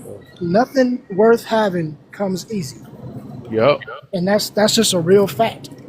I use this analogy a lot with cars because, when we're talking to dudes, cars always seem to be the best thing to get it. I don't know why. But, it's like people are like, I think people look at relationships in life in a similar fashion to vehicles. Like, everybody want a Lamborghini, right? You want that Lambo. You want the fame.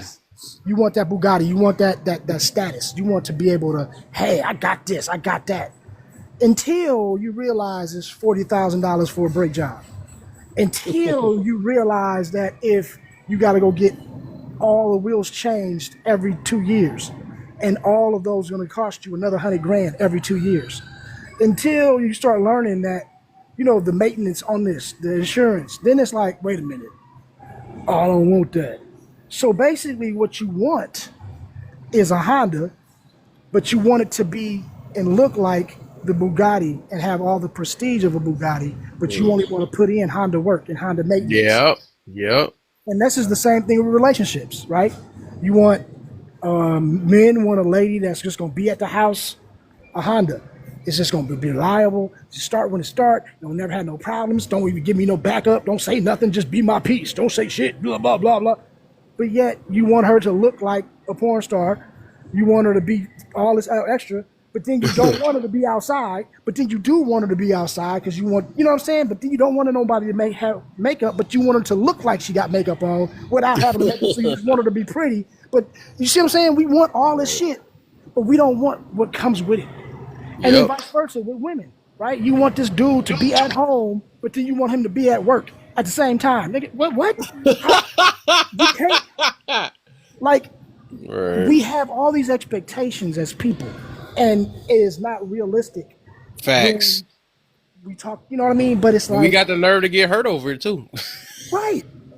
So it's like, yo, we can, and then we sit up here and bitch and moan and complain about it every day because we're not getting the results that we want. Well, nobody is going to get those results because a Honda Bugatti don't exist. Period. That's it. Honda Bugatti. That's what I'm start calling people. That's what they we want. got another Honda Bugatti here. You know what I'm saying? It don't exist. So, man, I mean, and it's the coldest shit because motherfuckers will be passing up Lexuses and passing up Benzes all day because they want a Honda Bugatti. Yep. What are you doing? I want a person that's intellectually, what they call it, emotionally regulated. But I ain't got time to be emotionally regulated. That just be crazy. And then when they emotionally regulated, they're gonna check you. Exact. Oh, nobody really want that for real. But they don't want that part. Yeah, they don't want that. See, because if I'm emotionally regulated, that means that I expect you to be that, because that's what I need. So now, here we go. And I mean, I'm just saying, bro, this is crazy. And I don't think that it's gotten worse. I think it's always been like this. But I just think that people have platforms now, so we can hear about it more. Yeah. You know what I mean? But I think this has been, because I can remember, if anybody's old enough to remember their grandmama, if you ever heard your grandmama talking to your auntie or something, or talking to one of her friends on the phone, talking shit, gossiping, they were saying the same things that women say now about their dudes. Yeah, he about as intelligent as a hammer, but that's okay. I love him though. You know what I'm saying? Talking about granddaddy, you be like, God damn. But she would never disrespect him in his face. You know what I mean? She would never say nothing that would, but that's what it was. They was talking shit. And he would say the same thing with his boys when they fishing. Yeah, I got to go on to the home to the ball and chain, right? You would hear all of that. The difference is now people are real, they looking for shock value. Mm-hmm. And so they saying outrageous shit online just to get that shock value. And I think they realize that shit is catchy, so they keep doing it. And now you just have a whole onslaught of this gender war and all this extra shit just because it causes attention. Yep. I honestly don't even believe that they really believe that shit, to be honest. True. That's true. They not that whole talking about this jump for real. Right. You got dudes talking that shit. Yeah. Never know single mamas, this, blah, blah, blah. But yeah, you got a whole single mama at home. Right. You a whole stepdaddy. Right? And two of your partners hit your wife, and you talking all this shit on the internet. Or you a woman talking about all this other shit, men, blah, blah, blah. But yet you got a whole 5'7" dude at the house. Talking about you need a 6'3" guy. He's at a whole 5'7". You get me? So I don't even believe that they really think that they even believe all this stuff, to be honest. I just think people just saying shit.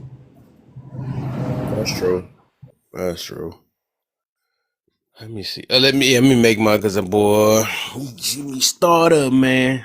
I did this for you, cuz. He coming in late all the time, man. Hey, bro, I've been kind of. I was sleeping all day. You gotta not all, man. Look at her up. She nuggy. I love her. She'll come up here, but she did it on purpose, dog. She heard me say her getting off. What do you mean? That's that Xbox stuff right there for you. Bro, I didn't even bring it up this time. You did. Yeah, I did. I just came back in here, and then I was like, what happened? Why's Cuz the only one in the box? Where everybody go? We out there. We had a long. I done went over past my time. That's because I had to talk about it.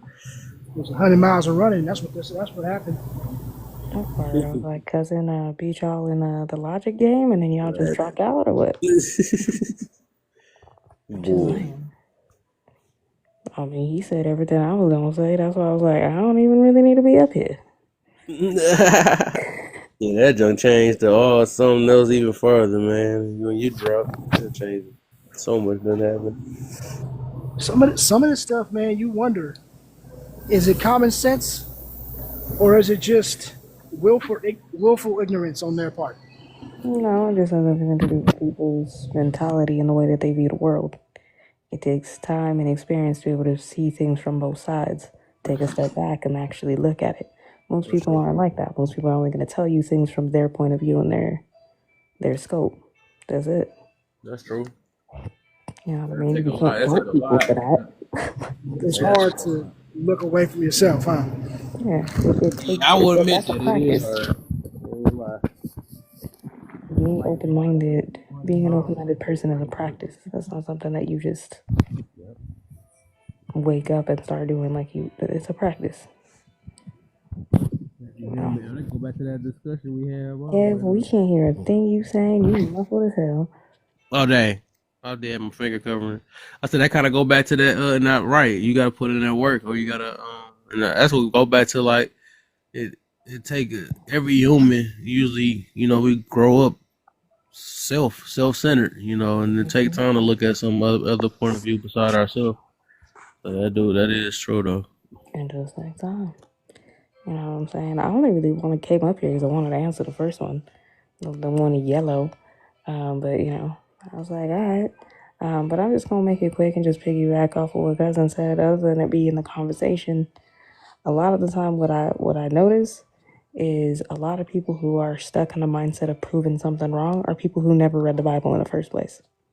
Right. You know what I mean? So they're ill-informed and they're going based off of something they heard, right? And so now they have to run with it. You know what I mean? At the end of the day, everything is subject to interpretation, but it's never going to get better if we can't learn to have a civil conversation that's open-minded, right? And that's going to be on both sides. So that means Christians, those of y'all that have read the Bible and so on and so forth, you got to be open-minded. Okay? Yep. It's going to be a hell of a lot of questions. And those of you who did not read the Bible, you got to be open-minded because you don't know. Exactly. And take it all, take everybody for their word. Definitely ask questions, but read it yourself and ask those questions. That's the thing. The problem is you got people on the side that sit there and say religion is terrible and we don't need it, and it's the biggest evil thing that's ever walked the earth. And then you have people on the other side talking about, oh, everybody needs to be Christian. We wonder why we can't have a conversation or a dialogue. You know what I'm saying? Unless you find people in the middle. And the unfortunate thing is that it's usually the 7%. It's a very small number of people who are pushed in the narrative of being closed-minded Christians, and it's a very small number of people who are trying to prove the Bible wrong. But because everybody else who's in the middle is going to be prosecuted for sharing their opinion, this is where everybody gets quiet. This is where I'm going to say 2025, stop being quiet and start speaking. But I'm going to be quiet. That's true. That's true. Facts.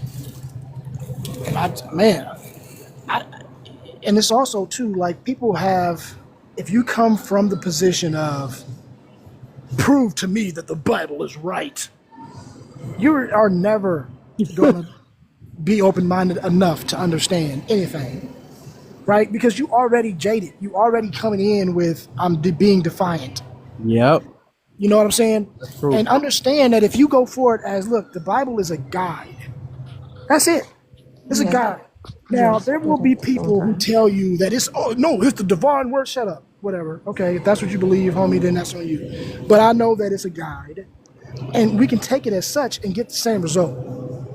You know what I mean? Yes. And I think that when people are trying to make it like God wrote it himself, and I'm like, no, bro, that's not what this is. But I think in order to balance that, though, Chosen, is like somebody coming in and saying, well, you have to prove to me that it's right. We also have to admit and swallow that there has been people who have been hurt by people pushing the wrong messages behind Christianity. Mm-hmm. You see what I'm saying? And that's the conversation that never happens, right? Because then you got Christians on the other side being super defensive, saying, no, that never happened. That wasn't us. And it's like, yes, people did that. It's behind the name of Christianity. You know what I'm saying? Exactly. We got to have the correct conversations. And then they've used the Bible itself to justify those actions, which will also lead to dissension. Yes, you are correct. Yes, that's why there's confusion when it comes to the Bible itself. Because there's been so many different revised copies of it. All over the world. You know what I mean? Prime example where I'm from. They learned our language and wrote a Bible in our language. Right. On some manipulation shit. So, you see what I'm saying? Right. And I gotta say this. I know this might be, I don't know if it's controversial or not, but this idea that the Bible does not have any contradictions is bullshit. Y'all gotta, look, Christians gotta stop that shit. The Bible is full of contradictions. It's always no, but you just don't understand it. That's why. No, I understand it as a fucking contradiction. Just say that. Just admit What's the part that contradict? There's so many. But I'm just saying it is because men wrote it and men are different, right? And it's been interpreted so many different ways and so many different words have different meanings. Not even that deep. It's not even that deep. The reason why there's going to be contradictions in any holy text, whether that's the Bible, the Quran, or the Torah, is because human beings are paradigms. We're contradictions in within ourselves. So in order for a book that's going to mirror somebody's life, there's going to be contradictions as we ourselves are contradictory. Right. There we go. That's why. That's literally the explanation as to why there's sometimes contradictions in the Bible. And men wrote it. Yeah.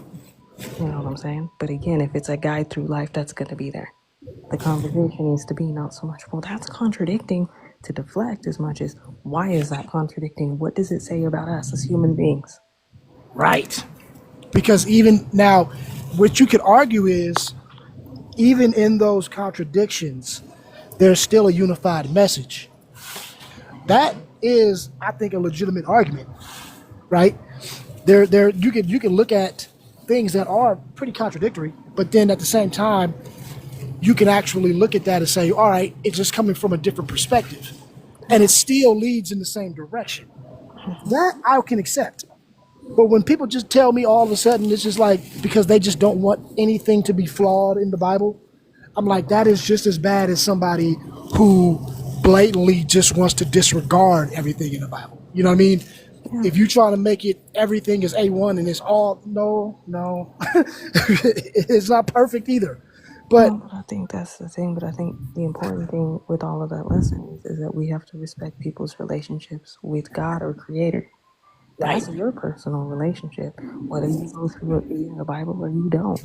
We have to respect that amongst each other, and we've lost that. You know what I mean? And the Bible teaches that, because there's no way in hell you're going to tell me it doesn't. Right. Right. Right. And that's the thing. I mean, I don't know, man. Like, if this was written by the man himself, I think that would be the only time that you could say that it would be perfect, right? Even if it was written, people, the way humans are made, they still not gonna believe it. God can come down here by himself, they gonna still think of something to go against. Right. You have people who literally think that, like, places in the world are in the Grand Canyon. This is true. You know what I'm saying? You got people who think the world is flat. You have people who think that, what is it? What's another ridiculous one? That water isn't wet. Like, it's in people's nature to question things, and it's also in people's natures to just randomly put things together because we need stuff to make sense. Water is not wet. You know what I mean? And then you got people like Kev who think, PlayStation's better than Xbox. That's crazy.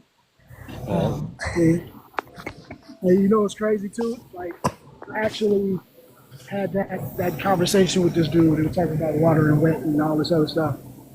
And I'm like, see, this is the reason why, this is what happens when you read just the first paragraph of an article and you don't study anymore and think you know some shit. That's when you get that. Because the whole thing was, the theory was, when you are in water, right? You're submerged underwater, you're not wet. Right. Right? Yeah. Technically, you wouldn't be wet. You're only wet when you jump out of the water and the water is still clinging to you. So that was the whole thing, or the premise of that particular study or that article. So when you hear people talking about it, that's where they got it from. But that's what I'm saying. Like, and I'm just thinking about it get things wet, just like, and I look at it when we say water is wet, it's like saying fire is burnt. Right. Fire burn things. Exactly. There you go. And so that was the whole thing. Like, water itself isn't wet. It can't be wet, right? Either way, the problem anymore these days is that people can't see the forest through the trees anymore. People get lost on the sticks and the fucking leaves and shit, and they can't get to the point, right? Like, that's kind of, where it's at. Like, you can literally be pushing a message where it's like, be compassionate towards people, and you're telling a story, and now somebody's hung up because there was birthday cake, and they think that red velvet is better than chocolate. What the fuck does that have to do with learn how to be compassionate with other people? Because I can't even listen to nobody that don't like red velvet cake. Right. Well, I'm talking about compassion. I can't even take nobody serious. Shut up. They write you and they write the whole part off, and that's true though. Right. I actually had that dealing with this the subject. Not like it was. I talk about that to this day. It was like this one chick that was. It seemed like she was cool though. She even followed me from not followed me, but I had got off the live, got back on. She came back, all that stuff. As soon as I brought up the Bible, that junk turned left. She act like she started being disrespectful and all type of stuff. Like y'all not smart and all this other stuff. I was like, dang, what the heck? We were just cool. But it's just like, it'd be like that. Some people take out the whole goal, and then as soon as you say something, they go to talk about the red velvet cake and say, oh, you a red velvet cake eater, huh? I can't mess with real velvet cake eaters. It's like, what the heck? Exactly. Well, that's the thing that I'm saying, though. Like, there's a difference between people who are open-minded and who aren't, right? I'm not a fucking Christian. Everybody knows that. I am not a Christian. But I'm open-minded because at the end of the day, are there good things within the Bible? Yeah. Do they teach basically the same thing? Yes. To be compassionate, to take accountability, to live within morals, be kind and compassionate towards each other. That shit I can get behind. Okay, cool. You know what I mean? I don't have to be a Christian to be able to agree with you. Like, that's crazy. You see what I'm saying? That's just an example. But there's people who write me off the moment I say, well, I'm not a Christian. Oh, well, I must be a devil worshiper, I guess. Are you a devil worshiper? Oh. I guess, apparently, because I'm not a Christian. I'm like, I'm not a Christian. And then let's take it a step further. There'll be people in their own family who may be Muslim or something else. Oh, it's okay. They just got a difference of belief. Well, then why are you judging everybody else? It's okay when it's okay though with somebody that you like, right? And that's the hypocritical part about it. That selective outrage we like to talk about. Well, that's what I'm saying. Like, we gotta have the honest conversation about it and not a biased one. You know what I mean? Where it's, where some people will see this this topic. Like, if I didn't know Kev and I came in here first time, I would have left. And I'll tell you why. Because I'm gonna look at this and be like, okay, they're trying to push a narrative. Because if I come up there and actually speak my truth, I'm gonna get shut down the moment I say I'm not a Christian. Right? That's knee jerk. Because of I forgot to drop AJ. She said she ain't no Christian. I know, right? Because of those questions, you know what I mean? Because it's happened so many fucking times. You know what I mean? But it doesn't discourage me. It doesn't stop me. It doesn't make me say, oh, I hate Christians. You've also had people who tell you if you can and cannot be Christian. That's not your job. You don't get to validate somebody's religious faith. That ain't got shit to do with you. That's got everything to do with them and the Lord. No one else. You know what I'm saying? So there's a lot of shit that we gotta have honest conversations about. And here's the crazy part about too, like, when is it that if you're in a religion, you cannot even speak about another religion? I don't understand that. How do you like, are you that paranoid? And I just think, like, when that happens, I feel like it's because you really don't have a hold on your own belief. That's true. So you don't want to talk about it because you might get swayed because you're not really sure about your belief yourself.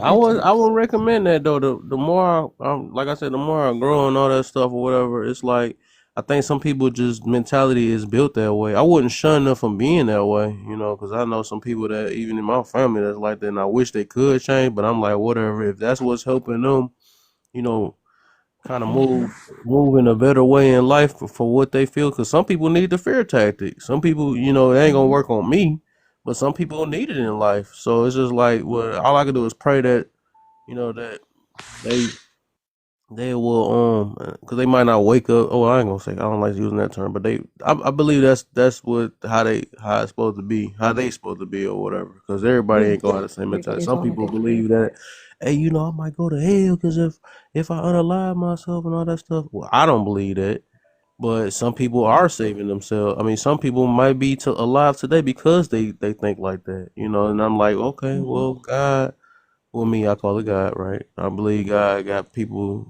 viewing things. I ain't gonna say them viewing it, but He allowed them to view things the way it is to get them where they at now. Well, that's All the of us thing. searching. It goes back to, respecting not just somebody's relationship with God, but respecting their journey. Because you don't understand what's in their journey. You don't understand the obstacles that they have to face. That's why we all face shit differently. We don't live the exact same life. If that was the case, we'd all be cookie cutter and we'd be very bored. That's not life. Life is meant for us to have conversations with those that we can have conversations with. Everybody else, we just have to accept it for what it is. That's it. That is literally the definition of emotional intelligence. Meeting people where they're at. Not where you want them to be. You sound like you in a movie over there. You got the little scary music and stuff like that. Who, me? Like the little smooth music. Nice little monologue and shit. Right. It seemed like it go right with her talk. And as you go, you must know about accountability. Say no. No, it's just music for the dogs, so they go to sleep. Oh, facts, 'cause they was on there crying earlier. Yeah, they was crying and driving me crazy. That's why I seemed real irritated when I came off mute. I wasn't mad at anybody in here. I was just irritated because I kept crying. What last dog you got? I got an Italian Greyhound and a weenie. Yep, bougie as hell. Weenie. Oh my god. Put the weenie up. No, you need to go to sleep, okay? I'm not showing my wiener this late at night. Put the weenie up.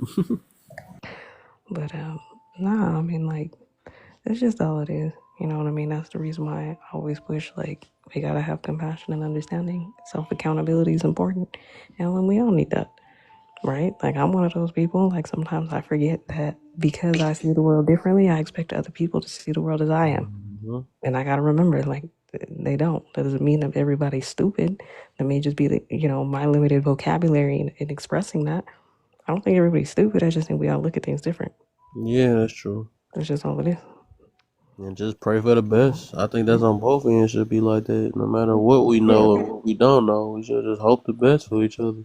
That was a hard lesson. But that self-accountability tells you also need to focus on your controllable. So my controllable in that situation is to stop telling people, oh, well, y'all just stupid. It's not that you're stupid. I'm limited in my vocabulary. I need to expand my vocabulary. Find a different way to articulate. That's all. Yeah, I just found like 15 different ways to say stupid. That was my problem. But still, That's funny. I don't, you know what? It's been a long road, I will say, for myself. You know, and I used to always think like the way to cure that is to always be a student. And people would always, you know, the fuck, I don't need school, I don't need that. I'm like, a student doesn't mean you go to school. That just means that you should be constantly trying to learn something every day. It's part of personal development. That's it. And if you try to, that will automatically open up your mind. You want to know what's crazy? Is that if you did these things every single day and say you're somebody who struggles with mental health, depression, anxiety, whatever, if you woke up every day and you did gratitude journaling for minimum 5-10 minutes a day, you listened to something motivational, you learned something new every day, you logged off social media, maybe went on it for maybe an hour, read maybe a minimum of a page in a book every single day, right? Stopped thinking negative thoughts about yourself, right? Change your vocabulary towards yourself. And you did this, say, for 30 days. Anxiety would not be a problem for you. Depression, almost reversed. All of these things, like this, at the end of the day, it's all mindset, y'all. Yep. That's the thing. Oh, no. You talking about that feminine stuff. You talking about that stuff that, you know what I mean? That I ain't about to do all that. If we talking feminine, if y'all want to talk about feminine energy, that's feminine what they energy say, is right? creativity. Yes. Hey, alphas don't make journals. No, you still in here. Alphas don't exist within human beings, so that's cute. Alpha don't make journals, goddamn it. That's been scientifically proven I don't know how many times. No. Yeah. There ain't no alphas in human beings. No alphas. Y'all are weird. You ever try to tell an alpha that? Oh my god. No, see, here's the thing. We're going into 2025, right? You need to leave that shit back. And what I meant by I'm going into my villain era is I'm just not having conversations. Like, I ain't even entertaining the conversation. I ain't gonna even pretend you even spoke. I ain't even hear you. You ain't even in the room. If you're gonna hit me with some ignorant shit like that. If we can't have a conversation or dialogue, I don't care. You didn't exist. I'm gonna move on. Hey, that's real talk. I gotta tell myself, like, I know that patience is a virtue, but like I gotta stop. No, Like I didn't gave too many motherfuckers the benefit of the doubt for too long. You know what I mean? And I know it because I be always thinking like, okay, this person can't be this dense. Like it gotta be something here, and I gotta try to find it. But I have to realize that I can't find it, and I need to let it go. In a lot of cases. And you know what? My first exercise of that was on Kev's Live the other day. Yep, that was because normally I would let that shit go for a minute. That was the first time I was That's like, where everybody get it over here. Even Lovely been tripping over here. I'm like, no, what the heck, everybody? What is wrong with my lives? I'm seeing everybody on the side over here. This is the real test. That's what Alter be saying. Like, Kel got the real test over there, man. People always testing you. Right. The other thing I'm stopping in 2025 is I'm not getting in the way of the lesson. So if you need to fall on your face 50,000 times, then I guess you falling on your face. Because I keep getting in the way of the lesson and y'all ain't learning. I've dropped way too many gems in here the past 3 years for y'all to keep falling into the same mistakes. At this point, it's on you. That's facts. I'm not getting in the way of the lesson. Sometimes I'm just going to sit there. I ain't going to say nothing. Let you figure it out. and that's another thing, man. Like I'm gonna say that shit, drop it out, maybe take like a retort, but if they don't understand it, I'm just gonna let it marinate. Moving on. Just trying to convince people. I'm like, wow, that's just it's pointless. But like I'm not gonna let the seed grow.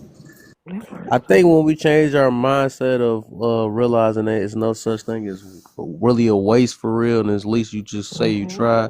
Is that my sis Slim in the building? What you doing, Slim? What's up? If it's just really like kind of changing our perspective, because I realized like and that's why I kind of changed a little bit. And I like how y'all say that, right? Because sometimes you try to be patient with people, and you feel like you waste your time. Like, no, what the heck? I done said this and talk to a brick wall all the time. So I have been like that, even me myself, like that lately, because it's like like if you really ain't trying to understand or whatever, I'm gonna leave it alone. But that's just really on my time, because some days I might have the time. Yeah, I don't know why I'm still up either, because I'm gonna have like literally 2 hours of sleep. But that's the reason why I'm saying it like I'm saying it, Kev, because I don't think it's a waste of time. I don't think I've wasted time saying what I've needed to say these past 3 years. Be it in your live, talking to people in other lives, and so on and so forth. That wasn't a waste of time.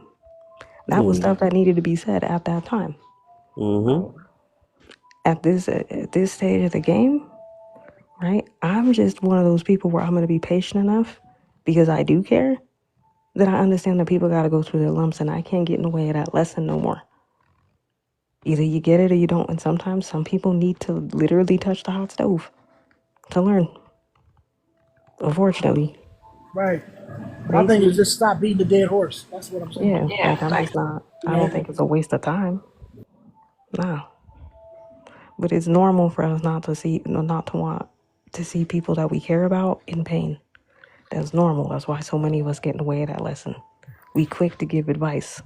Sometimes you just have to let people, you know what I mean? Depending on what it is now. You gotta let people kind of do it. You know what I mean?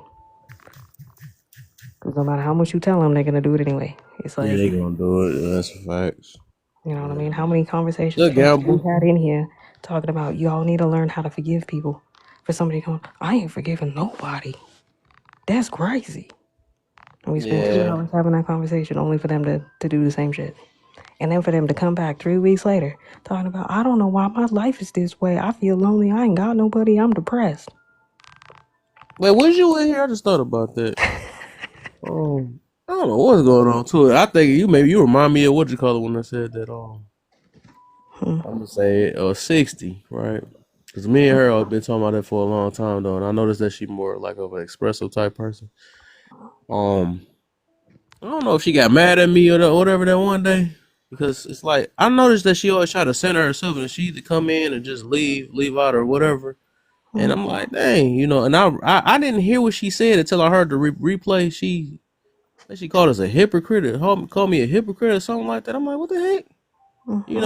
It's like she tried to address something because I said something about, I think I said something about older folks, but that's your fault if you want to internalize what I said. I ain't say nothing towards you. I was speaking on, that I don't forget what I was talking about at that time. I might have been talking about, I hold older folks to a higher standard. I believe that they have to, and that's just even with me because I'm older, right? I'm part of older. I'm older than the 20s, right? So I think I need to lead by example on different things or whatever. But it's like, when you guilty of something, when you internalize something that I'm talking for the general, all my stuff usually be general, and you internalize it, you might be the issue. And I'm sorry to put it that way, but it's like, and I don't know. I guess some things I've been trying to hold it because I do, like I said, I try to. Speaking of patience, right? I be trying to be patient with a lot of people and stuff because it's like, I know certain things I just don't allow, some things I don't like.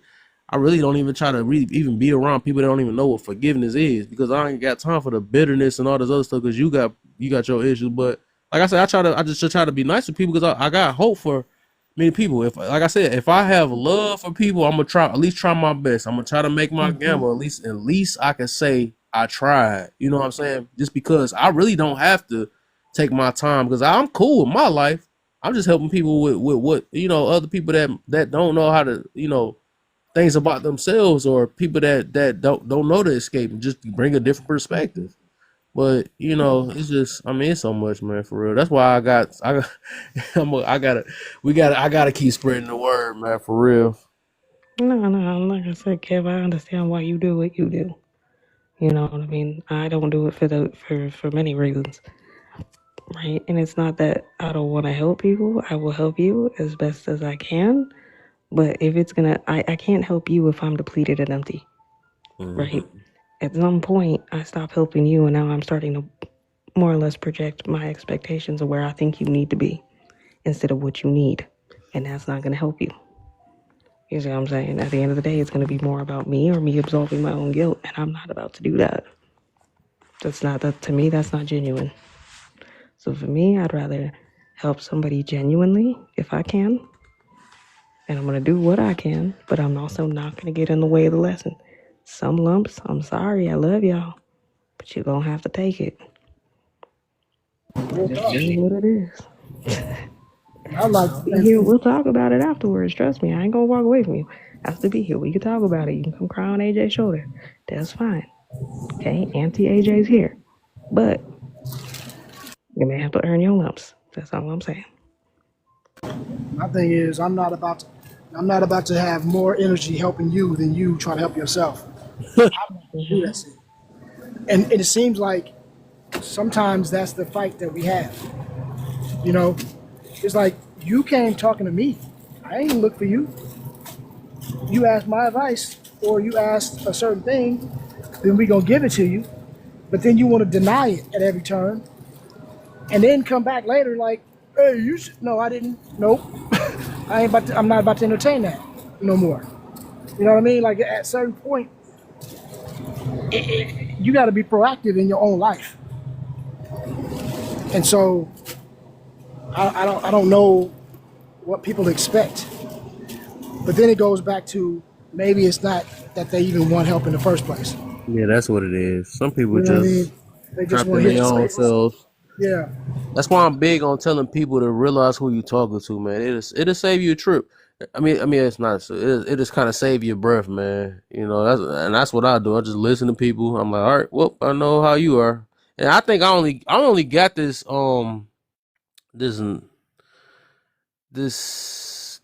I guess this way of observation or vetting, right? It's through experience, right? Because of me, especially doing it. This app help out a lot, depending on what your intentions is. If you coming on here just to only teach all day, and you're not trying to learn, it's kind of gonna be hard. Because that was my intentions at first, but when I said I wanted to understand what other people point of views, but some people can't handle it, and I understand that also. But me myself, it's been helping me, and it made me realize who I'm talking to for the most part. Because a lot of people is the same. I mean, I know a lot of people be hearing me say that though, but people is the same for real, man. A lot of people go through different things. They express it. They ain't near the same way sometimes, but it's differently, but it's the same at the same time. I don't know how to explain that in that way, but it's like it really a lot of us is really the same, man. Like I can tell when people are bitter. I can tell when when if somebody may be angry about something. It's so many different things, and that used to come with it. They also come with the emotional intelligence that everybody keep claiming and stuff.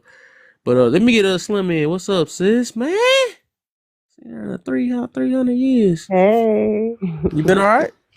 Yeah, I've been really good. Life has been great.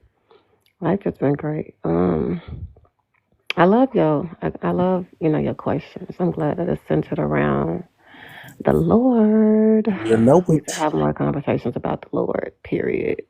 Bring him into the conversation. I think that's been the biggest challenge and just the biggest thing, period, of why we have so many issues, because the Lord is not centered. And I think a lot of people say Lord, Lord, Lord, but not really getting that relationship. Because, when you're walking with God, you start to see the change. Like your life becomes a change. And a lot of people's life is not that, becoming that change, right? But just to answer your first question, you said, why do people try so hard to prove the Bible is wrong? That's interesting. I think it's a lot of reasons. One, because they've either heard it from other people. Like a lot of people leans on other people's information versus getting the information for themselves. Right? You hear something and you just kind of run with it. I would say second is because they want to live the way they want to live, and people don't like to be governed. Right? We all have to be governed, and I will always say God is the way to go for govern, because he ain't taking no sides. He ain't picking no sides. His word does not change, and it's consistent. It's been consistent throughout time. And I think people, we want to be right, and to be wrong hurts. Like when I feel like just my experience with my walk with God, my walk has literally been God showing me me. It ain't been about nobody else but Shakila. And it's like he peels back you and shows you. That's the accountability. It's you, right? Because when you become better, then now you can be the better that you want to see in the other people, right? They get to see that. But accountability is hard, and God he's one big ball of that and a whole bunch of other things. But I think it's hard for people because we rely on everything else instead of going to the source. And that's, it takes work. It's not an easy thing at all. Actually, yeah, it's challenging. It's challenging. So that's what I would say about that. And the church hurt, I feel like the church hurt is a thing that I think a lot of people will experience that. I think that it's just like a relationship. If you with a person and the relationship goes wrong, do you just stop dating forever? Like, or, do you continue to try? Did you pray about it? Did you ask God to, what do you want me to be? A lot of places we go is what we want to be. We don't even consider God. You're supposed to consider him in all your ways, right? So I think that a lot of this stuff just takes work. And people run from work. They run from change. They run from accountability because it's hard. And it's easy to be complacent. It's easy to not do the work. It's easy. Mm-hmm. So that's what I would, that's kind of my take on that.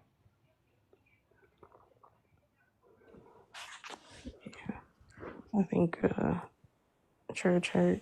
So Slimmy, why do you think it's hard? You said, why do I think it's hard? Like what you know what I mean? Because I agree with what you're saying, but what do you think are? How do I say this? What do you think people think is hard? Because it's actually not as hard as people think. but we have this perception that it's hard. Why do you think that's true? So, I mean, I can only speak from my experience. My walk with God it's been hard. It's not easy. And I'm gonna say this because I think a lot of people have this false perception of God. Like I feel like when God showed Himself to me in like some of my most recent seasons, it's been like hard, like in my face, like this is me.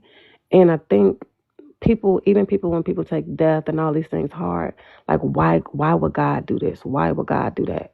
Like they really don't know God. And I think it's the walk that teaches you that He is good.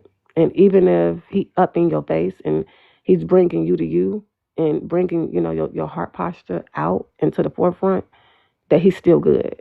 So when I say it's hard, the hard part that I'm saying is Him showing you. And a lot of people lie to themselves day in and day out. And the truth hurts sometimes. Most of the time it does. Because we lie to ourselves. And then we have other people come and lie to us too. But God is not a liar. He's the truth. So when you start doing that work and you start walking with God, no, He's finna tell you the truth about yourself in a loving way.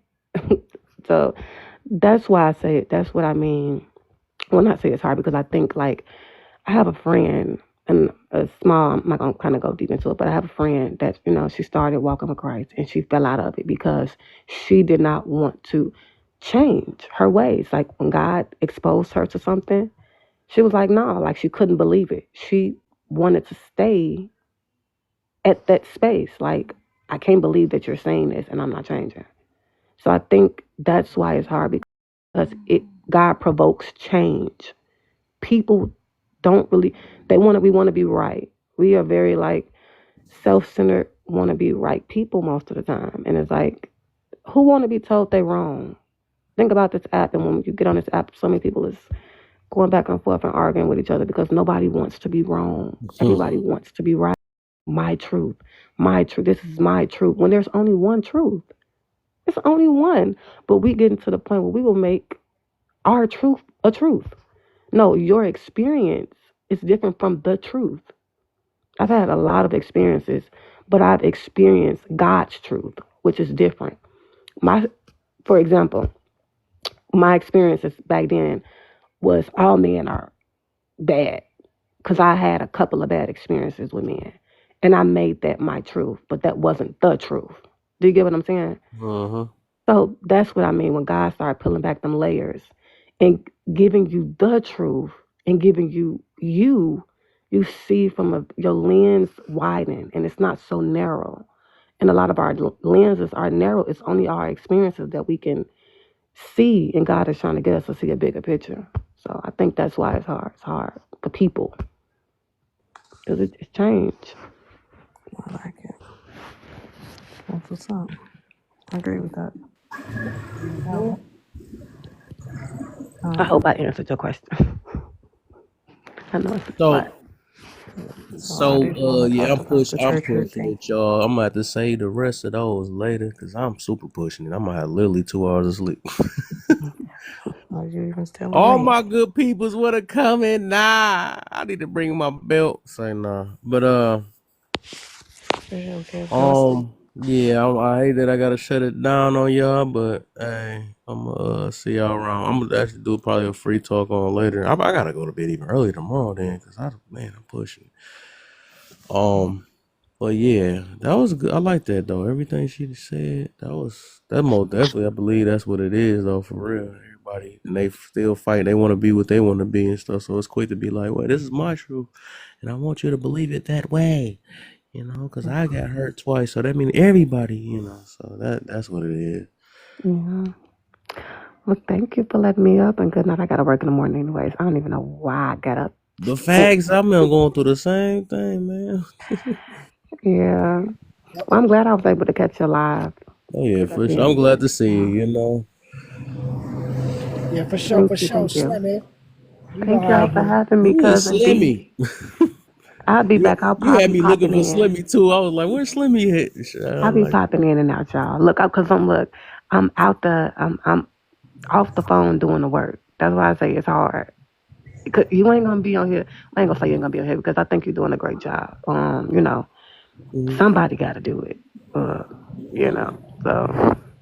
Actually. yeah. So, but thank you for having me. Oh yeah, I appreciate you. Thank you. All right, yeah, I'm about to bounce too, man. Go ahead, get some rest, pal. That's bad. I don't even know how to. Okay. Hey, you asked for it. You had me looking up because I thought you was you had me looking for the other Slimmy too. I'm like, she ain't here. Yeah, because I know her name's Slim and the other one, Slimmy, the other one that always be messing with me. Yeah, yeah. Or she claim I be messing with her and stuff. She's like, yeah, I don't like that. Yeah, yeah. Slimmy, where's she at though? I do. I don't know, you know. It's about She to be be popping the. up. Slimmy, she be popping up sometimes. All right. Shit. You know who I ain't seen? No, I ain't gonna say her name, but I ain't seen her in a while. You say her name 5 times, she's gonna appear. We ain't gonna do it.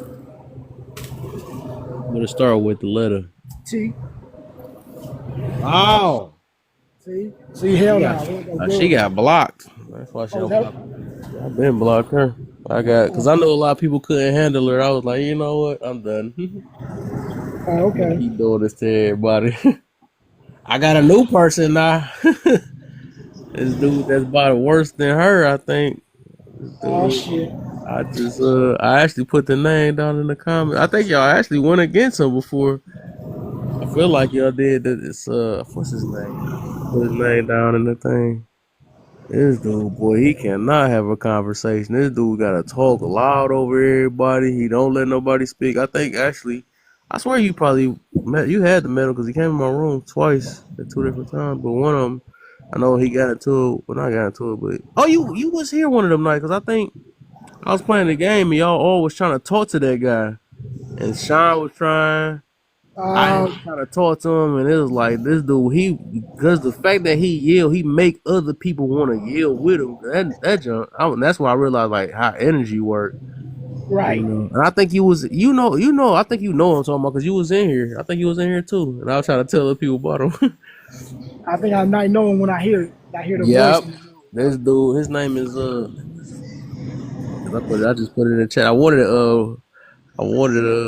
Alter to see who I'm talking about. I said I found somebody that's worse. This dude, I actually had made somebody. I tortured a couple people that came in here trying to talk to him, and they was just one of them was like, "Dog, you gonna control your life?" I was like, "No," I was just laughing while I was playing the video games. I'm like, "Well, y'all want to go back and forth with this guy?" So I'm thinking in my head, this dude ain't about to let you talk. That's how he is. This dude literally. He be trying to run some stuff. He don't like being wrong. This dude, what is his name? I think I'm about to run to his name now because I wrote it in the chat. What's his name?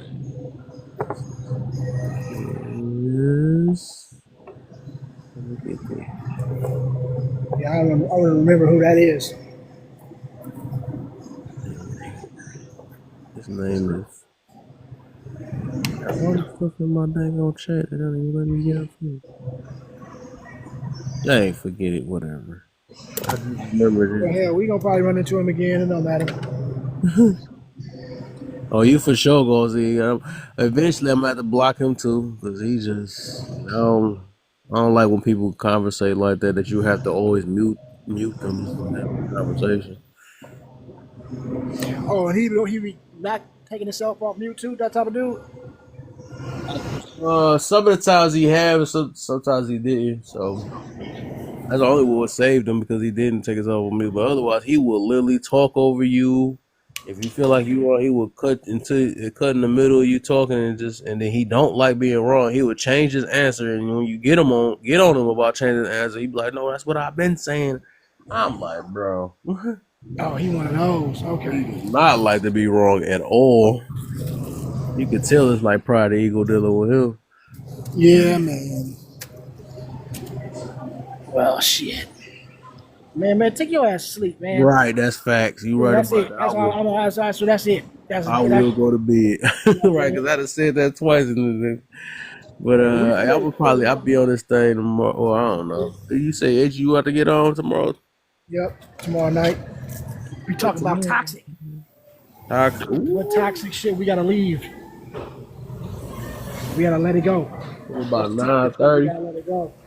Yeah, and then I'm gonna talk about what are our toxic traits ourselves, if we gonna admit it. Ooh. How were we toxic and how did we change? How do we get out of it? Or Oh, are we we got still current toxic ones. Yeah, so that's Ain't gonna be nobody about to say that one. Yeah, I'm getting on the people. Yeah, they ain't gonna see it coming. I think I can admit a couple of. Mm-hmm. So you know, we all got some little toxic traits, and the only time that we really get to it is if we can admit it. You Yep. can't change it if you can't admit it. So Well, you know what to work on. yeah. And so yeah, that's gonna be that. And then I might even do it to where I get a cross panel, like let the panel say what they think your toxic shit is. That's a good one too. That should be the third one, right? Or a mystery one that catch them off Yeah. guard. Yeah, and then they just like, what? Yeah, now Like, you no, see what you ain't supposed to ask that one. Yeah. That's when you gonna see people start dropping out the panel. quick. That first dude gonna get it, and everybody else gonna bounce. See? I think I did a topic something like not like that, but I did something like that where it was like the love thing where I had everybody see what they love is and what they thought it was, and then after that I asked everybody else what they thought that they what is it called? It's like Love a language? love Was it love language? No, it's something else. It was like four of them where one of them is like who you try to what's the word? One of them is I can't think of the word, man. That's sounds crazy. One of them is basically like you will separate from somebody quick. I forgot the word. Another one is like you are. It's like 4 love principles. I mean, no. Attachment styles. That one. Right. So okay, I got you. Right. Yeah, and I did a little thing on that, so I let everybody say what it was, what theirs was. I let them do a test, and also it gave everybody at the end. I was like, now what do everybody think their attachment style is? Something like that. They bounced. Someone probably wanted to. I'm like, one of my one main person, I wanted him because I'm like, bro, I be putting up. I ain't gonna lie, I be trying to hold him because he don't be seeing about himself. He just so ego driven and stuff. Right. And I'm like, dog, everybody be saying this about you, and you still don't want to believe it. You know, Imperial, right? Oh yeah.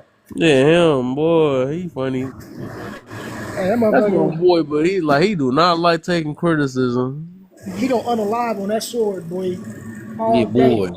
He boy. gonna, I think you could actually put proof in his face. He might be like, nah, but you see, you got to Nah, understand. that wasn't that. You got that from the. See, no, you got to go back to the original Hebrew script. But you know what though? But and here's the thing too. Like, I think like we were saying earlier, man. Like, you have intelligent people, but if they don't know everything, sometimes a person that has a lot of knowledge can't accept the fact that that's the part they're missing. Mm-hmm. You know what I mean? Like, you don't. I'm intelligent. I got this. Well, you can make mistakes too.